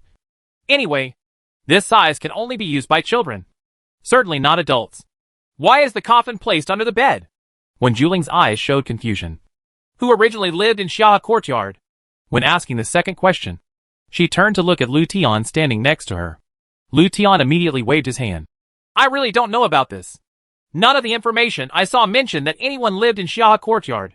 So I guess that either there is no one living in Xia Courtyard, or someone it's where the unfavored concubine lives. Judging from the fact that no one has been cleaning it all year round, it's more like no one has lived there. Xiaoxi expressed her guess. This courtyard is remote, and if there is no one living there, almost no one will come here. So abandon it here. It's also less likely to be discovered if you leave a dead body or do some evil things. It makes sense. When Zhuling nodded, her eyes stopped on the word, sealed, on the coffin. Do you want to open it and take a look? Let's make some preparations first. Xiaoxi said, took out 2 antidote pills, took one herself, and gave the other to Yi Kongqing. Upon seeing this, when Zhuling also took out a detox pill and swallowed it, just in case, Lu Tian quickly took 2 steps back. Well, I don't have antidote pills. Why don't I just stop participating? He had watched some documentaries on ancient tombs when he was free and bored. There might indeed be poison in the coffins. Either it's mercury toxin to prevent tomb robbers, or it's corpse poison. He doesn't have antidote pills. If poison is really put in this coffin, He will be dead. He didn't dare to joke with his own life. Yi Kongqing glanced at Lu Tian, took out 2 freezing guns, and stuffed them in. At the window, watching the female ghost, Lu Tian hurriedly agreed, and obediently walked to the window and stood there. As long as his life is spared, he is willing to cooperate in anything. After Lu Tian stood by the window, Xiaoxi turned back and looked at the coffin. Then I'll open it. I'll do it, Yi Kongqing said, stretching out the edge of the yellow paper with his slender fingers and directly uncovering the paper. At the same time, he blocked Xiaoxi behind him and waited with bated breath for a while. Seeing that there was no special reaction after the yellow paper was opened, he slowly pushed the coffin lid open. As soon as the coffin lid opened a crack, a light gray mist spewed out from inside. This mist was not choking, but it seemed to be consciously attacking people's faces. After a few seconds, the fog disappeared. The 4 people felt it and didn't feel any discomfort. It seems that the mist is poisonous gas, which was offset by the detox pill. Yi Kongqing then pushed the coffin lid open with all his strength. There was no child's body in the coffin as everyone imagined. Only a covered urn. On the cover of the urn, there is also a word, sealed, that is exactly the same as the one on the coffin. Chapter 682 The Phantom of the Ancient House 32. Yi Kongqing took out the urn and revealed a letter underneath the urn. When Zhuling reached out and took out the letter, Xiao Yifeng's flashlight shined on the urn, and he frowned slightly. There seemed to be some runes engraved on it. Several other people came over to take a look.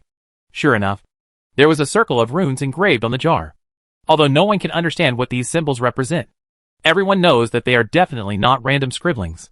Let's take a look at what's written in this letter first, Wen Zhuling said as he opened the envelope.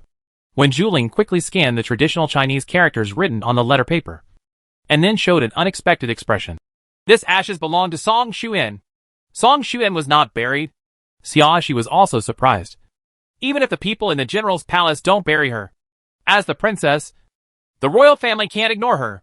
More importantly, in ancient times, what was important was that the body should be intact and buried in peace. Burning a corpse would be considered disrespectful to the deceased, not to mention that it had not been buried yet.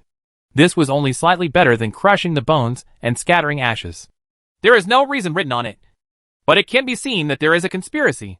When Zhuling read out the contents of the letter one by one, there will no longer be Princess Ning in this world, and the abandoned woman Song Xuan will always be trampled under my feet, and she will not be able to stand up until she dies.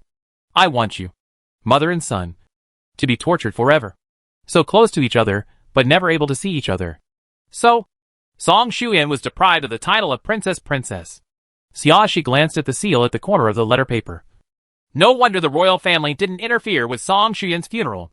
But to the extent of depriving her of the title and not caring about the funeral, Song Xuan seems to have been deprived of her title. The frame-up was terrible. It should be Wan Jiaojiu who framed her. When Zhuling also looked at the seal, Wan Jiaojiu's name is also on this seal. The seal was written in traditional Chinese characters in small seal script. She had learned it for a while because of her hobbies, so she could understand it. Is there any deep hatred between Wan Jiaojiu and Song Xuan? Xiaoxi looked at the urn in Yi Kongqing's hand again. Otherwise, there would be no need for such a frame-up. After the person died, multiple seals were made. It can be said that the attack was very cruel.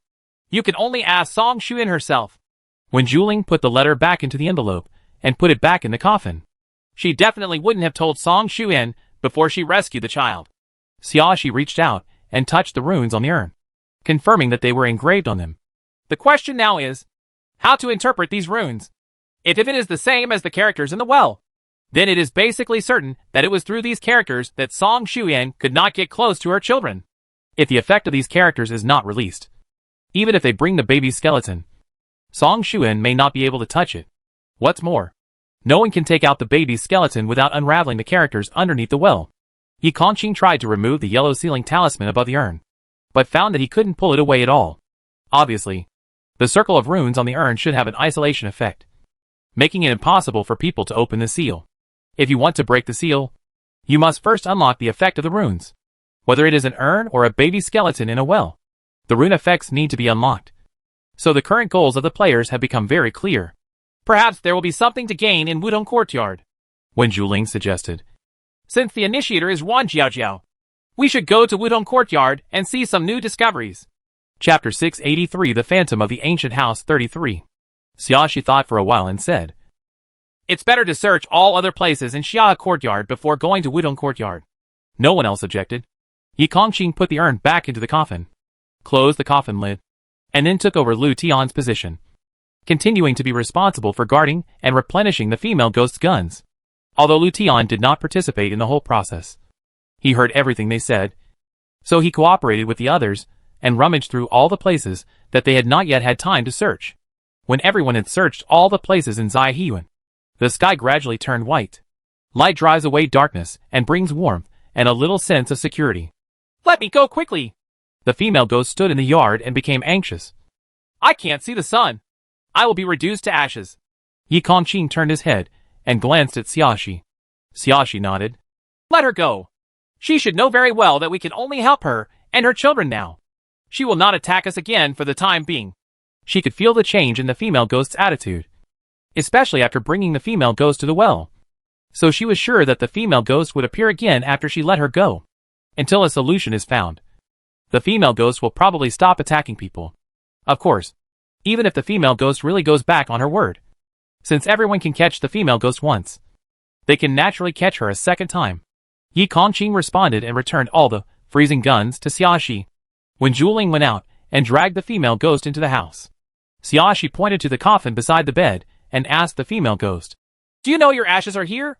The female ghost reluctantly said, "Yes. I woke up from here. Didn't I know?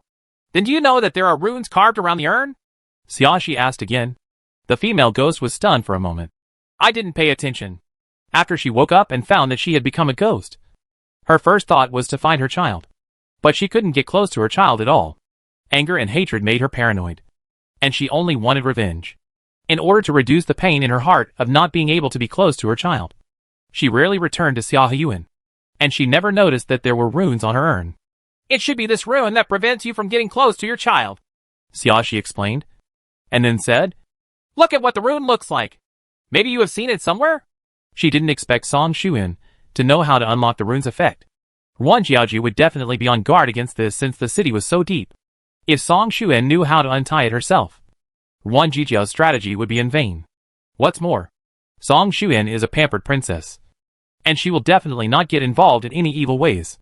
But if Song Xuan turned into a ghost and saw it somewhere while wandering around the general's mansion, then they could reduce the scope of their search. Wait a minute. The effect of the freezing gun on the female ghost disappeared, and she hurriedly got into her coffin. Soon she came out again. "I have never seen this thing before, and I can't understand it." "Okay." Xiaoxi was not disappointed with the result. She said to the female ghost, "Then you have a good rest here, and we will go elsewhere to look for clues first."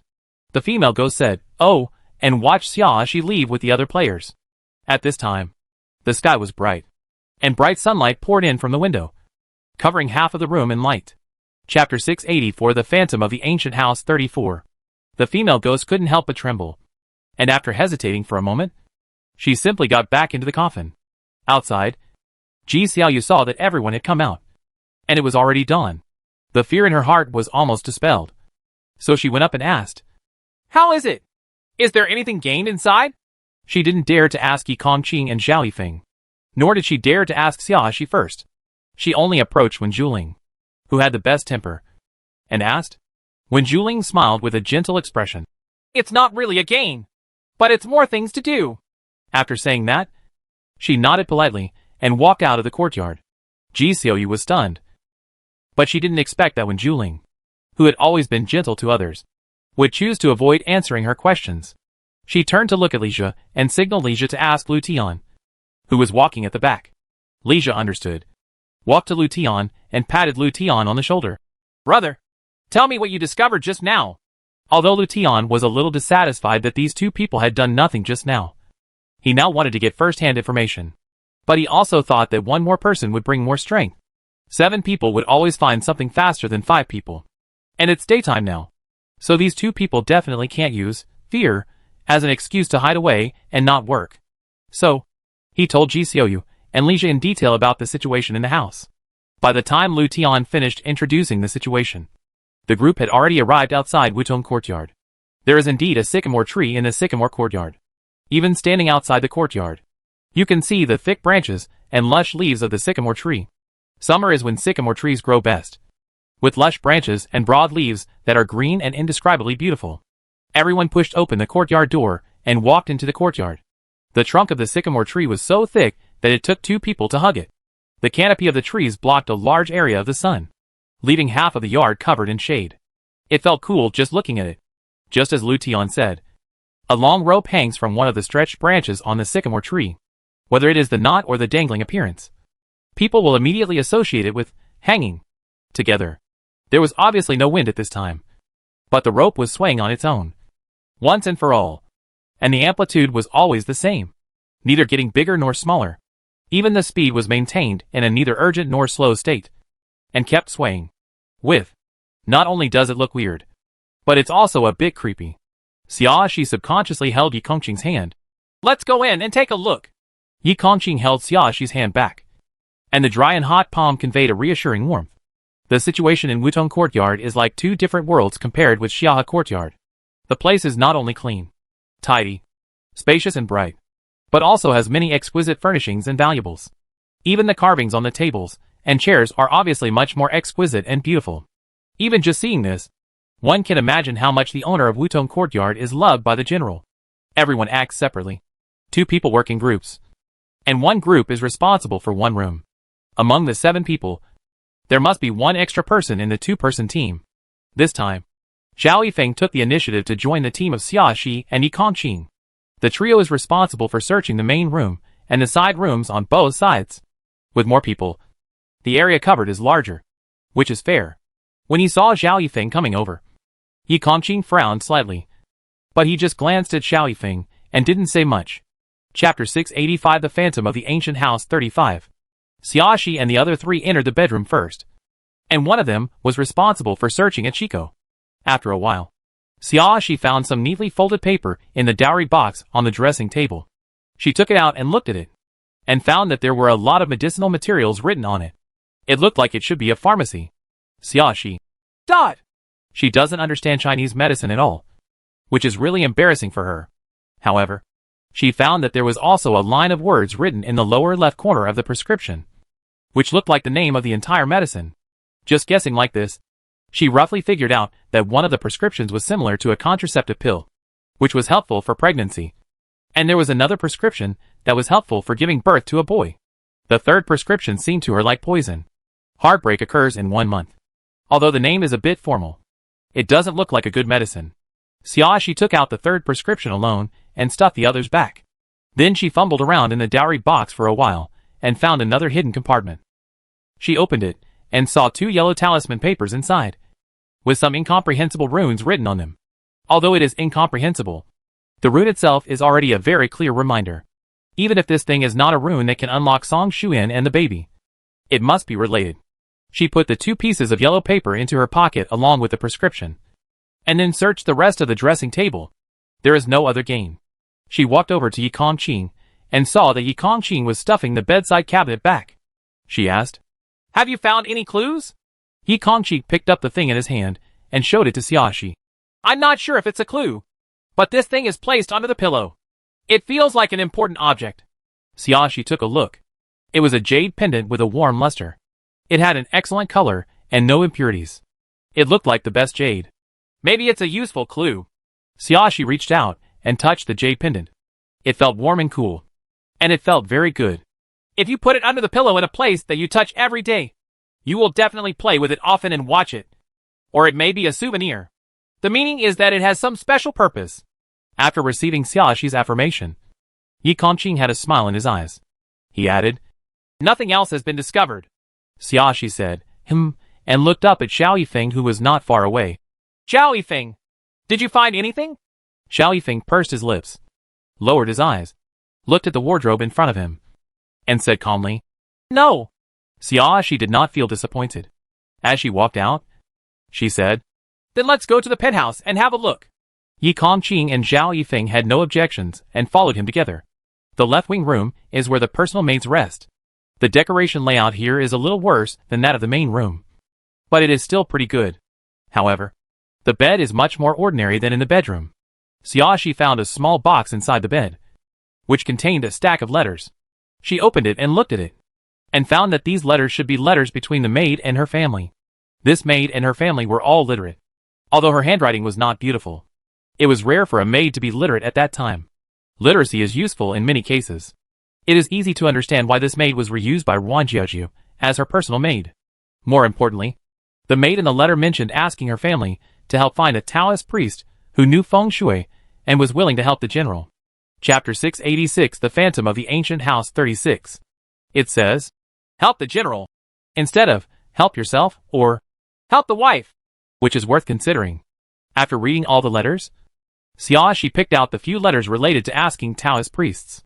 At this time, Ji Xiaoyu and Li Zhe walked in. How is it? Did you find any clues? Ji Xiaoyu said while looking at the environment of the wing room. As in, I found nothing. There is only a large shop and a large wardrobe in the back room. I searched and found nothing. You only found the opposite room? Xiaoxi raised her head and glanced at Ji Xiaoyu. Did Sister Wan and Lu Tian find the east and west wing rooms? This. Ji Xiaoyu was looked at by Xiaoxi's eyes that seemed to be able to see through people's hearts. And she suddenly felt guilty. She pinched the corner of her clothes slightly nervously. Sister Wan, please be more careful when looking for things. I'm afraid that and I will just is careless and can easily miss important things. So it is better for Sister Wan and others to find important rooms. Oh, that's it. Xiaoxi didn't show any displeasure, but she didn't talk to Ji Xiaoyu anymore. She turned around and walked out. Yi Kongqing and Zhao Yifeng didn't ask any questions and followed Xiaoxi. Xiaoxi, where are you going? Ji Xiaoyu hurriedly followed and asked cautiously. There is still a room I haven't found yet, Xiaoxi said as she walked towards the right room. Then I'll help too, Ji Xiaoyu said positively. Xiaoxi didn't respond. Li Zhe had no choice but to follow. However, he stood on the edge, subconsciously staying a little further away from Yi Kongqing and Zhao Yifeng. Although he is also a man and doesn't want to act useless in front of his girlfriend, he has no choice. The auras of Yi Kongqing and Zhao Yifeng are too strong. He really doesn't dare to approach casually, nor can he dare to provoke easily. And he didn't know if it was his imagination, but he always felt that there was some vague mutual hostility between the two people. No matter what happened, it was not something a little person like him could mess with.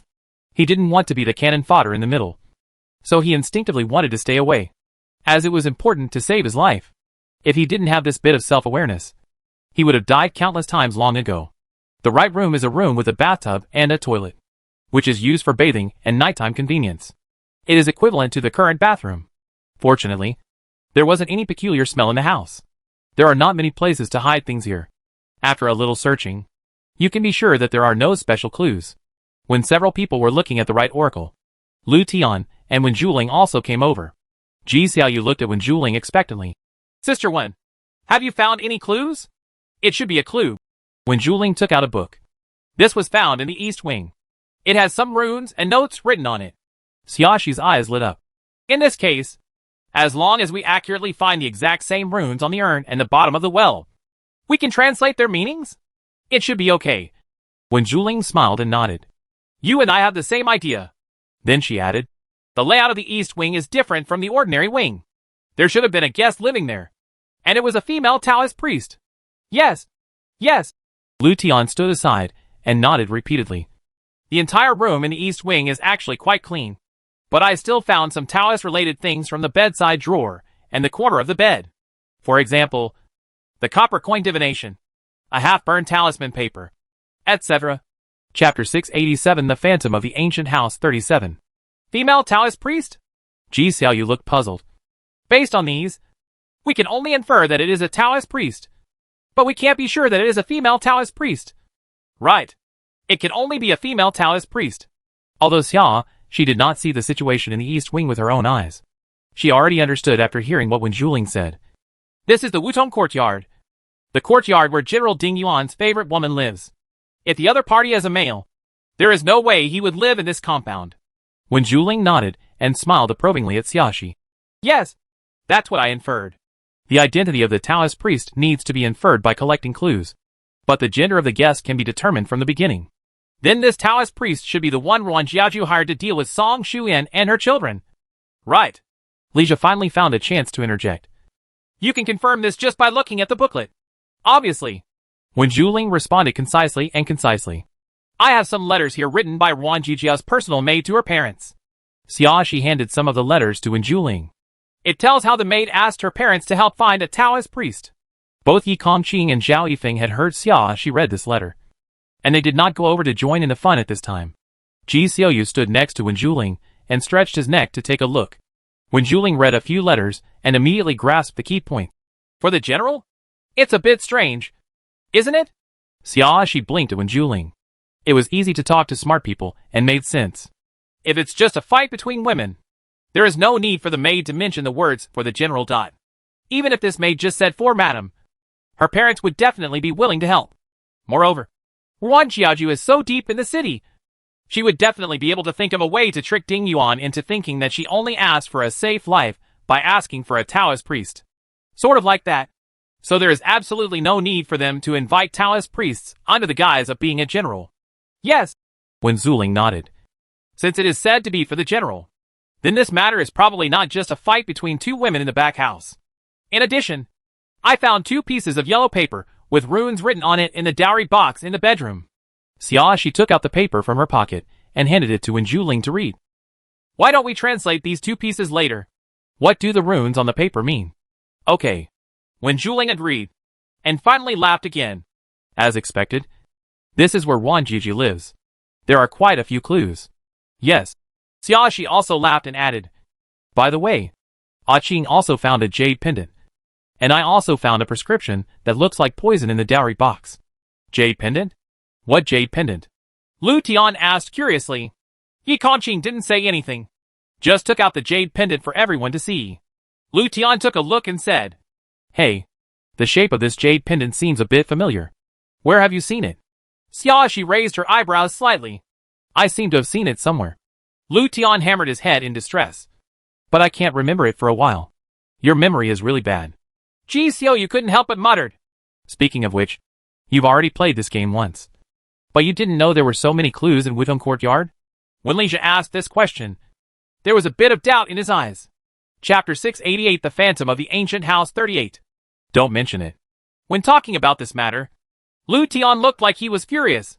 In the last game, after someone discovered that Wudong Courtyard was Wan Jijiao's residence, the first person to discover it was left here. I searched all the places. When I came to look, wherever there were clues, they had been hidden by others. When he came in, he didn't find any useful clues. All he saw were useless headdresses and rouge and gouache. At first, he was puzzled that for such an important role as Wan Jiajiao, there couldn't be no clues in the room. Later, he asked the first person who entered the Wudong Courtyard. But he was surprised. Only then did he realize that it was not that there were no clues here at all, but that the clues here had been discovered early. Then the players who entered the game before you were quite defensive.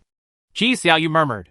While Ji Xiaoyu and Lu Tian were talking, Xiaoxi had already compared the runes on the yellow talisman paper and the booklet with Wenjuling. After looking for a while, I finally found the exact same rune. The purpose of this one is to prevent ghosts from getting close to you. Wenjuling clicked on one of the talisman papers, and then clicked on another talisman paper. The other one is. She turned the page in the booklet, and after reading the long introduction in traditional Chinese, she continued to say to Xiaoxi, this talisman can be attached to a weapon and can directly kill ghosts. Any weapon can be used, but only it can be used once. After successfully killing the ghost, this talisman will become invalid. It seems that Wan Jiaoju is very afraid of retaliation. Xiaoxi wrote down the different uses of the 2 talismans to avoid confusion. This is the last guarantee for myself. From all the signs, it is certain that Song Xuan and her children were killed by Wan Jiaoju. After Wenjuling said this, she turned to look out the window. From this window, you can just see the thick sycamore tree in the yard and the ropes dangling from its branches. But that thing is there. Wenjuling pondered for a moment before saying, I always feel that Wan Jiaojiao may have died in the end. Indeed. Xiaoxi also looked out the window. The rope has nothing to do with Wan Jiaojiao, but it is obviously abnormal to appear in Wudong Courtyard in such a strange state. Then she changed the topic. If you can't figure it out, we can talk about it later. Let's go to Xiaoyuan now to compare the runes on the urn and the bottom of the well. Okay. Wenjuling agreed. The 2 women said and walked outside. Lu Tian, Yi Kongqing and Zhao Yifeng did not interrupt and walked out. Hey. Wait. Ji Xiaoyu quickly chased after her, her eyes resting on the 2 talismans in Xiaoxi's hand. What are you going to do with these 2 talismans? Handle it? Xiaoxi looked at Ji Xiaoyu with a half smile. How do you want to handle it? That's right. Ji Xiaoyu's attention was always on the 2 talisman papers, and did not notice Xiaoxi's expression. These 2 talisman papers seem to be quite useful. Who do you plan to give them to? There are only 2 talismans in total, and they have different functions. Everyone must want them. Even if there is one for each person, there are 7 people in total, and 2 talisman papers are not enough. This time in the game, defensive props have lost their effectiveness, and talismans are the best way to save lives found so far. Chapter 689, The Phantom of the Ancient House 39. Even if the player has other props in his hand besides defensive props, they cannot cause fatal damage to the ghost. That talisman can directly kill ghosts, and is the only most effective weapon against ghosts. Everyone would want such a powerful thing. Ji Xiaoyu thought so. Of course this belongs to me, Xiaoxi said, putting the talisman into her pocket very naturally. I found this thing. I can't just give it to you just because you want it. Right. She said this quite directly, without giving Ji Xiaoyu any face. Only then did Ji Xiaoyu realize that Xiaoxi's attitude was not quite right. She grabbed the corner of her clothes awkwardly and said, Me. I just asked casually. I didn't mean anything. Yeah, Xiaoxi shrugged noncommittally, not really caring what Ji Xiaoyu was thinking. It's not the best. After saying that, she passed Ji Xiaoyu and walked out. When Julin glanced at Ji Xiaoyu, her face was still gentle, but her eyes looked at Ji Xiaoyu with a bit of alienation. When Yi Kongqing and Zhao Yifeng passed by Ji Xiaoyu, they didn't even give her a look. Lu Tianzi scratched his head in embarrassment, walked quickly past Ji Xiaoyu, and chased the people in front of him. His old habit of embarrassing others happened again. Ji Xiaoyu stood frozen, feeling awkward as he didn't know where to put his arms and legs. Li Jia walked over and hugged Ji Xiaoyu. The people in front had not gone far yet, so he kept his voice as low as possible. Xiaoyu, it's okay. Hearing Li Jia's words, Ji Xiaoyu immediately curled her lips in grievance. She looked at Li Jia and said, I'm just asking. It's not that I'm greedy, and I have to ask for the talisman paper. If you don't say it on the surface, you must be thinking about it in your heart. Is that what you want? Yes. You are right. Li Jia comforted softly. Who doesn't want something that can save their life? You just asked. There is nothing wrong with it. Ji Xiaoyu sniffed, looked down at her toes, and asked in a low voice, Do you think it's possible that Xiaoxi is hiding another talisman? Another talisman? Li Jia looked puzzled. Think about it. Since Ruan Jiaojia wants to prevent Song Shuyan's ghost from harming her, how could she only prepare 2 talisman papers for herself? Ji Xiaoyu subconsciously looked in the direction of the bedroom. Maybe Xiaoxi put the other they were hidden, and we only saw 2, making us think there were only 2 talismans. But Xiaoxi didn't know the function of these talismans before. Li Jia hesitated. It was Sister Wen who found the booklet, and they found out the function of the talismans after comparing the corresponding runes. Even if she didn't know the function of the talisman papers at the beginning, she could definitely guess that the talisman papers have special uses. Right?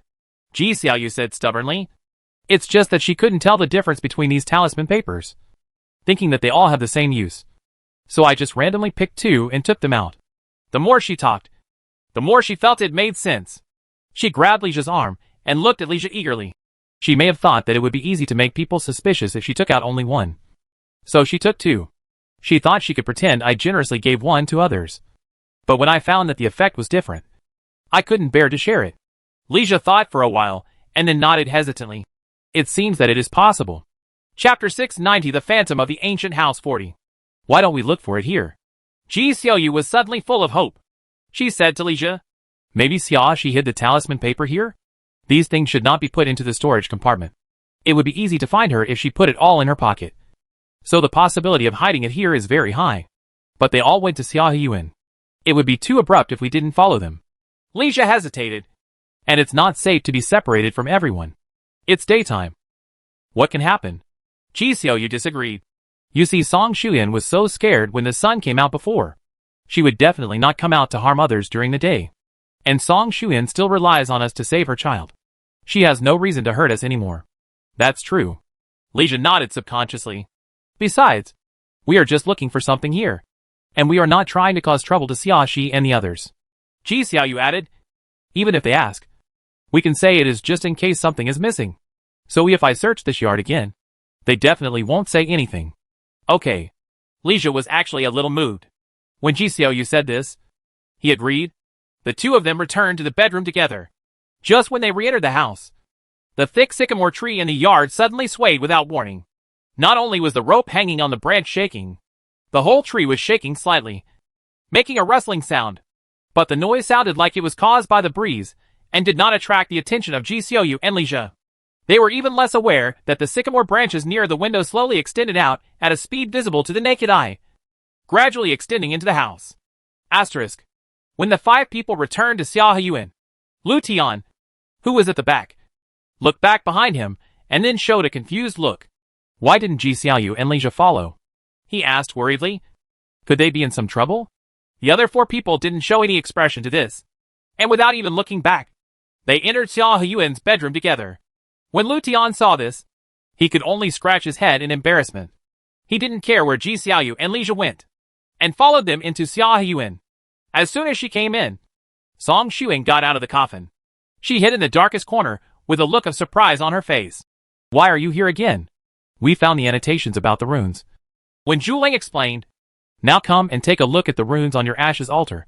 You should be able to find the relevant annotations to confirm the function of these runes. Song Xuyen's eyes lit up, and she waved to a few people. Then come and see. Yi Kongqing walked over, opened the coffin, and took out the urn again, while Xia Shi and Wen Zhuling began to compare the runes on the book one by one. Zhao Yifeng saw that 3 people here were enough, so he took the initiative and said, I'll go down the well and draw the runes. After saying that, he walked into the yard, regardless of whether others heard or responded. Upon seeing this, Lu Tian hurried over and said, I'm here to help. The runes around the urn were a bit complicated. After careful comparison, Wen Zhuling and Xia Shi found that they were composed of multiple runes. The specific use must be made based on a comprehensive judgment based on the meaning of each rune. Chapter 691 The Phantom of the Ancient House 41. While Xia Shi and Wen Zhuling were comparing the runes on the urn and the booklet, Ji Xiaoyu and Li Zhe were rummaging through boxes and cabinets in the bedroom of Wutong Courtyard. Ji Xiaoyu turned over the entire dressing table, but couldn't find any talisman. There was a look of anxiety on her face. It shouldn't be. How could it not be? Li Zhe was rummaging through the bedside cabinet. When he heard Ji Xiaoyu's words, he consoled him. It may be hidden somewhere else. If there really are extra talismans, Xia Shi probably wouldn't put them in the original place. Location. What you said makes sense. Ji Xiaoyu nodded, feeling a little more confident. She looked around and walked towards the closet. When passing by the window, she suddenly felt something being caught on her collar. Before she had time to look back and see what was going on, the thing hooking her collar seemed to have claws, and it pulled her collar back fiercely. She stumbled, and her back hit the windowsill hard, causing her to scream in pain. But the force behind her didn't stop, and she was forced to fall backwards on the windowsill, and was forcibly pulled and fell out of the room from the window. When Li Zhe heard Ji Xiaoyu's scream, he turned to look at Ji Xiaoyu.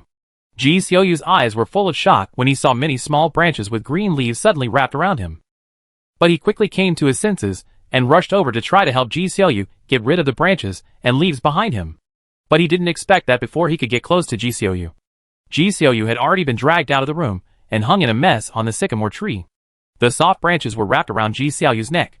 Because of the extremely strong force and extremely fast speed, Ji Xiaoyu's neck bones were broken the moment he was hung on the sycamore tree, leaving only a thin layer of flesh connects the brain and body.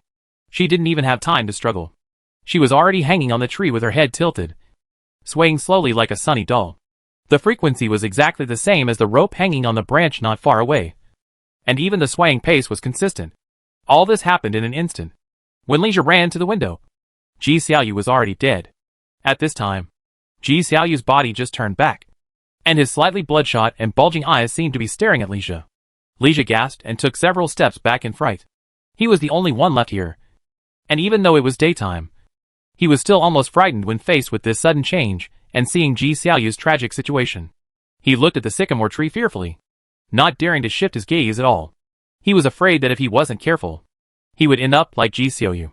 After 5 minutes of such a stalemate, Ji Xiaoyu's body finally disappeared. He knew that Ji Xiaoyu should have redeemed his points and resurrected, but because the resurrection point was random, he couldn't see where Ji Xiaoyu was now. Li Zhe didn't feel any relieved after Ji Xiaoyu's disappearance. He stared closely at the swaying rope and the branch that had previously strangled Ji Xiaoyu's neck, and swallowed nervously. He knew that he should leave here quickly, but he was so nervous that he couldn't move a step. And at this time, the branches that were originally wrapped in a circle slowly unfolded, swaying softly, as if they were stretching comfortably. Chapter 692 The Phantom of the Ancient House 42. Liege's eyes widened, and he took 2 steps back. The sycamore tree was actually moving around like this in front of him. It was totally confident. Knowing this, he became even more frightened. He mustered up his courage and moved towards the door with trembling legs. Just 2 steps out, the branches outside the window suddenly shot out, like an arrow leaving the string, fast and fierce. Liege didn't even have time to react before he was accurately stabbed in the heart and lost consciousness instantly. The branch was pulled out from Liege's chest without any hesitation, and the blood stains on the branches and leaves were quickly absorbed. It regained its softness and returned to the thick trunk, swaying slightly and stretching, still in step with the rope on the branch. Asterisk. Xiao Yifeng directly cut out the runes from the well. Those are runes engraved on the stone wall. If you stick paper on them and sweep them over with a charcoal pen, you can directly copy the shape of the runes and avoid the possibility of errors when imitating them. Xiaoxi and Wen Zhuling compared them for a long time and finally found all the corresponding runes on the urn and the well wall, based on the annotations of each rune. They discussed it some more and finally unanimously determined the meaning of this string of runes. After Song Xuan heard Xiaoxi and Wen Zhuling's explanation, her eyes widened with disbelief. What did you say? Xiaoxi patiently repeated what she had just said. The runes on the ashes altar probably have 2 meanings. One is to prevent anyone from opening the seal on the ashes, and your ashes will be trapped forever in this urn. The scope of your soul's activities cannot go beyond this general's mansion. The other is to form a check and balance relationship between you and your children. I understand what you said before, but I just don't understand what it means to have a check and balance relationship between me and my child. Song Xian's face looked a little ugly. What is a check and balance? According to the runes in the well, the balance between you is distance. Wen Zhuling explained gently. With these 2 sets of corresponding runes, you and your child's bones cannot be too far apart, but they can't rely on each other either. Too close. Song Xuan realized it belatedly. So you mean, I can't get close to that well because of the restriction of this rune? Wen Zhuling nodded affirmatively. Yes. After a pause, she added, at the same time, the runes under the well also blocked everyone from touching the child's bones. So Xiao Yifeng was unable to take out the baby's bones at that time. Song Xuan gritted her teeth and cursed Wan Jiaojiu again and again. After a while, she asked, is there a way to offset these runes written in that booklet? Wen Zhuling shook her head regretfully. The above is just an explanation of each rune, and there is no solution to the effects of the runes. So, I will never be able to hold my child again. Song Xuan had a look of despair on her face. At this time, she had no intention of threatening these people anymore. All she thought about was that her child would be trapped at the bottom of the well forever, and she could only listen to the child's cry and be helpless. Just thinking about this, she felt as if a large piece of space was empty in her chest, and then she was pulled and twisted by countless thin wires, causing tiny pains. Don't be so pessimistic, Xiaoxi comforted. We haven't searched all the places in the general's mansion yet. Maybe we can find clues to solve these runes in other places? Chapter 693 The Phantom of the Ancient House 43. There was a little more hope in Song Xuyan's eyes. Really? Then I can only rely on your help. You must help me. Please. Compared with before, her attitude became quite sincere, even a little humble. As a mother, how can I bear to see my child suffer like this? Wan Jiaojiu tortured Song Xuan in this way, which was indeed cruel enough. We can't guarantee 100% that we will find a solution, Wen Zhuling said in a gentle tone, speaking truthfully. But don't worry. We will try our best. Yes, we can guarantee this if we try our best. Xiaoxi also nodded. Even if it is to get Song Xuan to tell everything, the players will do their best to help Song Xuan find a solution. Song Xuan said no more, but just raised her head and glanced in the direction of the dry well. The faint sound of a baby crying floated out from the bottom of the well and quickly dissipated in the air. Her eyes were full of intolerance. She lowered her eyes and looked at the ground in front of her, her voice filled with suppressed pain. Please. With that said, she silently got back into the urn. Yi Kongqing put the urn in place and covered the coffin, then looked at Xiaoxi. Go to the main courtyard. There is a secret room there. Maybe something can be gained. Lu Tian said that there is a secret room switch in the bedroom in the main courtyard. Since it is a secret room, There should be some important clues. Xia, she said. Twice and looked at Yi Kangqing with a smile. Aching and I want to go somewhere. Come on. Let's go to the main courtyard. The others did not object and walked out together. As soon as he walked outside the gate of Xia Yuan, he suddenly saw Ji Xiaoyu falling to the ground. Ji Xiaoyu's eyes were full of fear, and when he got up from the ground, he still looked frightened. It wasn't until she saw the faces of Xia Shi and others that she regained some sense. She looked up and saw the words, Xia Yuan, confirming that this was the location of her resurrection, and breathed a sigh of relief. Are you dead? This was Xia Shi's first reaction when she saw Ji Xiaoyu's condition. Moreover, Ji Xiaoyu fell out suddenly. If Ji Xiaoyu didn't have teleportation or invisibility props, it would have only happened when he was resurrected. Ji Xiaoyu looked like he was about to cry. Me. I was hanged to death by the sycamore tree in the Wutong courtyard. Having said this, she couldn't help but reach out and touch her neck to make sure that her neck bones were still in good condition. And she felt a little relieved. But she seemed to still be able to feel the severe pain from the previous broken neck bones. And every cell in her neck seemed to still have the discomfort of instant pulling. She reached out and rubbed her neck continuously, trying to relieve the strong discomfort. Oh? Lu Tian was dumbfounded for the first time. That sycamore tree has become a spirit? Although he had always seen a rope swinging on the sycamore tree before, he only thought it was a background board to create a scary atmosphere, and did not think it would actually cause any harm to the players. Unexpectedly, the sycamore tree would actually kill the player, and even hang him. This is too permeable. I don't know if the sycamore tree has become a spirit. Anyway, it can stretch out its branches to attack people. At this point, Ji Xiaoyu couldn't help complaining to Lu Tian. Have you not experienced this game once before? And you still stayed there?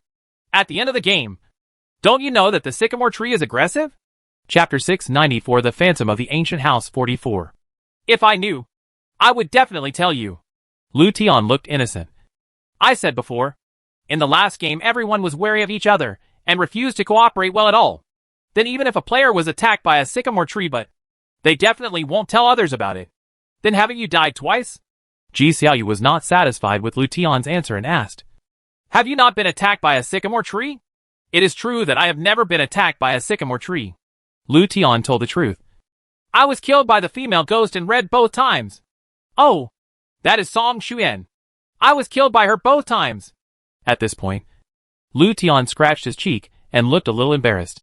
To be honest, I always thought that only the female ghost in red would attack the player in the whole game. You can't entirely blame him for thinking this way. On the one hand, he has indeed not been attacked by other things.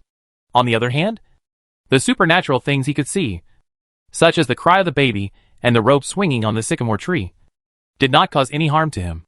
This further confirmed to him that only the female ghost in red was the NPC who specialized in killing players.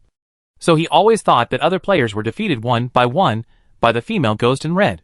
But if you think about it carefully, when he was staring at the rope of the sycamore tree alone, he was standing outside the courtyard gate. Maybe he would not be attacked after leaving the courtyard. Although I later went into Wudong courtyard to look for things. Several players were present at that time. Maybe Wutongshu didn't find an opportunity to attack, so he never attacked him. Then you have played the round of the game, and you haven't learned many useful clues. Ji Xiaoyu said angrily. I don't know how you survived to the end. At that time, I told other players everything I knew. But the other players did not share the information they knew with me. So I became very passive. Lu Tian was not angry at all, but tried to explain. Wait until I figure it out. They didn't want to cooperate at all. And when I was about to look for clues on my own, most of the clues had already been taken by them. So of course what I could know was very limited. At this point, he thought for a while before continuing. As for me being able to survive to the end of the game, I feel like I just had better luck. I think it might be because you didn't have time to grasp too many clues that you survived to the end. Xiaoshi suddenly said. The more clues you have, the more you will know about the secrets in this game. Then it will be very difficult. More NPC attacks may be triggered, and your understanding of the entire game tends to be superficial. But the only NPC that triggers the attack is Song Xuan, which increases your chance of survival. She had never thought about this before. However, Ji Xiaoyu died once after they got some new clues. Combined with what Lu Tian said about the previous players, she felt that the possibility was quite high. Lu Tian was stunned for a moment, then patted his head and suddenly realized. When you say that, I feel it makes sense. So, I was attacked by the Wudong tree this time because I learned more new clues? Ji Xiaoyu's eyes widened, looking a little hard to accept. But you all found the clues. Why? Instead of attacking you, it attacks me? Chapter 695 The Phantom of the Ancient House 45. Although we found the clues, we shared them with everyone. So you also mastered all the new clues at the same time. When Zhuling looked at Ji Xiaoyu with a gentle smile on her face. I guess the sycamore tree is not you dared to attack when there were many players. So it was fine before. But then we all left. And only you and Lija stayed there. So it was naturally easier for Wudong tree to attack. Ji Xiaoyu choked and was speechless. Speaking of which, why don't you and Lija come with us? Why did you stay in Wudong courtyard? Lu Tian looked at Ji Xiaoyu in confusion. If we were all together, nothing would happen to you. A look of embarrassment flashed across Ji Xiaoyu's face, and she gave the reason she had thought of before. Me. I just wonder if there are any missing places that I haven't looked for since the Wudong courtyard is so big. So I want to take a look again. Oh, that's right. When Zhuling pursed her lips and smiled. Non-committal. Xiaoxi glanced at Ji Xiaoyu meaningfully but said nothing. Yi Kongqing and Zhao Yifeng didn't even look at Ji Xiaoyu. As if Ji Xiaoyu didn't exist. Ji Xiaoyu felt even more embarrassed and his face turned red. By the way, where is Lija? Is he in danger? Lu Tian asked Ji Xiaoyu with concern. If he is with you, will he also be attacked by the sycamore tree? Ji Xiaoyu was stunned for a moment, then shook his head. I don't know. I died before him. Then the probability of him being attacked is extremely high. Xiaoxi gave a reasonable guess. When the two of you are together, the sycamore tree dares to attack you. But when Lija is alone, the sycamore tree has no reason to let him go. Hearing this, Ji Xiaoyu had a bad expression. Then Asia and I have both died once. Our danger is higher than yours. That tone seemed a bit complaining. But no one responded to her words. And everyone walked towards the main courtyard. Ji Xiaoyu didn't dare to say anything more when he saw that no one was paying attention to him. She was more afraid of being alone now. So she hurriedly followed the crowd. It was already 2 or 3 o'clock in the afternoon, when the sun was at its strongest. But fortunately, there were many shade trees along the road to block the sun. So it was not that uncomfortable. After everyone entered the main courtyard, they first went to the left ear room to see the portrait Lu Tian mentioned. The painting unfolded on the easel is of a beautiful woman in white clothes. Her appearance is charming, the type that makes men feel protective at the first glance. After the rolled-up painting was unfolded, the head was indeed burned, and the face could not be seen at all. Only the woman in the painting could be seen, dressed in red like fire. This should be Song Xuan. Xiaoxi looked at the headless portrait of a woman in red in her hand. Although there is no face, the dress is easy to recognize. I think so too. When Zhuling nodded, and then she pointed to the painting unfolded on the easel. If I guess correctly, this woman should be Wan Jiaojiao. In terms of appearance, he lives up to his name. Xiaoxi commented. There is nothing special here. Yi Kongqing walked to Xiaoxi and said to Xiaoxi. When Xiaoxi looked at these two paintings, he had already searched everywhere he could find in the penthouse. There are no cabinets or other furniture in this wing room. It is more like a renovated small studio. So there are not many places to rummage. Chapter 696 The Phantom of the Ancient House 46. That's good. There's no need to search here anymore. Let's go to the bedroom to find where the secret room mechanism is. Xiaoxi said and walked to the bedroom. Others followed closely. Lu Tian, don't you know where the agency is? When Zhuling asked Lu Tian before he reached the bedroom. I really don't know. Lu Tian waved his hands repeatedly and added. I have never had the opportunity to enter the main courtyard. The reason why I know there is a secret room here is because the player who occupied the main courtyard said it himself. I'm curious about one thing. Xiaoxi turned to look at Lu Tian and blinked. I can understand that the players in the last round of the game were doing their own thing. But since they occupied a courtyard alone, that means that you should know something about the story that happened in the general's mansion. But no one just caught the key event to clear the game? There shouldn't be. Lu Tian thought seriously for a moment and shook his head. Otherwise, I could have passed the level in the last round. So I wouldn't have to wait until now. Xiaoxi tilted her head, not knowing what she was thinking. It should be because they did not cooperate with each other that the key information could not be found. When Zhuling expressed her opinion. The booklet we found in Wudong Courtyard before can translate the urn and the bottom of the well in Xia Courtyard. Runes! Maybe the way to unlock these runes can be found in other places. But if they work independently, these clues cannot be connected together. I think so too. Lu Tian nodded in agreement. I think as long as I can help Song Shuan rescue her child, I should be able to learn the secrets of the general's mansion from her mouth. Thinking of this, he felt a little excited. In the last game, he was completely confused. Even confused about what he should do. But this time it's different. At least we have a very clear goal. And clearance is just around the corner. Especially promising. Anyway, let's find the mechanism of the secret room first. Xia, she said to the others with a smile. Maybe there are key clues in the secret room. So, everyone was very active in exploring the bedrooms in the main courtyard. Even the bed was lifted up, and the bed board was touched all over. Not long after, Lija fell on the table out of thin air. Everyone stopped and looked at Lija. Lija rubbed his chest with a grin on his face, and even glanced down to make sure there was no damage to his chest. And then he breathed a sigh of relief. As? Ji Xiaoyu rushed forward and threw herself into Lija's arms. Did you die once too? There was a trace of fear in Lija's eyes. And he nodded. Yes. Not long after you were hanged, I was stabbed to death by the sycamore tree. That feeling was really painful. You, Ji Xiaoyu cried pitifully, not sure whether he was crying for himself or Lija. We are both so unlucky. Lija sighed, looking helpless. It's true that you are not very lucky. I think you two are pretty lucky. Xia, she suddenly spoke, interrupting Ji Xiaoyu and Lija's emotional venting of self-pity. Ji Xiaoyu's eyes widened in disbelief, and he asked Xia she loudly for the first time. We have all died once. And you have survived once. And you actually said that we are lucky? Chapter 697 The Phantom of the Ancient House 47. The resurrection point of both of you happens to be where other players are.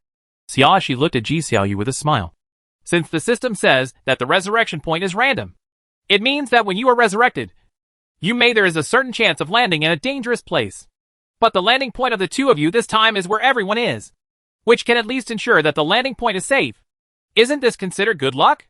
Lija and Ji Xiaoyu were both stunned. But after thinking about it carefully, they had to admit that what Xia she said made some sense. Thinking about it this way, I feel like I'm not too unlucky, Lija said as he got down from the table. Ji Xiaoyu curled his lips. Although his heart was still unbalanced, he couldn't say much at this time. I still have something to ask about the death and resurrection of you two. Xia, she looked at Lija. You just said that not long after Ji Xiaoyu was hanged, you were stabbed to death by a sycamore tree? The reason why she took the initiative to talk was not simply to comfort these two people, but to ask them something. Before asking others something, give them a few friendly words to make it easier for others to tell the truth. However, she could tell that Ji Xiaoyu's attitude was not very good, so she directly turned her target to Lija. Although Lija didn't understand why Xia she asked this, he still nodded. How long? Xia she then asked. How long has it been since Ji Xiaoyu died before you were attacked by the sycamore tree? Lija recalled it carefully. About 5 minutes. 5 minutes? Ji Xiaoyu looked surprised. Me? Have I been dead for that long? Lija looked at Ji Xiaoyu and nodded. Yeah. I always thought that the player would be resurrected at a random place immediately after being killed. But I didn't expect you to hang on the tree for a long time before disappearing. I was almost scared to death. When he thought of that scene, he was still a little scared, and goosebumps appeared on his body unconsciously. In other words, after Ji Xiaoyu died, he was completely unconscious, which is equivalent to entering a real state of death. When Zhuling also took the initiative to join the topic. And after the player is killed by the NPC, there is a 5-minute cooling time. Will be resurrected. I did not have any consciousness when I died. Lija thought about his state at that time and said, in my own opinion, it seems that the time between death and regaining consciousness is only 1 or 2 seconds. But in fact it's also 5 minutes. Wait a minute. Xia she grasped an important point. You said recovering consciousness instead of resurrecting? Lija nodded. Yes. I was not resurrected when I regained consciousness, but entered a place similar to the punishment space. After deducting 1 million points, I had to be closed for half an hour before I could be released. Come out and get back into the game. After hearing Lija's words, everyone looked at Ji Xiaoyu. Ji Xiaoyu suddenly became nervous. She was afraid that others would think she was unwilling to cooperate. So she quickly replied, I was like that too. I was detained for half an hour before being released. In this way, we must try to avoid the possibility of death in the last 30 or 40 minutes of the game. Xia she thought of this key point instantly. Otherwise, if you enter the punishment space and the game ends before you can release it, The probability of it being considered a failed pass is very high. Chapter 698 The Phantom of the Ancient House 48. I agree. Wen Zuling nodded. This is in line with the system style of setting traps in small details. Listening to what you said, I suddenly felt that the IQ gap between people is so big. Lu Tian scratched his cheek and looked at Xia Shi and Wen Zuling with envy. I didn't think of this. Not to mention that he could immediately react to such a small trap in such a short time. Even if he was given 2 or 3 days, he might not be able to think of it. Don't feel inferior. You also have your own advantages, Xia Shi comforted, and then she changed the subject. Let's hurry up and find the secret room mechanism. Lu Tian's attention was immediately diverted, and he actively started to look for traps. Others also took action. But in the end, it was Yi Kongqing who found the mechanism. Yi Kongqing seemed to have a good idea of the possible location of the mechanism. It didn't take long to find a raised wooden peg under the edge of the bed. This wooden peg is small and is located under the edge of the bed, so it cannot be seen at all. But as long as you reach out and touch it, you can feel an unnatural bulge. Then press the protrusion down, and the wall next to the bed will automatically open, revealing a long dark passage. Lu Tian showed an envious look when he saw the passage opening. Although Xia Shi said that everyone has their own advantages, compared with other people's abilities, he really seems very insignificant. At least in this game. He felt that he was basically of no use. Sure enough, even the so-called advantages are divided into those that are of great use, and those that are of little use. He is not as smart as Xia Shi and Wen Zuling, nor is he as physically strong as Yi Kongqing, who can also find traps. Hey, he is just a salty fish struggling to survive in the survival game. It's a day to live. Just as Lu Tian was thinking this, everyone took out their flashlights and walked into the passage. Lu Tian quickly followed in. The passage was not too long, and everyone quickly reached a secret room. Everyone placed their flashlights in various corners of the room and on the desk in the middle. With the illumination of so many flashlights, the light in the secret room is not dim at all. This secret room is not big, but there is a particularly large bookshelf that occupies one of the walls and is filled with all kinds of books. The desk was fully stocked with pens, inks, paper and inkstones, so it was obvious that someone often wrote something here. This is another big project. Lu Tian stared at the bookshelf taller than a person in front of him with wide eyes. There are so many things. I will definitely not finish them today. It was already afternoon, and it was very difficult for him to read traditional Chinese characters. Even if 7 people worked together, they would never be able to finish reading it before dark. Let's read as much as we can. Wen Zuling's tone was gentle, and she did not feel any irritation because of seeing so many books. It's only the second day of the game, and we still have a lot of time. We have plenty of time. I agree, Xia Shi said, and couldn't help but yawn greatly. But I have to rest as soon as it gets dark today. I only slept for 2 hours last night in order to squat with a female ghost in red. During the day I've been busy again. If I continue to stay up late today, I won't be able to bear it. Yi Kongqing rubbed Xia Shi's head. If you are too tired, don't force it. I will sort it out first. It won't be too late for you to read it tomorrow. Chapter 699 The Phantom of the Ancient House 49. I can still hold on until dark. Xia Shi took the initiative to rub her face into Yi Kongqing's palm, like a lazy cat.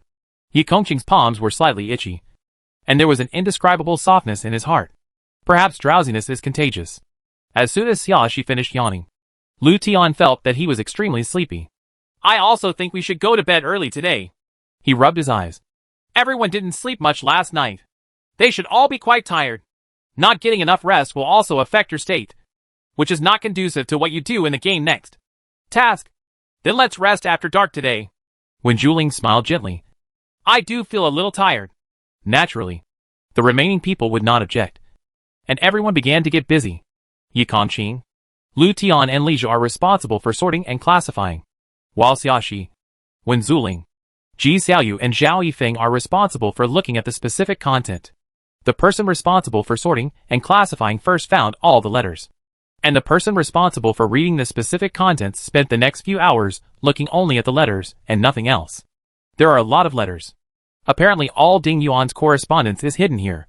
Several people stayed from about 3 o'clock until about 7 o'clock in the evening, until it was completely dark, and they just finished reading all the letters. As everyone came out of the secret room, they told each other the contents of the letters they had seen. It seems that Ding Yuan is quite busy. Xia Shi yawned. He has established an organization of secret agents and killers outside, insists on supervising the training of his soldiers, and sends spies to neighboring countries from time to time to investigate. Condition: judging from the content of the letter, this general is quite loyal to the emperor and patriotic. Wen Zhuling said, the training is to resist foreign invasion and protect the border. The spy killer organization is to help the emperor clean up some things that are obviously difficult to clean up. Enemies are easier to understand by sending spies to neighboring countries. Understanding the enemy's situation is conducive to consolidating the stability of the country. From the current point of view, I think Ding Yuan is a good person. Lu Tian scratched his head. But the letter from the personal maid that I found in Wudong Courtyard said that she was a Taoist priest for the general. What a mess. I don't know what happened. There must be a missing link in the middle. Xiaoxi and others walked out and closed the passage to the secret room.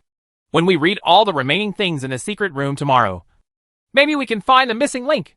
Ji Xiaoyu watched Xiaoxi close the secret room and asked with concern, are you ready to rest now? Of course. Didn't I say that before? Xiaoxi asked with raised eyebrows. Actually, I just want to ask. Ji Xiaoyu paused before asking the question that had been lingering in his mind for a long time. Who is going to rest in this bedroom? What you said is quite strange. Xiaoxi chuckled, with a bit of sarcasm in her eyes. I rested here last night. It's so good. Do you want me to change places? She knew clearly what Ji Xiaoyu was thinking. It's just that the secret room is here, and there is a lot of useful information here. Ji Xiaoyu wants to guard it by himself and feel safer. Maybe he still had the intention of taking a peek at night, hoping to gain some advantage or something. But she didn't have to take responsibility for Ji Xiaoyu's sense of security and her little thoughts. If Ji Xiaoyu doesn't do anything, she has no objection if everyone works together to clear the level. But if Ji Xiaoyu insisted on doing it, she had no reason to go along with it. Chapter 700 The Phantom of the Ancient House 50. Ji Xiaoyu felt Xiaoxi's eyes looking at him, as if he had completely read her mind. There was a flash of embarrassment on her face, and she subconsciously wanted to defend herself. She opened her mouth, but didn't know what to say. Okay. Xiaoxi didn't give Ji Xiaoyu any more chance to make excuses. She turned to look at Yi Kongqing. Aching, let's boil water and take a bath. Okay. Yi Kongqing agreed and walked towards the kitchen with Xiaoxi. Everyone else followed. Ji Xiaoyu, who had just died once, of course did not dare to stay here. Even her thoughts of possession of the contents of this room could not offset her fear of death. So no matter how reluctant she was, she had to leave behind everyone. After a comfortable hot bath, Xiaoxi returned to the bedroom in the main courtyard and lay down. Yi Kongqing and Xiaoxi slept together as usual, lying on the outside of the bed. Both of them were very tired today and fell asleep quickly without saying much. Asterisk. The third day of the game. Everyone got up very early, packed themselves up, had some light meals, and then continued into the secret room to check out the remaining books. There are also some account books, but they are not the accounts of the general's entry and exit. Some are the killer organization's expense accounts. Some are some additional expense accounts. And there are additional income records. It can be seen that Ding Yuan has quite a lot of extra money, but he also spends a lot. It can be seen from the accounts that this killer organization was established 10 years ago. At that time, the new emperor had not yet ascended the throne, and the old emperor was still in office. Do you think it's possible that Ding Yuan is the new emperor's right-hand man? Lu Tian used his little brains and said to the others, it was the killer organization established by Ding Yuan that helped the new emperor solve all his political opponents. Let the new emperor become the emperor smoothly, so Ding Yuan can become the general. I think it's very possible. Lija nodded in agreement. And this also explains that the killer organization is becoming more and more powerful and has even launched espionage missions. Isn't this just to serve the new emperor? An organization? So it is natural for Ding Yuan to become a general and marry the princess.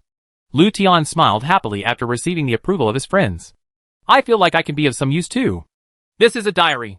Zhao Yifeng, who had been looking at the book in his hand beside the case, suddenly said, it was written by Ding Yuan. Everyone's attention immediately turned to the book in Zhao Yifeng's hand. What's written on it? Ji Xiaoyu couldn't hold himself back at first and asked Zhao Yifeng. Zhao Yifeng didn't seem to hear it, and just turned another page to check the new content. Ji Xiaoyu suddenly became unhappy when he saw Zhao Yifeng ignoring him. But when she saw Zhao Yifeng's keep strangers out expression, she didn't dare to show her emotions. To be honest, when she first saw Zhao Yifeng, she felt particularly amazing. Xiao Yifeng's appearance is the kind of aggressive good looks that can be remembered at a glance, which is very attractive to most women. Even if she has a boyfriend, she will still peek at Xiao Yifeng from time to time. However, Xiao Yifeng's brows always have a hint of gloominess, and his eyes are always gloomy when looking at people. People can tell at a glance that he is a character who is not easy to mess with.